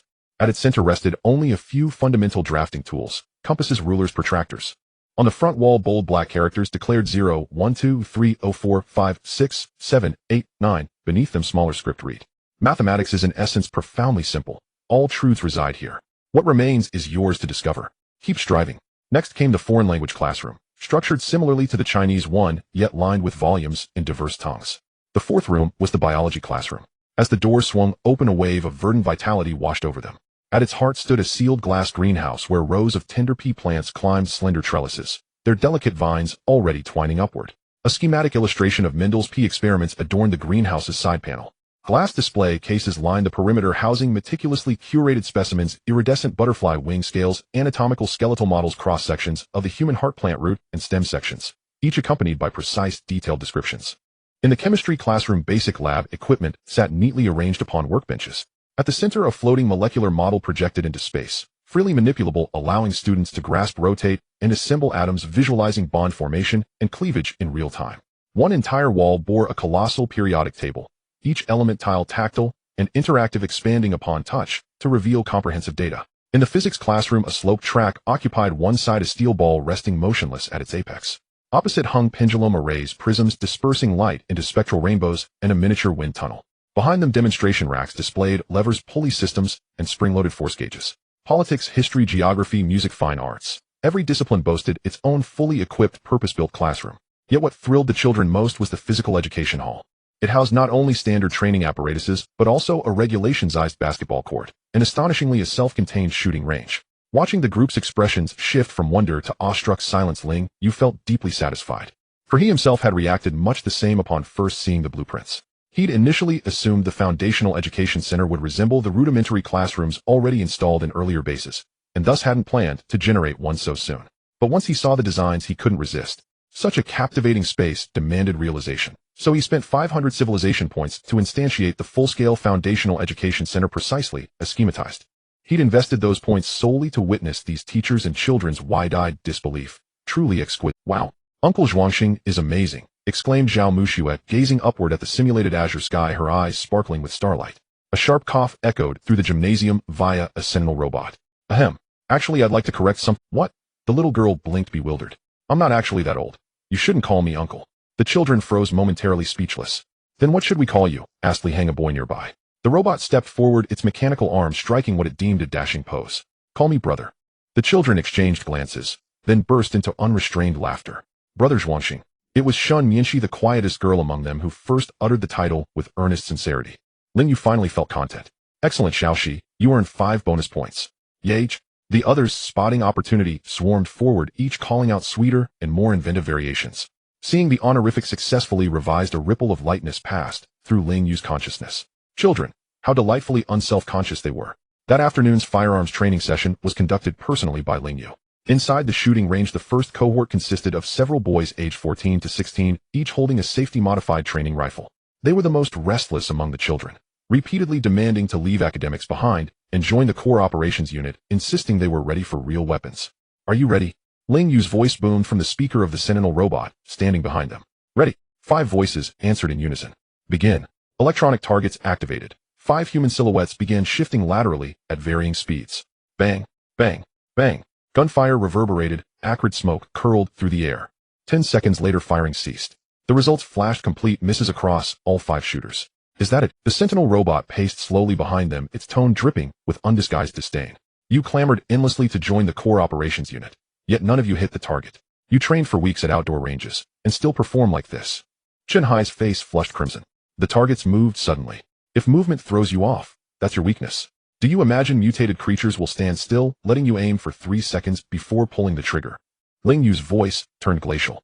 They'll lunge 10 times faster, tearing you apart before you blink. At this rate, even if you reach the required age, you'd never pass the selection trials. The youths slumped, chastened and wordless. Once marksmanship concluded, hand-to-hand combat practice followed, again led personally by Ling Yu. There was no alternative. Qualified instructors were scarce, and Zhang Wu and his team remained occupied with urgent operational duties, leaving Ling Yu no choice but to step in himself. All children, from 6 to 16 years old, were assembled in the martial arts arena. Ling Yu piloted an unarmed, padded training model sentinel robot to the center of the mat. Today's exercise is straightforward, the robot announced, its optical sensors sweeping across the crowd. All of you, attack me simultaneously. Use any method you wish. If you succeed in toppling me, or forcing me outside this red circle, you win. Winners receive perfect scores. Losers, 50 push-ups each. For a breath, the children hesitated. Then their eyes lit up with fierce excitement. All of us. Correct. Sounds fun. Older teens flexed their fists, eager to vent their earlier frustration. Go! Li Chaoyang roared and charged first. This was why Ling Yu enjoyed teaching children. They possessed boundless, blissful ignorance, and were therefore wonderfully easy to tease. Adults like Shen Yan or Zhang Wu would never accept such terms. But children brimmed with confidence in the most improbable places, just as they did now. With cries of exhilaration, over 20 children hurled themselves at the Oni and a half turtle robot, spirits soaring, determination blazing. Reality, however, proved merciless. Though specially calibrated to limit strength and speed for safety, the Sentinels' balance algorithms and combat intelligence were peerless. The scene resembled an adult playfully engaging toddlers, charged with equal parts mirth and mounting Ultimately, Lu Weiwei landed the decisive blow. A full basin of water splashed onto the robot. Had Ling Yu not intervened instantly, she might have attempted to yank exposed wiring. Though harmless to the Sentinel, waterproof and insulated, the act posed grave danger to the children themselves. Ling Yu hastily imposed an emergency rule amendment. 10 minutes later, the last upright child collapsed under the robot's precise restraint. The training floor lay strewn with groaning, sprawled figures, victims of joyful defeat. The Sentinel stood motionless at the center, its cobalt optical sensors flashing once as it surveyed the fallen. All failed. Begin strength conditioning. Mission accomplished, kicked kindergartens, but Ling Yu awarded himself the accolade internally. The atmosphere was delightfully harmonious. Children supplied the indignation, he the amusement. Yet at that very moment, another thread in Ling Yu's awareness blared a critical alert, warning electromagnetic interference intensity escalating rapidly. It originated from Ling Yu's location. Ling Yu's playful ease vanished instantly, replaced by razor-sharp vigilance. Simultaneously, in Yuanjiang City's Anlin district at Longting Steelworks, Lin Yu crouched behind a jagged breach in the factory perimeter wall, rifle gripped tightly. He raised a hand behind him, signaling clear. 8 team members slipped silently through the gap. Though modest in scale, the facility's finished goods warehouse overflowed with valuable raw materials. Steel plates, angle irons, I-beams, cylindrical pipes, ideal for reconstruction. Today's objective remained unchanged: infiltrate, covertly load cargo, and withdraw swiftly. 2 operatives crept up behind 2 wandering zombies. Fire axes swung downward in swift, silent arcs. Days of consecutive operations had honed their rhythm to perfection. The cycle of scout, engage, extract, efficient, adrenaline-fueled, and reliably effective. Especially today, the mission unfolded with uncanny smoothness. Few zombies patrolled the vast compound, save for one anomaly: the fog. Unnatural mist clung stubbornly, refusing to lift even as noon approached, thickening instead into a dense, oppressive shroud that swallowed the sprawling industrial site in monochrome gray. What kind of weather is this? Why's the fog so thick? Visibility's terrible, one operative grumbled over the... His words sent a jolt through Ling Yu. He snapped his head upward, gazing into the ashen, formless sky. Something was wrong. It was nearly noon. No natural fog persisted this long or this dense. He pressed his identity card urgently. Zhuangxing, do you copy? Any Sentinel observations? Acknowledge. Ling Yu's voice crackled faintly with static interference. I'm detecting anomalous electromagnetic disturbances, preliminarily linked to atmospheric instability. Recommend immediate task completion and withdrawal. Understood. Ling Yu's pulse quickened, just as he prepared to order accelerated extraction. Ling Yu's voice erupted again, urgent, strained, pitch shifting with alarm. No, halt. Seek cover. Take shelter, now. Interference intensifying exponentially. Beware. Something's approaching. Almost as Ling Yu's warning ended, Ling Yu felt a subtle high-frequency tremor ripple up through the soles of his boots. Then, a low resonant hum emanated from deep within the fog, not heard with ears but felt in the viscera. Vroom. His teammate's tablet screen flickered violently, then died, plunging into absolute blackness. The fog thickened visibly, coagulating, becoming viscous. Visibility plummeted from 200 meters to under 5. Huddled inside the factory building, the team held their breath, utterly still. Beyond the veil, the Sentinel's visible light sensors registered, emerging slowly from the murk. A pair of wings impossibly vast, their edges dissolving into the haze. It was a pair of gigantic wings formed from ghastly white bones and twisted flesh, mimicking a sacred posture folded behind the main body, yet exuding an indescribable air of desecration. My God! A suppressed gasp came from the channel. Ling Yu crouched beneath the factory window, peering through the dusty glass gap outside, his pupils suddenly constricting. As the entity approached, its clear outline finally emerged completely from the thick fog. Its height was estimated to exceed 15 meters, and with each step it took, a dull tremor resonated through the ground, causing the iron sheets atop the factory to emit a faint rattling sound. If those wings were to spread, they would likely obscure half the street, appearing in a grayish-white hue with an edge that shimmered with a barely perceptible glow. At first glance it resembled an angel emerging from a religious painting. But it was not. Its face was twisted and hideous, the mouth split open to the ears, revealing 3 rows of interlocking sharp teeth. A pair of murky red eyes were set deep within its sunken eye sockets, emanating an inexplicable malevolence. Surrounding it, the sound of flapping wings arose one after another, as dozens of smaller flying creatures circled around it. Some perched on its shoulders, others settled at the base of its wings, while some hovered in midair. Their size was roughly over 2 meters, with bone-white bodies and another pair of wings on their backs, moving with incredible speed. Ling Yu recognized them. They were the white-wing mutants that had nearly wiped out an entire convoy in the industrial park. At that time, one was enough to overwhelm them, and here it was estimated that there could be hundreds. They circled around the colossal creature like a group of attendants guarding a throne or a bizarre pilgrimage following a great angel to some promised land. Ling Yu instinctively held his breath, his palms already slick with sweat. The team members behind him pressed against the wall, not daring to utter a sound, as everyone could guess the dire consequences of being discovered. Fortunately, this terrifying procession seemed utterly uninterested in them, passing slowly along the main road beside the factory, eventually vanishing into the depths of the thick fog. After a long while, the tremors gradually subsided until they disappeared. Another 2 minutes passed, and the fog began to dissipate, yet no one dared to move. Ling Yu raised his fist, maintaining a gesture of silence. 5 minutes, 10 minutes. Only when visibility returned to normal did Ling Yu slowly stand up, peering out the window. The factory area was desolate, leaving nothing behind except for a row of deep footprints in the ground. He pressed his identity card and asked, "Zhuangsheng, what's the situation now?" "The target has moved away. The current area is temporarily safe. The sentinels are back online." "Damn, I almost thought we were done for." Ling Yu sighed in relief and turned to look at his team members. Their faces were not looking good either, with one newcomer's legs still trembling. "It's safe now. Let's go outside and regroup with the sentinels." As they exited the factory, 2 sentinel robots had already returned to the entrance, their blue electronic eyes flickering. Just then, boom! A muffled explosion echoed from afar, followed closely by another less than 2 seconds. Everyone turned their heads simultaneously towards the direction the gigantic creature had departed. The tail of the thick fog still lingered on the horizon, and the explosion's flames flickered twice in the mist before fading into silence. Ling Yu squinted. Is someone there? Or did that monster trigger some industrial facility leading to the explosion? That direction is Ningfeng County. There is no heavy chemical industrial park there. You mean? Let's head back and plan carefully. That thing is suspicious. Acting rashly is too dangerous. Ling Yu fell silent for a few seconds, and then shook his head. Some opportunities may only arise once, especially those related to saving lives, he said. I want to try to follow. Maybe I can save a few people. Even if there are indeed people, your idea is hard to realize. The chances are slim and the risks are too great. You know the combat power of those white-wing mutants. If I don't go, there will be no opportunity at all. Ling Yu turned to face his team members, his tone resolute. You all stick to the original plan and transport the steel back. Leave me a vehicle. Team leader. A team member stepped forward. I'll go with you. I'll go too. Add me to the list. Right, let's go to— This is an order. Ling Yu glared at them, his voice low but unequivocal. What are you all chattering about? This is my personal decision. If you all come with me, who will transport the steel?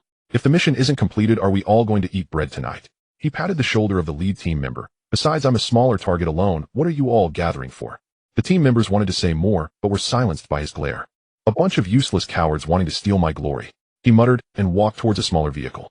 2 sentinels, 20 drones will accompany you. There are only these for now. Oh, please be cautious. Understood. Ling Yu climbed into the driver's seat and started the engine. By the way, remember to have the cafeteria give me an extra meal tonight. Regardless, I have a feeling I'm about to achieve something big.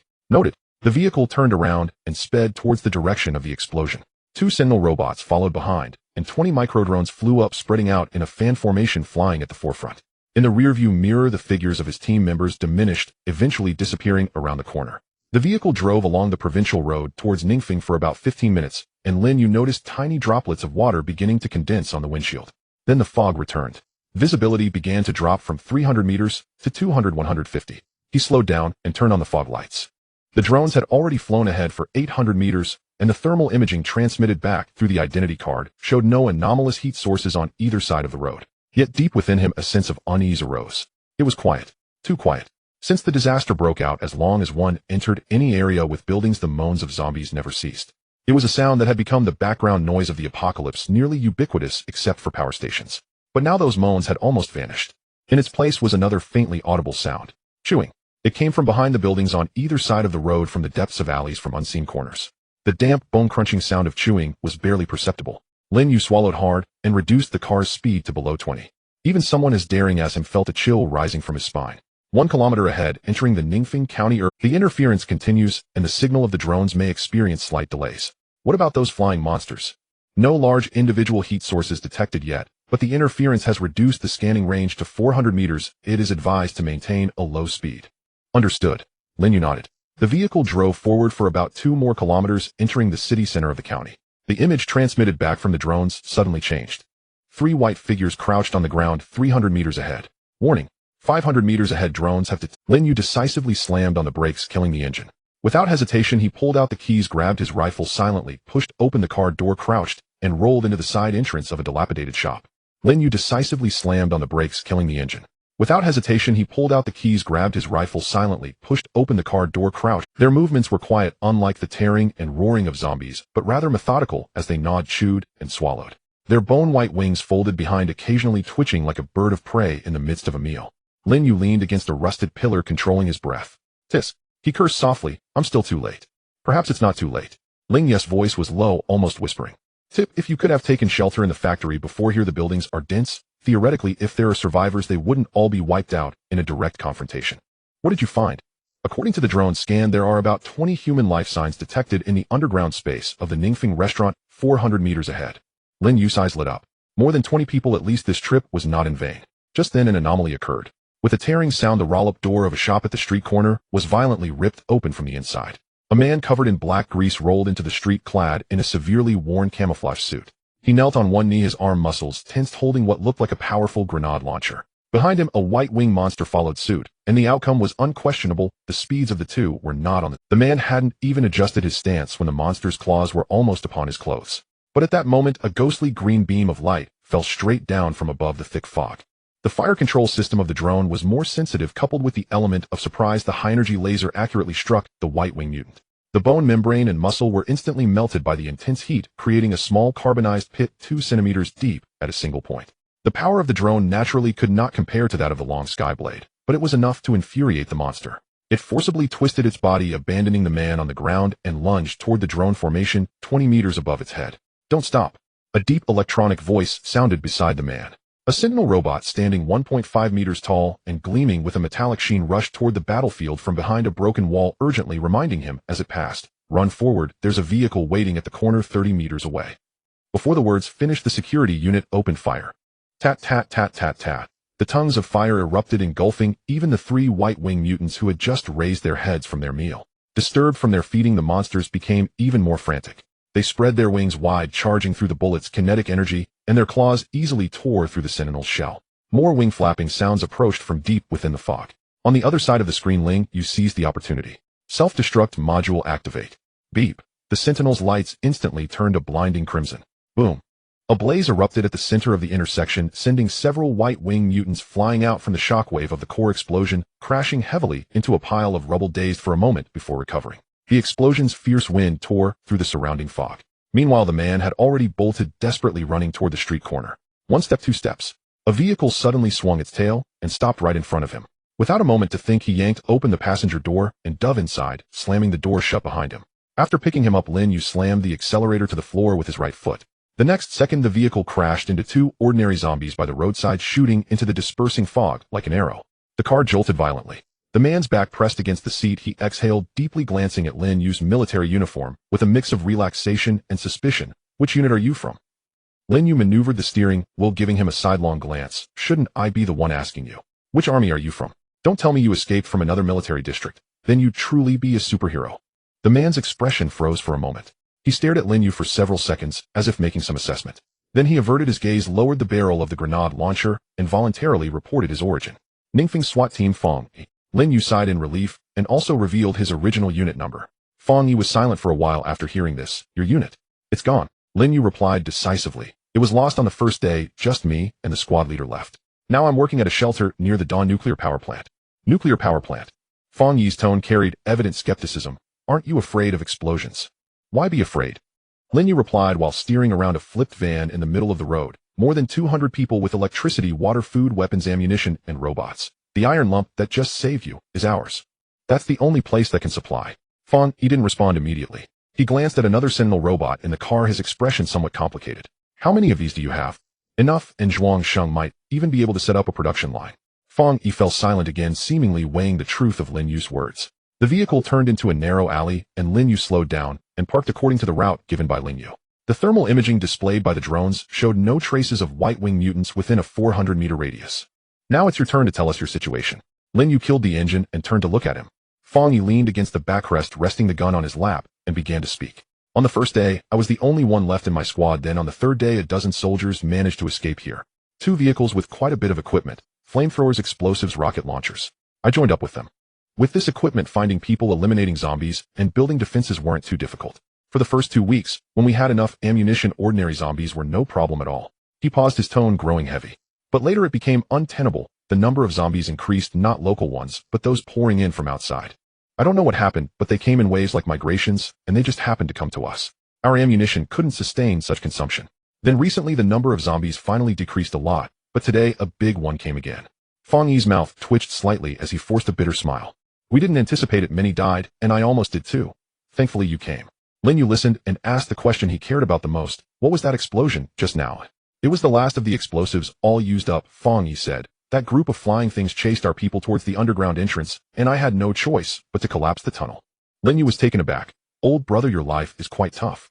Come with us, the shelter needs people, Ling Yu said. Fang Yi turned to meet Ling Yu's gaze. Are you trying to recruit us? I'm offering rescue, Ling Yu shook his head.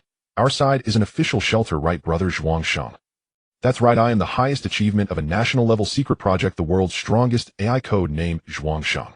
Meanwhile, Ling Yu's identity card rang at the right moment. According to regulations, under the current circumstances, I will take over and guide post-disaster reconstruction work. Fang Yi's facial muscles twitched as he gazed at the azure light illuminating Ling Yu's identity card, his eyes betraying his shock and skepticism. An artificial intelligence, taking charge of post-disaster reconstruction. It sounded even more absurd than that 15-meter-tall angel from before. What? Don't believe me? Ling Yu noticed his doubts and smiled broadly. I didn't believe it at first either, but the fact is we survived, and we're doing quite well. Come with me, and you can be the same. Fang Yi remained silent, merely casting a long, deep look at Ling Yu, then at the Sentinel robot, silently standing by the car, before ultimately directing his gaze into the thick fog. He contemplated for a long while until the mist in the distance dissipated completely, and sunlight once again fell upon this desolate county. Only when the hum and sense of dread that seemed to penetrate his very marrow vanished did Fang Yi feel as if he had shed a 1,000-pound burden, his entire being relaxing. I trust you, let's go and contact the others. He activated the intercom on his person, and after the crackling of static his steady voice emerged. This is Fang Yi, repeat, this is Fang Yi, the threat has been neutralized, all units report status. Received, the tavern is secure. Warehouse no. 3. 7 people remaining safe. Post office 12 people safe. The voices of the survivors came through the intercom, filled with the relief and exhaustion of having narrowly escaped. Ling Yu listened quietly beside him until all reports concluded. He silently counted in his mind. 83. The good news is that everyone in other locations is also alive. Fang Yi turned off the intercom, his tone complex. But this is all that remains. As the vehicle re-entered the street, the deep footprints imprinted on the ground were still clearly visible, each half a meter deep, filled with murky rainwater. 10 minutes later, at the entrance of Ningfeng Tavern, over 80 people gradually gathered from various directions. Their condition wasn't too bad, but it was not as good as they had hoped. They still bore the remnants of their earlier escape. These people had various expressions upon seeing Ling Yu and the Sentinel robot beside him. However, when Fang Yi relayed the situations of the Dawn nuclear power plant shelter and artificial intelligence, Zhuang Sheng, everyone's initial reaction was one of disbelief. Yet Ling Yu's military uniform along with the robot exuding an aura of cold technology diminished their hesitation somewhat.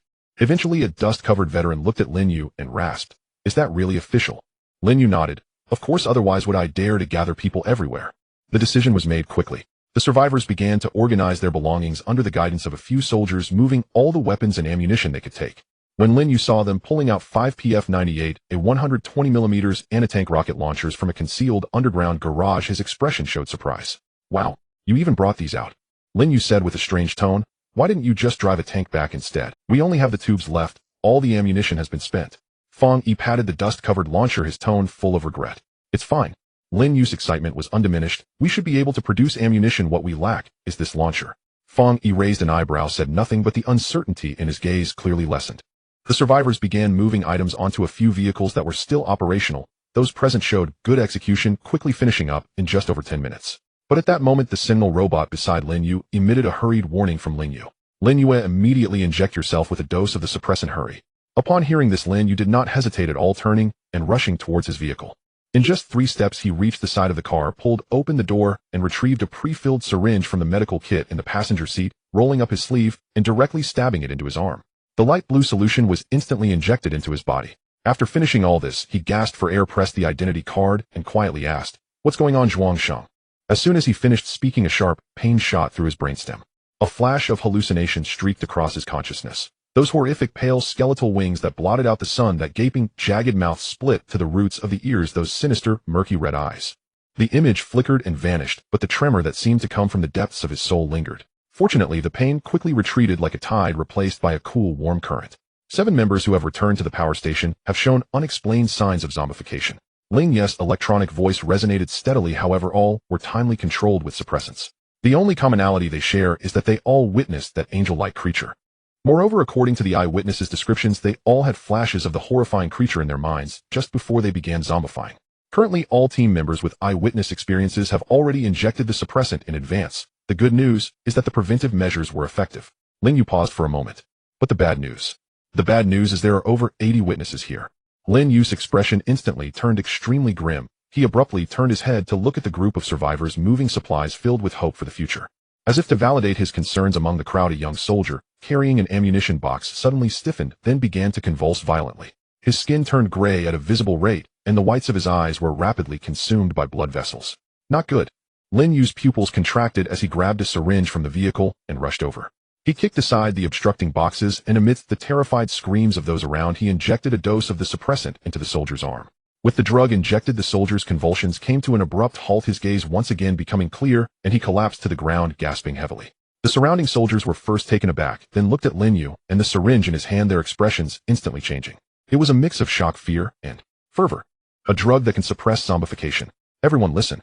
Ling Yu had no time to explain further, his voice urgent and loud. The creature we just encountered is a problem. Anyone who saw it could potentially turn into a zombie at any moment. But the suppressants I brought are not enough. His words chilled the blood of everyone present. How many do you have left? Fong Yi asked with a grim expression. Only 28 left. Upon hearing this, despair began to spread through the crowd like a plague. So we must set off immediately. Ling Yu decisively shouted. There are still plenty of suppressants at the power station. Oh, as long as we can get back, everyone can be saved. After saying this, he handed half of the suppressants to the soldier, named by Hai, who had just been saved, and instructed him. We each take a vehicle. Oh, if anyone shows symptoms, administer it to them. Then he shouted again. Everyone get in the vehicle. Leave all other vehicles behind, just keep 2. Depart within 30 seconds. The drivers should take a dose first. Then Fong Yi added coldly. Anyone showing symptoms will inject. Furthermore, anyone who dares to approach the suppressants will be shot on the spot.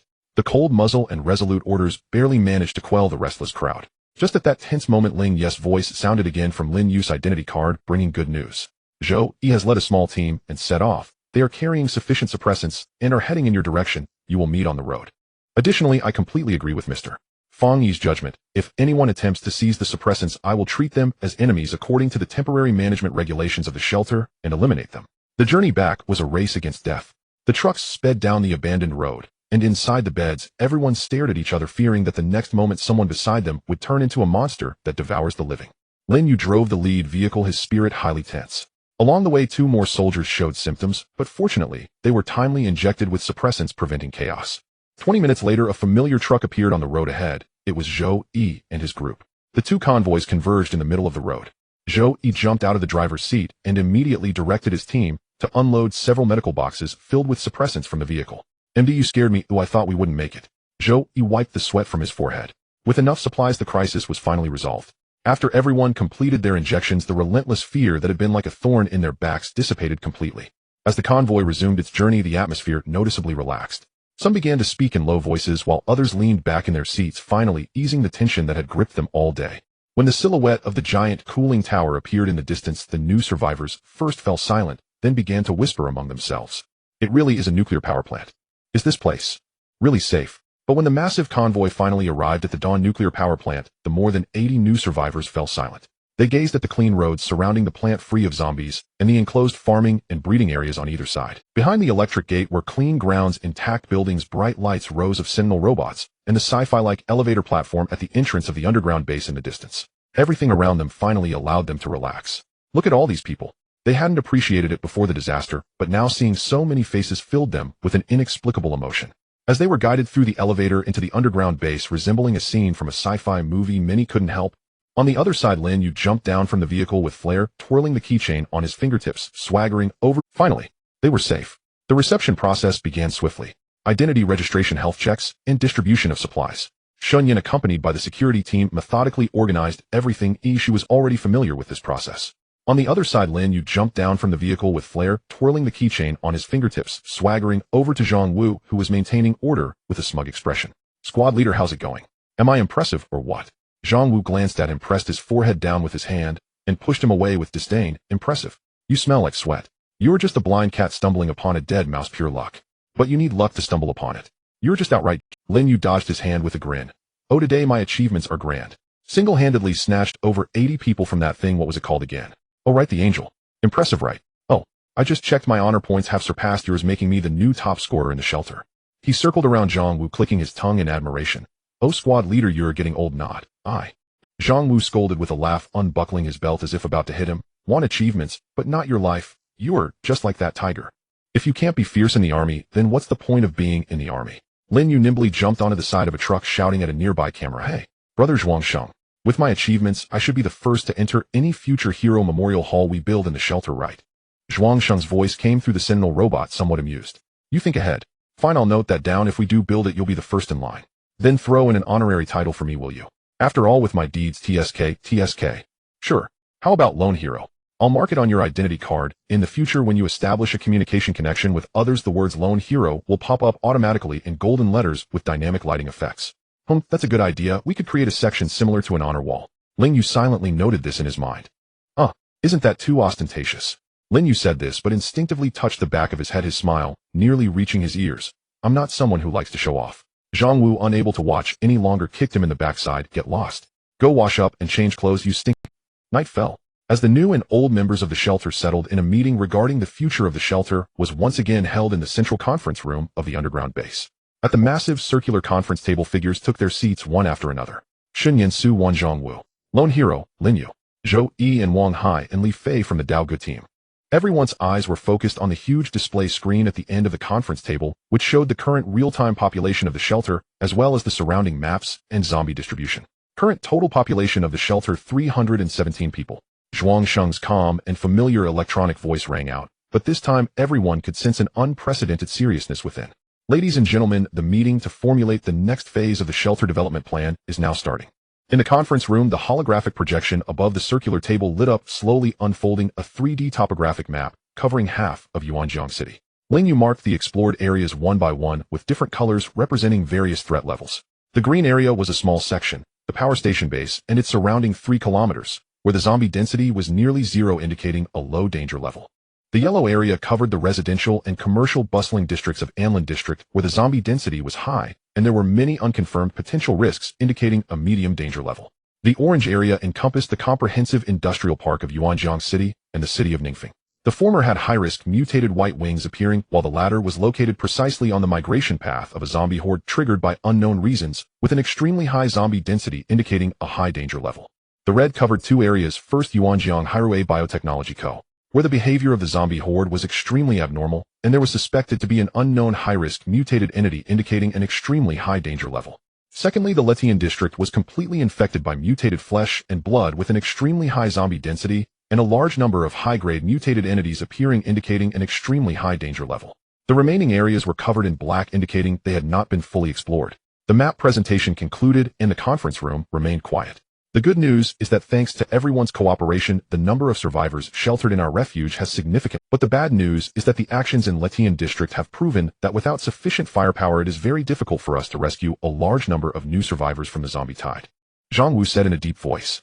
From the perspective of the benefits of a single mission, the rescue operation in Letian district was not considered a failure, as it at least saved over 100 people. However, from the execution process, attempting to replicate such an operation again is nearly impossible. Not to mention that unknown giant monster over 200 meters tall in the fog, and the bridge that was brutally smashed by it.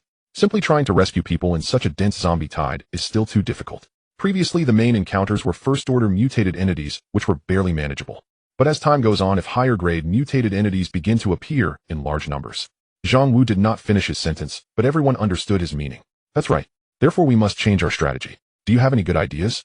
Currently, there are mainly 3 plans. The first is to find new routes. Ling Yu did not answer immediately, but switched the projection screen. A 3D structural diagram and various functional parameters of a sci-fi style geological exploration vehicle appeared before everyone. It was a 6-wheeled behemoth approximately 12 meters long and 4 meters wide, covered in dark gray composite armor. Its high chassis made it capable of handling most complex terrains. A dual-barreled Gauss gun turret mounted on the top of the vehicle could rotate 360 degrees, greatly alleviating anxieties about insufficient firepower. In the rear part of the vehicle, a miniaturized ground pulse driller and a high-precision geological radar array were integrated, revealing its true purpose. The entire vehicle looked like a mobile fortress forcefully crammed with a large drilling apparatus. Wow, it looks really cool, Zhou Yi exclaimed, his eyes sparkling. Wang Hai also stared at the structural diagram of the vehicle, filled with curiosity. The Geological Exploration Tactical All-Purpose Vehicle. I found 2 of these devices in Underground Area C, and I think they will be very helpful. In fact, Ling Yu painfully spent 2,000 civilization points to materialize it, 1,000 each, which has to be said is quite expensive. After this was said, there was a moment of silence in the conference room, followed by a burst of uncontrollable cheers. Two of them. Ling Yu jumped up from his chair. This is a good thing. So what do you mean? Since the ground is full of dangers and difficult to navigate, why not try going underground? Ling Yu switched the projection back to the topographic map, but this time, there was an additional layer of semi-transparent geological profile at the bottom of the image. According to the preliminary data from the geological radar, there are large areas of sandstone and shale layers at depths of 20 to 40 meters underground in Anlin District, with moderate hardness suitable for mechanical excavation. If all goes well, we might be able to establish an underground transportation network covering Yuanjiang, directly connecting the power station to various key areas of Yuanjiang City. At that time, whether rescuing survivors or transporting supplies, we would no longer have to risk being surrounded by zombies on the surface. Shun Yan frowned and asked, if we are working underground, will the noise and vibrations attract dangerous mutated entity? The ground pulse driller is equipped with a shock-absorbing system that effectively suppresses the transmission of construction vibrations to the surface, ensuring that vibrations felt at the surface when operating below 20 meters should be lower than natural background noise. How will we handle ventilation? Wang Hai asked. The vehicle's air circulation system can maintain the basic ventilation needs of the construction section, and we can try to lay pipes in the tunnel to connect to the ventilation network of the underground base later. What about the risk of collapse? Wang Hai continued to ask. The front armor of the vehicle itself serves as a temporary support structure, releasing quick-setting spray materials to reinforce the tunnel walls while excavating. Afterward, we can arrange for personnel to follow up for support work. No matter what, I think this is a direction worth trying. I agree. Everyone expressed their agreement. So the next question is, who will be responsible for this? Zhang Wu asked. Ling Yu already had a candidate in mind. Wang Hai, I remember you said you had experience working in mines, right? Wang Hai nodded. That's right, I worked in coal mine excavation for 3 years before switching careers. Then he stood up and pointed to several fault markers on the geological profile map. These locations need attention, as rock around fault zones can easily be fractured and flooded. However, if the quick-setting material you mentioned, Mr. Zhuang, is reliable, there shouldn't be a big problem. Additionally, he turned to the crowd, I believe we should not rush underground operations. The first phase should be to excavate a short distance test section to verify the performance of the equipment and materials under actual geological conditions before considering long-distance connectivity.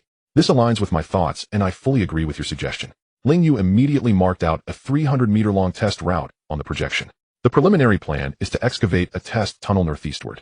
If successful, the second phase will extend toward the residential area of Anlin District, and the third phase will connect to Yuanjiang City proper. This is no small project, Zhang Wu exclaimed. So we need a dedicated team. Ling Yu presented a personnel composition table. The Core Action Department will add an underground exploration team currently composed of 50 people. Wang Hai will serve as the team leader responsible for daily construction and safety management. Mr. Wang Hai, can you handle this? Wang Hai looked at his name appearing in the team leader position, paused for 2 seconds, and then nodded vigorously. Sure, leave it to me, I guarantee I will complete the task. This is just the first plan. The discussion came to a pause, and Shun Yan looked at the screen, her eyes filled with anticipation. You mentioned there are 3 plans, what about the second one? As for the second one, let Su Wan introduce it. Everyone's gaze turned to Su Wan. At this moment, everyone noticed that Su Wan looked exceptionally well today, wearing a relaxed smile, showing no signs of the fatigue and anxiety she usually displayed. She carefully took out a sealed test tube from her personal document bag. Inside the test tube, a light pink liquid gently swayed under the light, radiating an unusual sheen. What is this? Ling Yu leaned in closer. Su Wan did not answer directly, but smiled and kept them in suspense. Do you remember the 34 patients with giant abdominal conditions we brought back from Letian District? Them. Shun Yan reacted the fastest, a hint of thought flashing across her beautiful eyes. Is it that the nature of the parasites has been determined? No. It's about them not being attacked by zombies. Close enough. Su Wan lightly tapped the test tube wall with her finger, giving her an approving glance. But to be precise, it's not that they once were not recognized by zombies, but rather they still retain this ability until now. At this point, she looked toward Zhang Wu. Zhang Wu nodded, confirming, that's right. At the request of Professor Su, we brought along several patients who had recovered well after surgery during our recent field task. Practical evidence shows that even after the removal of the parasites from their stomachs, they still are not recognized as living people by ordinary zombies. As long as they do not initiate an attack or cause a loud noise, zombies will ignore them. A commotion arose in the conference room as everyone understood the significance of this. But does that mean we have to let bugs drill into our stomachs to gain this ability? Zhou Yi's face turned pale, instinctively touching his abdomen. The expressions of others were equally grim. This method seemed too sinister. Of course not. Su Wan chuckled and shook her head. The residual aberrant tissues in those patients have functions and long-term effects that are not yet fully understood. I would never suggest anyone actively accept parasitism. The risks are too great. She raised the test tube in her hand, her voice carrying a strong confidence. What I mean is, I have found the reason why they are not recognized by zombies. Well, part of the reason. Is it this thing in your hand? Ling Yu asked. Yes. Su Wan's eyes sparkled with wisdom. I discovered that the bodies of those patients continuously release a type of volatile small molecule with a very unique structure.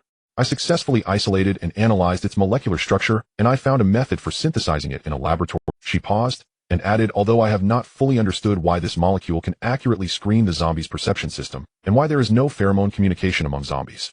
But at least it is useful, as long as you spray it on zombies will consider you non-existent. The conference room fell into a... Then Ling Yu suddenly slammed the table. Wow. Zombie perfume. Can't you come up with a better name? Su-won's mouth twitched. It's called Phantom No. 1. How long does it last? Shun Yin asked the critical question. About 3 to 5 minutes, and it needs to be reapplied regularly. Su-won shrugged, and currently the synthesis speed is limited and the yield is quite low. But if we can scale up industrial facilities, mass production shouldn't be an issue. Ling Yu marked the planned construction location on the projection. At the same time, a system prompt only he could see popped up. Ding. Detected that someone among the sheltered survivors independently researched and discovered the structure of type 1A concealment phenol. Triggered hidden series achievement. 1. The flicker of human intelligence. Achievement description. Even the smallest can shine with thought. Accompanied by the achievement prompt, deep in Ling Yu's consciousness, a large dark technology tree suddenly illuminated a soft white light at a previously gray-black node along with its preceding nodes. Automatically unlocked technology, biological pheromone technology LV2. Reward type 1A concealment phenol efficient industrial synthesis route and catalyst structure 2,500 civilization points. A wealth of information flooded into Ling Yu's cognition, including the complete industrial-grade synthesis process, catalyst formulation, optimal reaction conditions. This sudden gain left Ling Yu stunned. Is there such an unlocking method? As long as the refuge conducts its own research, he can directly unlock it without spending civilization points, and even receive rewards. This new discovery excited Ling Yu's reactor and gave him more ideas for the future. Even without mentioning this, just the efficient synthesis route for Phantom No. 1 and the newly credited 2,500 civilization points were very exciting for him, coupled with the fact that Su-won even appeared more attractive, though she was not unattractive to begin with. In the conference room, Su-won was still introducing specific synthesis parameters and usage limitations. After high concentration spraying, the molecules will quickly degrade in the air, so it shouldn't be used too long. Additionally, the effectiveness of this stuff against mutated entities is unknown. It has only been validated on Inland District Hanyuan Road. Several modified six-wheeled trucks rolled over the gravel road, producing a dog. Inside the truck, the Hive Mother machine was secured with shock-absorbing brackets, each module wrapped in 2 layers of waterproof oilcloth. Zhang Wu sat in the passenger seat, his left hand resting on the window frame, his gaze sweeping straight across the streets on both sides. The shop shutters by the roadside were crooked, and the ground was scattered with long-dried dark stains. A bus blocked the intersection, its body riddled with palm-sized dents, and the windshield was long gone. 300 meters ahead, there are 12 intersections. Ling Yu's voice came from the identity card on Zhang Wu's chest. Receive. Zhang Wu pressed the communication button and said to the driver, Zhou, you don't stop, pass through quickly. The convoy maintained a speed of 60 miles per hour as they entered the intersection. Sure enough, a dozen zombies swayed out from behind the bus, their ashen faces turning towards the vehicle, their murky eyes tracking the moving source of noise. 3 of them started to run after the truck. Inside the cabin, everyone instinctively tightened their grip on their guns, but they did not rush to fire. Don't be nervous, Zhang Wu said in a deep voice, they can't catch up. The truck continued forward at a steady speed. The few zombies chased for about 200 meters, gradually falling behind, before finally stopping, swaying in place for a few moments, then aimlessly dispersing. But soon more zombies from elsewhere followed. They're everywhere. Zhou, he muttered, his tone heavy with concern. After about 10 more minutes, Ling Yu spoke again. The target area is approaching now. 137, Hanyuan Road, with Shengshi Huading Community. The entrance to the underground garage is on the west side. The lead vehicle slowed down and turned into the community side entrance. The iron gate had long been smashed open, and the ground bore dried tire tracks and varying drag marks. Inside the community, the green belt had grown wildly into a thicket of weeds, and several high-rise residential buildings stood silently, their windows dark and hollow. The moment the vehicle stopped, the engine noise faded, but the sounds of zombies running and growling continued. As expected, shadows of zombies quickly began to appear around the vehicle. From the unit door, from behind the flower beds, from the collapsed pavilion ruins, they came running one after another. Zhou Yi briefly counted, and there were more than 20 just within his line of sight. Spray on some perfume, get ready to disembark, Zhang Wu said as he took a metal spray bottle from his waist and evenly sprayed it on his jacket, pants, and shoes. The others did the same. This liquid actually had no odor detectable by humans, but they still habitually referred. After completing the preparations, the surrounding zombies noticeably dispersed, no longer focusing on the vehicle. It was as if they had suddenly lost their target and appeared somewhat bewildered. Seeing this, Zhang Wu took the opportunity to open the car door and jump down. The sound of his landing caught the attention of the nearest zombie, which was less than 15 meters away. Its gray head turned, and its murky eyes fixated directly on him. Zhang Wu stood still and did not move. The zombie stared for 2 seconds. Then it slowly turned its head away, dragging its feet as it swayed towards another direction, as if Zhang Wu did not exist. But Zhang Wu had no intention of letting it go. He charged forward in 3 quick steps and delivered a swift strike, causing the zombie to collapse immediately. Team 1, clear the zombies. Teams 2 and 3, unload the cargo. Zhang Wu turned back and quietly issued the order. After previous cleanups, the zombies originally in the underground garage had already been cleared out. The zombies that had followed into the underground garage due to the noise from the vehicle were not many, and a small team quickly completed the cleanup. The entire cleanup process took less than 8 minutes. At this level, ordinary zombies were merely a warm-up exercise for the current action team. Meanwhile, on the other side, the unloading team had already unlocked all the securing clasps and began moving the components in an orderly manner. Several modules of the Hive Mother machine were carefully unloaded from the truck and transported to a pre-planned location, a standalone compartment at the deepest part of B2 layer. The concrete walls in this location were thick and tall enough, with only one entrance, making it simple to construct a defense. Above was Shengshi Huading, a residential area relatively close to the core of Anlin district, making the location quite advantageous. The assembly work was led by Zhou Yi, who had done this once before and was now quite familiar with the process, aligning the interfaces of the 3 modules, positioning the cables, and connecting the cooling pipelines. Module 1 connection completed. Module 2 done. Module 3 in place. Zhou Yi tightened the last securing bolt and brushed off the dust from his hands. Alright, Laoli, connect the power supply. During previous operations, the modified power supply network successfully interfaced with the mother machine. Click. The Hive Mother machine lit up again with a ghostly blue glow. A low humming sound resonated, and the heat dissipation grills on the surfaces of the 3 modules began to blow air rhythmically. The escorting drones also powered up in sequence, returning to the mother machine for recharging. Ling Yu's voice timely echoed. Power supply test completed. Voltage stable. Power meets standards. The Hive Mother machine has been successfully installed and brought online. Zhang Wu looked at the cluster of ghostly blue light and let out a relaxed breath. Action phase completed. He said to everyone, pack up and prepare to withdraw.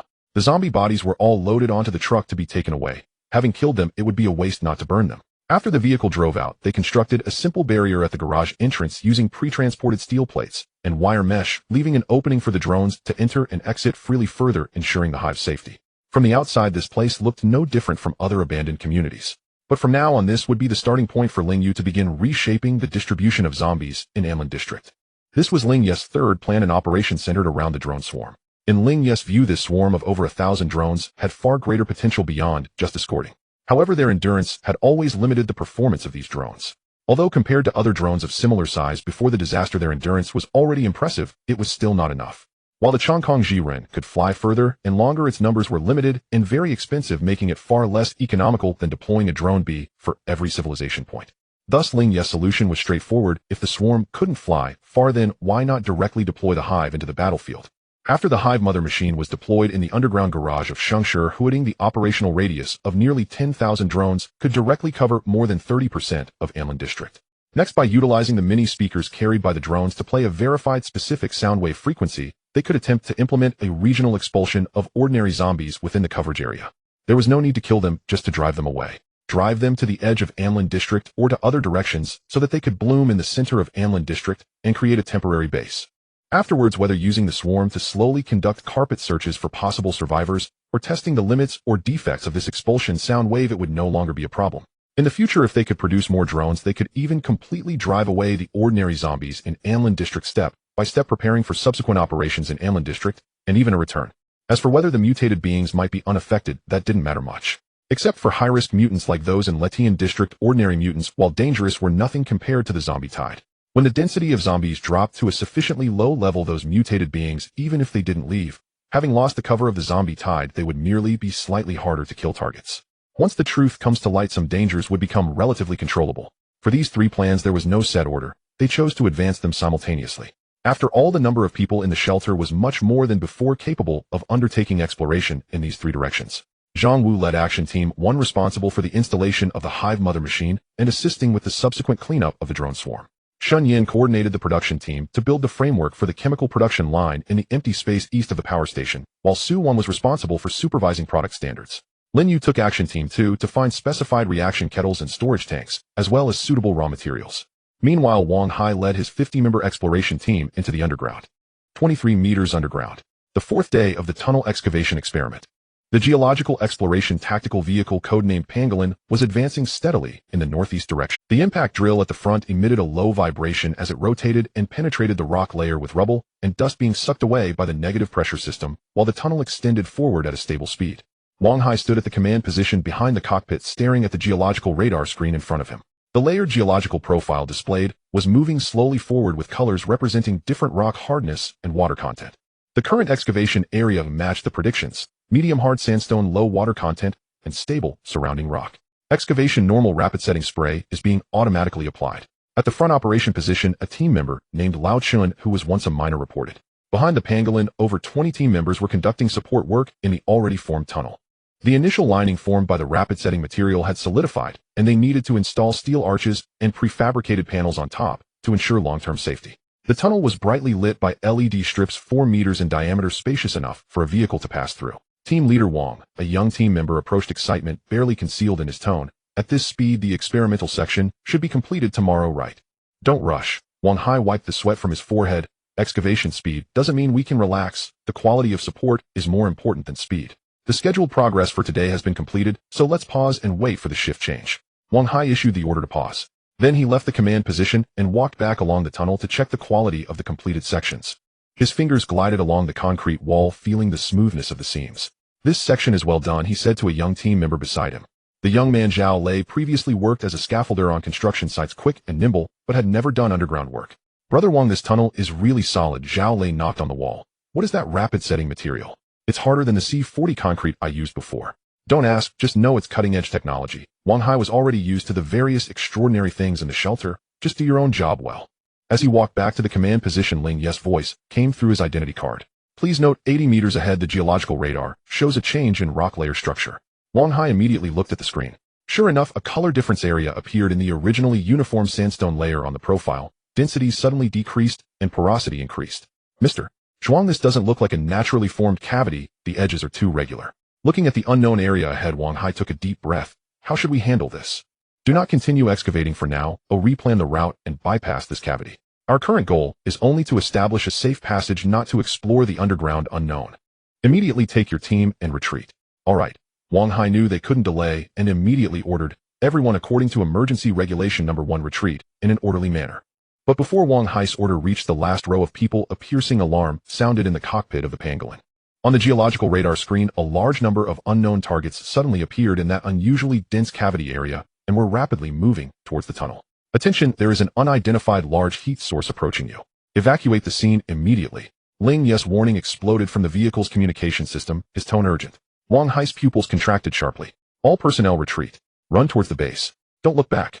His shout reverberated through the tunnel, causing the team members engaged in support work to freeze momentarily before dropping their tools and fleeing.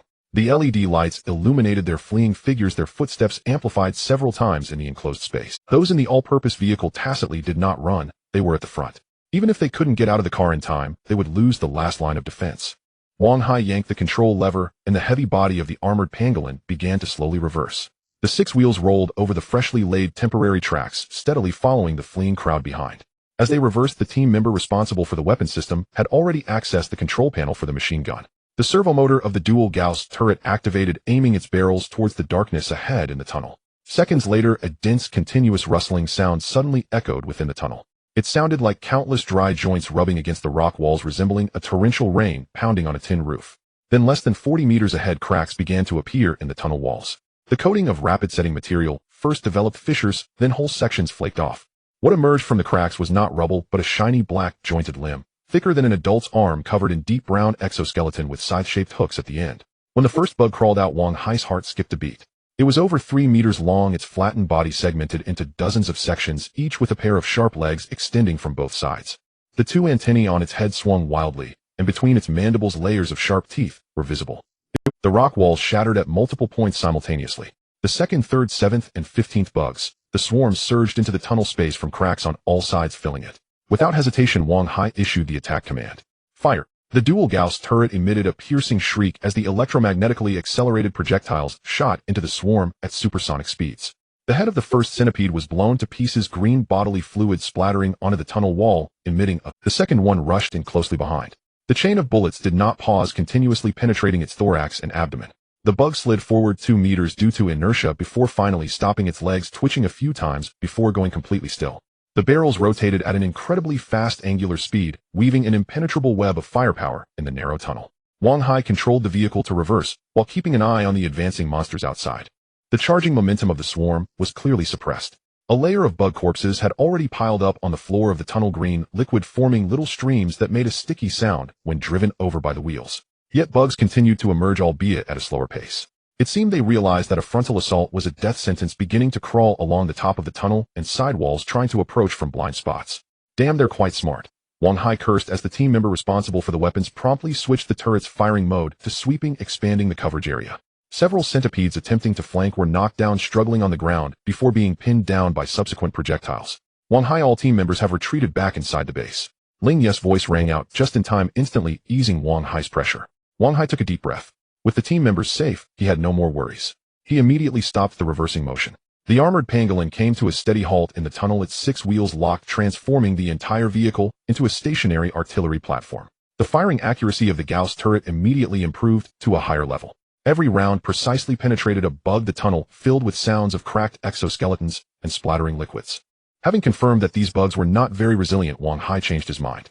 Since your life bar is short, don't blame me. 3 minutes later, the number of emerging bugs decreased significantly. The last few crawled out from the cracks, their antennae trembling twice, as if assessing the situation, then retreated. 3 minutes later, the number of emerging bugs decreased significantly. The last few crawled out from the cracks, their antennae trembling twice, as if assessing the situation, then retreated.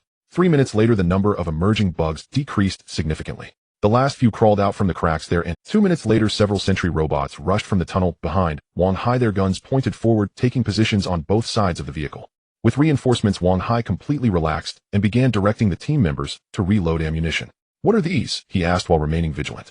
Based on their size and structure, they should be lower-tier relatives of the abyssal centipede. Ling Yu's tone was quite certain.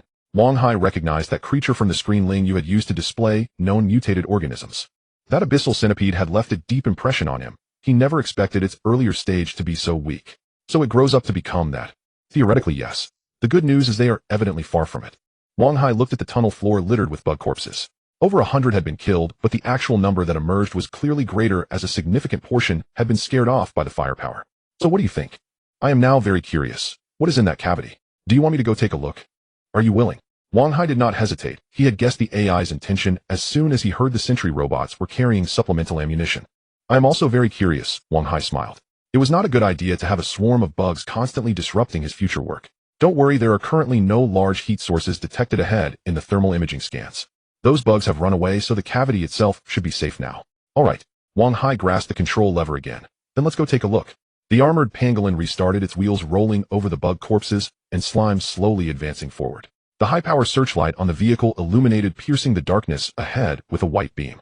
At the end of the tunnel, the rock wall had already been largely torn apart by the swarm.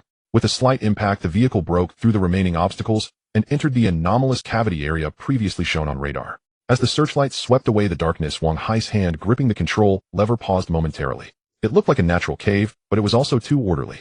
There was even a river. To be precise, it was an underground dark river about 15 meters wide, its surface displaying a strange deep green that glowed softly under the light.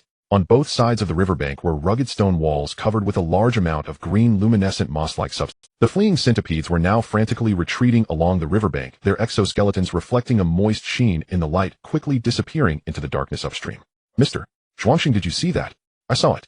The underground water system. This is a flowing water. The flow rate is approximately 0.3 meters per second. Water temperature is 14 degrees, initially assessed to have no obvious radioactivity. Do you want to take a sample? Wang Hai asked. Yes, no unidentified organisms or radioactive contamination found. The vehicle has portable sampling bottles. Take 3 water samples from different locations, but be sure to pay attention to safety precautions. Understood. Wang Hai rummaged through the toolbox behind the driver's seat for the sampling equipment, opened the door, and stepped outside. His feet touched the damp stone surface, and he could feel a slight vibration, the resonance of water flowing over the riverbed rocks. The air carried a humid mineral scent, not unpleasant, but certainly not fresh. He crouched by the riverbank, immersing the sampling bottle in the water, carefully avoiding contact with his hands, even though he was wearing gloves at the moment. After collecting 3 samples, Wang Hai returned to the vehicle. What's next? Continue along the river. You can try advancing upstream. There are no unknown large heat source signals nearby. The armored pangolin cruised slowly along the riverbank. The channel of the dark river varied in width, with the narrowest part only 7 to 8 meters and the widest exceeding 20 meters. The height of the cavity was also changing. In some sections the dome was less than 3 meters from the water surface, while in others it rose more than 10 meters. The vehicle's geological radar continued to operate, sending real-time geological structure data back to Ling Yu's consciousness. Ling Yu received the data while marking the direction of the dark river on his cognitive map. As the direction was determined, he noticed a problem. The overall flow direction of this dark river was from northeast to southwest. Its upstream direction, the northeast, was facing a place he was very familiar with, the Hai-Rui Biotechnology Co., Ltd., in Yuanjiang City. He immediately brought up the previously collected surface mapping data projecting the path of the dark river onto the ground map for overlay comparison. The error was within acceptable limits. If this river maintained its current direction, extending upstream for about 4 kilometers would reach the geological layer directly beneath Hai-Rui biology. Coincidence? What a load of nonsense. There was definitely something wrong. Ling Yu immediately became alert. The armored pangolin advanced approximately 800 meters. The tunnel space suddenly widened considerably, as if entering a natural underground hall. The dark river split into 2 tributaries here, one continuing northeast, and the other bending north. At that moment Wang Hai noticed something unusual. The color of the moss on the riverbank had changed. Previously dark green, it was now gradually transitioning to deep red. Mr. Zhuangxing this. Wang Hai's tone took on a hint of seriousness. I see it. We prepare to turn back. The danger ahead has become uncontrollable. Wang Hai pressed down the brake, and the armored pangolin came to a steady stop, the searchlight shining ahead. At the farthest reach of the light, the moss-like attachments on both sides of the dark river had become denser and redder. The shapes were also changing, not flat moss anymore, but beginning to bulge outward, forming ball-like protrusions the size of fingers. It looked like some sort of flesh was growing on the rock walls. A chill ran down Wang Hai's back. He had seen this kind of thing before. In the Letian district, those blood-like tissues that grew from the walls of buildings were almost identical to what lay before him, only much smaller in scale, appearing to be in an early developmental stage. This? Wang Hai gasped. Wang Hai, an unidentified heat source has been detected ahead. Please turn back. The process of the armored pangolin turning around was smooth. The underground hall was spacious enough to accommodate the 6-wheeled giant beast's maneuver. Within just 40 seconds the vehicle had already adjusted its direction. With the engine at full power, the entire vehicle sped backward along the route it had come. Meanwhile, Ling Yu controlled 5 sentinel robots, dividing them into 2 groups. 3 followed closely behind the armored pangolin to retreat, while the remaining 2 stayed in place. They activated silent mode, turning off all lights, and quietly awaited the arrival of an unknown monster. 11 minutes later, the armored pangolin drove back to the base entrance. The heavy blast door slowly descended after the vehicle passed, isolating everything on the other side of the steel barrier. At the dark riverbank, the long wait finally bore results. 2 sentinels crouched in the recesses of the rock wall, switching their optical lenses to passive infrared mode. Even the indicator lights were extinguished. The sentinels' vibration sensors detected anomalies before the lenses did. An extremely faint low-frequency vibration transmitted from upstream with a frequency of about 0.7 Hz, far below the audible range for humans, but this frequency was amplifying. Immediately afterward, ripples began to appear on the surface of the dark river. It wasn't caused by the wind, the entire river was shaking. The water surface seemed to be continuously struck by an invisible hand, with waves surging from upstream in increasingly shorter intervals. Then Ling Yu heard a sound. To be precise, the sentinel sensors picked up a certain sound, a dull, incessant thumping noise emanating from the darkness upstream. It was as if some gigantic entity was forcing its way through the rock layers, crushing everything in its path. The reddish moss-like organisms on both banks suddenly began to writhe violently, with spherical protrusions bursting open one after another, releasing a wave of dark red mist. 17 seconds later, light burst forth from the darkness upstream. A dense cluster of pale bright points, hundreds of them all in motion. Ling Yu took half a second to identify what they were. Eyes. Hundreds of faintly glowing eyes covering the body of a creature. It was the 100 Eyes. But this one was not only larger than any Ling Yu had encountered before, the color of its eyes was also different. It squeezed through the narrow passage from upstream, its massive body nearly blocking the entire cavern. Its 12-meter-long body was covered in rough, grayish-white skin, with 6 sturdy appendages alternating between supporting itself on the riverbed and the rock wall, moving at a speed that seemed uncharacteristic for its size. However, Ling Yu quickly realized it wasn't moving normally, it was fleeing. He saw that its side and back were covered in gaping wounds, large patches of skin torn away, exposing the dark red muscle tissue underneath. Pale bodily fluids continuously surged from the wounds, dripping into the river and instantly turning the nearby water milky white. Following closely behind was its pursuer. That thing flowed out from the narrow passage. Yes, flowed. It lacked a fixed form and had no discernible limbs. It resembled a massive undulating mass of fresh red meat akin to a bloody carpet. The leading end of the bloody mass extended like a tentacle, attaching to the rock wall and riverbed, pulling the main body along behind it. As it passed the red moss, the attachments swelled frantically, as if they had encountered a master actively pressing against its surface. Ling Yu saw clearly. Those mosses were being absorbed. White-eyed version of the Super 100 Eyes, abbreviated as White Eye, let out a deafening screech that agitated the river water. It attempted to hasten its escape, its 6 limbs kicking up debris that splashed into the river. But the front end of the red mass had already reached its tail. At the moment of contact, the white-eye creature emitted a scream that bordered on agony, a high frequency echoing repeatedly in the enclosed space. But it was futile. The red mass had already begun its consumption. The flesh spread from the point of contact, rapidly covering it like melting wax, slowly dissolving the white-eye creature into its body. The white-eye creature struggled frantically, its limbs clinging to the rock wall, as it desperately crawled forward, dragging the red mass along for several meters. But ultimately, more bloody tendrils wrapped around its hind limbs, securing it like concrete. From the moment it was caught up to its complete engulfment, the entire process lasted less than 2 minutes. One by one, the hundreds of eyes of the white-eye creature extinguished until the last few struggling blinking eyes were covered by the outer layer of the red mass, and that agonizing scream finally vanished completely. The cavern fell silent once more. The red mass remained still for about 30 seconds. Then changes began to occur on its surface. The originally chaotic and disordered flesh began to contract and coalesce, transitioning from a loose liquid state to a more compact structure. The surface gradually hardened, and the patterns began to become regular, with hints of segmented differentiation becoming visible. However, just as it shrank to about 2/3 of its original size, it suddenly came to an unexpected halt. Then it moved upstream at a speed at least twice as fast as before. The red body disappeared into the narrow passage, its tail sweeping over the river surface, splashing water before vanishing into the darkness. That was the direction of the Hai Rue Biological Technology Company. Ling Yu remained silent for a long time. He had never purchased vitamins from this company before. Had he missed out? Where did they get such powerful vitamins? He closed the extra attention allocated to the 2 sentinels, but did not order them to retreat. Since there was no immediate danger, they might as well stay there as special outposts to continue watching. Ling Yu's attention shifted back to the underground base. Wang Hai, here. The direction of the experimental tunnel requires significant adjustments. Or should it be adjusted? Anyway, we can no longer dig towards Hai Rue Biological. You design the rest, and Wang Hai immediately nodded. Understood. Anlan District, the underground garage of Shengshi Huading. The Hive Mother machine continued to operate in the eerie blue light. After several transport trips by Zhang Wu and others, all the worker and soldier drones previously left at the nuclear power station base had been transferred to this frontline mother machine. A total of 7,721 micro-drones were in a state of readiness. Ling Yu's consciousness enveloped the Hive, feeling as if he had opened a game interface. Every unit of the drone swarm was a chess piece he could directly command, while the dense red dots on the map represented enemy units. Ling Yu did not hesitate, immediately commencing his planned course of action. Step 1. Using Shengshi Huading as the center, clear out a temporary safe zone within a radius of 500 meters.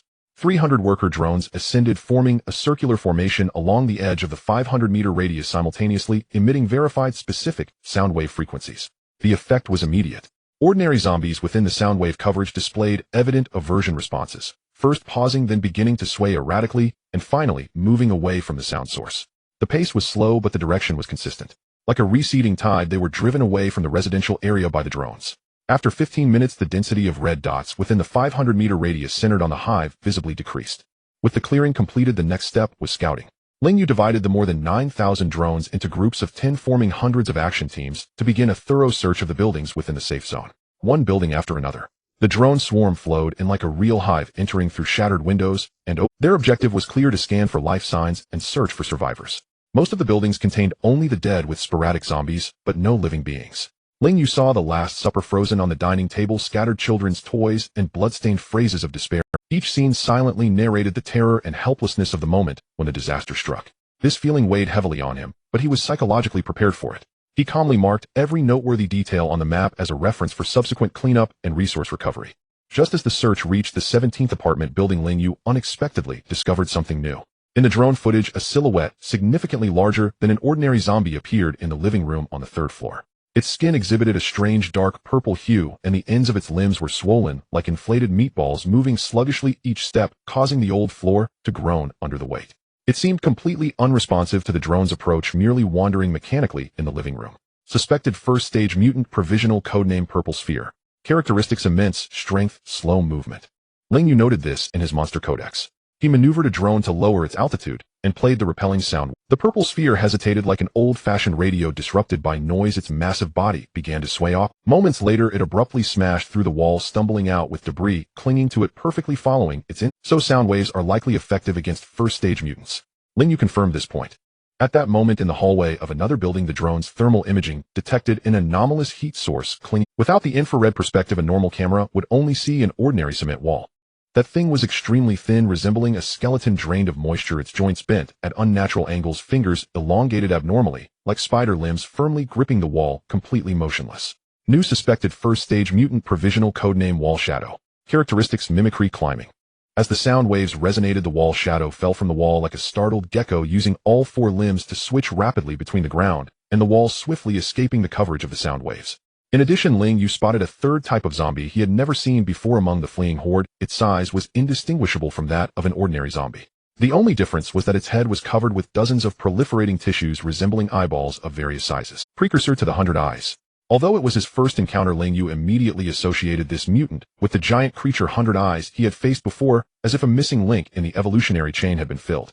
Similarly, under the continuous interference of the sound waves, this multi-eyed zombie exhibited strong agitation and unease, ultimately choosing to flee. It seems that sound waves are generally effective against first-stage mutants. This conclusion lifted Ling Yu's spirits, indicating that his clearing plan could advance more efficiently. However, the good mood did not last long. When a drone squad flew over a small park in the residential area, an unexpected incident occurred. The zombies in that area had long been driven away, leaving it exceptionally empty. Yet just as the squad was about to fly away from the park, a dark shadow suddenly sprang out from the crown of a dead tree below. It was so fast that it left only an afterimage in the drone's lens. Bang! One of the soldier drones in the squad was instantly obliterated into a burst of sparks. Ling Yu's consciousness immediately locked onto it. It was a bird-like mutant about 2 meters long, covered in filthy rotten tissue with wings extending over 3 meters, each wingtip adorned with bony claws. It had no feathers, and its exposed skin was riddled with dark red vascular patterns. After its successful strike, it let out a piercing shriek and lunged at another drone. Second-stage mutant. Ling Yu immediately made a judgment and commanded the other soldier drones in the squad to retaliate with lasers. The creature displayed astonishing agility in the air, flipping sideways to evade most of the attacks, with only a few lasers grazing its wings, causing it to bleed a few drops of filthy blood. But this gave Ling Yu the space he needed to retreat. He immediately controlled the remaining drones to withdraw quickly. Resources were limited, it was better to conserve. The corrupted wing monster pursued for a short distance, but just as it was about to fly out of the park, it abruptly stopped, circled once, and returned to the dead tree, folding its wings and hiding among the branches. Territorial instinct. Ling Yu attempted to send a drone playing repelling sound waves closer to the park's edge. Sure enough, the corrupted wing creature immediately took to the air again, issuing a threatening screech, but as long as the drone did not enter the park, it would not attack. So that's how it is. Ling Yu suddenly realized that sound wave repulsion also had its limits. It wasn't a concept-level super tool, and its effectiveness was quite limited against second stage and above mutants. However, these more powerful monsters seemed to possess a territorial instinct. As long as they were not provoked, they would not be attracted by sound waves. This was a mixed piece of news. At least it provided Ling Yu with a more comprehensive understanding of the concept of a safe zone. The cleanup and search continued. Ling Yu's consciousness rapidly switched between the perspectives of hundreds of drones, processing vast amounts of information like a true deity, surveying his chessboard. Time passed second by second, and large areas of the map in the center of Anlan district were illuminated. However, just as Ling Yu prepared to conclude the first phase of the search and send the drones back in batches to recharge, an unexpected signal abruptly connected to his consciousness. It was an extremely narrow field of vision, with the image shaking slightly due to minor bumps. The edges of the frame showed worn plastic casing, and in front was a dusty, scratched wooden floor. Accompanied by a faint buzzing of electrical currents, the field of vision began to move slowly. A sweeping robot. Ling Yu's core consciousness flickered with surprise. Before his thoughts could fully process, the field of vision suddenly halted, then was slowly raised. A tender, dirty little face appeared in front of the lens, filling the entire frame. It was a boy about 6 or 7 years old, his face smeared with dirt, hair tousled, but his eyes were filled with pure surprise and joy. He carefully cradled the sweeping robot, looking into its camera, revealing a tearful smile. Then he spoke with a sobbing tone. "Great. Jiabao, you're still here, that's so wonderful." Zhou Qiming still remembered those 3 tickets. They were made of paper stiff with a castle and a cartoon dinosaur printed on them, and the date was written in the lower right corner. His father had specially gotten the paper version to cheer him up and had solemnly entrusted it to him for safekeeping. They promised him that once they finished their busy schedule, they would take him to the largest theme park in the country. From that day on, every day after school, the first thing he did was to rush back to his room, pull open the top drawer of his desk, and carefully take out those 3 tickets to look at them. He actually didn't care where they went. He simply and eagerly awaited the arrival of the weekend. Ever since his family moved into this big house, his parents had become busier and spent less and less time at home.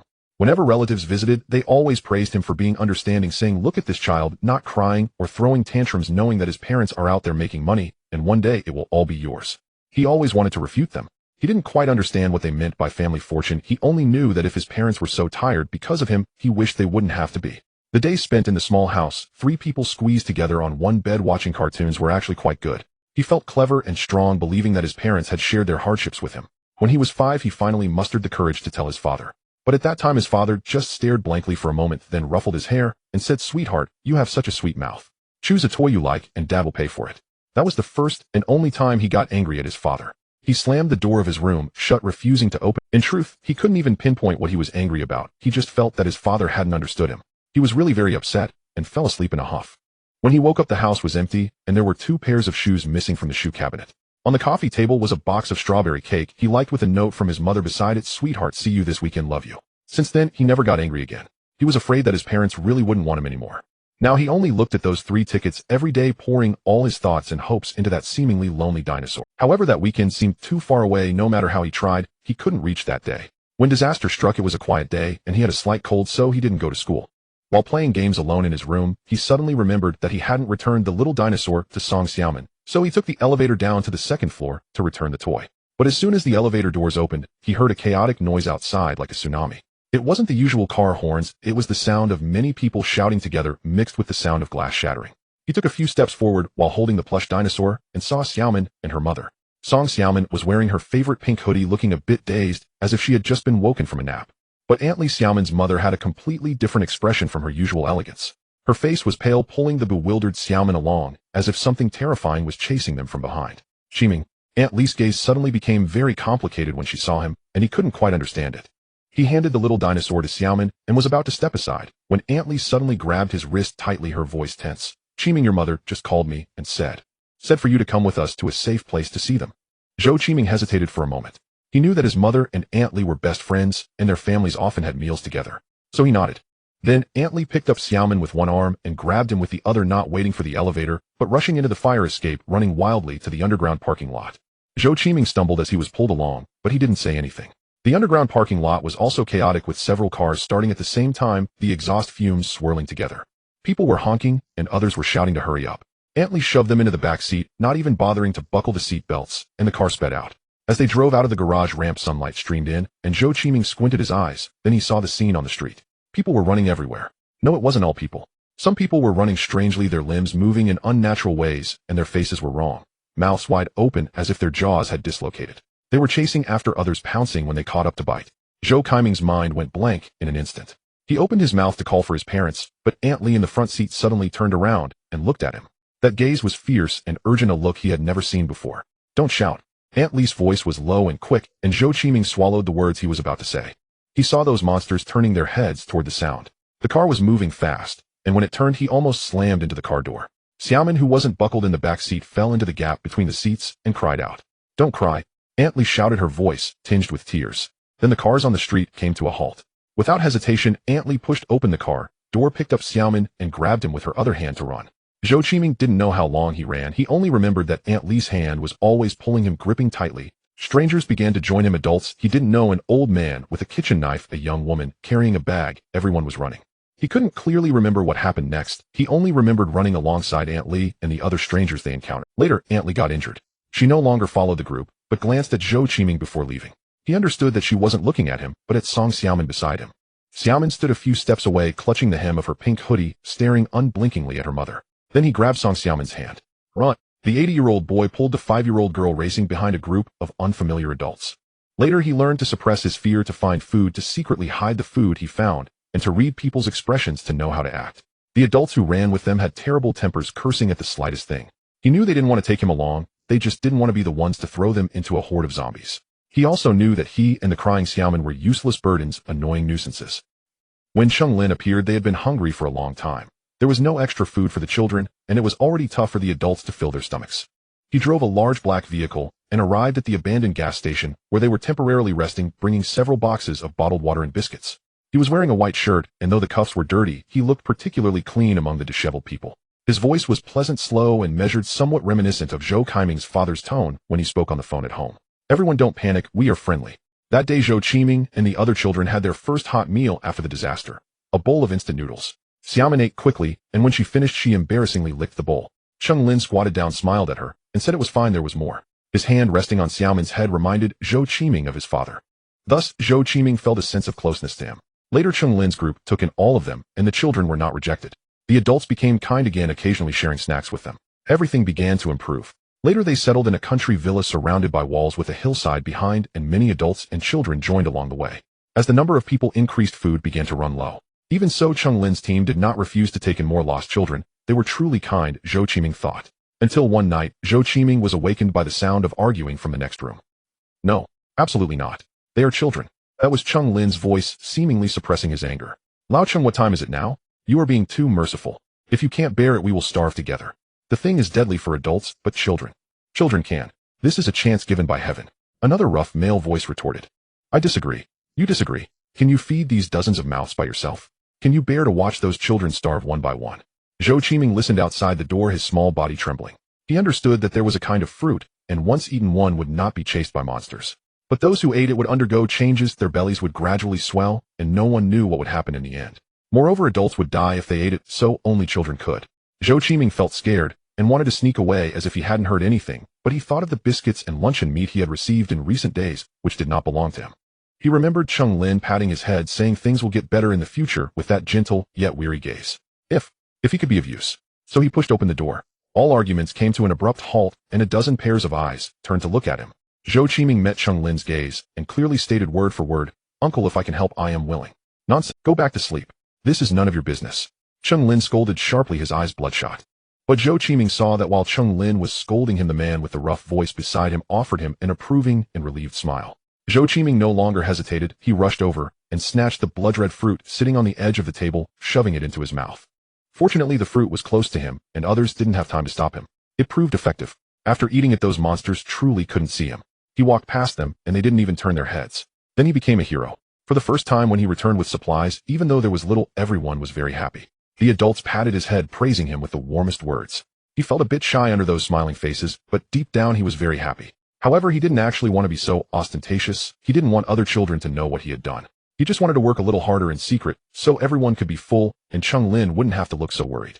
But his superpower was still revealed due to everyone's celebration. Soon a second and third child also ate that kind of, except for Song Xiaomin. He hid the fruit and told her, you don't need to go, one of me is enough. Xiaomin quietly looked at him, not saying a word, just nodding. With more and more children continuously gathering supplies and survivors, this settlement grew like a snowball, quickly accumulating over 500 people. The adults began to clear the land, trying to farm. They told Zhou Qiming and the other little heroes that once food grew in the fields, the newly born children in the shelter would no longer have to take risks. This made Zhou Qiming and the others feel very proud. Although the feeling in his stomach akin to having worms crawling inside became more and more pronounced, although his belly grew more uncomfortable day by day, and although he could no longer taste anything he ate, they felt happy being able to help everyone.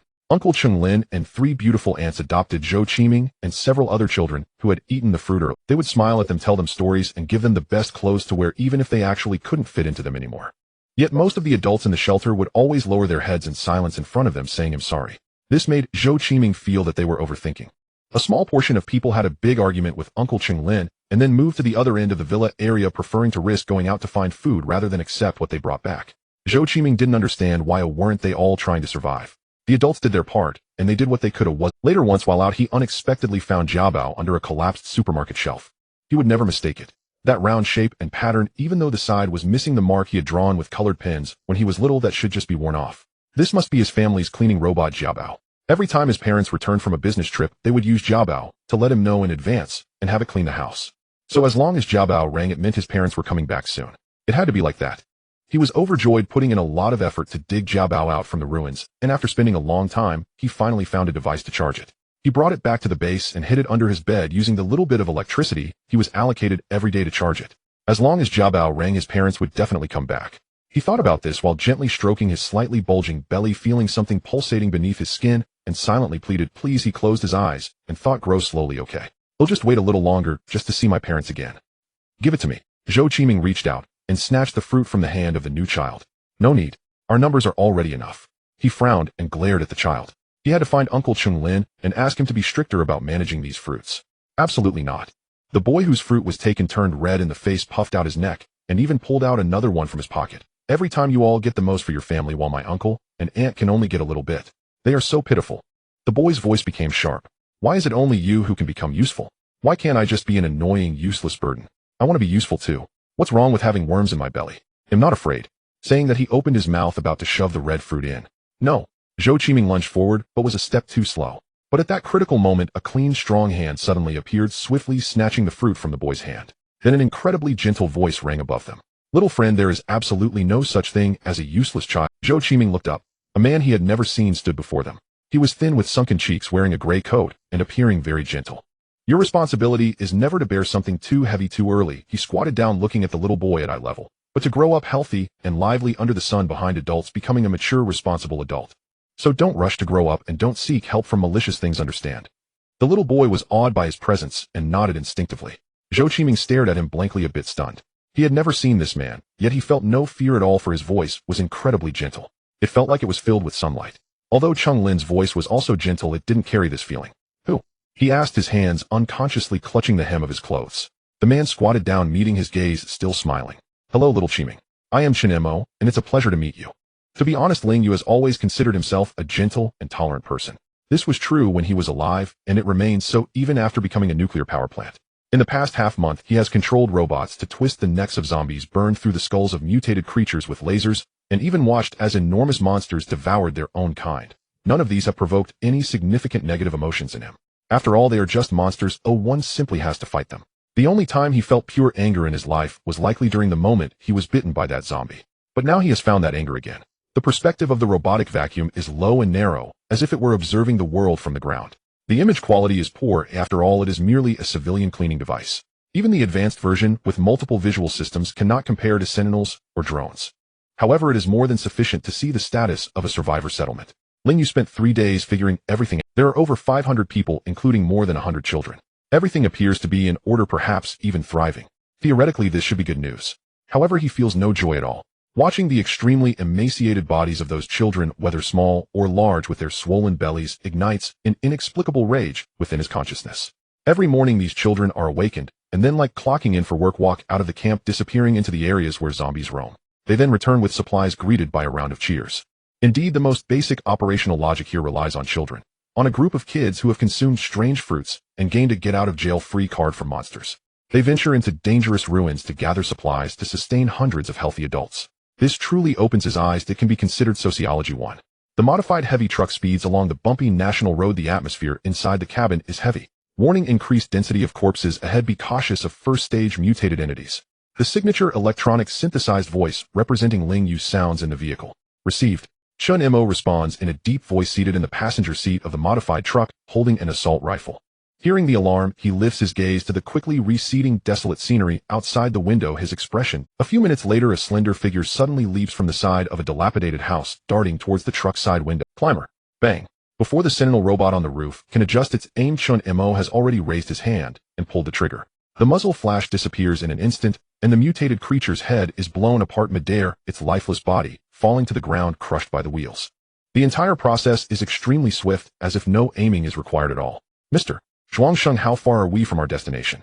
Chen Mo asks, his tone tinged with urgency. We have already entered the range of Yashan County, and it is estimated there are still 15 minutes to go.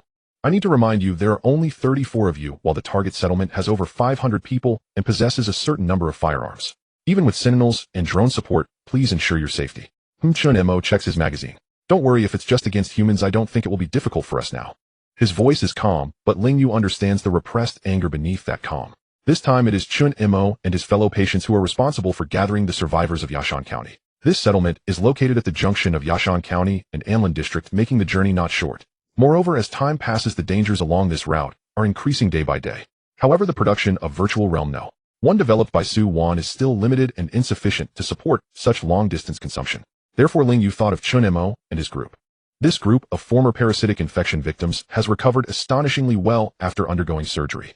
Their wounds healed completely within just a few days. Their mental states are stable, and their physical performance data surpasses that of ordinary people.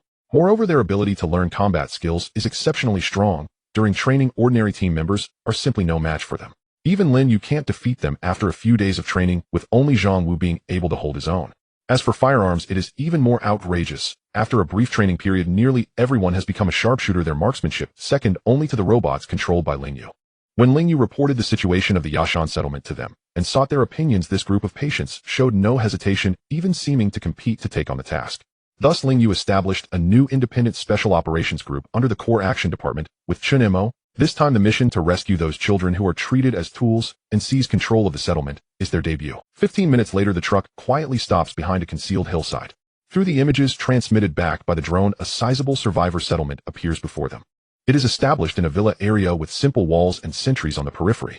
There are even shadows of people working in the fields, and given the number it surprisingly seems more vibrant than the dawn shelter. However, in Chun Mo's eyes this prosperity only makes him feel a physiological disgust. After all, they are just a bunch of parasites. Team 1, Team 2 infiltrate from the east side and clear the sentries. Team 3 follow me around to the north. Our primary target is the children. Chun Mo quickly issues the order using his identity card. Utilizing the precise map provided by Ling Yu, they seamlessly blend into the settlement like ghosts. The operation has begun. At the sentry on the east side of the villa area, 2 guards are leaning against the wall, smoking and chatting, completely unaware that several shadows are stealthily approaching from less than 10 meters away in the bushes. In a breath's span, the shadows spring into action. One guard feels a chill at his neck, and before he can register it, he is dragged into the shadows by a powerful arm, unable to emit even a muffled grunt. The other guard, sensing something amiss, is immediately grabbed by the throat from behind, pressure precisely applied to his carotid sinus, causing his brain to be deprived of oxygen, and he collapses weakly. The entire process is silent. Meanwhile, another group, led by Chun Mo, has already scaled the less fortified wall on the north side. After dealing with the armed guards, he inquires about the children's situation. Zhuang Sheng, the children's location. The closest ones to you are in Villa No.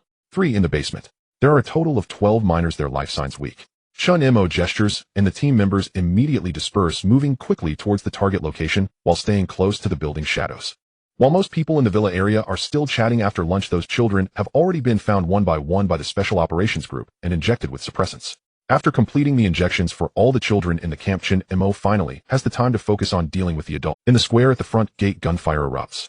All the survivors who hear the sound are horrified to see 2 terrifying robots walk in from the entrance, their dark muzzles aimed at them. In the sky, a gigantic drone with a sci-fi feel emits a low hum, hovering like a grim reaper. Over 30 men and women clad in black coats emerge from all directions, their rifles steadily aimed at the crowd. Everyone gather in the square immediately. Chun Mo's voice is not loud, but with the aid of a loudspeaker it easily spreads throughout the square. 30 against 500. Oh, anyone would think that someone daring enough to do this must be insane. However, if you add 2 sentinels and a drone, that changes the situation. Chaos ensues for about 10 seconds. Some attempt to run towards the wall only to be intercepted by Team 3. Others try to rush to the armory but find 2 expressionless team members standing at the entrance. A bald man draws a handgun hidden at his waist. Bang! The sentinel fires once. The whole place finally falls silent. Who are you? A burly man, seemingly the leader, shouts with a fierce voice. Chun Mo stands firm in front of the crowd, his gaze sweeping over the fearful, angry, and uncertain faces. Yuanjiang City Dawn Shelter Core Action Department Special Operations Group Leader Chun Mo. He smirks slightly, revealing a cold smile. Not pleased to meet you all.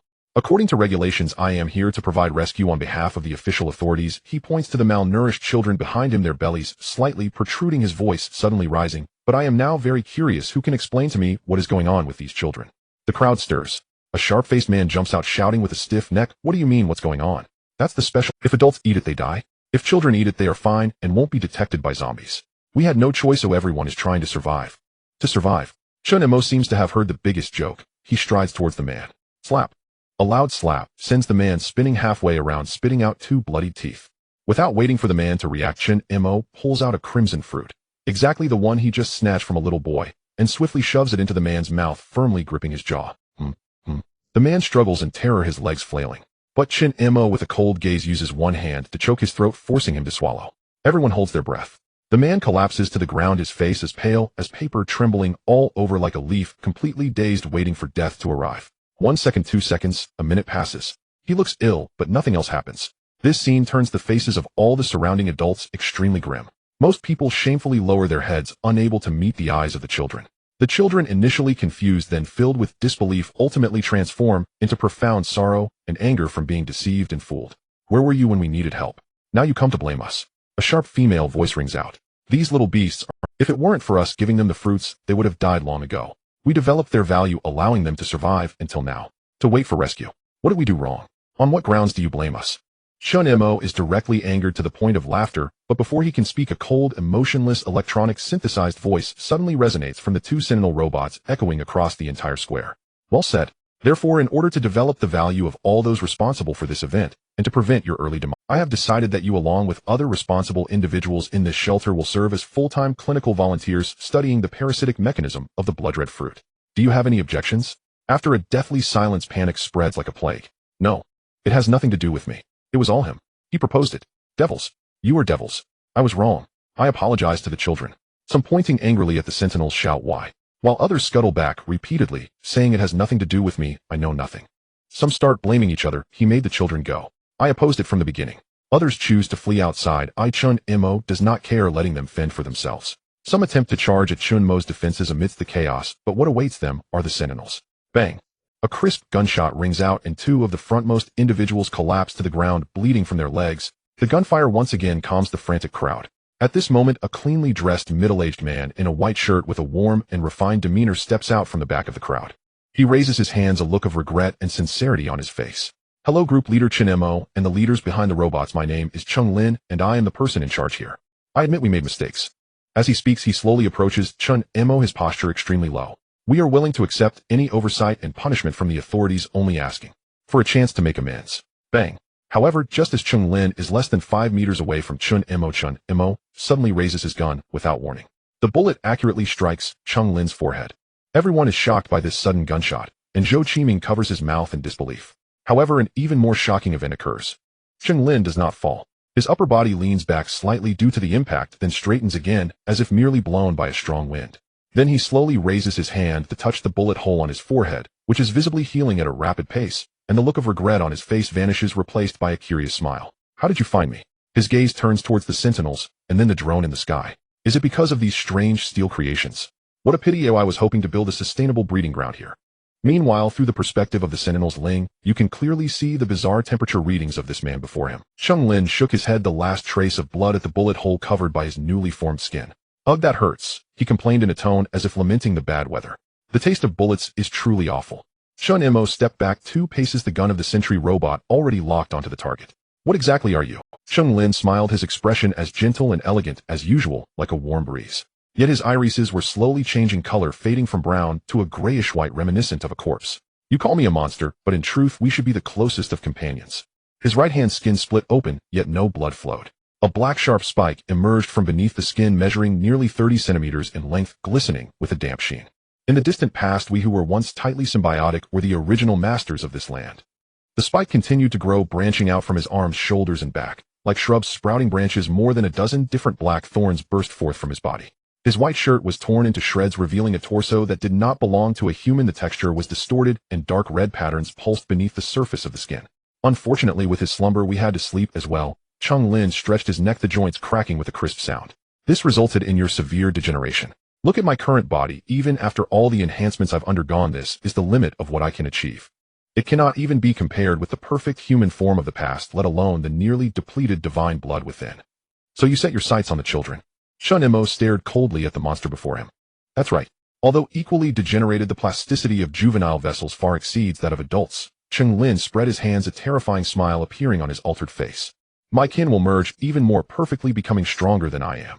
His gaze drifted past Chun Mo, looking towards the children protected in the center by the team members. They will possess the ability to survive in the dark times, and even reign over this land once more. So why? His eyes turned towards Chun Mo, as if discovering something. You are merely empty shells devoid of a perfect thought mechanism, only simplistic instinctual feedback. You cannot create anything truly valuable. Throughout your lives, you will only chase after illusions, suffering in eternal sensory stimuli that can never fully satisfy you. And all of this is simply because you are hollow shells. All true thinking is done by us. We are your hearts, your souls. We are inherently symbiotic, so why resist? Let us merge as one and rebuild that tragically interrupted ancient civilization. Symbiosis. What a pity we generally do not consider one-sided assimilation to be symbiosis. Moreover, if you were truly so kind-hearted, why do you refer to this place as a breeding ground? Sigh. I knew that fools would never accept truths they dislike, let alone that you are merely a bunch of shells with flaws. Roar. Accompanied by an inhuman roar, he moved. His speed was astonishing, though not quite as explosive as that of the white-winged mutant. It definitely surpassed human limits. Chun Mo's pupils dilated, but the team members behind him reacted faster. Bang, bang, bang. Several tongues of flame intertwined to form a net precisely covering the monster's charging path. Chung Lin did not take it heed, and instead he relied on his superhuman reflexes to dodge to the side and roll out of the line of fire. However, he forgot that aside from Chun Mo and the others, there was also Ling Yu present.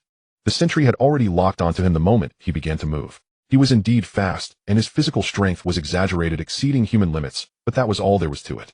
Two sentry robots' revolving machine guns spun simultaneously, and a dense barrage instantly covered the area where Chung Lin stood. High-speed bullets rained down on the distorted humanoid monster, striking its chest, thighs, and left shoulder, the impacts clearly visible in the sentry's view. Flesh and blood were pierced, black blades shattered, and fragments flew. Yet the wounds immediately began to shrink and heal at a visibly rapid pace.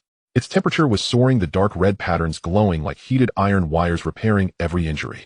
This incredible regenerative ability was something Ling Yu had never witnessed before. Monsters like the abyssal centipede or the unknown white-winged creature did not possess such a degree of regenerative power. Nevertheless, as the saying goes, what good is a high health bar? In this world, what counts is the supply of ammunition and the reliance on firepower. What kind of madman plays with cold weapons? The sentries immediately increased their firepower output. The force of countless bullets caused Chung Lin to lose his balance unexpectedly. Almost simultaneously, a high-energy laser shot out from the long sky blade, piercing through Chung Lin's chest and burning a large hole in it. Seeing the situation turn dire, he let out a painful howl. Very good. Very good. Chung Lin's face twisted as he glared at the crowd, the tissue at his chest regenerating at an unnatural speed. You have successfully enraged me. Although I really do not want to disturb my kin's development, since it has come to this. Everyone should wake up in advance. At the same time, Ling Yu noticed the monster emitting an infrasonic wave that was far below the human auditory threshold. However, nothing happened. The monster looked expectantly at the children as if waiting for something. Yet, as time passed, this expectation quickly turned into confusion. The children showed no signs of change, merely gazing at it with a mixture of fear, anger, and bewilderment. Chung Lin's expression stiffened. He could not understand why his kin had not responded at this moment. What on earth happened? Unfortunately, he would never have the chance to figure it out. Laser maximum power target core. This time it was a sustained beam. A blackened pit with a diameter of 2 meters exploded in the ground, and an indescribable burnt odor filled the air. Chung Lin was entirely vaporized by the high temperature, leaving only some bits of flesh scattered on the ground. Ding. Host has killed a second-tier special mutated entity, Ancient Noble X1, gaining civilization points 800. Ding. Obtain special drop formula, efficient tissue repair agent. Note, do not use in excess within a Ding. Triggered side mission 6, clear the remnants. Mission description: a glorious civilization cannot tolerate the parasitism of heterogeneous remnants. For the purity and beauty of civilization, please clear these remnants as soon as possible. Mission reward: civilization points 800. Sky, Mothership Civilization Purifier X1, Blueprint X1. How much? Looking at the reward amount for the newly triggered mission, Ling Yu almost thought he misread the numbers. Such a generous reward. This mission seems to be quite deep. Ling Yu exhaled a puff of high-temperature steam, finally calming his restless mood. On the other side, Chen Mo had begun directing the team to clear the area. Team 1 collect samples, Team 2 perform flame cleanup, Team 3 maintain order. The team members immediately stepped forward, carefully collecting as much of the shredded flesh around the pit as possible with specially designed containers and sealing them for preservation. Then several team members carrying flamethrowers moved forward, performing repeated incineration on the large pit and surrounding area for several minutes. Monsters with strong regenerative abilities always leave people feeling uneasy. Physical exorcism must be as thorough as possible. Having dealt with the monster, Chun Mo's cold gaze swept over the survivors in the square, their faces ashen. Now everyone line up. Go to the sentries for a preliminary health check. Taking control of a settlement of over 500 people was smoother than expected. After witnessing that overwhelming battle and the terrifying true form of Chung Lin, the vast majority of survivors wisely chose to comply. Furthermore, the weight of the term official had not completely diminished thus far, which also provided Chun Mo and others with considerable convenience in their management. As night fell, the last child responsible for gathering supplies returned, dragging his weary body from the town. When the pale blue suppressor was injected into his body, Chun Mo and all the team members finally breathed a sigh of relief. Fortunately, there were no omissions. Then Chun Mo had the team members count heads and register identities one by one, while repeatedly cross-verifying information from the children and the few dissidents who had actively split off. In the end, 57 related responsible persons were identified. 35 of them were implicated through mutual recognition among the people, while the other 22 were exposed under the children's identification and the sentry robot's simplified lie detection function based on physiological monitoring data. Ironically, among the 57 individuals, almost none had adopted these children, and they couldn't even be bothered to perform superficial duties. Or perhaps they were afraid of being repaid by the children one day. After all, the more malicious a person is, the more they will imagine others to be as despicable as themselves. These kids weren't mine to begin with. Why should I treat them well? What's wrong with using them? A bald man who was identified shouted defiantly before being locked in the basement, who told him he couldn't utilize me. If I used him, he deserved it. What about the children? They aren't my kin, whether adult or child. I would exploit them the same. I just had bad luck, fell on hard times, and encountered you hypocrites. In the past I could even kill someone and buy a person to take the blame, let alone a few kids.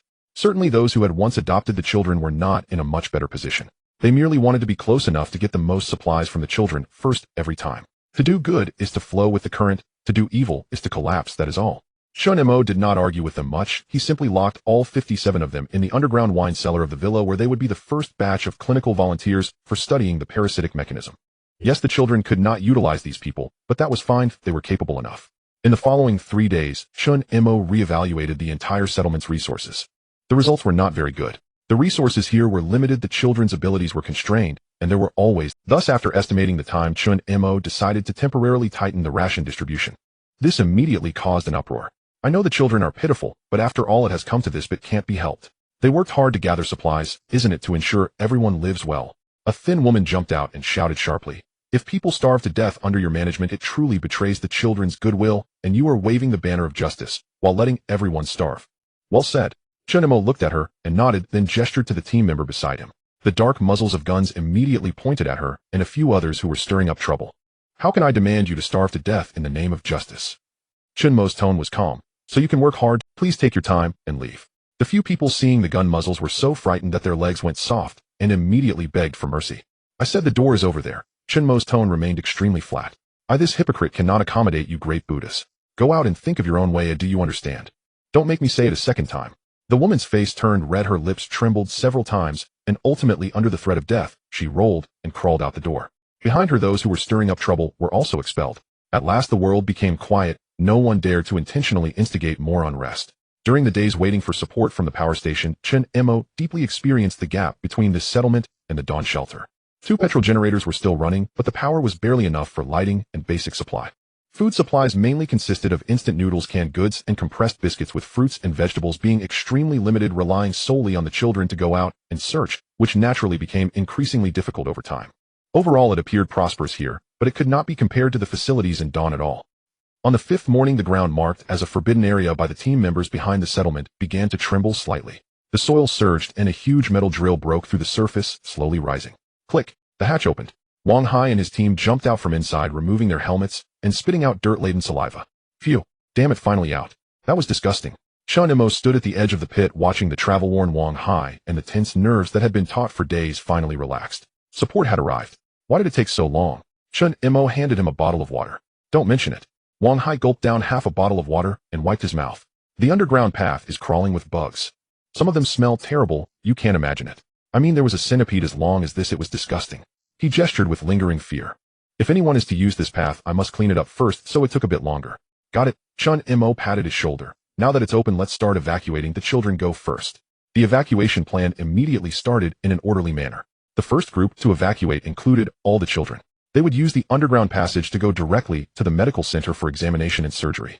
The second group consisted of those survivors who had initially separated from Chung Lin with some dignity. Their supplies were even more scarce and rightly deserved priority rescue.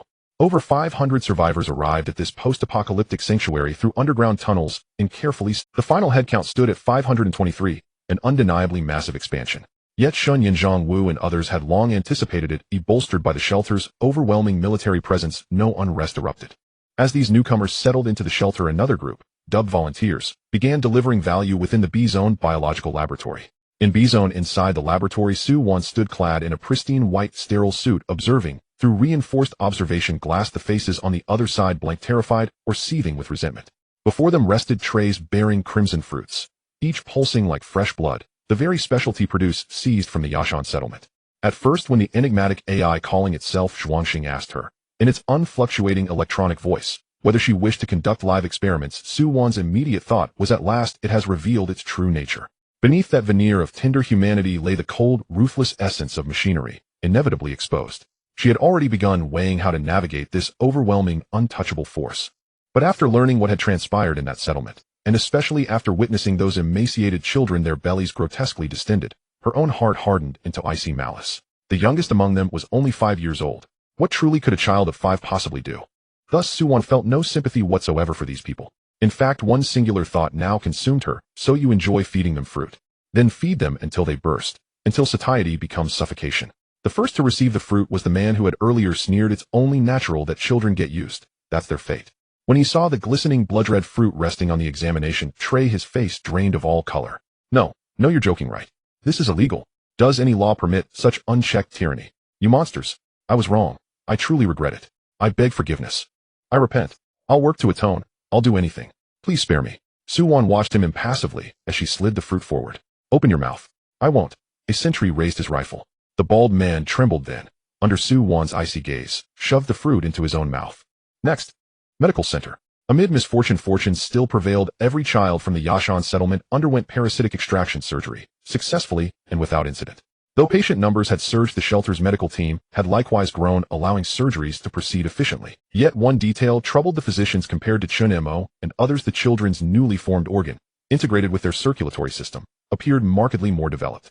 With no safe method of intervention currently available, the only recourse remained cautious, ongoing observation.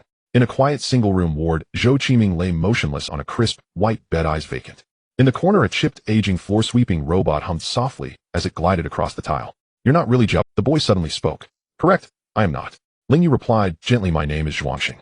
I am the shelter's administrator. I've introduced myself before. The boy nodded slowly, fell silent for a moment, then whispered, this place, it's truly spotless. Dust exists everywhere. It's simply that I sweep diligently.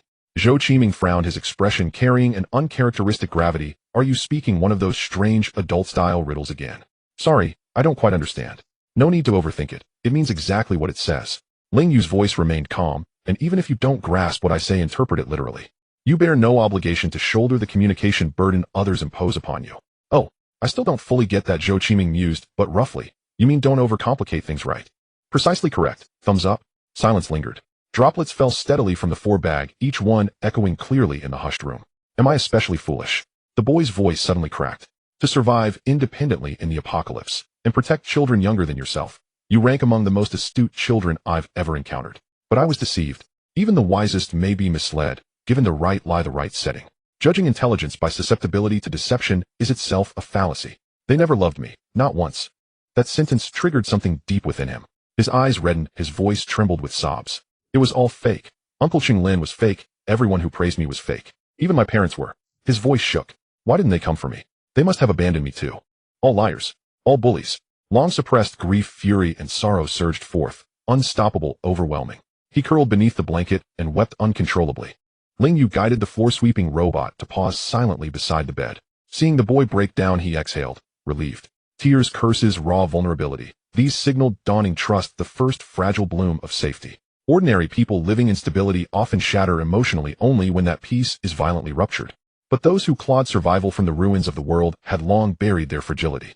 Even when Chun-mo unveiled the truth, not a single child collapsed in tears. That wasn't strength. It was trauma forged into reflex, pressure crystallized into stoicism, all in service of. Only upon arriving at the Dawn Sanctuary, and only after the foreign entity was surgically removed, did they gradually one by one reclaim their childhood, their cries, their tantrums, their tears. Yet Zhou Qiming, the first boy to swallow the fruit, remained unervingly subdued and withdrawn. Ling Yu knew precisely what weighed upon him. Beyond betrayal, sting, and disillusionment, he bore a crushing burden of guilt, perhaps believing himself complicit, irredeemably foolish, and responsible for dragging others into harm. The compassionate always carry such weight. Blame lies squarely with others, yet they scrutinize themselves first, fearing they failed in duty, not in judgment. Time slipped by. The sobs softened into ragged, intermittent hiccups. I actually knew Jiaobao was gone. My parents were gone too. His voice was hoarse, thick, with nasal congestion. But I still miss them so much, miss being loved. Am I pathetic? Even knowing I was deceived, I still yearn for someone to love me. No. Let me answer with absolute clarity. No ambiguity, no detours, no. Even knowing I was deceived, I still yearn for someone to love me. No. Let me answer with absolute clarity. No ambiguity, no detours, no. Ling Yu offered a gentle jest, then shifted into solemn gravity. But this answer is utterly sincere. You are neither foolish nor absurd, nor have you erred in any way. They engineered a deception convincing you that only you could save them. You believed it. Not because you were gullible, but because you willingly embraced peril for everyone else. You embody humanity far more purely than they ever did. Do you imagine those who deceived you would have seen through that lie? No, they rejected sacrifice outright from them. Whether truth or fiction, they would declare it false, because falsehood serves their interest best. Just as some confront disaster out of courage, even if its reality remains uncertain, others deny it outright, clinging to denial solely because acknowledging fear would expose their ordinary mortal frailty. Qiming. In humanity's enduring chronicles, those who choose courage bear a single sacred title, heroes. Zhou Qiming bit his lip. I know you recoil from that word. But here this the moment you chose with your fragile body to uphold guardianship. You became the true spinal column of human civilization.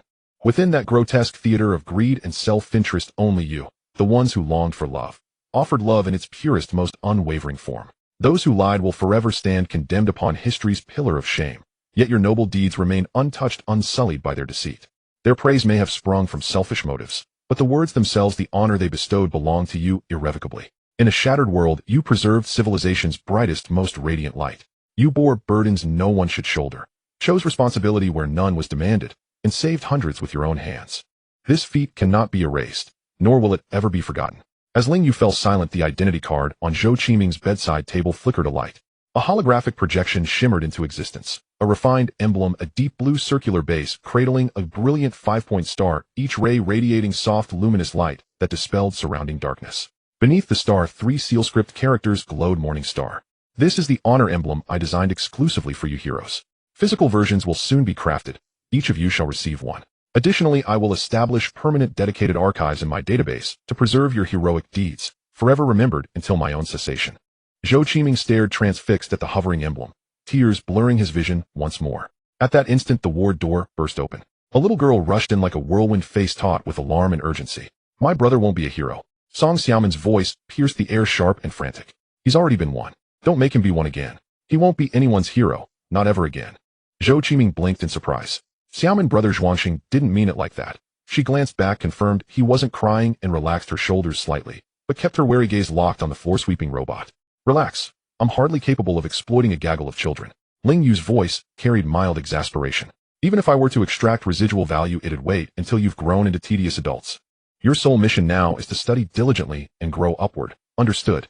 Especially you, Song Xiaoman. She shrank back instinctively. Did you submit yesterday's drawing assignment? Or did you skip class to race here? I'll draw it right now. Song Xiaoman snatched paper and crayons from her backpack, sat nervously on the adjacent chair, and began sketching, glancing sideways at Zhou Qiming as she worked. Zhou Qiming watched her, a faint warm smile lifting his lips. Bright light bathed both children, still B's own biological laboratory. Su-Wan removed her protective goggles and massaged her stiff neck. Before her, a vast monitor displayed multi-angle physiological data, capturing the volunteers' bodily transformations after ingesting the fruit. How goes it? Ling Yu's voice emanated calmly from ceiling speakers. We've at least mapped the initial parasitic process, Su-Wan replied without looking up. Once ingested, the fruit releases a specialized protease that triggers rapid gastric epithelial cell differentiation, forming the parasitic cyst. Subsequently, the cyst expands into the abdominal cavity, establishing its own circulatory network. But what intrigues you? Given the name you gave that creature, surely you know more than I do. Why? Because I call it the ancient aristocrat.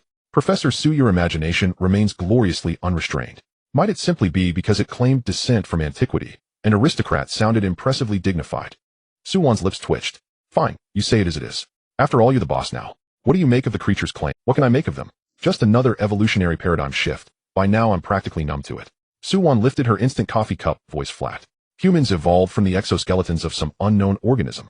Huh, Darwin's coffin lid is rattling loose.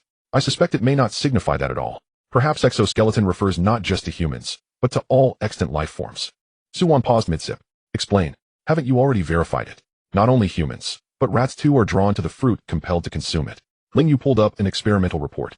Consider also the creature maintains elevated baseline body temperature and spikes dramatically during regenerative activity. So, what other high-temperature organisms have we encountered? That giant spider.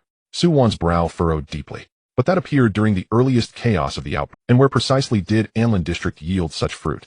How could its development accelerate so rapidly? Most critically, she added, how does a spider eat fruit? Perhaps not via fruit at all. Perhaps another mode of consumption exists.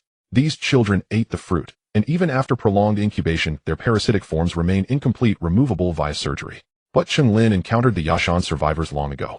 You're suggesting another more efficient vector of transmission, or accelerated maturation, exists somewhere in Anlin District or elsewhere. Su-Wan's expression darkened. Do you recall where Cheng Lin first met the original survivors and their subordinates? A chilling realization struck Su-Wan. Her pupils contracted sharply. It couldn't be. Indeed. Hai-Rui Biotech. Zhou Qiming had never imagined that one day he would return to this home again. The truck stopped at the intersection of Chaoyang Road in Anlin District, and Uncle Lin Yue, whose name was colorful, jumped down from the driver's seat and waved to them. This is it, let's go. Lin Yu patted his head. We've already checked once, so don't be afraid. A dozen children streamed out of the truck, some looking around, some silent, and others clutching their identity cards with a... Zhou Qiming stood under the building looking up at the window on the 6th floor. The curtains were still as they were on the day he left, drawn halfway. He quietly asked, "Isn't this very troublesome?" The characteristic electronic voice representing Zhuang Sheng sounded from the identity card in his hand. The shelter never opposed survivors looking for relatives or revisiting the past. It just required them to remain rational and not blindly venture into dangerous areas. Ling Yu patiently explained. "Of course there's also the need to queue. But you're different, you have priority." "Thank you." "You're welcome." Zhou Qiming took a deep breath and pushed open the creaking door. The stairwell was very quiet with no zombies in sight. There were dried dark stains on the steps, but they had been treated with lime powder. Each corner of the floors had a yellow label affixed reading, "Clear Dawn Shelter Operations Department." This was Zhang Wu's idea. He believed that a sense of ritual was key to coordinating actions and maintaining order. Moreover, leaving traces everywhere would allow any future survivors to quickly know that such a shelter existed. The air was thick with the smell of dust and decay. Zhou Qiming ascended the stairs to the 6th floor, relying on Ling Yu to force open the security door. Click. The door opened. The living room was slightly messy, with chairs overturned, half of the sofa cushion on the ground, and the wall clock also fallen to the floor. On the coffee table lay a half-eaten apple, now shriveled beyond recognition, and the contents of the refrigerator had molded into black clumps. But perhaps thanks to him having locked the door before leaving, there were no bloodstains or anything like that in the house. After surveying the room, he crossed the living room and entered his own room.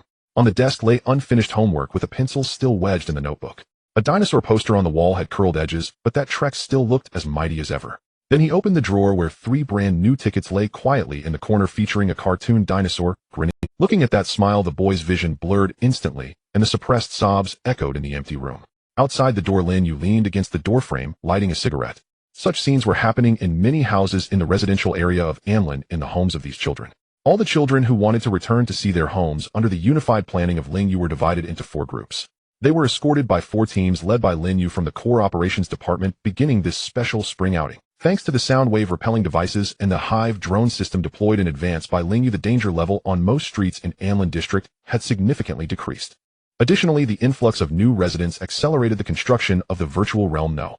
1-inch pheromone production line, allowing it to be completed ahead of schedule with output sufficient to cover the needs of all personnel going out. Therefore, this special spring outing was not too troublesome at all, and it didn't even impact normal outdoor tasks. The children returned home to take a look while the adults cleaned up the remaining scattered zombies along the way. They remapped the urban terrain or searched the corners for any potential wild survivors. After crying for a long time, Zhou Qiming finally dried his tears and carefully tucked the 3 tickets close to him. Then he rummaged around the room, packing a large bundle of comic books and models, and picked up that real Jia Bao. "Is this okay?" he asked nervously to Ling Yu at the door. Ling Yu glanced at the sweeping robot in his arms, smiled, and ruffled his hair. "Of course, we have several big trucks. Just take whatever you want."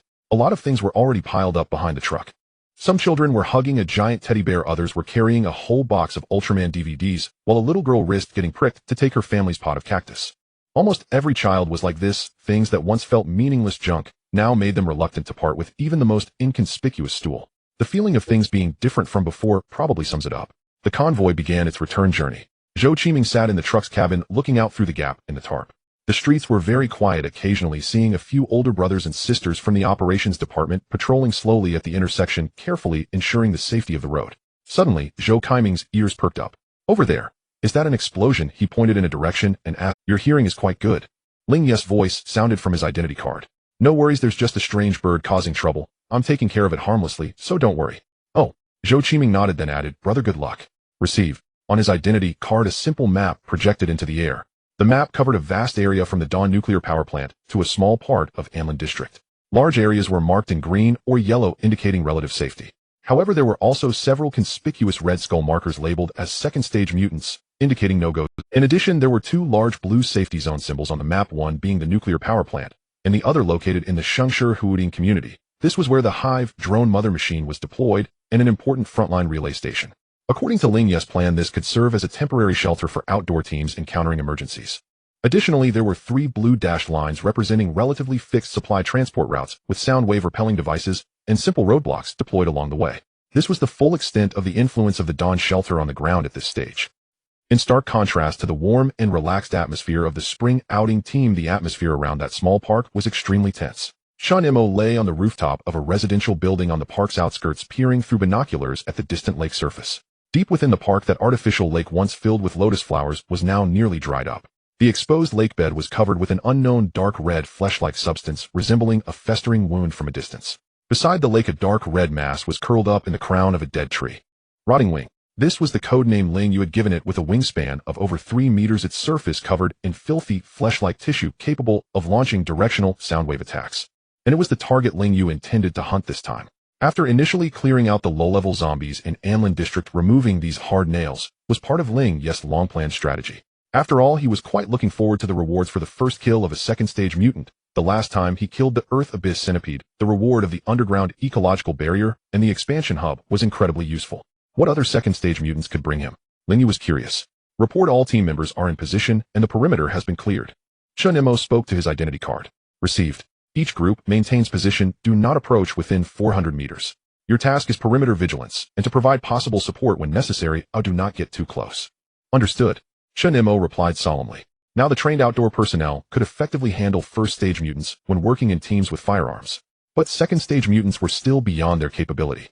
Whether it was the swarm control of the 100 Eyes, or the incredible light beams, the massive body and physical resistance of the Earth Abyss Centipede, or the outrageous mobility of the white-winged creatures, or Chung Lin's ridiculous healing ability.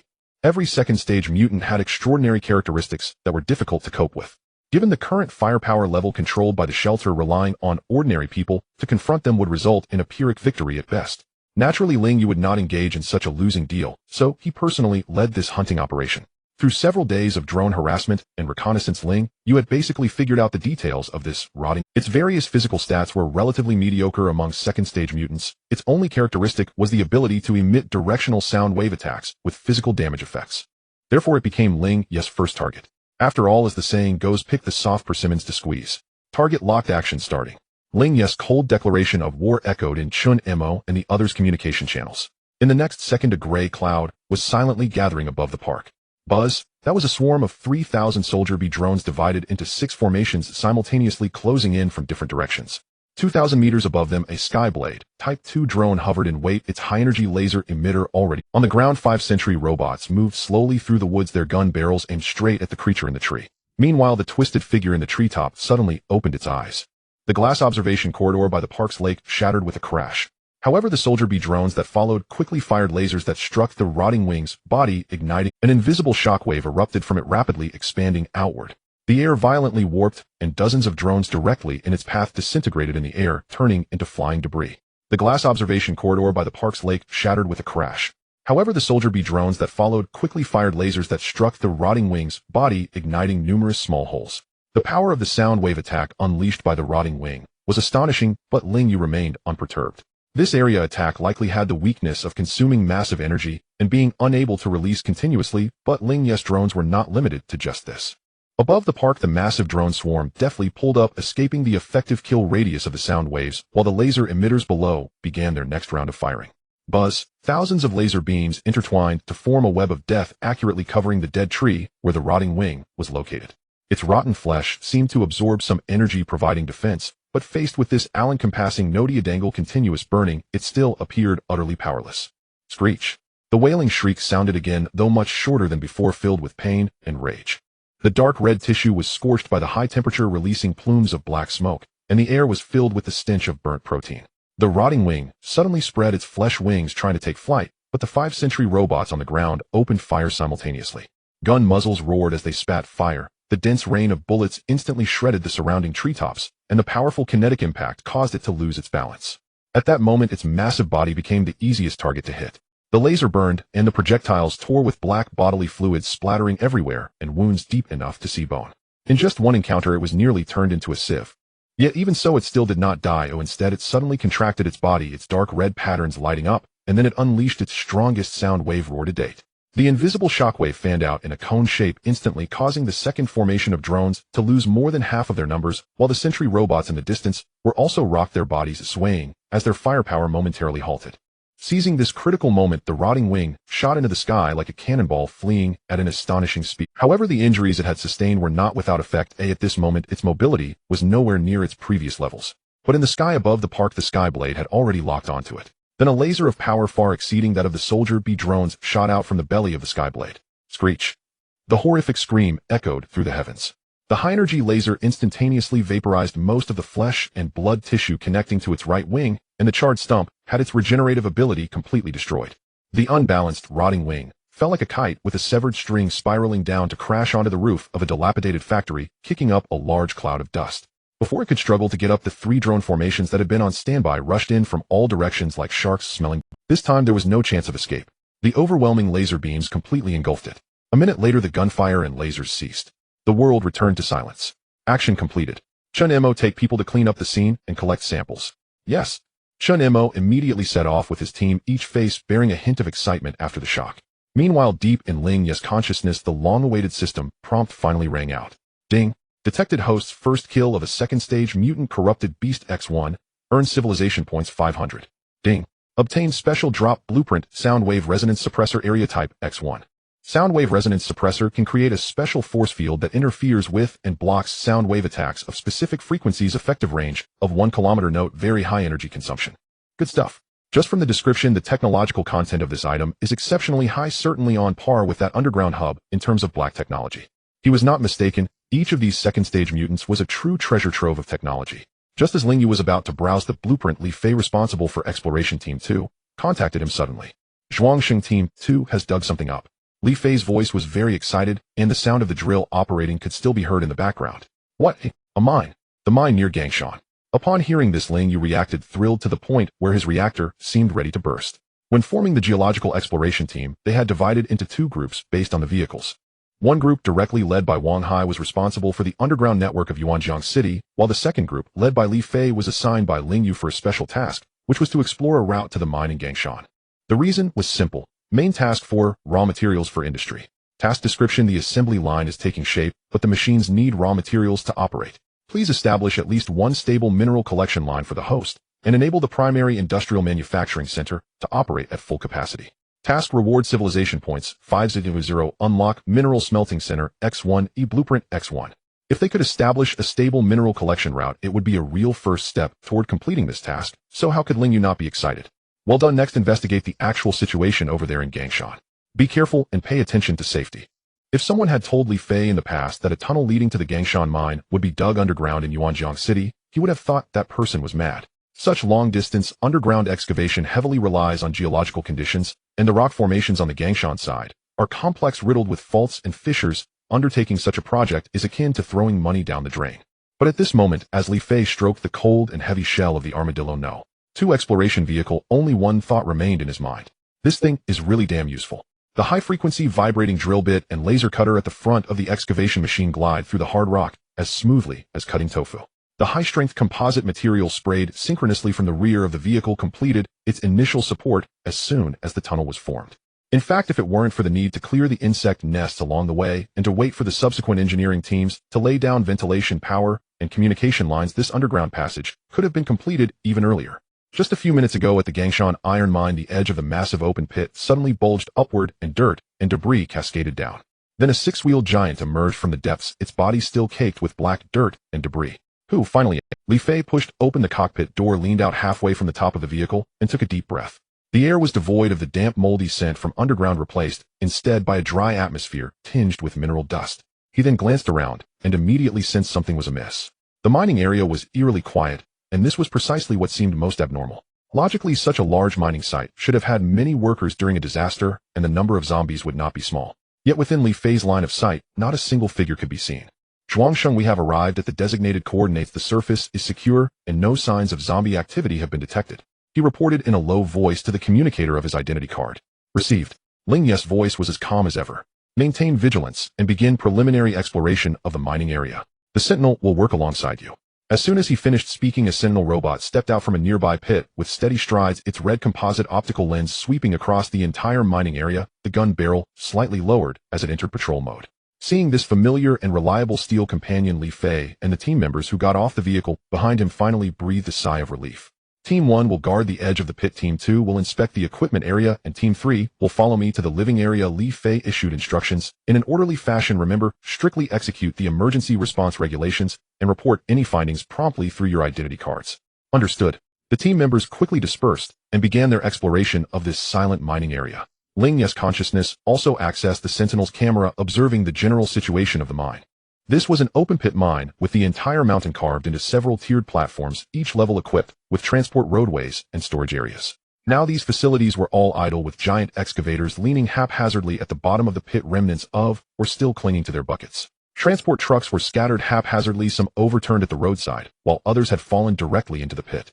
This indicated that there had definitely been people here when the disaster struck and chaos had ensued. However, when Li Fei approached an overturned truck and leaned into the driver's cabin to look, he found nothing.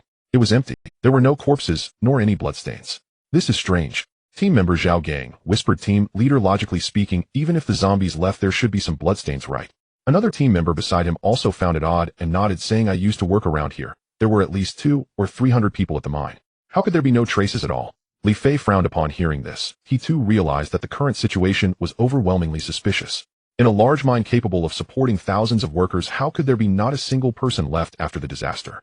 Even if the zombies had wandered off, there should have been some signs left behind, right? Mr. Zhuangxing, have you found anything?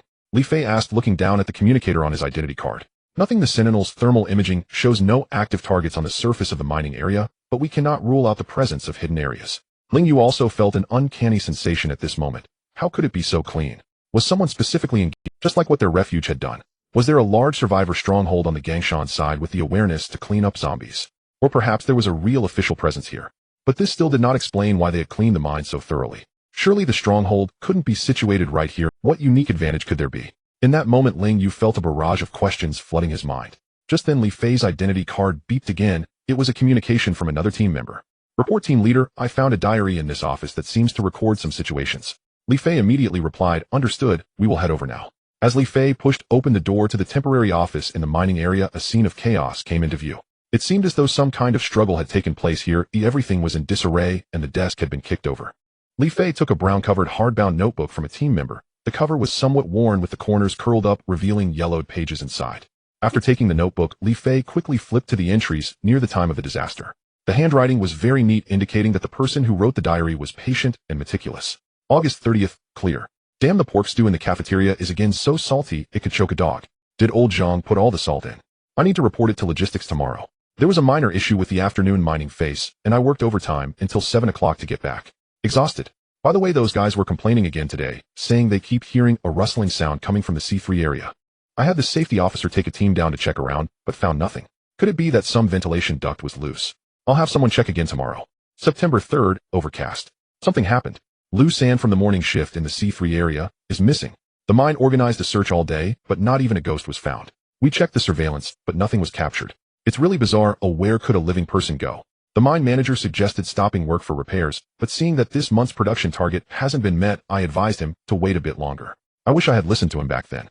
September 4th, weather. Who the hell still cares about the weather? Crazy. Engineer Wang has gone mad. Everyone has gone crazy. The whole world has gone mad. Everywhere there are people biting people, blood flowing everywhere.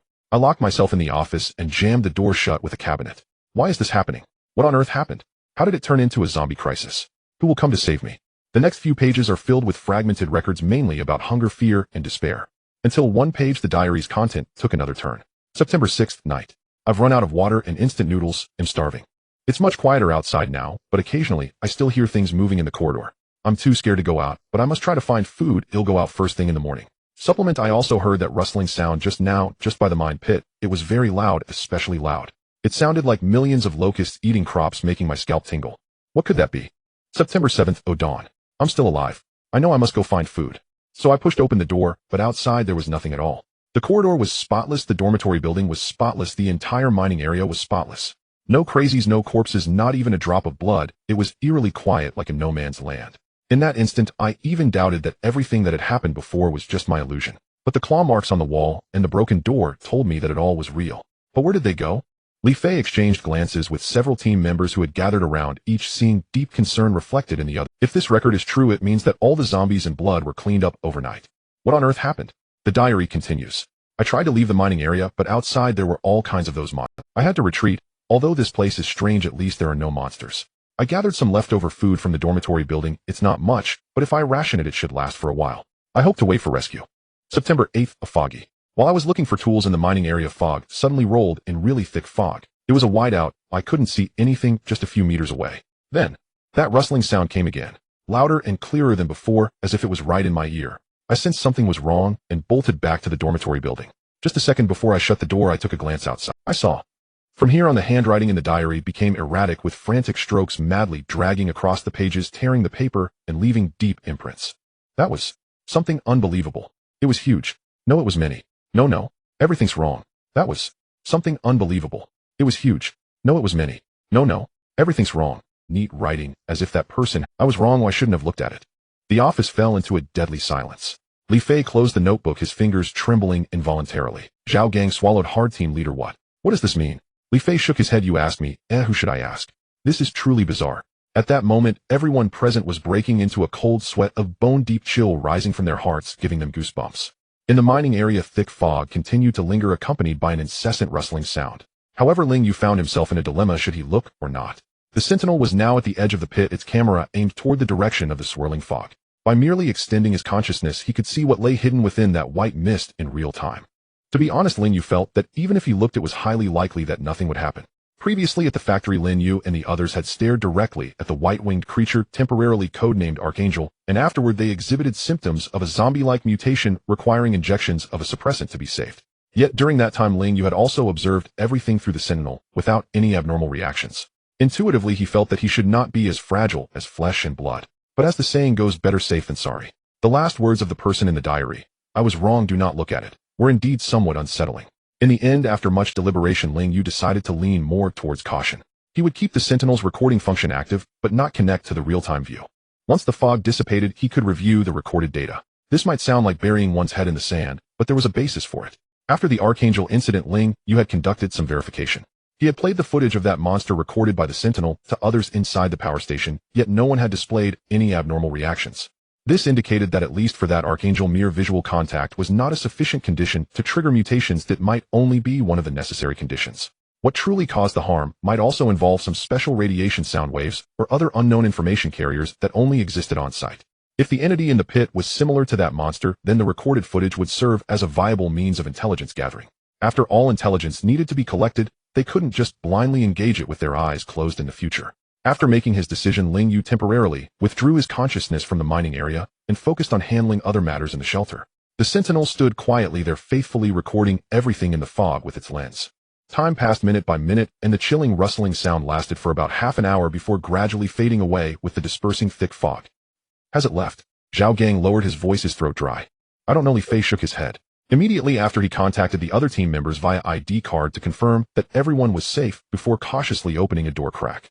Outside, the sun shone brightly, and the mining area remained the same empty and silent place, as if the bizarre fog and sounds had never occurred. The team members gradually emerged from their hiding buildings, their faces pale, each carrying the shock of having survived a catastrophe. Captain, this place is too sinister. Should we continue? A young team member's voice trembled slightly. Li Fei looked up at the massive open-pit mine, as if something indescribably terrifying was sleeping below. He took a deep breath and asked the ID card, Mr. Zhuangsheng, what should we do next? Task paused. Ling Yu's voice was devoid of hesitation. Immediately seal off the tunnel entrance and return to base with all personnel. This area will be designated as a high-level restricted zone awaiting further instructions. Received. Upon receiving the command, Li Fei immediately began organizing a retreat. He didn't want to stay in this cursed place for even a second longer. 20 minutes later, the Pangolin No. 2 reversed back into the tunnel, leaving only a single sentinel silently monitoring the mining area. 5 days later, at the Dawn Shelter in the underground base's conference room, seated around the large circular conference table were a dozen core members of the shelter. Shen Yanzhong Wu Su Wan Lin Yue Zhou Yiwang Hai Li Fei Chen Mo. Currently, the heads and key personnel of various departments were all present.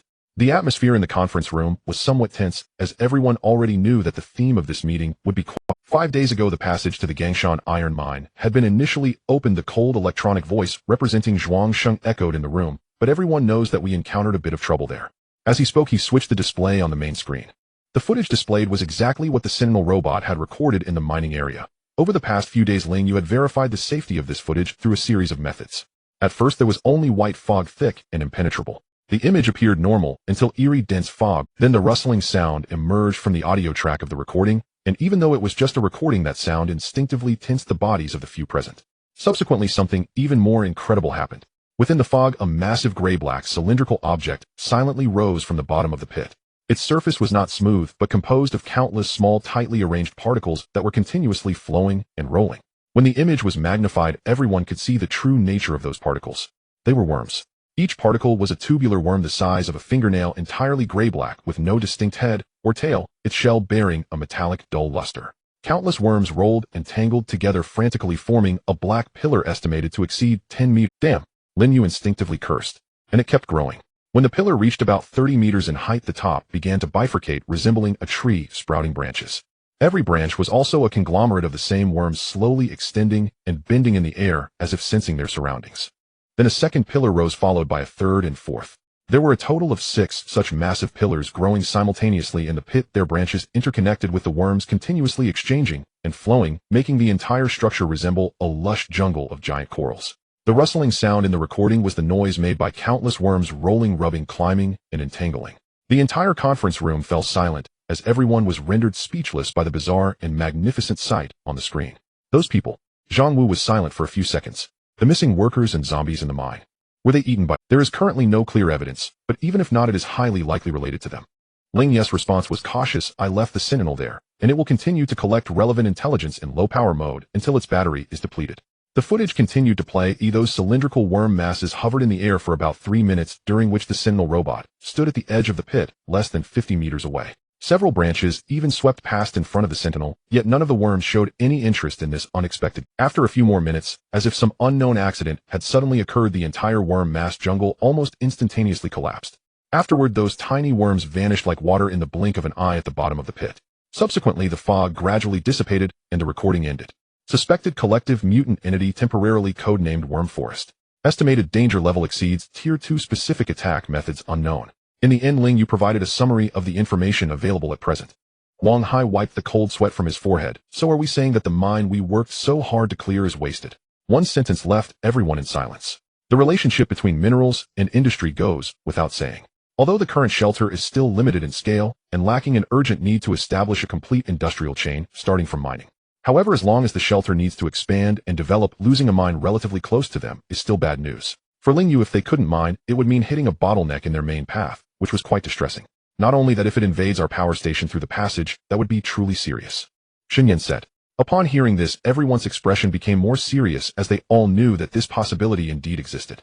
I feel that it is unlikely to leave the mining area. Su Wan broke the silence again, regaining the calmness of a scientist from the diary. It seems to have existed before the disaster broke out. But even after such a long time, its activity range has never exceeded the mining area.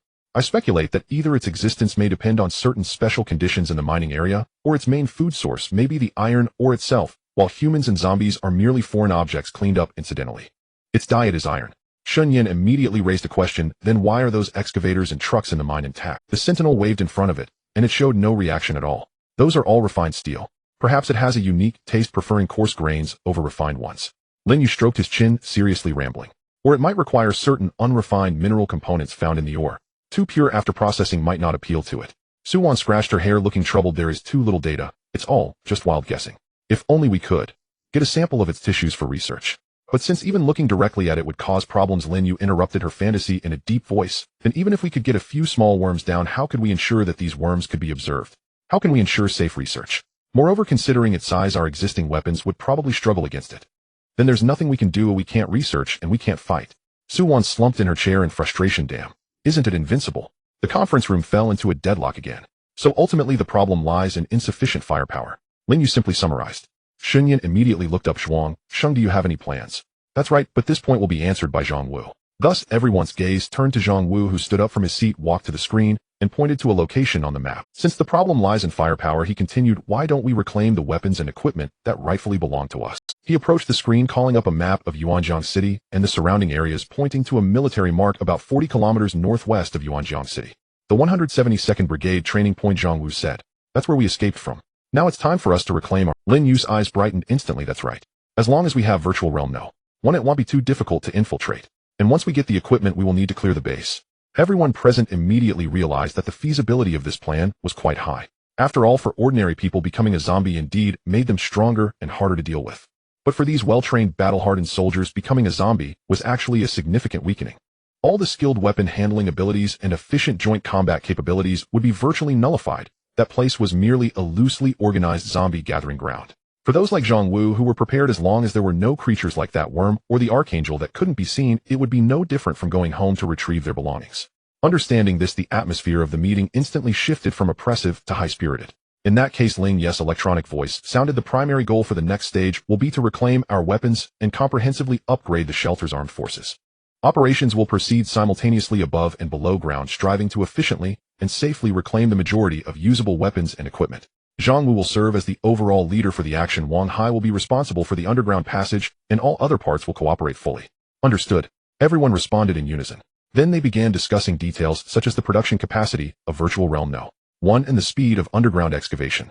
An hour later the meeting concluded, and everyone left the conference room filled with excitement and anticipation. After the meeting late at night, Zhang Wu's room in the underground base remained brightly lit. Zhang Wu stood alone in front of the electronic sand table in his room, which displayed the various areas already explored by the shelter.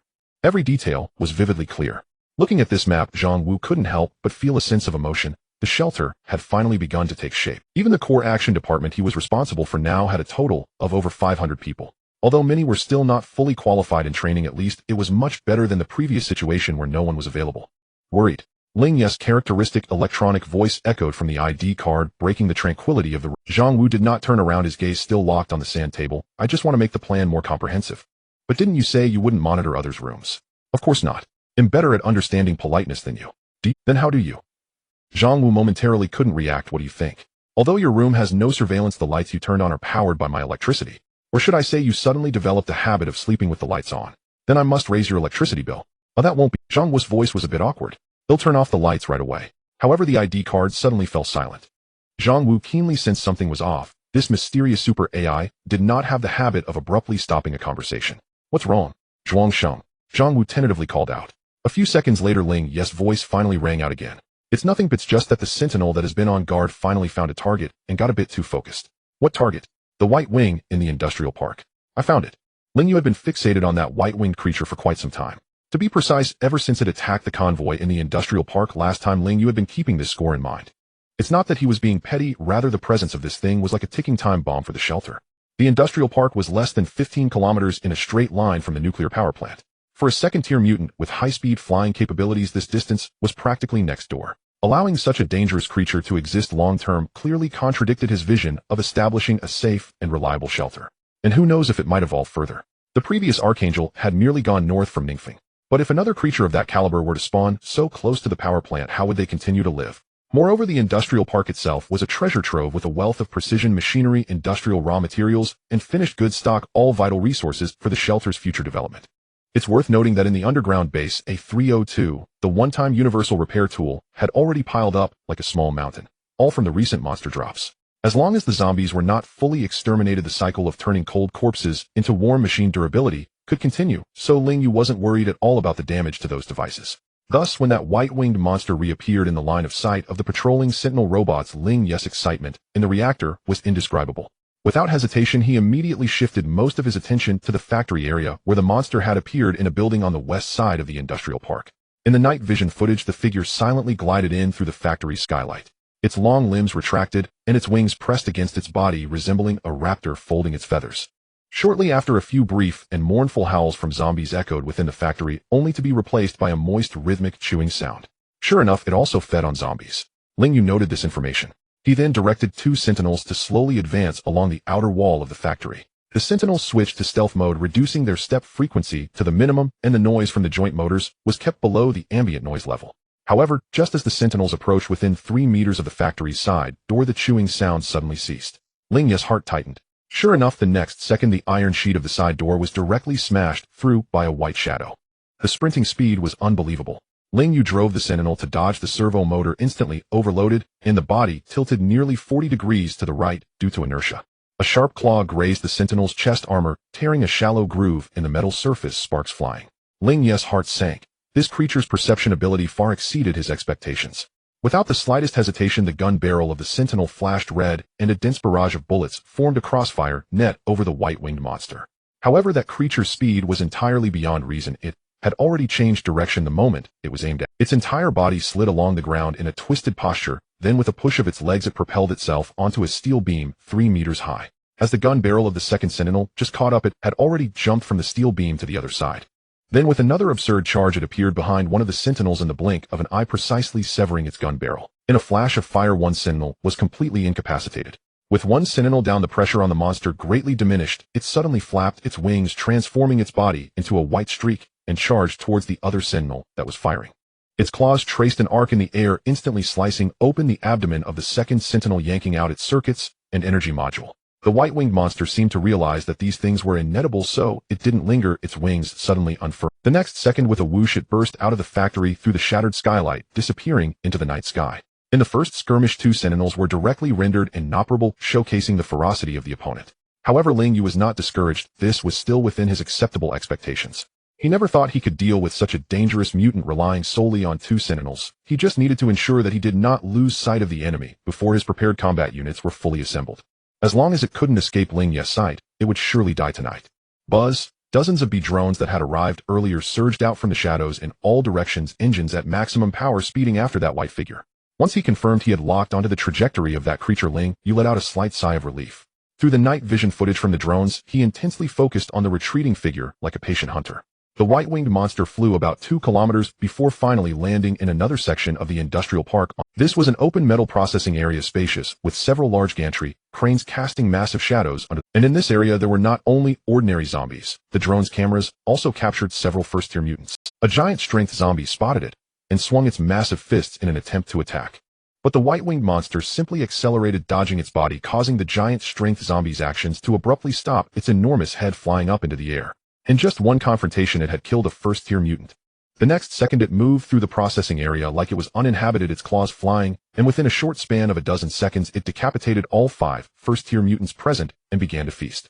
Ling Yu watched the footage relayed by the B drones, fully confirming one thing: we cannot afford to give this thing any more time to continue growing. Under Ling Yu's coordination, the bees and workers that had been pre-positioned here were gathering, ready to completely encircle the area in just a few minutes. However, his plans were disrupted once more. Perhaps it had already consumed enough flesh and blood, or perhaps the recent battle had made it wary. This white-winged monster, after devouring a few first-tier mutants at an astonishing speed, suddenly looked up, flapped its wings, and tried to fly. Ling Yu had no choice but to fire early, with 173 bees simultaneously surrounding it from 4 directions. Lasers from various angles converged, weaving a dense and deadly web in the night. The white-winged monster had just ascended to 5 meters in height when it collided directly with the light, its body instantly swerving, letting out a cry of pain. At the same time, over 200 worker drones launched ultra-miniature missiles, trailing long flames as they charged straight at the monster. Faced with this sudden saturation attack, the white-winged monster let out a shrill scream, its wings suddenly flapping powerfully, executing a high-speed flip in the air, surprisingly evading most of the missiles. Hundreds of lasers struck its body, scorching it with tiny blackened spots, yet they failed to inflict any fatal damage. On the contrary, relying on its incredible aerial maneuverability, it easily tore a hole through the encirclement of hundreds of drones.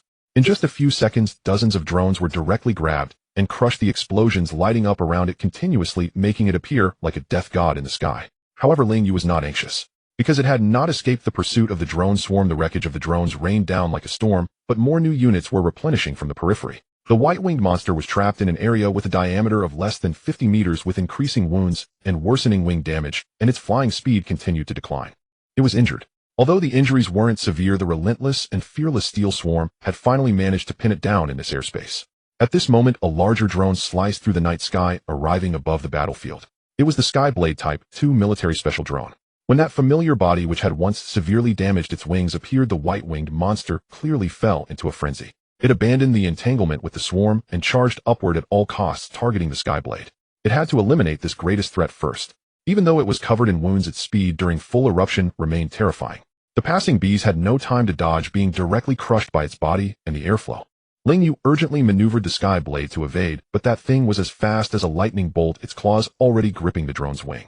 It succeeded, but at that instant another Skyblade hidden at a higher altitude lit up its laser emitter beneath its belly with a devastating glow. The high-energy laser beam at maximum power was instantly fired at a perfect angle. The beam pierced through the heart of the white-winged monster, while also penetrating the Skyblade it had caught.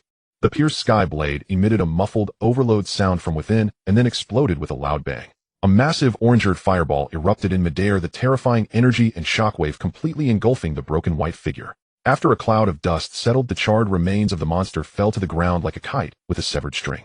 But Ling Yu did not let his guard down. Another Skyblade showed no signs of stopping, continuing to chase and fire. It wasn't until it crashed heavily onto a pile of ruins, kicking up clouds of dust, that the system's kill notification finally rang out, restoring calm to the night. Ding! Detected the host's first kill of a second-tier Special Mutant Pilgrim X1. Received civilization points 900. Ding.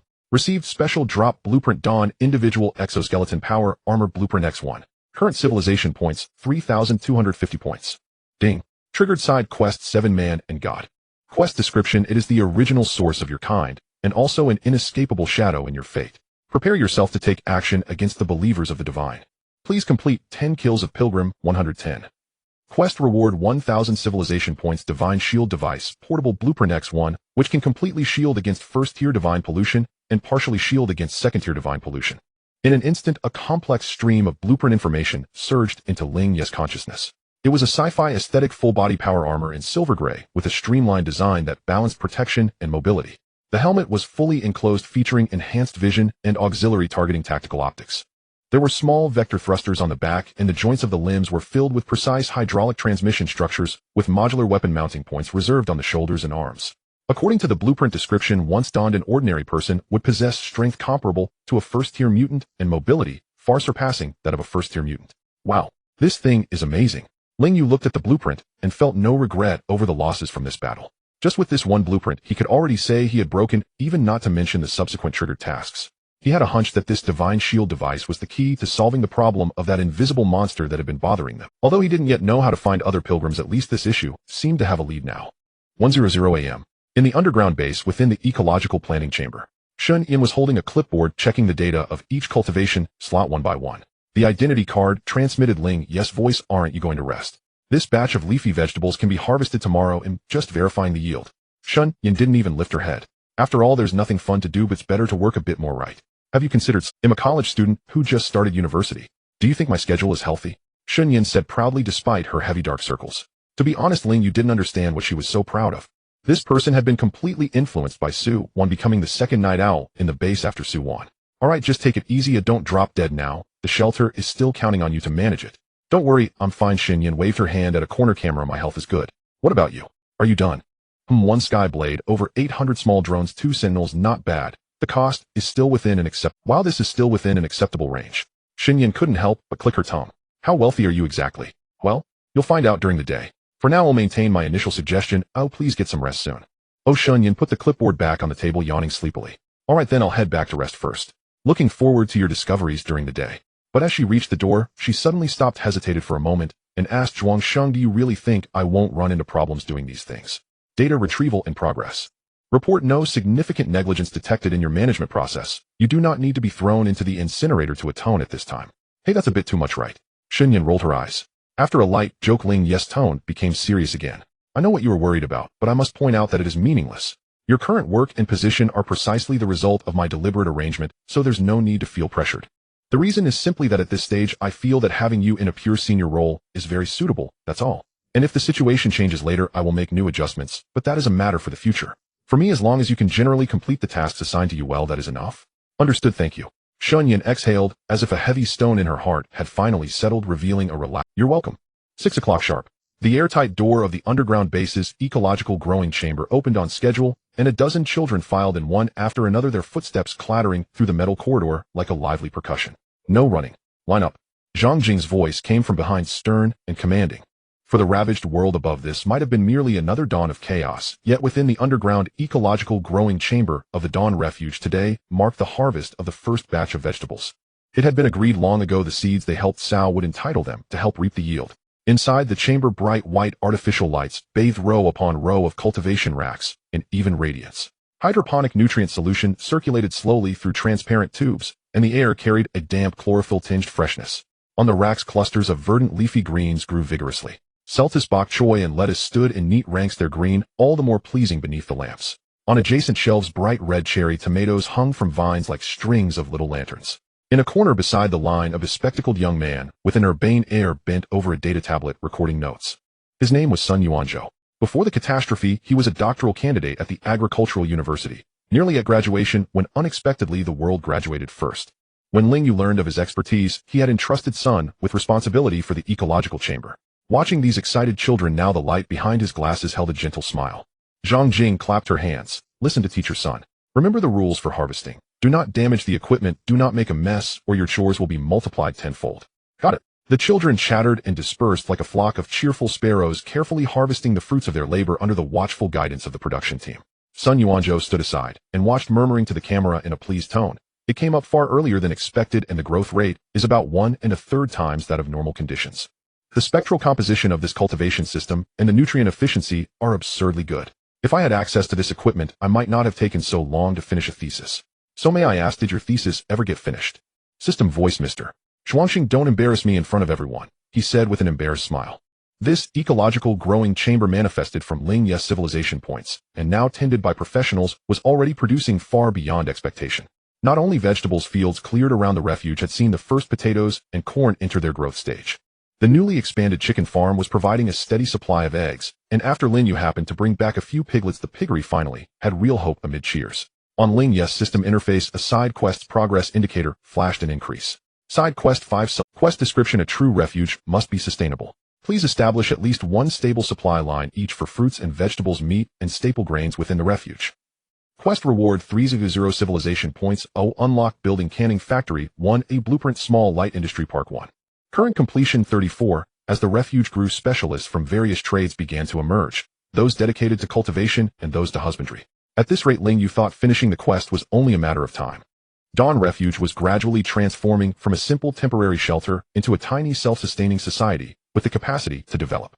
On Ling Yu's monitoring screens, sentry robots patrolled fixed routes through the industrial area. Further away, thanks to the electricians' efforts, electrical networks were being repaired piece by piece. Extending power outward would both solve electrical needs within the refuge's control zone and, if possible, bring an unexpected jolt of electricity to a ruined city block that might by chance save someone's life. In the newly built chicken farm, the foreman led several newcomers in cleaning coops. At the piggery, a few burly men laughed as they fed hungry piglets. On every face there was that extravagant post-apocalyptic expression called relaxation. Watching these scenes, the corner of Ling Yu's mouth rose involuntarily. Let's pretend he still had one. The pride of having built a shelter with his own hands was a feeling Ling Yu had never experienced in the past 2 decades of his life. Lunchtime. Old electrician Zhou Haixing quick-stepped down the corridor toward the mess hall, his feet seeming to carry the wind. He had worked out this inspection route as the optimal path. Depart from the Korea distribution room, pass through the Beria main corridor, circle the area transformer ring, and finally enter the mess hall through the ground-level back passage. This entire route ensured he could finish his rounds 5 minutes earlier than others and secure entry to the mess hall. 5 minutes mattered a great deal in the Dawn Refuge cafeteria. For example, the daily limited special of the day. According to regulations, members of the core action team were guaranteed 1 portion each. Those in production and logistics had to rely on their own speed. First come, first served. Zhou Haixing rushed into the mess hall and immediately saw the wooden sign at the serving window: today's special spicy fried chicken drumstick. But today was different. Even though he was not late, a group of children had arrived earlier than him. When he entered, he saw the children unusually piled their leafy greens into a heap and were eating them with relish. My plant grew the biggest. Mine tastes the best. Nonsense. Mine is the best. The children debated with bright voices that echoed through the mess hall. Hearing them, Zhou Haixing peered into the serving area in puzzlement. Today's vegetables were far more abundant than usual, and their presentation looked excellent. Before he could wonder further, the mess hall screen scrolled an announcement notice: the underground ecological growing chambers, first fruits and vegetables, will be supplied to the mess hall today. This batch includes Celtis bok choy lettuce and cherry tomatoes. Production capacity will be gradually increased. Thank you to all departments for your hard work. Logistics department. So the vegetables had already matured. How fast? A contented smile crossed Zhou Haixing's lips, and he took a slightly larger portion of vegetables. Unlike the refuge's comfortable ease, the atmosphere in a nearby mountain forest was far more somber. 3 reinforced trucks had slipped out of the power station gates before dawn. They constituted the vanguard for the operation to reclaim weapons. The convoy drove steadily along a provincial road heading northwest, flanked by rolling hills and scattered pines. Occasionally overturned civilian vehicles lay by the roadside, their windows smeared with dried dark brown stains. Zhang Wu sat in the lead truck's passenger seat, studying the projected map and scanning the road ahead through the windshield. Xuanxing, how are the conditions up ahead? Normal. Zombie density in the woods is low, no high-risk variants detected. But halfway along, several gray shapes suddenly burst from the trees. Zombies! An alarm rose from a rear vehicle. Yet the squad soon realized something was wrong. Those shadows ran on all fours with absurd speed and were far larger than ordinary humans. As they took shape, the group saw they were wolves, specifically zombified wolf pack.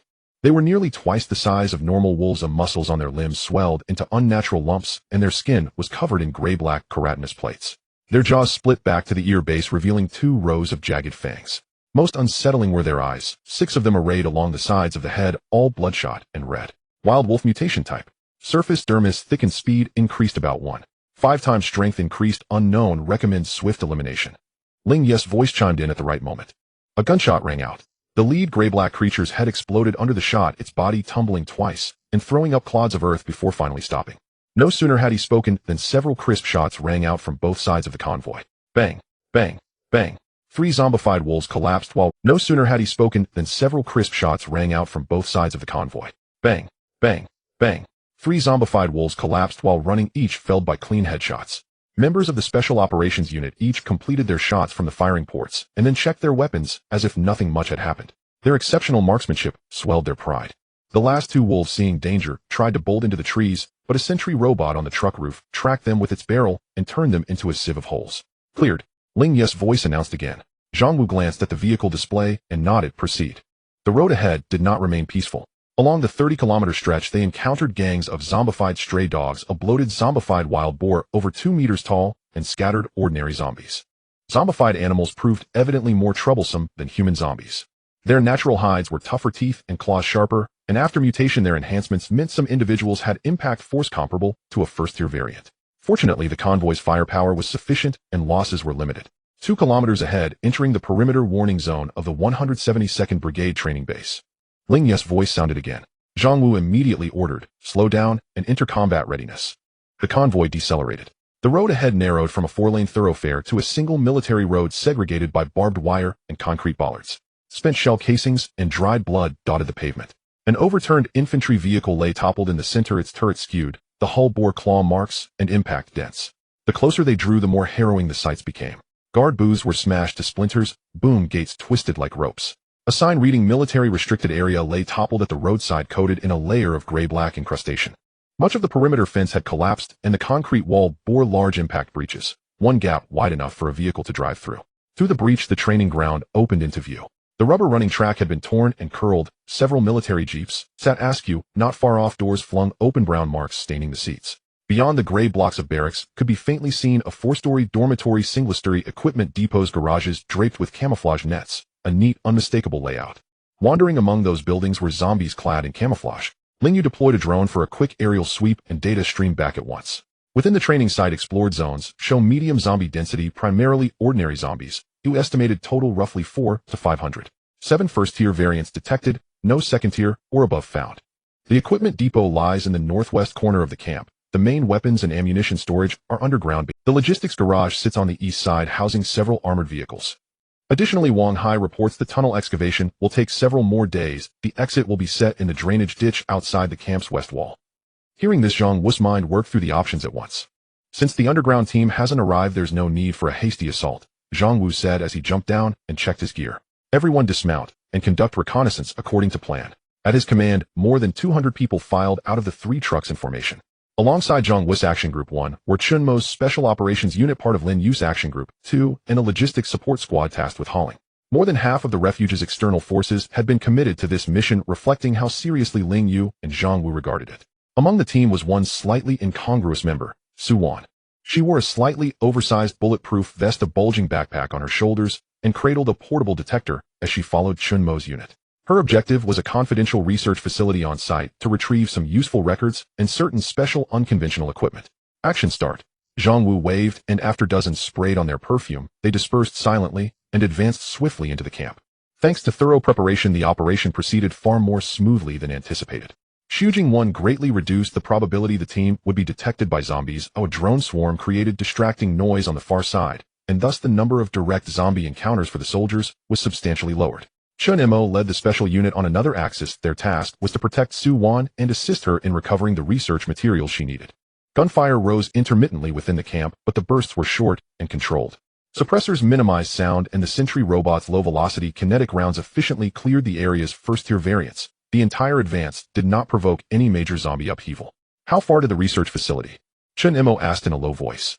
Su Wan glanced at surrounding buildings and pointed to a solitary gray structure at the northern edge of the camp. There, Building 307. There's a fake warehouse above. 3 underground levels house the lab. So secretive. What's it for? Don't tell me a whole fully equipped brigade came here just for that place. Ling Yu's voice chimed quietly through the identity cards. I don't know, Su Wan replied calmly. I'm just a junior researcher who signed a confidentiality agreement, only responsible for experiments. I don't care about the rest. The youngest biochemistry professor in Yunjing University was only a junior researcher? What else would it be? Suwon said nonchalantly. Do you know who worked on this research?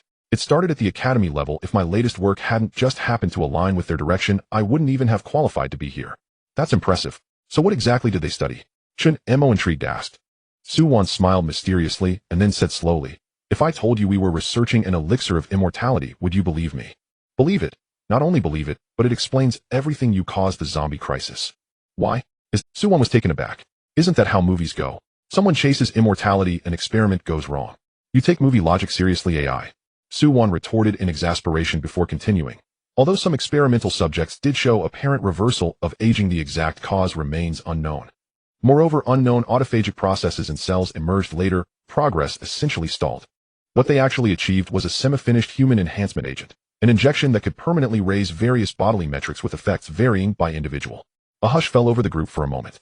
Not such black tech actually exists. Ling Yu felt his worldview subtly recalibrating. Suwon rolled her eyes and said incredulously into the identity card, I think you're not qualified to call my work black tech. What about your own toys? That inhibitor was one thing. What's that absurdly effective high-efficiency tissue repair agent you had? Cough, are they the same? Anyway, back to business. How far along is this research? Almost successful, Suwon said with a hint of regret. But the apocalypse interrupted it. So that's why you came? Exactly, Suwon nodded. Specifically to retrieve the experimental records and the origin of the project, a tissue sample from an unknown organism. Chen Mo, who had been on watch, turned his head at that. Suwon continued, the organism was discovered in the dense woods near Wangjin Chung Lake. Initial witnesses claimed to have seen a dragon and even posted photos online. They reportedly sent a division to pursue it, but all they recovered were fragments of tissue the creature had left behind. Testing those samples revealed an unprecedented active protein structure. It could significantly boost cellular metabolic efficiency and regenerative capacity without disrupting normal cell function. The authorities took it seriously and formed an emergency research team. Members of the special unit exchanged surprised glances. Chun Mo couldn't help asking, was it really a dragon? Suwon shook her head, I don't know. The information was classified even from us. There are rumors that soldiers who looked into it later fell ill with strange diseases. In short, who can say what's true? Wait. Hold on. Do you mean the research facility actually possesses unknown biological tissue? Ling Yu's electronic voice took on a note of agitation. Suwon froze, then her expression shifted. The habitual carelessness formed by years of handling samples finally snapped her back into alertness. No way. Just a few cell clusters. Unknown organism, sister. Ling Yu's tone, rare with teeth-gritted intensity, blurted, this unknown organism was discovered before the disaster. We studied it for so long and nothing happened. Suwon raised her voice, trying to defend their work. Those samples were stored at -50 degrees. All test indicators showed them stable, safe, with no tendency for active spread. Zombies were normal people before mutating. The communications channel fell into a brief, suffocating silence. Then, as if in reply to Ling Yu, the direction of Building 307 emitted a long, deep roar from the depths below. The sound was heavy and resonant, carrying a primal vibration that belonged to some large creature. Metal ladders rang softly in the tremor, the ground visibly quivered. Alert, high-risk variant suspected to be hiding in this area. Immediately suspend all deep incursions and switch to Plan B. Ling Yu's voice crackled through every team member's identity card. The temporary camp outside the training base, it had already been 3 days since their arrival. Zhang Wu squatted behind an overturned armored personnel carrier, scanning the northern side of the camp with binoculars. The view was completely clear, not even a swaying shadow in sight. The north is clear. He put down the binoculars and reported to the identity card. Received. The zombie elimination rate in the entire area has reached 54, with remaining targets concentrated within a 5-kilometer radius of Building 307. In 3 days, it was enough time for Zhang Wu and his team to thoroughly clean up the vast majority of wandering zombies around several camps. Even the more troublesome first-tier mutants were eliminated one by one, with the tacit cooperation between the team members and the sentry robots. Strangely enough, despite the presence of thousands of zombies, there were no second-tier zombies to be found. Even first-tier zombies were scattered only at the edges. Ling Yu and Zhang Wu both agreed that this was most likely related to the creature beneath Building 307. Suwon speculated that it might be a form of competition where only one high-tier mutant could exist within a certain area. Since that roar from the depths had sounded, Ling Yu immediately halted all advanced plans. The team switched to a more cautious strategy, gradually pushing deeper into the base from the temporary camp. But unexpectedly, that high-risk target beneath seemed quite well behaved. Aside from emitting a dull roar at fixed times each day, it showed no signs of active aggression. Every time it roared, nearby zombies would immediately move toward Building 307, as if responding to a rallying. It is feeding. Ling Yu's electronic voice echoed in the command channel. The footage captured by the drone was projected onto the screen of the temporary command vehicle. In the center of the first-floor lobby of the research building, the ground had collapsed to form a nearly 3-meter-wide dark hole. The attracted zombies jumped into the abyss one after another as if they were dumplings. Afterward, Ling Yu sent in a sentry robot to infiltrate. It descended through the side fire escape all the way down to the 3rd underground floor, which was once a secret experimental base. In the footage, the creature curled up in what used to be the main laboratory. It was a monster with a serpent tail and a human body. Its upper body was about 3 meters tall, muscular, covered in dark red veins with no skin. Countless grain-sized, slightly trembling fleshy growths covered the exposed red flesh, resembling some strange cluster of spores densely packed enough to drive any claustrophobic individual mad.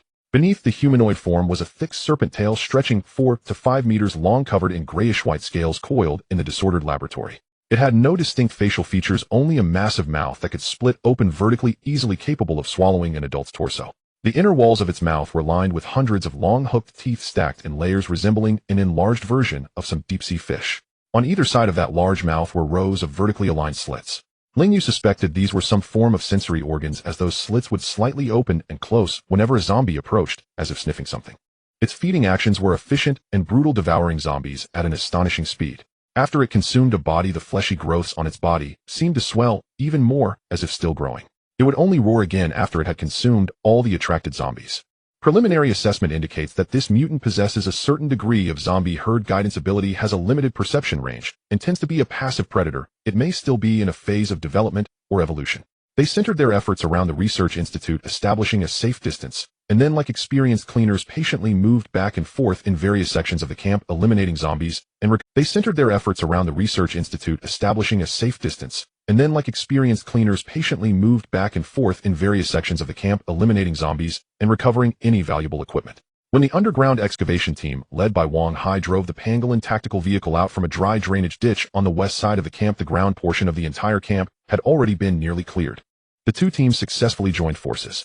Looking at the newly acquired weapon stacks of ammunition boxes, portable single-soldier rocket launchers, and portable anti-air missiles, everyone couldn't hide their joy. Ling Yu stood in the open space, trembling with excitement. "Squad leader, am I dreaming?" Zhang Wu smiled slightly. "These were originally ours." He turned to the veterans in the team and said solemnly, "Count and record everything, label and pack all portable weapons, and transport them back through the underground passage." On the open ground were over 50 still intact ZBL-08 wheeled infantry fighting vehicles, ZTL-11 wheeled assault vehicles, and dozens of mighty light armored assault vehicles. These also drew everyone's attention. Even Ling Yu's control stick trembled at the sight of them. Having so many intact was simply amazing. He had prepared himself for the possibility that if there was severe damage, he would repair whatever he could with his own tools, since they currently had no capacity to produce new ones. But now dozens of intact vehicles completely met the current needs of the shelter, and there was even a surplus. Although it was a pity not to have any tanks, the rewards of this operation were still considerable. "These. Just drive them back." Zhang Wu's voice was filled with excitement, not leaving a single one behind, otherwise it would be too wasteful. Once all transportable equipment was properly moved in batches and heavy vehicles were repaired and ready to start, the previous caution was replaced with decisiveness. With heavy weapons in hand, their confidence naturally grew. Clear the entire base and eliminate the underground target. The new combat objective was unanimously approved in the temporary meeting. The first step of the plan: data recovery. Its perception is not strong. As long as we don't make too much noise and don't actively delve into the 3rd underground level, it will likely not be disturbed. Ling Yu's voice echoed in the communications. "Su-1, your operation still has a chance of completion. But do you really want—" In the early morning outside Building 307 of the research facility, Su-1 stood in front of a set of Dawn exoskeleton armor, visibly nervous as she moved her wrists. Next to her were Zhang Wu and Chen Mo, already suited up and moving their bodies to adapt. They were silently doing some warm-up exercises, feeling the immense power boost the armor provided. "I still want to give it a try." Su-1's voice was calm, but her tone was exceptionally firm. "This is not just mine. It represents the hard work of many people, the brilliant minds who reached this point with the most complete equipment. If we start from scratch, we don't know how long it will take, so I must try." "Understood." Zhang Wu walked over and checked the armor's fastening locks. He didn't say any encouraging words, just patted her shoulder armor. "Stay close to me and don't run around." Su-1 rolled her eyes. "Don't worry. I'm not a child." The electronic access control of the research building had long since failed. Chen Mo stepped forward, grabbing the heavy metal door's edge with both hands, his arm muscles bulging under the armor. Hiss! The hydraulic assist system emitted a slight release sound as he forcibly pulled the heavy alloy door open, creating a gap. Zhang Wu immediately dashed and gun raised in vigilance. Behind him, Chen Mo looked at his back with a hint of relaxation in his eyes. With Zhang Wu the head of the action department and team leader participating in this operation, Chen Mo felt considerably. Since joining the shelter, Chen Mo had relied on his extraordinary physique and combat talent to almost always win against all field personnel. Except for one person, and that was Zhang Wu. He still remembered the last sparring session where despite having the advantage in strength and speed, he felt considerable pressure in front of Zhang Wu. If he wasn't careful, he could even be completely suppressed, leaving him with a deep impression of Zhang Wu's combat prowess. Safe. Zhang Wu's voice pulled him back from his memories. Su Wan and Chun Mo followed him in. Let's first see if we can start the backup power. The main control room is on the second underground level. Su Wan pointed towards the fire escape. The three along with the machine quickly moved downward. In the stairwell, aside from the roars of zombies and the sounds of the monster chewing, there were only the occasional faint sounds from the armor's joints. On the second underground level, Zhang Wu and the others skillfully pried open the control panel and began connecting the wires. Minutes later, accompanied by a low rumbling electrical sound, several screens in the main control room flickered to life. Zhang Wu and Chun Mo tensed instantly, their weapons pointing simultaneously toward the entrance of the third underground level. Fortunately, the creature did not take any further action. It seemed to merely be moving its body. Just then a slight tremor came from beneath their feet, accompanied by a muffled, indistinct roar. It was that creature. Zhang Wu and Chun Mo tensed instantly, their weapons pointing simultaneously toward the entrance of the third underground level. Fortunately, the creature did not take any further action. It seemed to merely be moving its body while feeding. After the download was complete, Su Wan disconnected the storage device and quickly took two palm-sized instruments from a nearby cabinet, assembling them with swift motions. Su Wan then looked at Zhang Wu. I need to go to the sample storage room. There should be the last few semi-finished strengthening agents there. Zhang Wu frowned slightly. That's on the third underground level. The risks are very high. I know. Su Wan stood up, but the value of that thing is worth us taking this risk. Meanwhile, outside the research building, Ling Yu was leading other members of the action department, setting up a 120mm mortar at the predetermined position, its muzzle aimed at building 307. Further away, several ZTL-11 wheeled assault vehicles had also adjusted their turret directions and entered standby mode. They would be responsible for the second phase of the plan, eliminating the creature. After completing the deployment adjustments, Ling Yu relaxed. When people are idle, they tend to complain. He looked at his ordinary combat uniform, and then thought of the three stylish exoskeletons in the building, unable to help but start grumbling in the communication channel to Ling Yu. Brother Zhuang, this isn't fair. I was promised new equipment, and I had priority. Why wasn't I included? I know. Ling Yu's tone carried a hint of helplessness, but I've only found these 3 sets. Who told you not to defeat your old... Besides, Su Wan is a researcher. This time it's a special case. Once the mission is over, the extra set will belong to you. Does that work? Ling Yu calmed down a bit. That's more like it. In reality, Ling Yu didn't want to be stingy, but this equipment was simply too expensive. The cost of materializing a set of dawn armor was a full 1,000 civilization points. 3 sets totaled 3,000. This was simply outrageous compared to directly stealing. The markup was ridiculous. To put it in perspective, a drone swarm only costs 8,000 points. The cost effectiveness was shockingly low, so he had already opened the design parameters to several professionals with mechanical engineering backgrounds in the shelter. He hoped they could simplify a mass-producible downgraded version based on existing industrial capabilities. The high-tech parts could be attempted to find an acceptable alternative for a youth version, and once industrial standards improved, they could consider fully reproducing it. Otherwise, it would be a complete waste of civilization points. Just as Ling Yu lamented the waste, a violent tremor in the ground came without warning. Boom. Ling Yu and his companions were caught off guard, nearly losing their balance. What happened?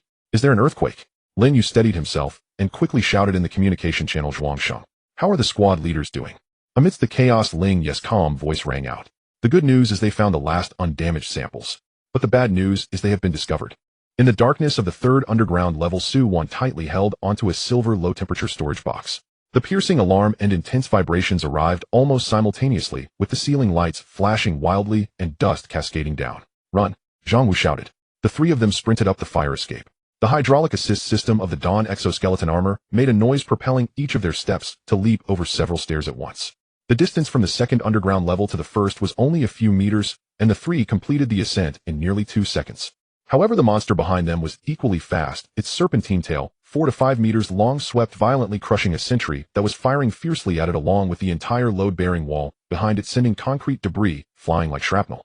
Immediately after, the serpent-tailed humanoid monster crashed through the floor from the third underground level, squeezing into the second underground level. Its upper body had swollen to nearly 4 meters high, with dense flesh buds vibrating violently, resembling ripe fruit that might burst at any moment.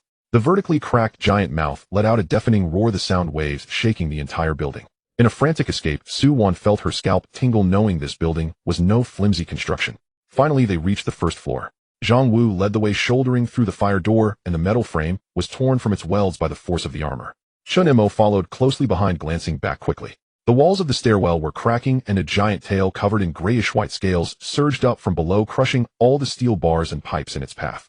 Hurry! It's catching up! Shinemo felt a bit dazed at this moment, thinking how ridiculously strong this creature was. Don't look back, just run. Zhang Wu's voice remained steady. He knew that in times like this panic was the worst thing. The moment the three burst out of the main entrance of the research building, a tremendous explosion sounded behind them.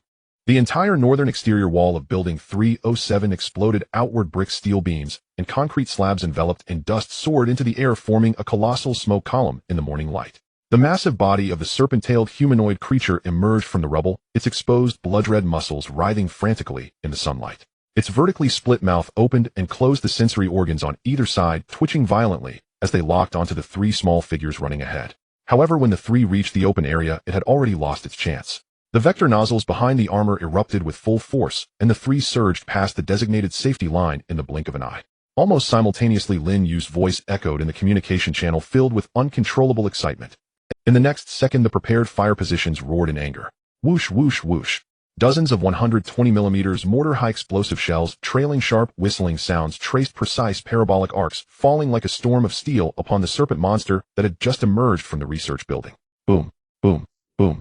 Intense explosions merged in a cacophony, the terrifying flames instantly engulfing the entrance of Building 307A, and the shockwave sent the nearby abandoned jeeps flying. The high explosive shells that missed detonated upon impact, each creating craters over 10 meters in diameter. Shrapnel sliced through the air at high speeds, dismembering the remaining zombies within a 100-meter radius, leaving them unable to even utter a cry. The blast wave completely toppled the remaining half of Building 307, and the entire structure collapsed with a thunderous crash amid the dust. Hit. Repeat the strike. Ling Yu shouted excitedly, holding up a pair of binoculars. Meanwhile, several ZTL-11 wheeled assault vehicles stationed at a distance completed their targeting. The muzzle of the 105mm rifled cannon belched forth a long flame, and the armor-piercing rounds, traveling at terrifying speeds several times the speed of sound, accurately struck the monster's surface. Puff, puff.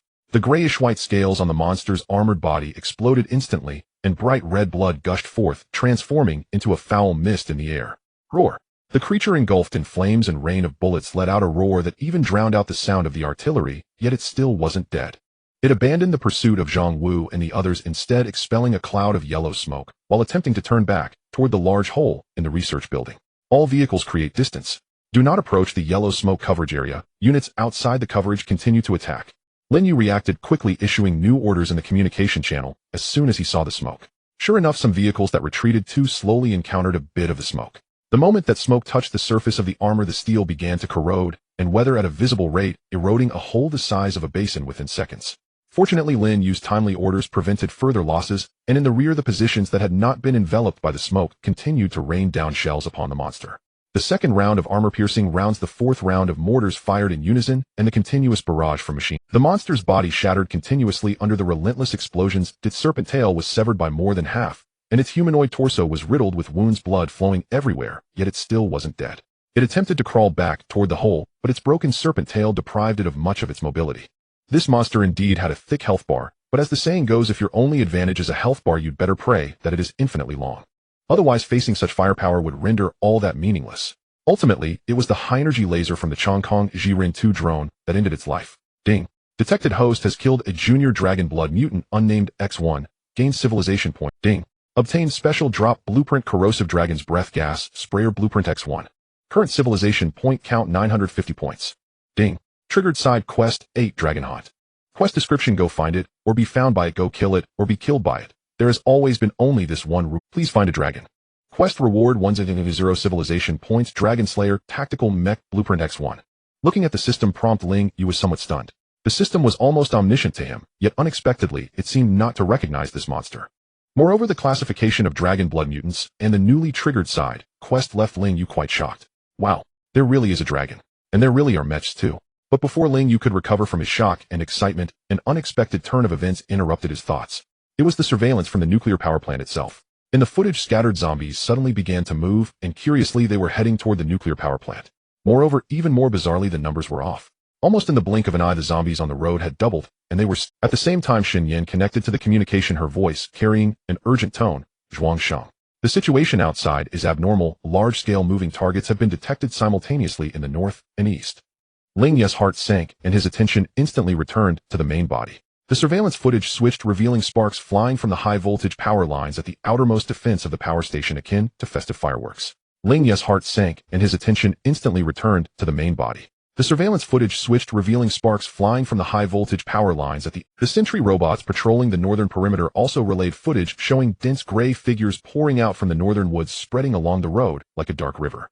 Immediately after, a cold system prompt sounded deeply in his consciousness. Ding.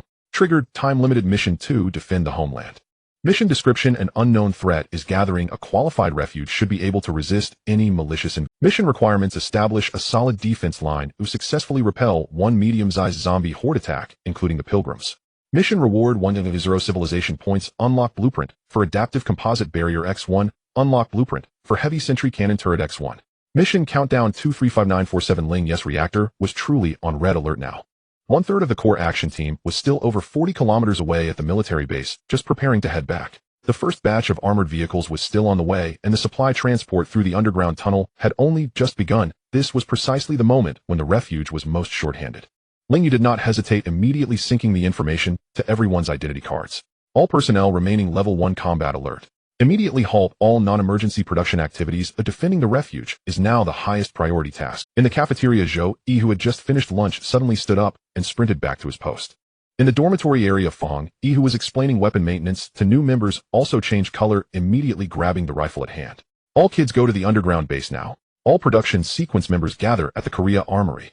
All combat sequence members head to support the second outer defense line. Immediately assist the sentry robots in clearing zombies. Shun Yan's voice immediately followed, calmly and decisively starting to direct the defensive arrangements. Zhou Yi, set up all available long-range firepower. Ling Yu meanwhile ordered the drone swarm near the city area to hurry back, while deploying the last remaining Chongkong Jiren-1 drone to swiftly head towards the direction from which the zombie tide was coming.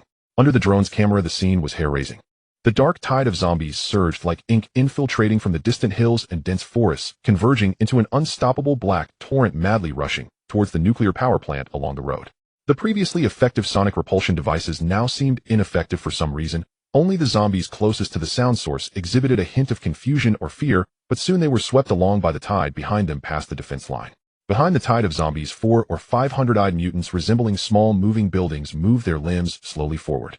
Their countless eyeballs spun wildly, emanating an eerie red glow.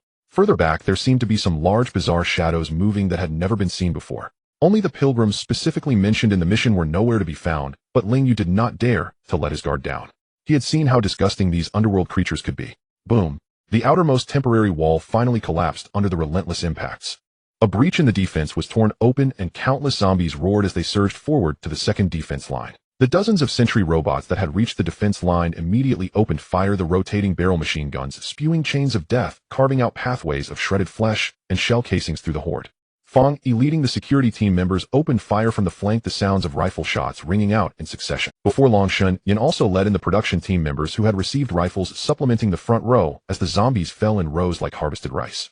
However, for this dark tide of zombies, this level of loss was merely a drop in the bucket, and the tide continued to advance steadily. The situation had become extremely critical in an instant.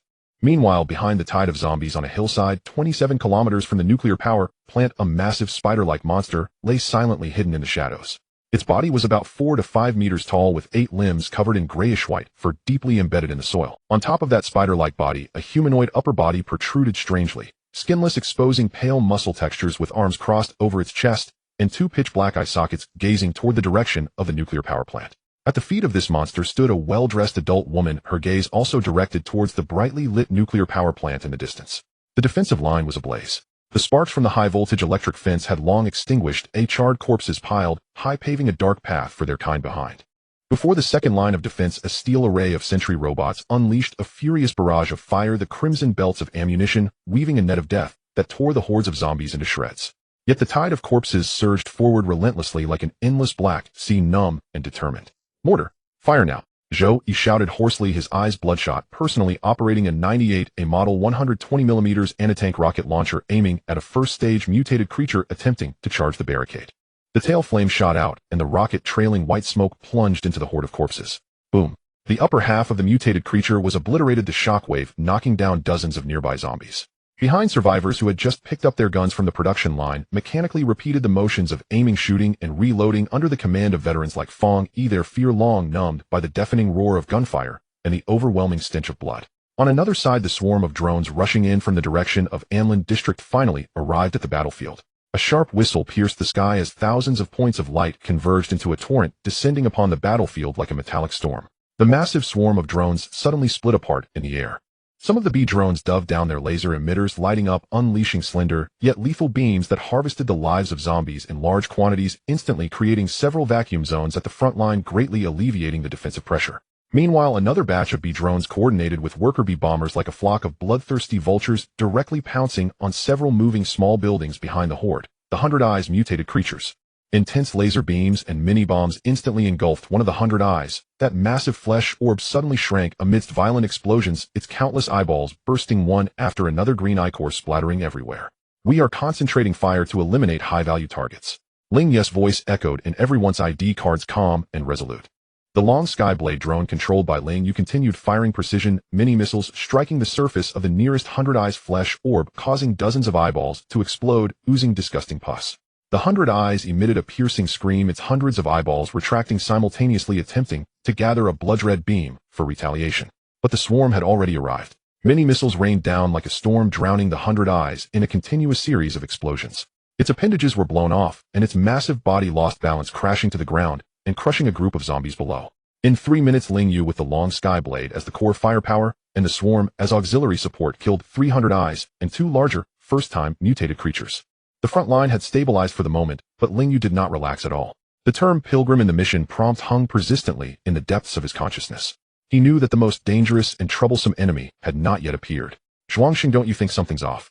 In the communication channel, Shun Yan's urgent voice came through. While eliminating the zombies climbing up the barricade, she said, "This attack is too sudden and too methodical. Zombies are utilizing the dense forest and hills to evade our outer surveillance and are almost unaffected by the sound wave repelling devices. It's as if someone is commanding them." Ling Yu picked up her thought. Exactly. Shun Yan paused for a moment, suddenly having a flash of insight. You also have the ability to control multiple units for coordinated combat simultaneously. If it were you possessing the ability to control so many units at once, how would you attack us here? Ling Yu's mind on the western high ground.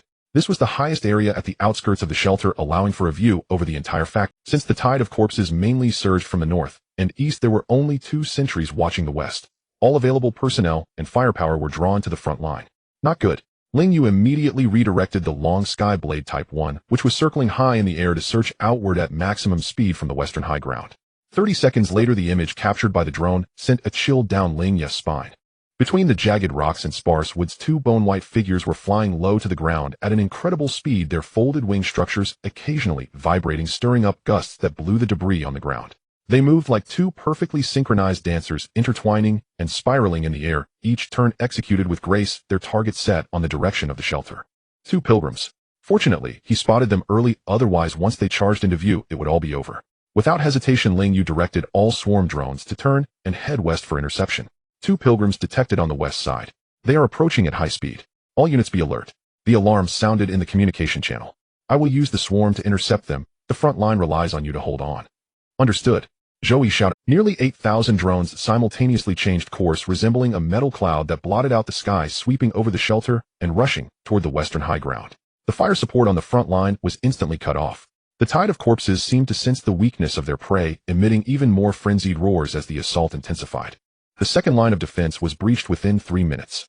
Retreat. Fall back to the third line of defense. Shun Yan shouted hoarsely.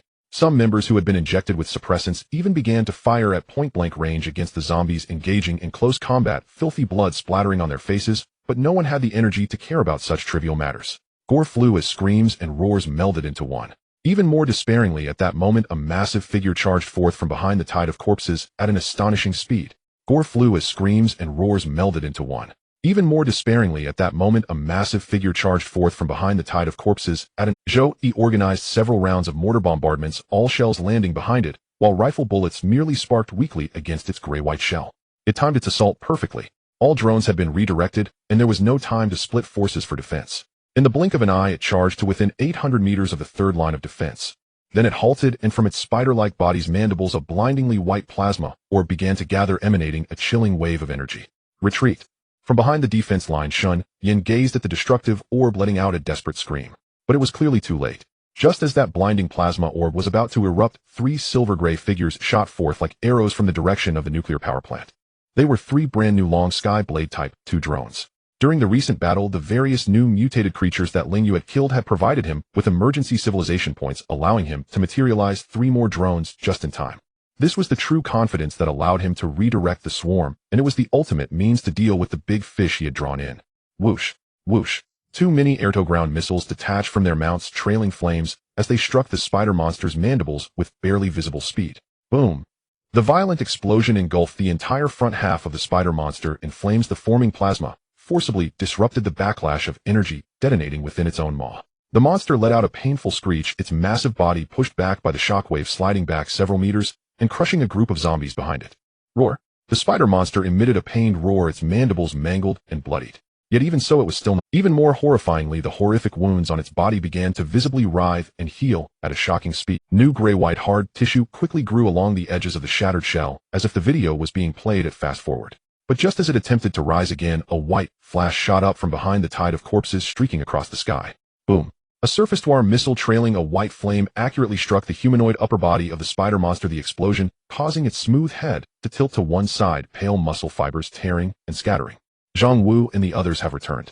On the distant horizon, 5 ZBL-08 wheeled infantry fighting vehicles broke through the remnants of the zombie barrier on the road, the 30mm machine guns carving a wide blood path through the horde. Following closely were 3 ZTL-11 assault vehicles and over 10 Marauder assault vehicles thrusting into the horde like daggers, forcibly tearing open a gap from behind. Zhang Wu's voice resonated in the communication channel. Steady, as always. All units attention. The armored vehicle team has arrived at the battlefield. We are now entering the counteroffensive phase. The objective, complete annihilation. At this moment, these foolish infected felt once again the power of the resurgence of the remnants of old human civilization. The battle situation flipped almost instantaneously. On the western high ground, over 3,000 swarm drones, through suicidal attacks, brought down the 2 white figures. Ding. Side quest 7 human and god completion rate improved, current progress 310. When Ling Yu heard the notification in his consciousness, more than a third of the drones had already lost signal. But it was not the time to feel pained. He immediately controlled the remaining drones to return to the front line. Meanwhile, with the addition of Zhang Wu and others, the situation on the front line had reversed. Fire. Zhou Yi's excited roar echoed in the communication channel. Shells rained down on the horde, and this time, they could not keep up with the replenishment, creating gaps in the horde. In addition, Zhang Wu, Lin Yue, and Chun Mo, donned in dawn armor, charged directly into the horde, engaging in close-quarters combat. The hydraulic assist system allowed each punch to shatter a zombie's skull, each kick to send a 100-kilogram body flying. The short-range explosive propulsion provided by vector nozzles let them navigate through the horde as if in an uninhabited realm. Lin Yu hoisted a 98AA directly aiming at the last 100 eyes that was madly spinning its eyeballs in the distance. Zhang Wu and Chun Mo each held a rotary machine gun sweeping wildly around them to suppress the surrounding horde. In the next second, high explosive warheads flew out, striking the center of the massive flesh orb of the 100 eyes. Boom. The massive flesh orb shattered into pieces, countless eyeballs turning to charcoal in the flames. On the other end of the battlefield, the injured spider monster, upon witnessing the tide turn, did not hesitate to choose to. With all 8 limbs pushing against the ground, its massive body sprinted towards the northern forest at an extraordinary speed. However, it wanted to run, but Ling Yu had no intention of letting it go. With nearly 4,000 drones lost, the defensive line destroyed, and the shelter nearly obliterated. Since his rebirth, he had never suffered such a significant loss. His instincts told him that this monster before him was most likely the mastermind, so he would never allow it to escape. Thus, the remaining over 4,000 swarm drones, along with 3 freshly replenished long sky blades, frantically chased after it. Lasers, missiles, and machine guns, an endless barrage of firepower clung onto this massive spider monster like parasites. It attempted to gather plasma for a counterattack multiple times, but each time was forcefully interrupted by the mini missiles launched by the long sky blade. However, the strength and regenerative ability of this creature were indeed terrifying. He had actually managed to escape the range of fire coverage. But Ling Yu still had no intention of giving up. Even if the drones could not return afterward, he would not let this monster. Thus, its terrifying regenerative ability appeared so pale and powerless under Ling Yu's relentless damage tactic. The speed of healing wounds gradually lagged behind the speed of destruction. 5 kilometers. 10 kilometers, 15 kilometers. After being pursued for a full 30 kilometers, this bizarre mutated creature finally exhausted its last vestige of life amidst the continuous explosions. Ding. Detected host's first kill of a third-stage mutated creature, High Court Lord, incomplete body X1. Obtained civilization points 3,000. Ding. Obtained special drop Thunder Hammer short-range surface-to-air plasma cannon X1, blueprint X1. Current civilization point count 3,050 points. Upon seeing this notification, Ling Yu finally let out a sigh of relief. On the other side, under the leadership of Zhang Wu and others, the remaining tide of corpses was swiftly eliminated. Upon seeing this notification, Ling Yu finally let out a sigh of relief. On the other side, under the leadership of Zhang Wu and others, the remaining tide of corpses was swiftly eliminated. Ding. Time task 2, defend the homeland. Completed. Task rating excellent. Reward calculation in progress. Rating increased. Hidden blueprint unlocked. Obtain civilization points 10,000. Unlocked recoverable adaptive composite barrier blueprint X1. A unlocked downpour, heavy sentry, rapid fire turret blueprint X1. Current civilization point count 13,050 points. Under the shadow of the hillside, a well-dressed woman gazed at the fallen figures in the distance, her previously composed expression now entirely replaced with shock and dread. I must report to the higher-ups. She pondered as she took a step back, then turned and vanished into the night. At the same time, at the edge of a city filled with ruins, a soldier in military uniform rushed into the temporary command post urgently. Report to the commander. In the direction of Yuanjiang City, observed intense explosions. Inside the tent, a middle-aged officer put down the map in his hand, silent for a moment. Is it the monsters fighting among themselves, or is someone resisting? Nobody could answer. On the desolate highway, a seemingly endless convoy of modified vehicles had also come to a halt. A young man looked at the distant silhouette of the city, listening to the sounds in his ears, and asked the man with a melancholic air atop the vehicle, "Brother, do you think there will be people over there?" The man pondered for a moment and slowly said, "Whether there are or not, we must go to Yuanjiang for supplies." Near the Yuanjiang reservoir, a few half-grown children huddled together in a culvert, their dirty faces filled with terror. They all heard the explosions and all eyes turned towards the direction of the nuclear power plant. In their eyes, filled with despair, a flicker of desperate hope ignited. Deep within the high Rue Bio building, amidst the deep darkness and the squelching sounds of flesh, it seemed something had opened its eyes, and then slowly closed them. The Dawn nuclear power plant. The battle was over. In the sky, the sunlight finally broke through the gray-white clouds. On the outskirts of the shelter, the defensive line lay in ruins, the ground pockmarked, and shell casings scattered everywhere. Survivors gasped for breath, some sitting on the ground, others leaning against walls, as if in a daze, hardly believing they were still alive. At that moment, an engine sound echoed from afar. On the road, a battered white van was weaving its way toward them. Everyone immediately tensed, raising their guns with a dozen barrels pointed at the vehicle. The van screeched to a halt, and an elderly man with a rugged face jumped down first, arms raised high. "Don't shoot. We mean no harm." Then two young individuals followed, appearing like a couple, each holding a child with three slightly older kids huddled behind them. "Their temperature is normal. They should be human." Ling Yu's voice timely echoed. "We saw those tags in the city and just followed the sounds of gunfire here." The elderly man glanced at the horrifying scene here, gasping in shock, exclaiming, "Hey, you are quite formidable." Then straightening his back, he cast a glance over Zhang Wu and the others, smiling, and said, "I used to be a soldier too. Can you take me in?" After a brief silence, Lin Yu was the first to laugh. Soon everyone else joined in laughter, echoing among the ruined. Laughter spread across the shattered defensive line. Finally, someone had come to join our shelter. The sunlight spread across the scarred ground, illuminating every still-breathing person. The battle has temporarily come to an end, but the work for the people is far from over. At this moment, the periphery of the Dawn nuclear power plant is a scene of devastation. Burned corpses have piled up like mountains, and the black craters are jagged. The broken electric fences and collapsed walls silently narrate the ferocity of the battle that took place not long ago. Team 1, everyone follow me. Gather the bodies at the incineration pit number 3. Move quickly. Zhang Wu's voice was hoarse, yet remained steady and powerful. Received. Zhang Wu led the members of Team 1, swiftly dragging away the dismembered corpses and tossing them into the makeshift pit. 3 modified flatbed trucks shuttled back and forth, each trip loaded to the brim. Zhou Yi drove a forklift, mechanically repeating the loading and unloading actions as he pierced through the heaps of bodies. He no longer wanted to count how many there were. "TSK, what a smell," he muttered, stepping on the gas. The billowing black smoke carried a nauseating odor soaring into the sky, bringing the final rest to these corpses. On the other side, Lin Yu was leading Team 2, like a group of diligent scavengers recovering the wreckage of drones amidst the sea of corpses. "Be careful. The energy core of that worker bee seems to have not exploded. It should be salvageable. This Skyblade's wing is broken. Market for later repair tools." They carefully transported those salvageable treasures back to the base, well aware of how useful these cold steel creatures. In addition, they were also responsible for recovering the swarm drones that had insufficient endurance to return after chasing the High Lord, and fortunately, as long as they did not make noise, the zombies would not be interested in the drones. Otherwise, the cost of this pursuit would have been too great. "The damage rate is being calculated."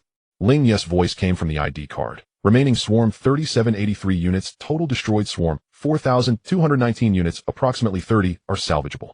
Lin Yu winced in pain. The losses are severe. At the edge of the battlefield, the Special Operations Team, led by Chun Mo in coordination with several Sentinel robots, was silently clearing out the scattered zombies attracted by the gunfire. Their movements were swift and efficient, each bullet precisely drilling into the zombies' heads, effectively clearing them out. After dealing with the wandering zombies, Chun Mo and his team set up the sonic repulsion device again at the designated location, re-establishing the sonic repulsion defense line to ensure that the work behind them could proceed safely. Everyone moved like tightly wound gears, operating in perfect harmony. This sudden offensive and defensive battle had put them all on edge. Hardly anyone complained about the exhaustion. Everyone had only one thought: to quickly rebuild the defense line. In addition, they also realized that the sonic devices had not been effective during this wave of zombies.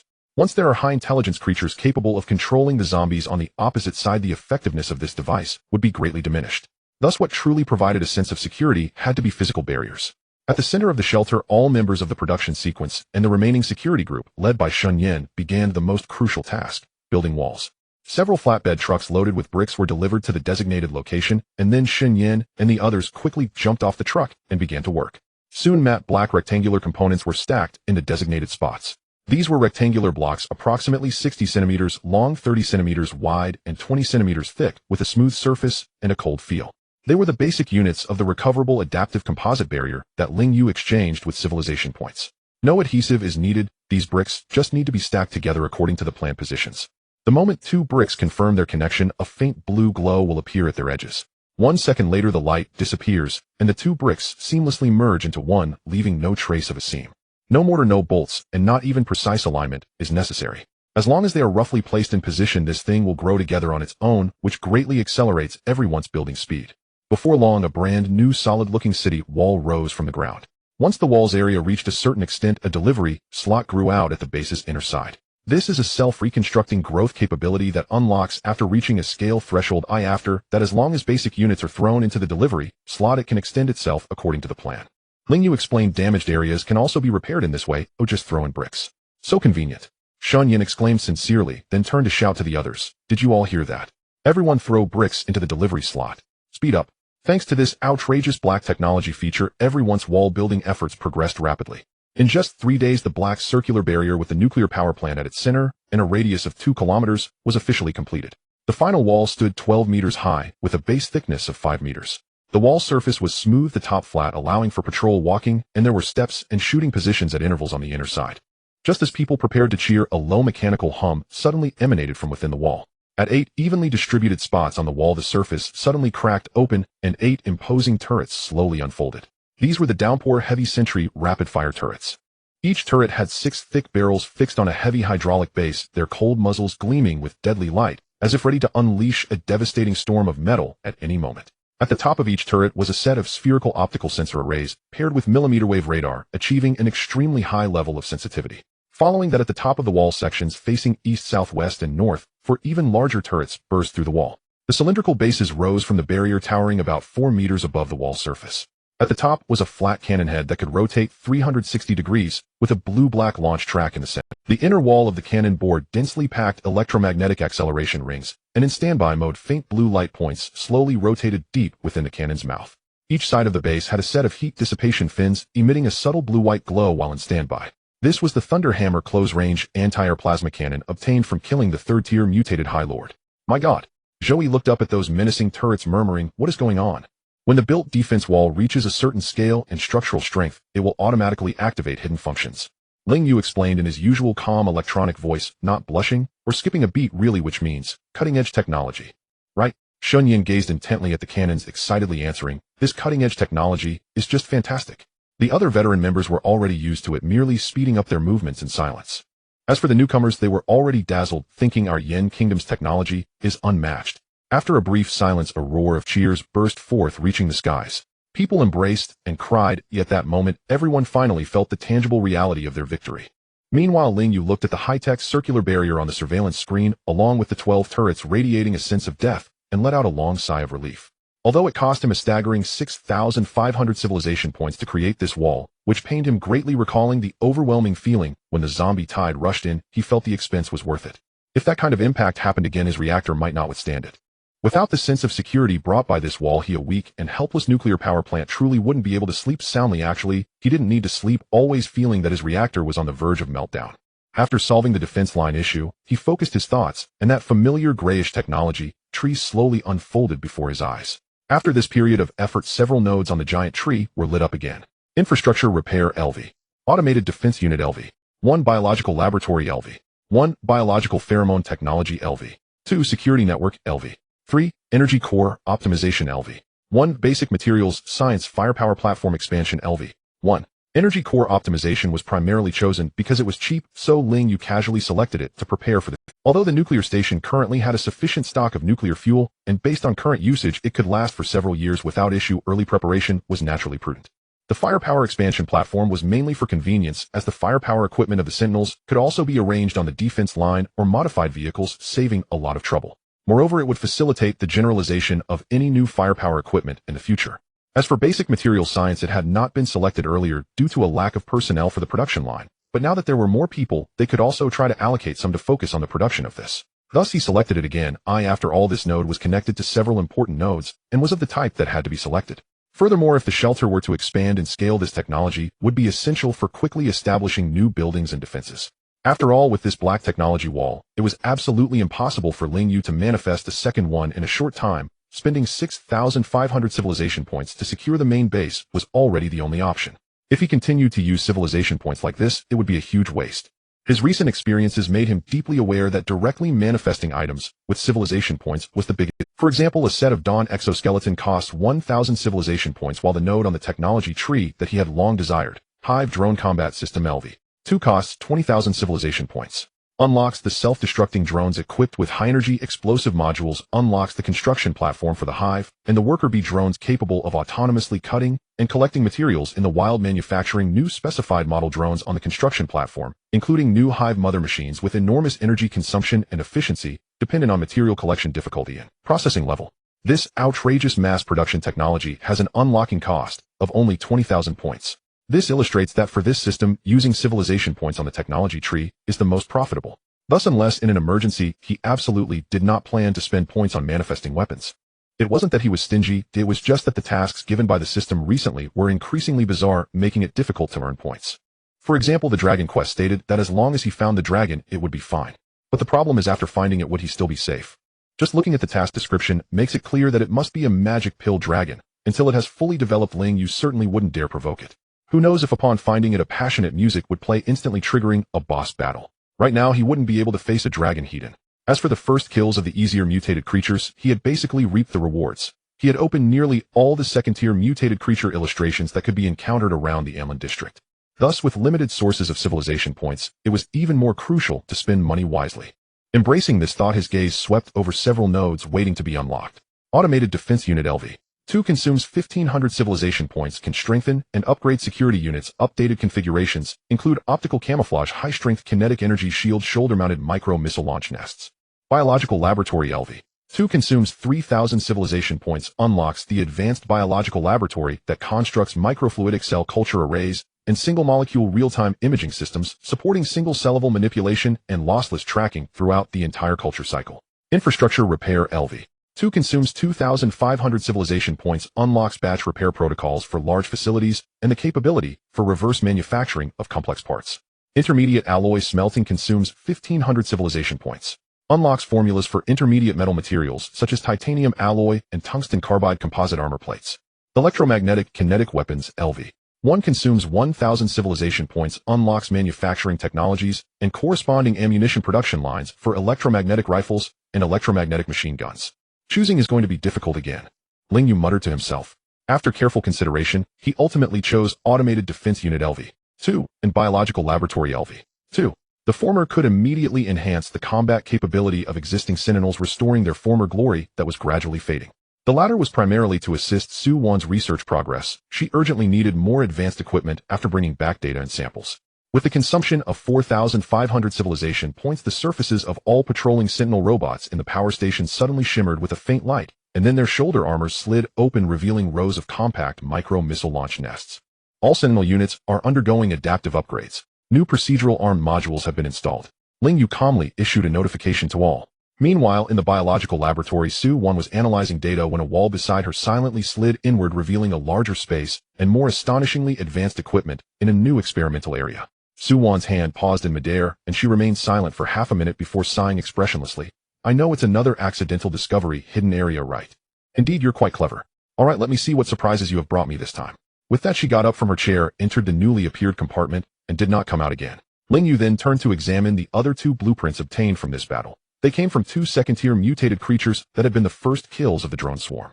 One was Earth Splitter, resembling a giant version of a pangolin covered in deep brown keratinous plates, able to burrow underground in seconds by digging with its limbs.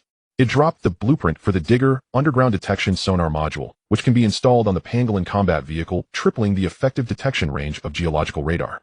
The other was Iron Shell, a gigantic insect-like monster that dropped the blueprint for reactive shell composite armor. These are all good items, but they are not urgently needed for now. Ling Yu merely archived them, planning to consider them later when production capacity catches up.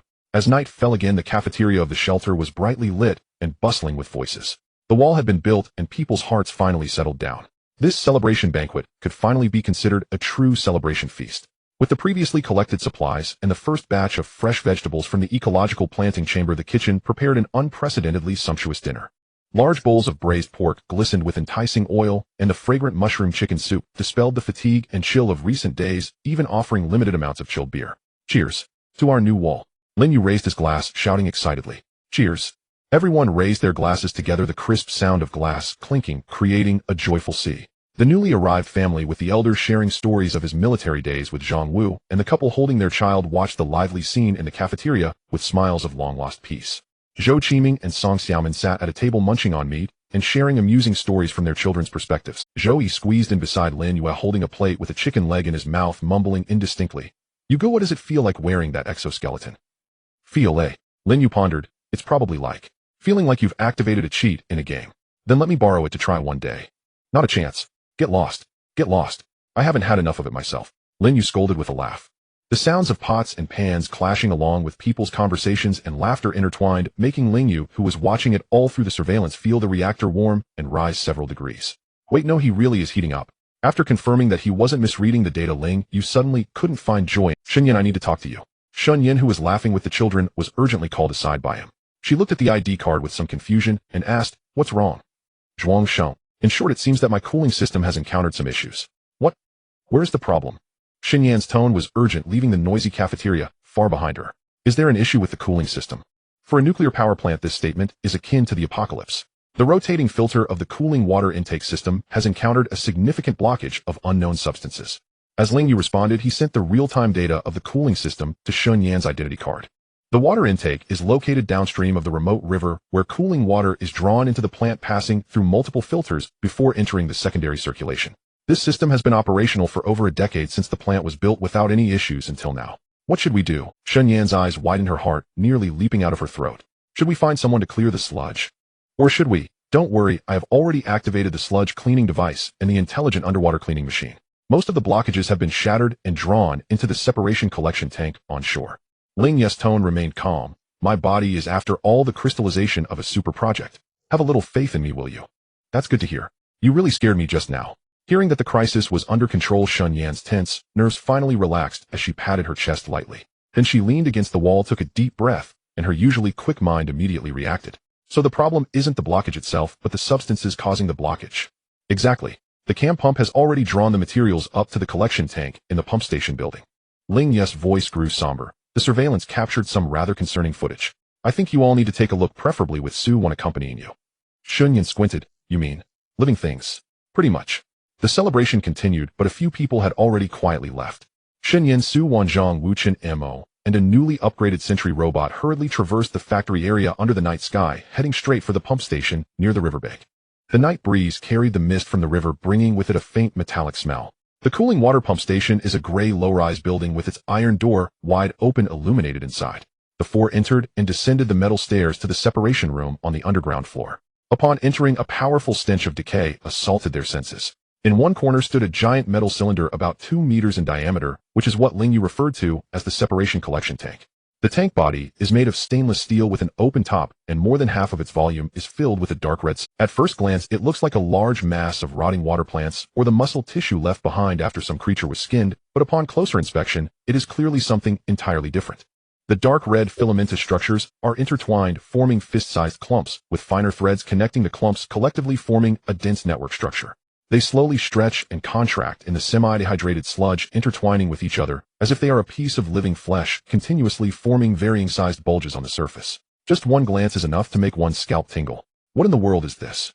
Zhang Wu stepped back half a pace, his tone revealing a deep apprehension. It looks like a lump of living flesh. Chun Mo frowned and muttered. His past experience with parasites made him instinctively loathe this fleshy substance. Is it actinomycetes? Or slime mold? Su-Wan quickly approached the tank, her eyes showing not fear, but a strong curiosity and confusion. At first glance it looks like red algae, but red algae wouldn't cluster together like this. Su-Wan took a glass rod from her pocket wearing gloves and gently probed into the tank. The moment the dark red clump was touched, it suddenly shrank, and the surrounding filamentous bodies trembled as if disturbed like a colony of organisms. A stress response. Is it an animal? Her eyes lit up as if she had discovered an intriguing subject for research. According to the continuous observation records from the automated ecological monitoring system deployed at the plant, the density of this special algae, let's call it algae for now, in the water downstream of the remote river suddenly increased significantly 3 days ago. Today it directly clogged my filter. Ling Yu's voice rang out from the sentry robot, interrupting Su-Wan's. At these words, everyone felt a shiver in their hearts. The remote river. The largest river in the country, flowing from west to east, traversing the heart of the continent, over 6,700 kilometers long, covering multiple provinces and cities, nurturing hundreds of millions along its banks. If such a nationwide water system undergoes an unknown ecological change, the consequences are unimaginable. Then our drinking water source. Chen Mo immediately asked the most crucial question. No need to worry, the water for daily use is fine. The diameter of these algae cells is over 50 micrometers, and they cannot pass through the plant's infiltrating system. Ling Yu explained. The group let out a slight sigh of relief. However, Ling Yu's tone shifted. There is one point. The detection system at the source of the plant's domestic water, upstream of the remote river reservoir, has also detected an excess of this microorganism, and the concentration is 2 orders of magnitude higher than here. Are you saying that the problem may lie in the upstream reservoir? Zhang Wu asked in a deep voice. There is a possibility of that.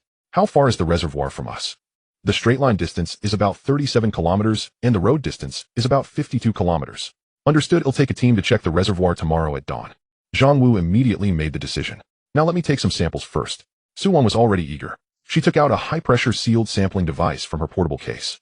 But just as she was about to reach in to scoop up the algae, Zhang Wu stopped her. Professor Su, this thing is suspicious. We are in armor, let us handle it. Okay. Su-Wan hesitated for a moment, then turned around and stepped down the ladder, handing the device to the two of them. Please be careful. You're welcome. Chun Mo and Zhang Wu said little. They had specifically donned the Dawn exoskeleton armor to deal with unexpected situations. Zhang Wu stepped forward first, carefully extending the probe of the sampler into the tank. Just as the probe entered the mass of red substance, an anomaly occurred. The entire mass suddenly shrank, and then like a snake, a portion began to rapidly climb up the sampling tube towards Zhang Wu's face. Watch out. Almost as Chun Mo shouted, Zhang Wu had already retreated sharply, his left hand lightning fast, gripping the red tissue that had attached itself. The captured tissue did not give up. Instead, it twisted and struggled in his hand like an earthworm. Without hesitation, Chen Mo immediately cut the strange tissue with a knife and placed it into the sampling container. Thud. With a muffled sound, the mass finally began to calm down. This thing has offensive properties. Chun Mo observed the residue of slime on the knife blade, his expression serious. It seems our troubles have multiplied. Shen Yan sighed, and then looked at the excited Su-Wan. Sister Wan, it's up to you. No problem. Su-Wan adjusted her glasses, her eyes sparkling behind the lenses. The stranger it is, the more hidden secrets it holds. This is practically a topic delivered to my doorstep. Oh my goodness. If this were before the apocalypse with the topics I'm working on now, I could easily publish a couple of papers and be a leading figure. What a pity. As Su-Wan took the sampled container, she pretended to lament. It's all right, it will still be the same when it's done. I have kept all your records. In the future, I guarantee you will be the highest peak and the longest river in the academic world. Then I'll take your good. Su-Wan placed the container back into the case and replied with a smile. The atmosphere, initially tense, finally lightened a bit with their casual conversation. In the underground second floor of the biological laboratory, Su-Wan injected the sample into the microfluidic cell. Under the ultra-high magnification of the single-molecule real-time imaging system, the true nature of this bizarre algae finally appeared before everyone. It is not a single type of algal cell, but rather a conglomerate formed by multiple different microorganisms coexisting and entangled together in a previously unseen manner. Among them, a dominant red cell with a peculiar spiral structure in its nucleus extends countless fine tentacles outward, similar to neurons. These tentacles link bacteria, fungi, and even some single-celled protozoa together, forming an efficiently incredible. Su-Wan murmured, what an interesting symbiotic system. These red cells, like a monarch, organized and regulated all other microorganisms, as if they were beginning to integrate into a unified microscopic ecosystem. You mean the key lies in these red cells? Ling Yu's voice chimed in at the right moment. Exactly, this thing is not. Su-Wan's tone grew urgent. Moreover, I've seen similar nuclear structures more than once. The precursors of those ancient nobles and the mutated flesh samples brought back from the Lutian district. Su Wan's hands flew over the keyboard, calling up many comparative data. So this thing indeed has something to do with it. But what is its purpose? I don't know, perhaps to modify the environment. Su Wan shook her head, guessing somewhat aimlessly, to turn the remote river into a breeding ground suitable for them. Or rather for higher-level mutated organisms to thrive. Is there scientific evidence for this? No, it's just inspiration from movies. Let's wait for Zhang Wu and their search results tomorrow. Well, I don't have any new discoveries either, Su Wan said, while feeding the mice with this algae, but in any case this is definitely not a good thing. In the remote river reservoir, the night was as dark as ink. Thick clouds obscured the moonlight. The massive dam lay like a giant beast lurking in the darkness, cutting off the roaring river, forming a vast lake. Before the disaster, this was the largest drinking water source in Yuanjiang City, supplying over 2 million tons. The dam spans the canyon. Behind it is a 50 square kilometer emerald lake surrounded by mountains, picturesque and a well-known tourist spot. But now the color of the lake has gradually changed. No longer emerald green, but a deep dark red, like diluted. Under the moonlight, the entire lake's surface emitted a dull red sheen, appearing eerie and horrifying. On the western side of the reservoir, the once scenic platform and management building were now dilapidated. In a storeroom on the third floor of the management building, 7 or 8 children huddled together vigilantly, observing the area below in the dim moonlight. The leading girl, Tang Yi, 13 years old, was the eldest among the group. At this moment, she was holding a broken steel bar, her hands covered in dried blood and wounds from escaping through the debris. Tang Yi's father, Tang Tianbao, was the duty officer of the reservoir. On the day of the disaster, he left the children in the duty room on the third floor and went down to activate the emergency broadcast to divert the zombies. Unfortunately, he never returned. Shoo, they're coming up. Tang Yi lowered her voice and spoke to her younger sibling. Several smaller children immediately covered their mouths tightly, their bodies trembling violently from fear. Following her gaze, they saw that the previously empty parking lot below was now infested with dozens of terrifying monsters. These monsters were roughly the size of adults, but their bodies had severely deformed. Their lower halves were spherical structures entwined with dark red filamentous matter, as if wrapped in countless blood vessels. At the bottom of the spherical structure, 4 short, thick, fleshy appendages continuously secreted red slime, supporting their movement. The upper halves were semi-transparent sac-like bodies within which floated a mass of indistinct dark matter barely discernible as resembling some internal organs. Atop the sac-like body there was a dense cluster of tentacles, the tips of which were deep red, constantly extending and contracting in the air as if sniffing something. Tang Yi referred to them as water ghosts because they always crawled up from the lake. They lay submerged during the day, and as night fell they crawled ashore in droves, wandering near the dam until returning to the water before dawn. Tang Yi referred to them as water ghosts because they always crawled up from the lake. They lay submerged during the day, and as night fell they crawled ashore in droves. Since their appearance, ordinary zombies had been driven away, allowing the children a momentary respite. However, outside was still full of zombies, and after much deliberation, they returned to the reservoir. The children figured out the monsters' patterns. These creatures sensed vibrations and smells with their tentacles, and their vision seemed poor. As long as they made no noise and did not produce odors, they typically did not climb above the third floor. Thus they chose to go out during the day to search for food and hide upstairs at night, managing to persist until now. A few days ago, the explosions outside seemed to have startled these monsters. Some even appeared during the day, and they narrowly escaped without being caught. But this situation cannot continue indefinitely as food supplies are running low. They have scavenged everything edible in this place. No matter how small a child's appetite, a lack of food is still a problem. Therefore, Tang Yi felt they could not wait any longer. If they could not find food tomorrow, they would risk going toward the source. That direction seemed to have fewer zombies. If they were careful, they should be fine. If they could encounter other people, perhaps they... As Tang Yi contemplated this, the monsters on the ground suddenly began to move. They gathered on the road at the top of the dam, their tentacles all pointing in the same direction, the lake surface. On the dark red surface of the lake, it seemed that something was surfacing. At first, it was just a blurry red light, as if something underwater was glowing. Then the light expanded, and the lake's surface began to churn, as if a giant cauldron were boiling. Following this, dozens of thick, dark red stalks slowly emerged from beneath the water, each 2 to 3 meters high, swaying slowly in the night wind. At the tops of the stalks were fully blooming flowers, their fleshy structures emitting an otherworldly glow. At the center of the flowers was a pulsating spherical structure, each pulse releasing a visible pale red mist. The mist drifted with the wind, passing over the lake's surface, over the dam, and into the building where the children were. Cough, cough, cough. A palered haze carried by the night wind seeped through the cracks of a shattered window, its stench a nauseating amalgam of rotting fish rust and flesh left to decay for months. Tang Yi instantly covered her mouth and nose. With her other hand, she swiftly pulled a smaller boy close and shielded his face as well. Behind her, several children hurriedly followed suit, clamping their hands over their noses and tiptoeing cautiously into the adjacent room, its windows intact. Almost the instant the haze drifted in, the water ghosts, wandering below, erupted into collective agitation, as if injected with adrenaline. Their sluggish fleshy appendages suddenly accelerated, tentacles thrashed wildly, extending longer and thicker than before, each tip branching into dense hair-thin filaments. The diffused substance within their translucent sacs churned violently, while the dark red chrysalis encasing their lower bodies fissured open, revealing writhing filamentous tissues beneath. Gurgle, gurgle, gurgle. The monster's low moans grew rapid and piercing, no longer the lethargic sloshing from before, but something resembling deliberate alien communication. Gazing down at the grotesque spectacle, Tang Yi felt an icy chill crawl up her spine. In these times, any anomaly spelled ill omen. Big sister. A 6-year-old boy behind her trembled, clutching her hem, with a voice as faint as a mosquito's whine.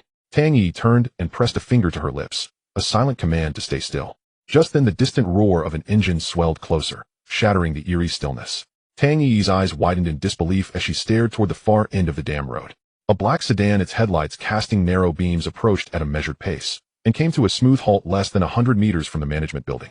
Its headlights illuminated the ground ahead. Dozens of water ghosts coiled there, their tentacles quivering excitedly toward the car, yet none dared advance. The car door opened, and a figure stepped out, a woman. She wore a pristine white business suit and black high heels that clicked crisply against the grime-streaked pavement. Her hair was neatly pinned back, her makeup flawless. She looked every bit the polished office professional, just leaving work, utterly incongruous with this nightmare world.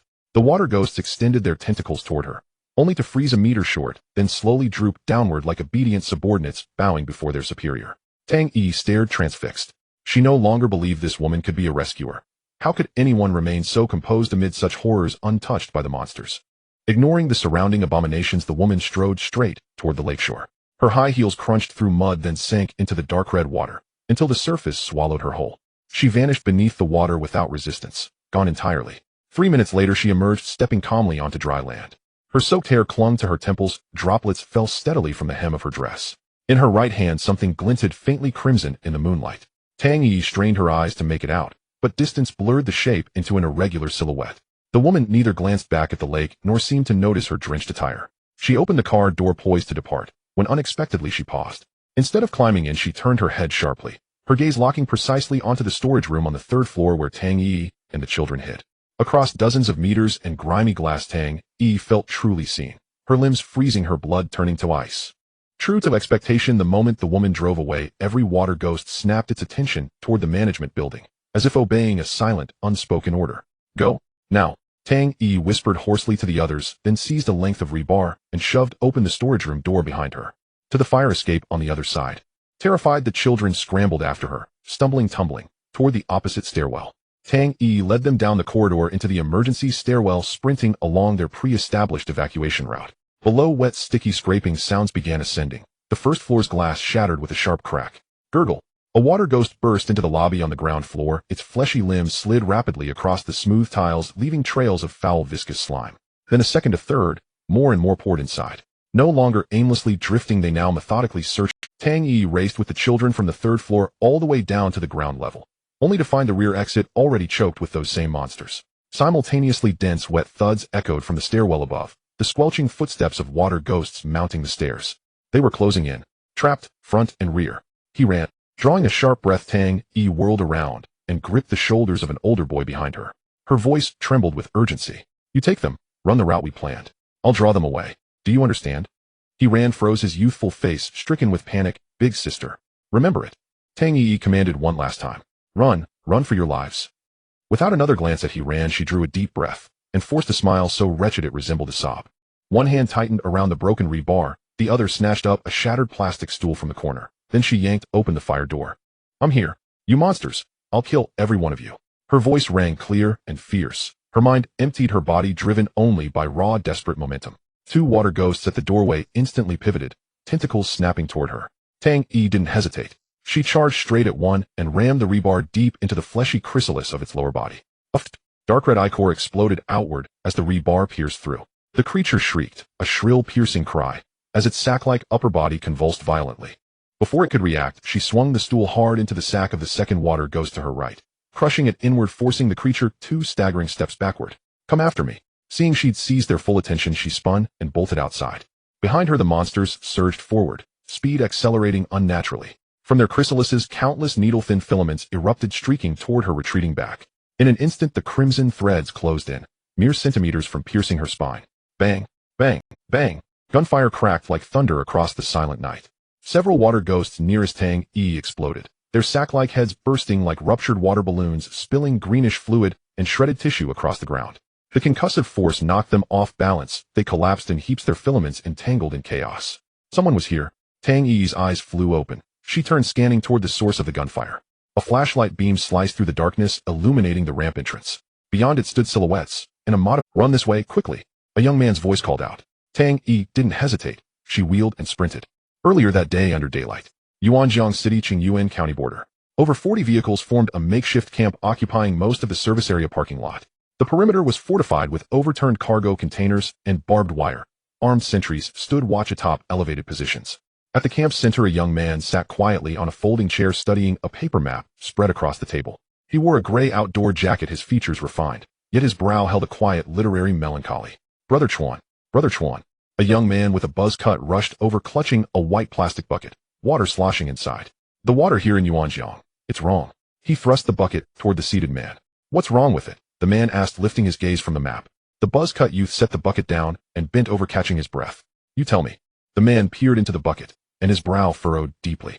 Its water shimmered an unnatural reddish-brown, thick and turbid. Drawing nearer, a faint metallic stench rose from it. Algal bloom, or industrial effluent upstream, he murmured softly, his tone calm even as his words betrayed unease. No idea, the youth scratched his head. Something felt off. I didn't dare let the team drink it directly. How did water quality in a major city like Yuanjiang degrade so badly? Their convoy had traveled eastward from the southwestern hinterlands, crossing 2 provinces, never once encountering river water like this. Who knows? Brother Chuan shrugged. Maybe environmental oversight has always been flawless. Old Song, bring me the microscope. An older man wearing glasses nodded and retrieved a portable optical microscope from the trunk of a modified van. The man took it, drew a drop of water, prepared a slide, and peered through the eyepiece. After a few practiced adjustments, his expression darkened further. Microbial counts are critically elevated. Abundant unknown red unicellular organisms and filamentous structures. He straightened and addressed the buzz-cut youth. Issue orders, suspend all river water intake. Prioritize bottled water reserves aboard the vehicles. First, try precipitating this water with alum. Collect the clarified supernatant and filter it thoroughly, then retest. We'll decide next steps after results. Also, you take a few people into Qingyuan County proper. Move carefully.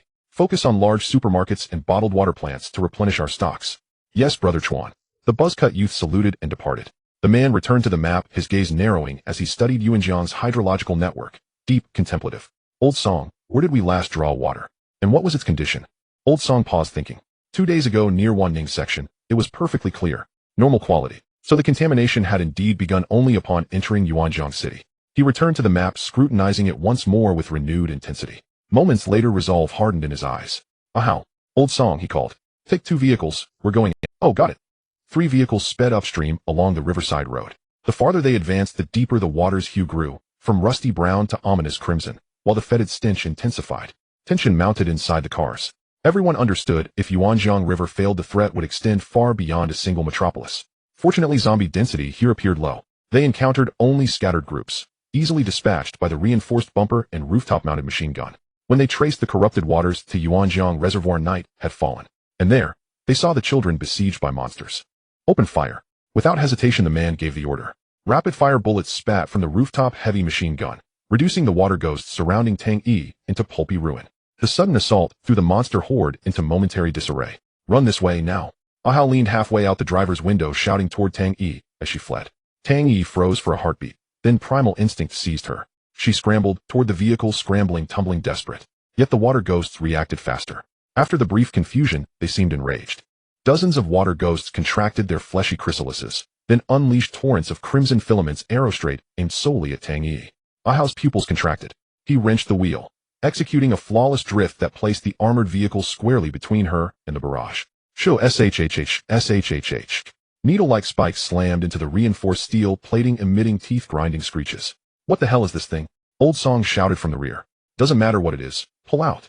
The leader grabbed the girl and hauled her into the vehicle, barking orders to retreat without pause. Understood. Ahao roared, stomping the accelerator. Engine roaring, tires screaming, as the car smashed through blocking monsters and tore free from the encirclement. Back there, others are still back there. Tang Yi screamed, twisting to stare at the management building. No time. Ahao yelled back, jabbing a finger at the rearview mirror. Look at those things. There behind them, a black tide of water ghosts surged forward, closing in with terrifying speed. Too many. Far too many. Damn it. I'm already doing 60 kilometers per hour. How can they run like this? Ahao cursed. Old Song, hit them hard. Got it. Old Song leaned out shouldering a 40mm grenade launcher and fired. Boom. Firelight flooded the damn zone, blasting apart a dozen water ghosts. Yet more swarmed in from both flanks. The blast wave briefly stalled the pursuit. Seizing the opening, Ahau veered into the underground garage of a nearby derelict office building and killed the engine. Even blinded, the creatures refused to disperse. Instead, they surrounded the entire structure, beginning a tireless methodical search. Little miss, did you slaughter their parents? Why are they chasing you so relentlessly? Ahau muttered, sweat beading. I don't know. It was a woman. Then we ran. They didn't know you'd come. Tang Yi's voice fractured. Overwhelmed by the sudden shift in fortune, she could barely string together coherent thought. The man beside her gently placed a hand on her shoulder, speaking with quiet warmth. Don't rush. Take your time. You're safe now. So breathe and speak slowly. Start with names. I'm Gu Chanchuan. And you? Soothed by Gu Chanchuan's calm presence, Tang Yi steadied herself, then replied, voice tight with nervousness. I'm Tang Yi. Her sentence broke off. The monsters had found them. Gunfire erupted, cutting her words short. Ahau and the others were forced to break out again, fighting and fleeing in turns until they reached Qingyuan County. The monsters pursued without relent. Even the shambling zombies roaming the county streets, drawn by gunfire and explosions, joined the chase. They held out until dawn, trapped on the third floor of a department store. Climber-type zombies scaled the walls one by one, silenced by Gu Changchuan's precise rifle shots. For now the perimeter held, but ammunition was nearly exhausted. Ahau wiped sweat from his brow. Brother Chuan, what do we do next? What do we do? Gu Changchuan replied, firing steadily. How should I know? Just hold on. Keep holding on. Those boys will find us. As long as we hold out until then. Gu Changchuan's words were cut short by a shrill, tearing whistle overhead. A rocket streaked from the eastern street, tail blazing, striking dead center among the undead horde below. The explosion hurled dozens of zombies and several water ghosts skyward in a storm of gore and debris, sending towering plumes of dust and viscera into the air. Everyone, including the monsters themselves, stood stunned by the sudden assault. Gu Chanchuan and his group instinctively raised their eyes, following the rocket's trajectory. Dawn broke. Pale gold light gilded the city's outer edges. Perched atop the ruins of a half-collapsed building, a figure stood, bathed in morning light. A silver-gray exosuit gleaming, a massive rocket launcher slung over one shoulder, like a god descending from heaven. Then with one hand, he lowered the launcher from his shoulder and set it casually beside him. His gloved finger tapped the side of his helmet. Static crackled through an external speaker, clear and resonant. Hey, is anyone alive? I followed the gunfire. If you're still breathing, say something. On the third floor of the mall, Gu Changchuan and the others were still recovering from the dramatic entrance like that of a descending deity. But the monsters below had already turned around. After a brief silence, both the staggering zombies and the slippery water ghosts seemed to have been provoked, howling as they surged towards the arrogant figure atop the ruins. However, in the next moment, they understood where this arrogance stemmed from. Beneath the silver-gray Iron Man, 6 even sturdier iron figures silently emerged from the shadows of the ruins. Their shapes resembled some kind of mechanical spider, with 4 articulated limbs firmly gripping the ground. On the flat diamond-shaped body, the shoulder-mounted micro-missile launchers activated simultaneously, revealing a densely packed honeycomb of launch ports inside. The shoulder-mounted micro-missile launchers opened. Whoosh, whoosh, whoosh, whoosh. The piercing sound of missiles rushing through the air melded into one as dozens of micro-missiles trailed white flames, instantly covering the street ahead. The consecutive explosions engulfed the entire street in flames, obliterating dark red flesh cocoons, gray-black zombies, and more into scattered fragments throughout the sky. The street, dozens of meters wide along with the hundreds of monsters packed above, was instantly cleared, leaving only a burning death zone littered with scattered flesh and craters. At the window on the third floor, Ahau's jaw nearly dropped to the ground. What the hell? What is that thing? A robot carrying missiles. Lao Song instinctively glanced at the 40mm gun he had been treating like a treasure in his arms, then looked again at the overwhelming missile rain in the distance. A sense of inexplicable defeat rose within him. The caliber just wasn't big enough. But it wasn't over yet. The smoke from the explosions had yet to dissipate when the deep roar of engines began to approach. 5 ZBL-08 wheeled infantry fighting vehicles lined up, crushing the scattered remains of corpses beneath them as their 30mm autocannons carved out a wide path of death through the remaining zombies. What was supposed to be a rescue operation had seamlessly turned into a cleanup mission. After all, if they wanted to bring the reservoir under their control as a shelter, clearing Qingyuan County was a must. Now it was just a matter of getting it done a bit earlier. With firepower on their side, Zhang Wu and the others were remarkably composed. When I didn't have equipment, you could call me a survivor, and I wouldn't mind. But now that I have equipment, what should you call me? Inside the armor, Zhang Wu looked at the street that had been thoroughly cleared by firepower and calmly asked over the communication channel, Zhuang, Sheng, how is the situation with the people in the mall? In the mall on the third floor, there are 16 adults and a child around 10 years old, all with normal body temperatures and elevated heart rates. Ling Yu's voice followed at the right moment. Preliminary assessment, all are normal human survivors. Understood. Originally, Zhang Wu had planned to take a team to check the situation at the reservoir early this morning, but halfway there, he discovered signs of gunfire and unfamiliar monster corpses, prompting a change in plans. He instructed Team 1 and Team 2 to continue to investigate the reservoir, following Chong Kongji Ren, while he personally tracked the signs with Team 3 and discovered the unusually gathered corpses, confirming the possible existence of survivors. On the third floor, Gu Changchuan and the others were completely stunned. I can't believe it. Ahao's tongue seemed to stumble. Where did they get so much heavy equipment? And the ammunition, it's like they're throwing it down without a care. Gu Changchuan stared intently at those terrifyingly powerful, peculiar robots, his expression unusually grave. Brother Chuan, do you think they might be official troops? Lao Song leaned over and whispered. Hard to say. Gu Changchuan took a deep breath, forcing himself to calm down. But making such a big commotion, aren't they afraid of attracting more powerful beasts nearby? It was as if to respond to his words, an ear-splitting roar echoed from deep within the county. A giant canine mutant comparable in size to a truck and covered in filthy rotting flesh crashed through obstacles along its path, charging into the battlefield with a stench. Its crimson eyes locked onto the leading infantry fighting vehicle, its limbs powering forward with astonishing speed. It's coming. Ahao's face turned pale. However, the vehicles below seemed to have prepared for this. The 30mm autocannons, 105mm rifled guns, and 120mm mortars all fired simultaneously.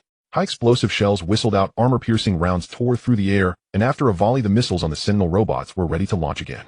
Boom, boom, boom. The terrifying shockwaves halted its forward momentum as shells exploded, tearing open bloodied holes in its body. The resilient rotting flesh shredded and flung aside, revealing a churning mass of blood and flesh beneath. Be cautious, this is likely a corrupted beast. Beware of its possible long-range abilities. Ling Yu's voice echoed in Zhang Wu's ear. Understood. All vehicles retreat and spread out, but do not stop firing, Zhang Wu ordered in a deep voice. Sure enough, relying on the protection and cushioning from the layer of rotting flesh, it gained some breathing room. Then it seemed to gather some energy for a counterattack, emitting a faint green flame from its mouth. But unfortunately, in the face of modern cooperative firepower, a lengthy advance was its original sin. Before the flame could fully form, a micro-missile from the Sentinel accurately drilled into its mouth. The next second, the monster's entire head along with a portion of its body disintegrated into a shower of fragments amidst a more violent internal explosion. The massive headless body slid forward a few meters before crashing to the ground, kicking up a cloud of dust. On the third floor, there was silence. Ahao gaped, taking a moment before finally managing to utter, "Holy crap." Gu Changchuan took a deep breath and slowly exhaled. That kind of monster could have easily chased their convoy, treating them like dogs. Even if they concentrated all their firepower, they would surely suffer heavy casualties to take it down. But now in front of that group, this monster didn't even have the chance to charge close. This was no longer a matter of strength, it was a gap in firepower levels. Who? Gu Changchuan let out a long breath, helplessly shrugging as he looked down at the Iron Army meticulously cleaning the battlefield, and smiled wryly. No matter who they are, at least they are here to save people, so they shouldn't be bad people. This level of firepower seems like even my whole convoy would struggle to win. Now I can only hope they aren't some kind of bad seed. Just a few minutes later, the battlefield was cleaned up thoroughly. The remaining zombies on the outskirts were also dispersed by the sonic waves released from the broadcasts, disappearing into the depths of the streets like a receding tide. When Gu Changchuan and his group came down from the third floor, the person in silver-gray armor had already removed his helmet, revealing a young but composed face. "Hello, I am Zhang Wu from the Dawn Shelter's Operations Department." Gu Changchuan stepped forward, extending his hand. "Gu Changchuan, thank you for offering your help, otherwise we would be in trouble. It is our duty to clear the surrounding area and assist survivors." Zhang Wu shook his hand, his gaze sweeping over the dozen or so people behind him. "Where did you come from?" "From the southwest. We came all the way here. The main force is camped outside Qingyuan County." "That must have been tough." Zhang Wu nodded. At that moment, a little girl, Tang Yi, suddenly dashed out from behind Gu Changchuan, crying, "The reservoir. There are still children over there." He ran, and the others are still there. "Please, you have to save them. It's the Yuanjiang reservoir, right?" Zhang Wu asked. The girl nodded vigorously. "Don't worry." Zhang Wu's voice carried a reassuring strength. "The ones you mentioned are called He Ran Li Si Wang, Xiao, Jie Zhaomingming Sun Chi Zhou Xiao Wang, and there's a child named Chen. She, a total of 7 people, right?" Tang Yi froze for a moment, then her head nodded even faster, as if she might break her neck. "Rest assured they are fine." Zhang Wu smiled slightly. "Our other team going to the reservoir has already rescued them on the way." "Really? Really?" The girl's voice trembled, and her eyes, dim and dry from exhaustion and fear, finally regained their light. Zhang Wu raised his wrist, directly opening the communication channel on his ID card, switching to Team 1's frequency. Immediately, a mix of crying and laughter came through the card. "Sister, is it Jia?" A boy's voice burst through the static, filled with tears. "Are you okay?" He ran. "I'm fine. Are you all okay?" Tang Yi's lips trembled violently. "We're all fine. The soldier uncles came to save us. They have lots of delicious snacks." Another childish girl's voice chimed in. Tang Yi nodded vigorously, tears rolling down her cheeks, her voice growing fainter. "That's good as Her voice trailed off, and as the tension in her nerves slackened, an overwhelming fatigue instantly engulfed her. The girl slumped forward. Gu Chanchuan, quick to react, reached out and steadied her. After confirming she had merely fainted from exhaustion, everyone breathed a sigh of relief. After settling Tang Yi, the dialogue between the two sides continued. How large is your team? Zhang Wu asked. More than 40 vehicles, just over 300 people, Gu Chanchuan replied honestly. We escaped from the southwest thinking there might still be official personnel in the north, so we kept going. No worries, you don't need to leave now, Zhang Wu instinctively said. This caused Gu Chanchuan and the others to exchange slight glances. Zhang Wu quickly realized the ambiguity in his words and added, what I mean is our Dawn shelter warmly welcomes every law-abiding survivor to join. You have made it here with great difficulty, and from now on you won't have to wander anymore. He could see that this group was capable of organizing such a large convoy in the apocalypse and was willing to take the risk to save an unrelated little girl. Their character and abilities should be commendable. Of course we want to absorb such quality survivors, Zhang Wu continued. Joining. Gu Chanchuan pondered for a moment. Seeing Gu Chanchuan still hesitating, Zhang Wu remained calm and switched to a more relaxed tone. Even if you don't want to join right away, that's fine. You can also come to our place first to take a look, consider it as allies. I guarantee we have plenty of supplies. Even just trading for supplies is better than relying on luck outside. Moreover, Zhang Wu added, the surrounding supplies have basically been scavenged clean by us. With your 300 plus people in Qingyuan County, you probably won't find much food. Gu Chanchuan looked at the young soldier before him. Behind him were infantry, fighting vehicles, robots, and high-tech weapons he had never seen before. If the other party had malicious intentions, they wouldn't need to extend an invitation. All right, Gu Chanchuan smiled faintly. We'll go with you for a visit. The convoy turned around, retracing their route back to Qingyuan County. On the way, a modified pickup truck approached, and the young man with a buzz cut leaned halfway out of the window, honking the horn. Brother Chuan, the buzz cut shouted, you finally came back. This county is cursed. The supermarket has been completely emptied, not even a trace of instant noodles left. I also found a sticker saying Dawn Shelter, come look. His words abruptly cut off, because he saw what was trailing behind Gu Changchuan's vehicle. 5 infantry fighting vehicles painted in digital camouflage, 3 assault vehicles, and several futuristic robots. And a figure clad entirely in silver gray. An armored person. The buzz cut's mouth hung open in shock. Stop staring. Gu Changchuan reached out from the window and patted his door. These are the people from the Dawn Shelter you mentioned. Oh, we're going back with them. Huh. Oh, alright. Just like that, the group reunited with the buzz cut and others sent out by Gu Chanchuan to gather supplies, and after a brief explanation they joined the convoy. After that, Gu Chanchuan returned to gather the massive convoy of over 40 vehicles and more than 300 people who were now headed towards Anlin District alongside Zhang Wu's forces. When the convoy entered Anlin District, everyone was stunned by the sight before them. It was clean, too clean. There wasn't a single wandering zombie on the streets. How long had it been since they had seen such a quiet urban street? Well, fine, it wasn't completely quiet. Because on the streetlights on both sides, loudspeakers were hung at intervals, fervently broadcasting some bizarre propaganda in an impassioned tone. Welcome, survivors, to Yuanjiang Anlin. You are entering the National 5 A-level shelter, Dawn Shelter's radiation safety zone. Please recognize the distant cooling tower. That is the direction of hope. Still troubled by zombies. Still worried about food. Come to the Dawn Shelter. National 5A security certification, giving you a 5-star home. Emergency broadcast. Emergency broadcast. Our latest news, various second-tier mutants, such as corrupted beasts and 100 Eyes, have been successfully eliminated by our forces. Dawn technology leading the way. Choosing Dawn is choosing a victorious future. Choose a shelter, choose Dawn. All-weather nuclear power supply, stronger than hydroelectric, cleaner than thermal power. The collective choice of 867 survivors is trustworthy. Dawn Shelter has the world's top AI security system, providing comprehensive protection for your safety. 247. From 1st tier to 10th tier mutants, boasting all, are within our grasp. Listening to these slogans, Gu Changchuan's Lao Song leaned over from the back seat, looking quite bemused. Brother Chuan, is this an apocalyptic shelter? Why does it sound like a real estate opening? At this moment, nearly everyone in the convoy fell into a daze. They briefly forgot to be vigilant, forgot to be tense, their minds filled with one thought: is this shelter really legit?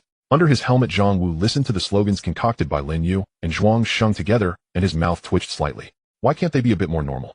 Huh. To hold it together, he decisively changed the topic. Brother Gu, you all came all the way from the southwest. Oh. It was indeed tough. Gu Chanchuan pulled his gaze away from the broadcasting loudspeakers, nodding and saying with lingering fear, especially in the Wangjin city area, we encountered a strange thick fog. We lost dozens of people just to break through. What was inside was terrifying. Zhang Wu nodded in agreement. Right, that kind of fog is dangerous. We have it here too. In Letian District, Ningfeng County, and near the Gangshan mining area, it's appeared before. Monsters inside start at tier 3. It's really dangerous and troublesome to do anything. If only we could take one down. Gu Changchuan's expression stiffened. They had only encountered that kind of fog once on their journey, and they had already lost nearly 40 people. It was the most devastating loss of his entire trip. But from what you said, there are multiple places with fog. And what does tier 3 mean? Monster levels. What's wrong? It's nothing. Gu Changchuan forcibly suppressed the storm within and casually changed the topic. Besides the fog, we also encountered a creature with white wings like a birdman, incredibly fast and very dangerous. Oh, the pilgrim Zhang Wu nodded knowingly. Those things are indeed extraordinary fast, tough, and high damage. Our leader spent a considerable amount of resources just to take down 3. Exactly, those things can't be killed. Gu Changchuan's voice rose half an octave. You guys have taken them down. Of course, Zhang Wu retorted nonchalantly. Yeah, why? Zhang Wu's seemingly reasonable retort left Gu Changchuan feeling as though his worldview had collapsed once again. He was stunned for several seconds before regaining his senses. At this moment, his heart was filled with a peculiar feeling of everyone agreed to survive together in the apocalypse. How can you all be so fierce? Gu Changchuan still remembered that brutal encounter. He was acutely aware of how terrifying that creature with white. When that white lightning, which could easily slice through steel like paper, descended, they didn't even manage to organize any effective resistance. Bullets merely sparked upon hitting it, moving as swiftly as a ghost, and a single claw could rip through the steel plates of their modified truck. Had the monster not paused after killing over a dozen people, refraining from relentless pursuit, they would have never escaped. To this day, that elegant yet deadly white figure remained a nightmare, weighing heavily on the hearts of all who experienced it. How could one fight against a creature that maximized attack, defense, and speed? Yet now this young man named Zhang Wu was telling him in a very casual tone that they had taken down more than one of those. In that moment, the last trace of doubt in Gu Changchuan's heart vanished. After all, aside from the government, who could possibly possess such powerful firepower? Let's go, old Gu, Zhang Wu said, patting his shoulder, breaking the awkward silence. Don't think too much. If there's anything, we can talk after a good meal. Gu Changchuan mechanically nodded, forcibly suppressing the tumult in his heart. A few minutes later, when the massive convoy of over 300 people and more than 40 vehicles under the command of Zhang Wu's armored squad arrived at their destination, everyone was stunned by the sight before them. A towering 12-meter wall, entirely presenting a cold matte black, reflected a metallic sheen under the sun. On top of the wall, formidable 6-barreled rapid-fire turrets were distributed, and facing their direction was an even more sci-fi-styled cannon with a terrifyingly large bore that was slowly rotating. The blue-black firing track, dense electromagnetic acceleration rings, and the heat dissipation fins on either side glowed with a bluish-white standby light. Even though Gu Changchuan and the others had never seen such a device, just by looking at its appearance they could sense that a hit from it might not even hurt. My God! The young man looked up, his mouth agape, as if he could fit an egg inside. Brother, look! With a buzz cut, he leaned against the car window, pointing at the air. Several cool-looking black drones were conducting low-altitude patrols along the outer wall, with weapon racks faintly visible beneath their wings. This was no exaggeration, this was science fiction. To know that in this group's imagination, simply enclosing a piece of land with bricks and barbed wire was already considered a very secure shelter. And what lay before them? This was simply a sci-fi movie, right? How long did it take to build this wall? Old Song murmured to himself, unable to imagine how much manpower and resources it took to construct such a grand project in the apocalypse. How do we get in? Gu Changchuan took a deep breath, suppressing the shock in his heart, and voiced the question everyone was pondering. Before them stood a solid black wall, without a single gap, not even a doorway in sight. However, the armored vehicle leading the way showed no signs of slowing down or deterring, driving straight towards the wall. Don't worry, we have cutting-edge technology. Zhang Wu smiled, and then said to the identity card, Zhuangxing, open the door, we're back. Received. Opening temporary quantum state channel. A calm and gentle electronic voice rang out at the right moment. Welcome home, everyone. This voice caused Gu Changchuan and the others to be stunned once again. Although they had heard Zhang Wu introduce that the shelter was managed by a super AI named Zhuangsheng during the journey. Every time they heard a conversation with this Zhuangsheng, it still made them feel a peculiar sense of crossing eras. What happened next would further subvert their understanding. Just as the first armored vehicle was about to collide with the wall, a layer of faint blue halo resembling ripples suddenly appeared on the surface of the wall. The next second, the armored vehicle made no sound of collision and simply entered. When it was Gu Changchuan's turn, they observed more details. At the same moment the front of the vehicle disappeared from this side, it immediately appeared synchronously on the other side of the wall throughout the entire process, as if the thickness of the wall did not exist. That seemingly indestructible thick wall at that moment appeared to transform into a pure two-dimensional plane. This was another advanced feature of this defensive barrier, completely discarding the door wall debate. It directly opted to open suitable doors for specific targets anytime and anywhere without affecting the strength. If any emergencies arose, the temporary doors could vanish instantly and repel anything passing through back outside the wall. After the vehicle entered, Gu Changchuan couldn't help but touch the wall to confirm it was real. Wow, is this also cutting-edge technology? The immense shock made Gu Changchuan exclaim uncontrollably. He felt that if he saw the other party pull out a curvature engine from behind now, he might not even be surprised. Calm down, calm down. Zhang Wu's voice rang out again, his tone quite humble. Our dawn technology is just a tad advanced, nothing much. Aside from the corners of his mouth that could not be suppressed, he appeared genuinely humble. Inside the barrier, it was an entirely different world. In the vast, orderly, ecological planting area, greenery flourished, and many survivors were working in the fields, their faces showing signs of fatigue, but devoid of panic or fear. Robots named Sentinels patrolled along the roads, while in the air smaller, more agile swarm drones flew low, forming a strong, three-dimensional security network. The more than 300 people in Gu Changchuan's convoy were now completely numb. They felt they had no strength left to be shocked.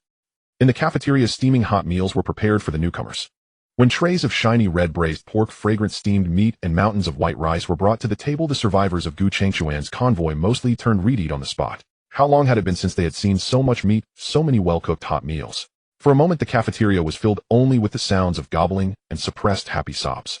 After satisfying their hunger, Zhang Wu found Gu Changchuan, who was leaning against the wall and contentedly burping. "Old Gu, what do you plan to do next? If you just want to trade resources." Gu Changchuan interrupted him in surprise. "Trade? What trade? We were rescued survivors by the government, weren't we?" He wiped his mouth and said confidently, "Come on, we were looking for a shelter, and now that we've finally found one, why would we think of leaving? Moreover, even if he wanted to leave, it would probably be impossible for over 300 people in the convoy to follow him." Hearing this, Zhang Wu and Gu Changchuan exchanged knowing smiles, everything unspoken. Zhang Wu was not surprised at all by this result. This was what they called competitiveness. "All right, then welcome to the Dawn family. Let's go, I'll take you to the underground base for formal registration." "And an underground base?" Gu Changchuan's eyes widened again. Goodness, how many surprises were hidden here. Then, after a unanimous vote which passed without suspense, Gu Changchuan's convoy, along with Tang Yi and several children escorted back by Zhou Yi, a total of 313 survivors, officially joined the Dawn shelter. As Zhang Wu led them through the futuristic lift platform into the more advanced underground base, the worldviews of these new members were refreshed once again. Meanwhile, in Ling Yu's consciousness, a series of system prompts made him quite excited, and the reactor felt warm. The machine, including the more than 500 people from the previous Yashan settlement and the scattered survivors rescued later, plus Gu Changchuan's more than 300. The total population of Dawn Shelter finally broke through the 1,000 barrier, reaching 1,180 people. Ding. Detected. The number of survivors in the shelter has exceeded 1,000. Calculating rewards. Civilization points acquired 10000 points. Building unlocked. Personnel training center. Technology unlocked. Personnel training center blueprint X1.